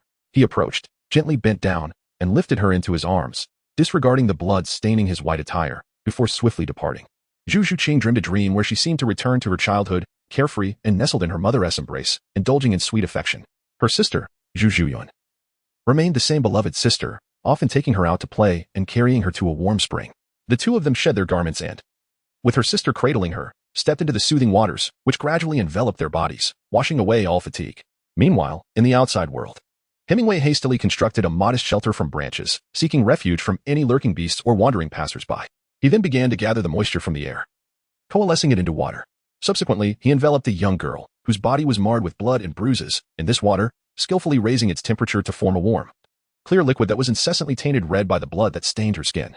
As Hemingway deftly manipulated the fresh water coalescing in the air, he simultaneously separated and discarded the tainted, crimson liquid. In a short while, the bloodstains and grime that marred the young girl's form vanished entirely. Even the scars from thorny scratches and the arrow wound in her abdomen were restored to their former state under the nurturing warmth of the water he conjured. Since grasping the true essence of water, Hemingway felt as though he had unlocked the gateway to a new realm. He discovered that water, the source of all life, possessed capabilities far beyond his previous understanding. The ability to control water's temperature was merely a rudimentary skill, transforming water into a healing elixir, capable of mending physical injuries. was a novel application he had devised based on water's inherent quality to nourish and sustain all living things. His mere manipulation of water no longer sufficed. Hemingway has recently been contemplating the possibility of creating water with various effects, aiming to expand its myriad applications. The water possessing healing abilities is merely a crystallization of his preliminary research. After all, water inherently nourishes and nurtures. Through his studies, he has discovered how to amplify these properties, thus forming the healing water. Furthermore, he is aware that the characteristics of water extend beyond this. The fierce, frigid, purifying, and corrosive aspects of water are all phenomena he intends to explore further. Since grasping the essence of water, he no longer perceives the ubiquitous liquid as a mere element in his daily life. On the following morning, within the confines of a hastily constructed, modest wooden cabin, a simple bed adorned with the pelts of some creature cradles a black-haired maiden, her lips curving into a sweet smile as she peacefully slumbers, seemingly lost in a beautiful dream. After a while, as the first rays of sunlight penetrate the cabin's crevices and illuminate her porcelain visage, the girl stirs, her eyelids fluttering open to reveal the clarity of her large, expressive eyes, still tinged with the remnants of slumber. Moments later, as the haze of confusion dissipates, she recalls the final scenes before her unconsciousness. Rising slowly, she surveys the newly erected, humble abode, murmuring to herself, "Have I been rescued?" At that moment, Zhu Zhuqing is suddenly startled, flinging aside the fur blanket to inspect her body. Although her garments remain tattered as before, they are remarkably clean. The wounds beneath have vanished, replaced by smooth, unblemished skin, and her physical state appears fully restored, the exhaustion from her recent escapes completely erased. Zhu Zhuqing's complexion turns pale as she realizes that her once blood-stained attire is now spotless, clearly laundered. Did he undress me? Recalling the silhouette she glimpsed before losing consciousness, a flush returns to her cheeks. Strangely, the mere thought of him having removed her clothing, while slightly embarrassing, evokes none of the dread she had previously felt. Chapter 111. Every grievance has its roots. Having confirmed that her clothing was merely washed and that she had suffered no violation, Zhu Zhuqing exhales in relief. Throwing off the fur blanket, she gracefully rises from her bed and tiptoes towards the cabin's entrance. Upon opening the door, she is greeted by a gentle stream, surrounded by delicate blue flowers, which cradle the cabin like a celestial embrace, while colorful butterflies flit by. Entranced, Zhu Zhuqing muses that if she were ever free, spending her days in such a serene place would indeed be a worthy choice. Just then, a soft sound of approaching footsteps reaches her ears. With the agility of a vigilant cat, she swiftly turns towards the source, her feline-like pupils narrowing to mere pinpricks. Before her stands a figure both familiar and foreign. Familiar, as he is the individual she last beheld before her fainting spell. Foreign, for she knows nothing of his character or disposition.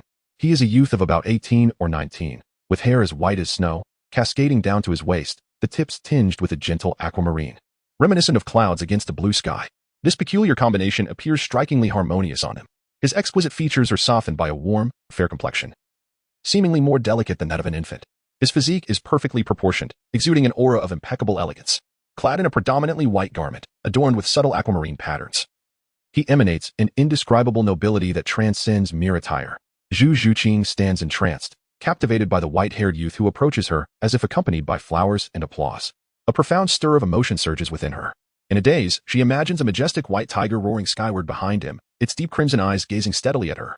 Yet the reality is that Hemingway drags a massive tail behind him, revealing a creature akin to a Tyrannosaurus rex, unmistakably a sole beast of draconic lineage.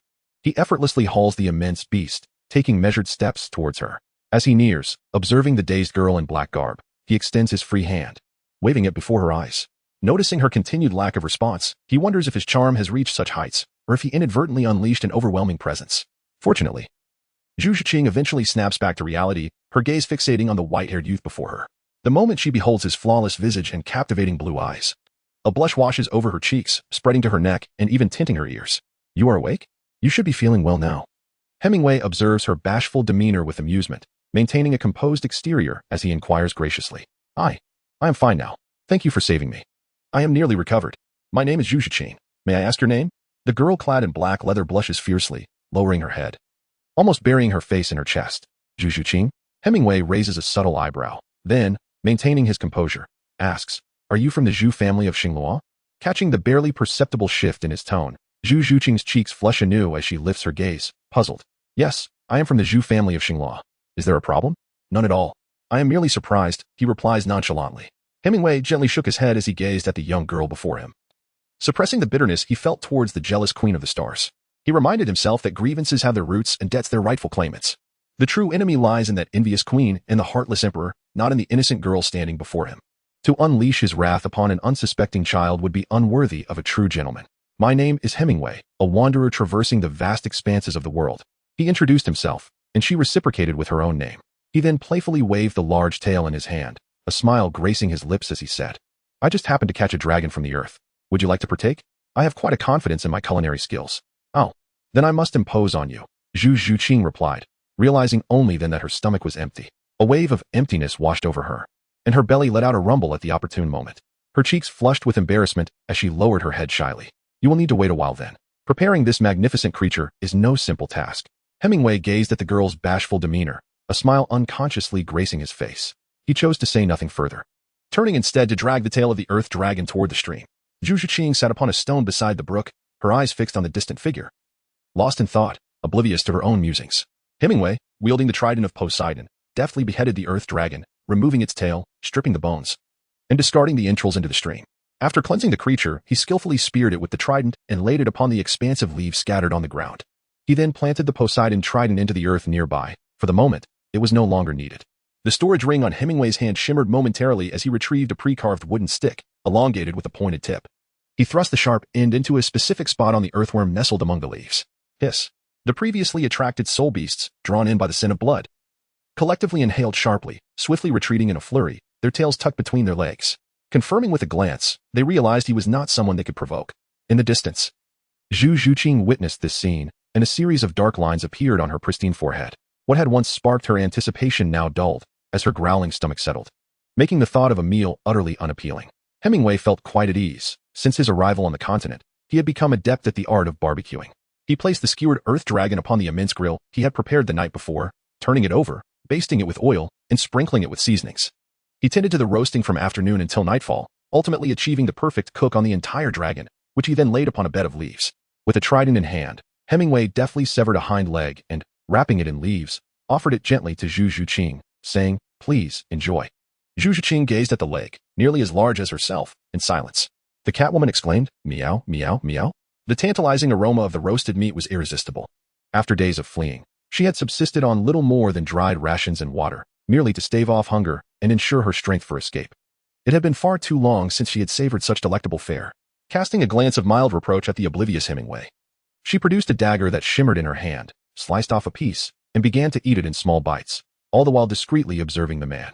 Hemingway, in contrast, was indulging with an elegance and speed reminiscent of a hermit who had gone years without meat.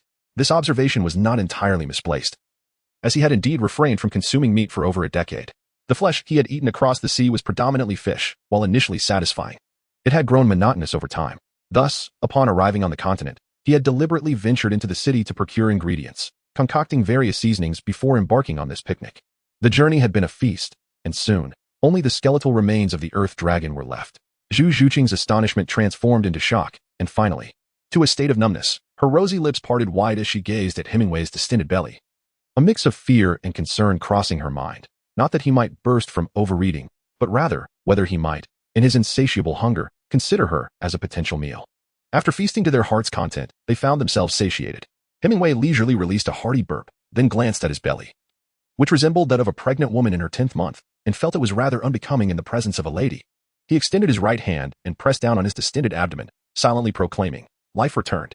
In an instant, his enormous belly deflated like a punctured balloon, rapidly returning to a flat state, all while Zhu Zhuqing looked on in astonishment, as if struck by lightning. This technique, life returned, was the culmination of Hemingway's mastery of the 6 forms, developed after years of rigorous training and introspection. In essence, it is a form of control. Upon invoking life returned, Hemingway could manipulate his body with ease, whether it be hair, internal organs, or even nails, as long as they were part of them. He could infuse his consciousness into them and exert control at will. Just moments ago, he had accelerated his stomach's digestive capacity, not only fully digesting the food within a short span, but also absorbing it flawlessly, leaving no remnants.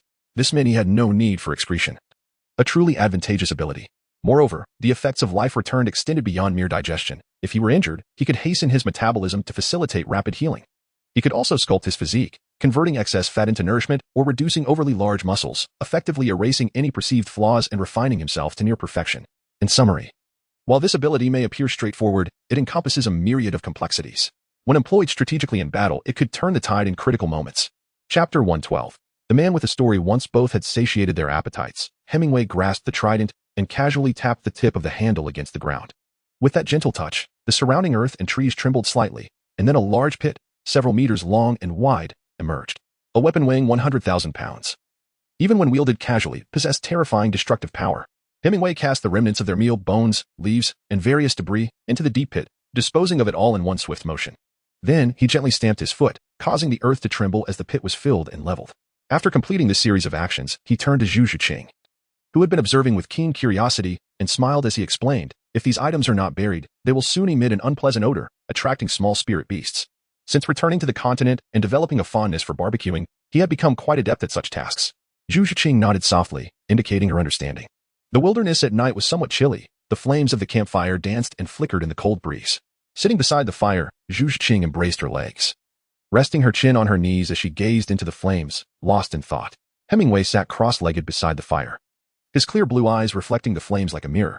Within that mirror, Zhu Zhuqing appeared as enchanting as a sprite in the night, her body shivering slightly in the breeze. For reasons unknown, his heart was stirred. He then spoke, "Let us go to the cabin." Zhu Zhuqing paused, feeling the chill of the night air. "And what about you?" she instinctively asked. "It's nothing. One must remain vigilant in the wilderness. Tonight, I shall keep watch." Hemingway replied, shaking his head casually. "Besides, I have an aversion to staying in the cabin." With that, he stood up and walked towards a sturdy tree, leaping effortlessly into the air. He chose a branch more suitable for rest, clearing away the leaves before reclining upon it, his arms resting behind his head as he gazed at the moon, exuding an air of nonchalance. With a light giggle, Zhu Zhuqing covered her mouth. But soon her expression returned to normal. That fleeting smile was breathtaking, so much so that even the moon seemed to shy away behind the clouds.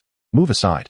You're obstructing my view of the moon," Hemingway said, his tone tinged with impatience upon hearing her laughter, though in his heart he felt a twinge of embarrassment for his clumsy excuse. Zhu Zhuqing chose not to respond further. After a moment, she turned and walked towards the cabin. Both were inept at expressing their emotions, and remaining there would only deepen the awkwardness. Through the corner of Hemingway's eye, he caught a fleeting glimpse of Zhu Zhuqing's graceful silhouette before returning his gaze to the night sky, fixating on the luminous moon, lost in quiet reverie. Zhu Zhuqing lay upon a rudimentary wooden bed, inhaling the faint fragrance of the surrounding trees, tightening the animal skin blanket around her. Unable to suppress a smile that graced her delicate features, it was truly remarkable. Perhaps it had been a dozen years since she had smiled so often. Her mind was awash with memories of Hemingway's visage, his leisurely strolls while dragging the earth dragon, the way he wielded the trident with finesse, his substantial belly during meals, and their sparse, yet memorable conversations, particularly his dismissive remark about the ridiculousness of the wooden cabin. Zhu Zhuqing found herself entranced. Yet the image of Hemingway gazing at the moon stirred an unexpected pang within her heart. She sensed that beneath his gentle exterior lay unspoken sorrows. He was a man with a story. A sudden urgency welled up within Zhu Zhuqing. She yearned to uncover the past of this enigmatic man, to delve into the secrets he harbored.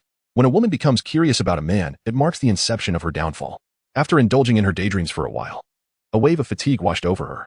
Finally, she whispered softly through the wall to Hemingway, who stood beneath the tree outside the wooden cabin, "Good night." Hemingway's brow twitched slightly, followed by a subtle smile as he murmured, "Good night, Zhu Zhuqing." With the continuous enhancement of his observation hockey, even without activating it, his innate perception had become remarkably acute. No slightest movement around him could elude his awareness, let alone a simple farewell. After softly reciprocating her words, Hemingway closed his eyes. His observation hockey began to expand in all directions, ultimately enveloping an area of 500 meters. This was certainly not the limit of his abilities. Yet maintaining this radius sufficed. Should any being, whether human or soul beast, pose a threat within that range, he would sense it instantaneously. 500 meters offered him ample opportunity to respond at any moment. As both the man and woman closed their eyes, tranquility descended upon the surroundings. Only the occasional gentle breeze whispered through, causing the blue flowers encircling the wooden cabin to sway lightly, while the small insects struck a harmonious agreement with the wind, commencing their nocturnal serenade. That night, a sweet smile adorned Zhu Zhuqing's lovely visage as she slept peacefully. The following day, at dawn, Zhu Zhuqing stirred from her slumber, exiting the wooden cabin. Stretching languidly, her unintentional alluring posture was utterly captivating, perhaps marking the most restful sleep she had experienced in years. Glancing around, she noted that the bonfire had extinguished, and Hemingway was nowhere to be found among the trees. A pang of sorrow struck her heart as she whispered to herself, "It is only natural, our encounter was but a fleeting moment. His kindness in healing my wounds and watching over me for a night was already a generous act." By the end of her thoughts, her expression regained composure, yet a lingering discomfort remained within. At that moment, the sound of approaching footsteps caught Zhu Zhuqing's attention, and she swiftly turned to see Hemingway approaching. A fleeting smile graced her face, only to vanish as swiftly as it appeared, as if it had been a mere illusion. "Here," Hemingway said, offering her a translucent fruit radiating a white glow. casually plucked from a tree along the way. Zhu Zhuqing nodded in acknowledgement, her lips parting to express her gratitude. Thank you. Yet, internally, she found amusement at the notion that such a fruit could be casually gathered. Rolling her eyes at the boy's lack of candor, she turned to savor the fruit. As it melted in her mouth, a warm sensation coursed through her body, filling her with vitality and noticeably enhancing her soul power. It was evident that this fruit was far from ordinary. Such fruits were invariably guarded by soul beasts, making it implausible for it to have been casually picked. Clearly, Hemingway had lied. Just then, a gentle, calm voice reached Zhu Zhuqing's ears. I must leave now, Hemingway suddenly stated. Where are you going? Zhu Zhuqing exclaimed, taken aback, her gaze dimming. She turned, arms crossed behind her, her fair, delicate hands rubbing together nervously as she lowered her head and asked in a soft voice. Shrek Academy, he replied. Hemingway, known for his brevity, couldn't help but chuckle inwardly at her despondent demeanor. Chapter 113, a bit too forceful. Prior to encountering Zhu Zhuqing, Hemingway had intended to travel directly to the capital of the Tiandou Empire, hoping to connect with the snowy Night Emperor, who, by lineage, was his uncle. He aimed to seize the opportunity to acquire the vast and mystical Han, Hai Qiankuan cloak. However, a serendipitous meeting with Zhu Zhuqing altered his course of thought. He resolved to escort her to Shrek Academy and meet the protagonist of the original tale, as well as his half-brother, Dai Mubai. Upon hearing Hemingway utter the name Shrek, Zhu Zhuqing was momentarily taken aback. She almost forgot that the person she sought was indeed a student at Shrek Academy. A surge of joy filled her heart, and she instinctively exclaimed, Can I accompany you? Immediately, her cheeks flushed with warmth, and feeling that her words may have been inappropriate, she hastily clarified. I also wish to attend Shrek Academy. Hemingway gazed at the bashful Zhu Zhuqing before him, pondering how utterly delightful this girl was. Externally, he maintained an air of nonchalance as he said, Since you are also headed in the same direction, let us walk together. With that, he turned and strode purposefully toward a particular destination, undeterred by any hesitation, for all his belongings were securely stored within his spatial artifact. Zhu Zhuqing gracefully followed in his wake, her steps reminiscent of a cat's delicate tread. After traversing a considerable distance, she suddenly glanced back at the wooden cabin, a twinge of reluctance stirring within her. She lingered for quite some time, absorbing the sight, before finally turning away to depart from this place that had evoked such sentimentality within her. Half a month later, still within the embrace of a forest, she mused to herself that they would likely reach Soto City by tomorrow. Zhu Zhuqing deftly set up the tent for the night, brushing off the dust from her hands as she contemplated. She then approached Hemingway, who was seated by the campfire, intently sprinkling seasonings while deftly turning the golden, crispy soft bone rabbit on the grill, his focus unwavering. The size of Hemingway's quarry fell well within Zhu Zhuqing's acceptable range. After all, rabbits are undeniably adorable, and their meat must be delectable. Throughout their interactions over the past fortnight, Zhu Zhuqing's curiosity towards this man reached its zenith. An aura of mystery surrounded him, captivating her deeply. Numerous astonishing events had unfolded along their journey. Apart from utilizing his soul guide to store and retrieve items, Hemingway never employed his soul power. Nor did he unleash his martial soul in combat. He relied solely on his formidable physique, and the black trident he bore seemed merely ornamental, except when dispatching his prey. It was seldom put to use in battle. Yet, it was precisely this man who could rend asunder anything with his bare hands, regardless of the type of soul beast. They appeared as fragile as mere paper before him. If soul techniques are intricate and diverse, then the power exhibited by Hemingway was straightforward and brutal, capable of obliterating all in its path. His hands, seemingly delicate and fair, as if meant solely for writing, could effortlessly shatter boulders, while his feet could unleash white energy blades, cleaving the earth asunder. Each punch and kick bore immense might. Zhu Zhuqing had once been intensely curious and inquired about the nature of his abilities, to which he merely replied with 2 words, physical technique. Seated before the campfire, her thoughts danced between the cold-bloodedness of her family, the sordid intrigues of the royal court, her merciless sister, the oppressive shackles of fate, and that betrothed whom she held no affection for. She pressed her lips together, gently biting her lower lip, her brows knitting in contemplation. Her gaze somewhat unfocused as she murmured, Hemingway, are some individuals destined to be bound by the shackles of fate? Do you believe in destiny? Hemingway halted his motion of flipping through the pages and turned his gaze towards the girl before him, who, with her long legs curled beneath her, hugged her knees tightly. Her expression cold and markedly weary, reflecting upon her identity in the absurd yet brutal regime of the Stellar Empire. A nameless fury ignited within him. Fate? Hemingway rose, turning his back to Zhu Zhuqing, uttering words that left her bewildered. I do not know what burdens you carry, but rather than placing my faith in the absurdity of fate, I would prefer to believe in the strength of my own fists.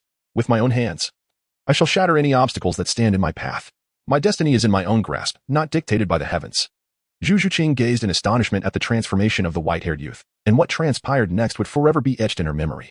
The man slowly raised his hand, clenched his fist, and a dazzling golden light illuminated the night, a terrifying radiance akin to a sun coalescing within his grasp. Buzz! A punch was unleashed. The terrifying sound of sonic boom erupted. Boom. Accompanied by a cataclysmic roar reminiscent of mountains collapsing and earth splitting, the blinding golden light burst forth, illuminating the night. In an instant, the entire world glimmered as brightly as day. Zhu Zhuqing instinctively closed her eyes against the dazzling brilliance. Feeling the ground tremble and the wind howl, as if the apocalypse were upon her, a sense of panic enveloped her, akin to a trembling kitten during an earthquake. After a prolonged moment, as tranquility returned, Zhu Zhuqing dared to slightly open her eyes, only to behold a clear path before her. What had once been a thicket of dense thorns had transformed into a straight, boundless highway. In that instant, Zhu Zhuqing stood frozen. Her eyes wide and her mouth slightly agape, her mind overwhelmed by the awe-inspiring scene and the echoing words that resonated within her thoughts. True strength fears not fate. It only preys upon the weak.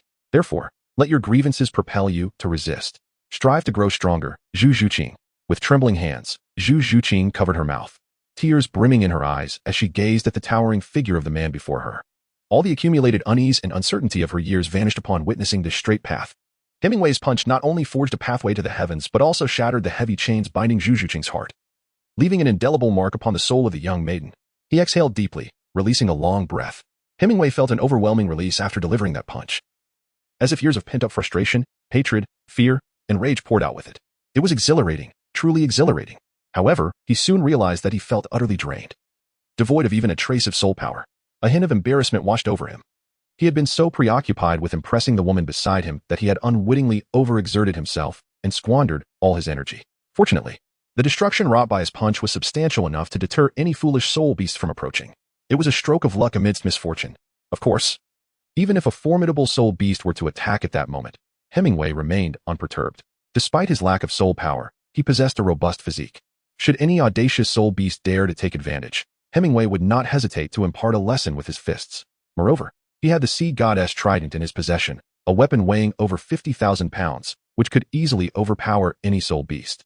Thus, regardless of the circumstances, their safety was assured, and there would be no ridiculous incident of trying to show off and inadvertently causing one's own demise. Chapter 114. Is this what a protagonist is? The Barak Kingdom is a vassal state of the Tiandou Empire. Suodo City, located in the heart of the bountiful Lima Plain, serves as the largest grain-producing region of the entire Barak Kingdom, often referred to as the Kingdom-esque granary. This city is heavily fortified, considered of utmost importance to the realm. At this moment, just past noon under the blazing sun, the guards at the city gate were in good spirits, for it was the time of year when the various intermediate soul master academies commenced their enrollment. On this day, countless eligible youths from across the continent flocked to the soul master academies of different kingdoms. As a guard stationed at the gates of Suodo City, while he dared not impose on those with high-ranking permits from sects or royal nobles, he could still manage to extract some fees from the local landowners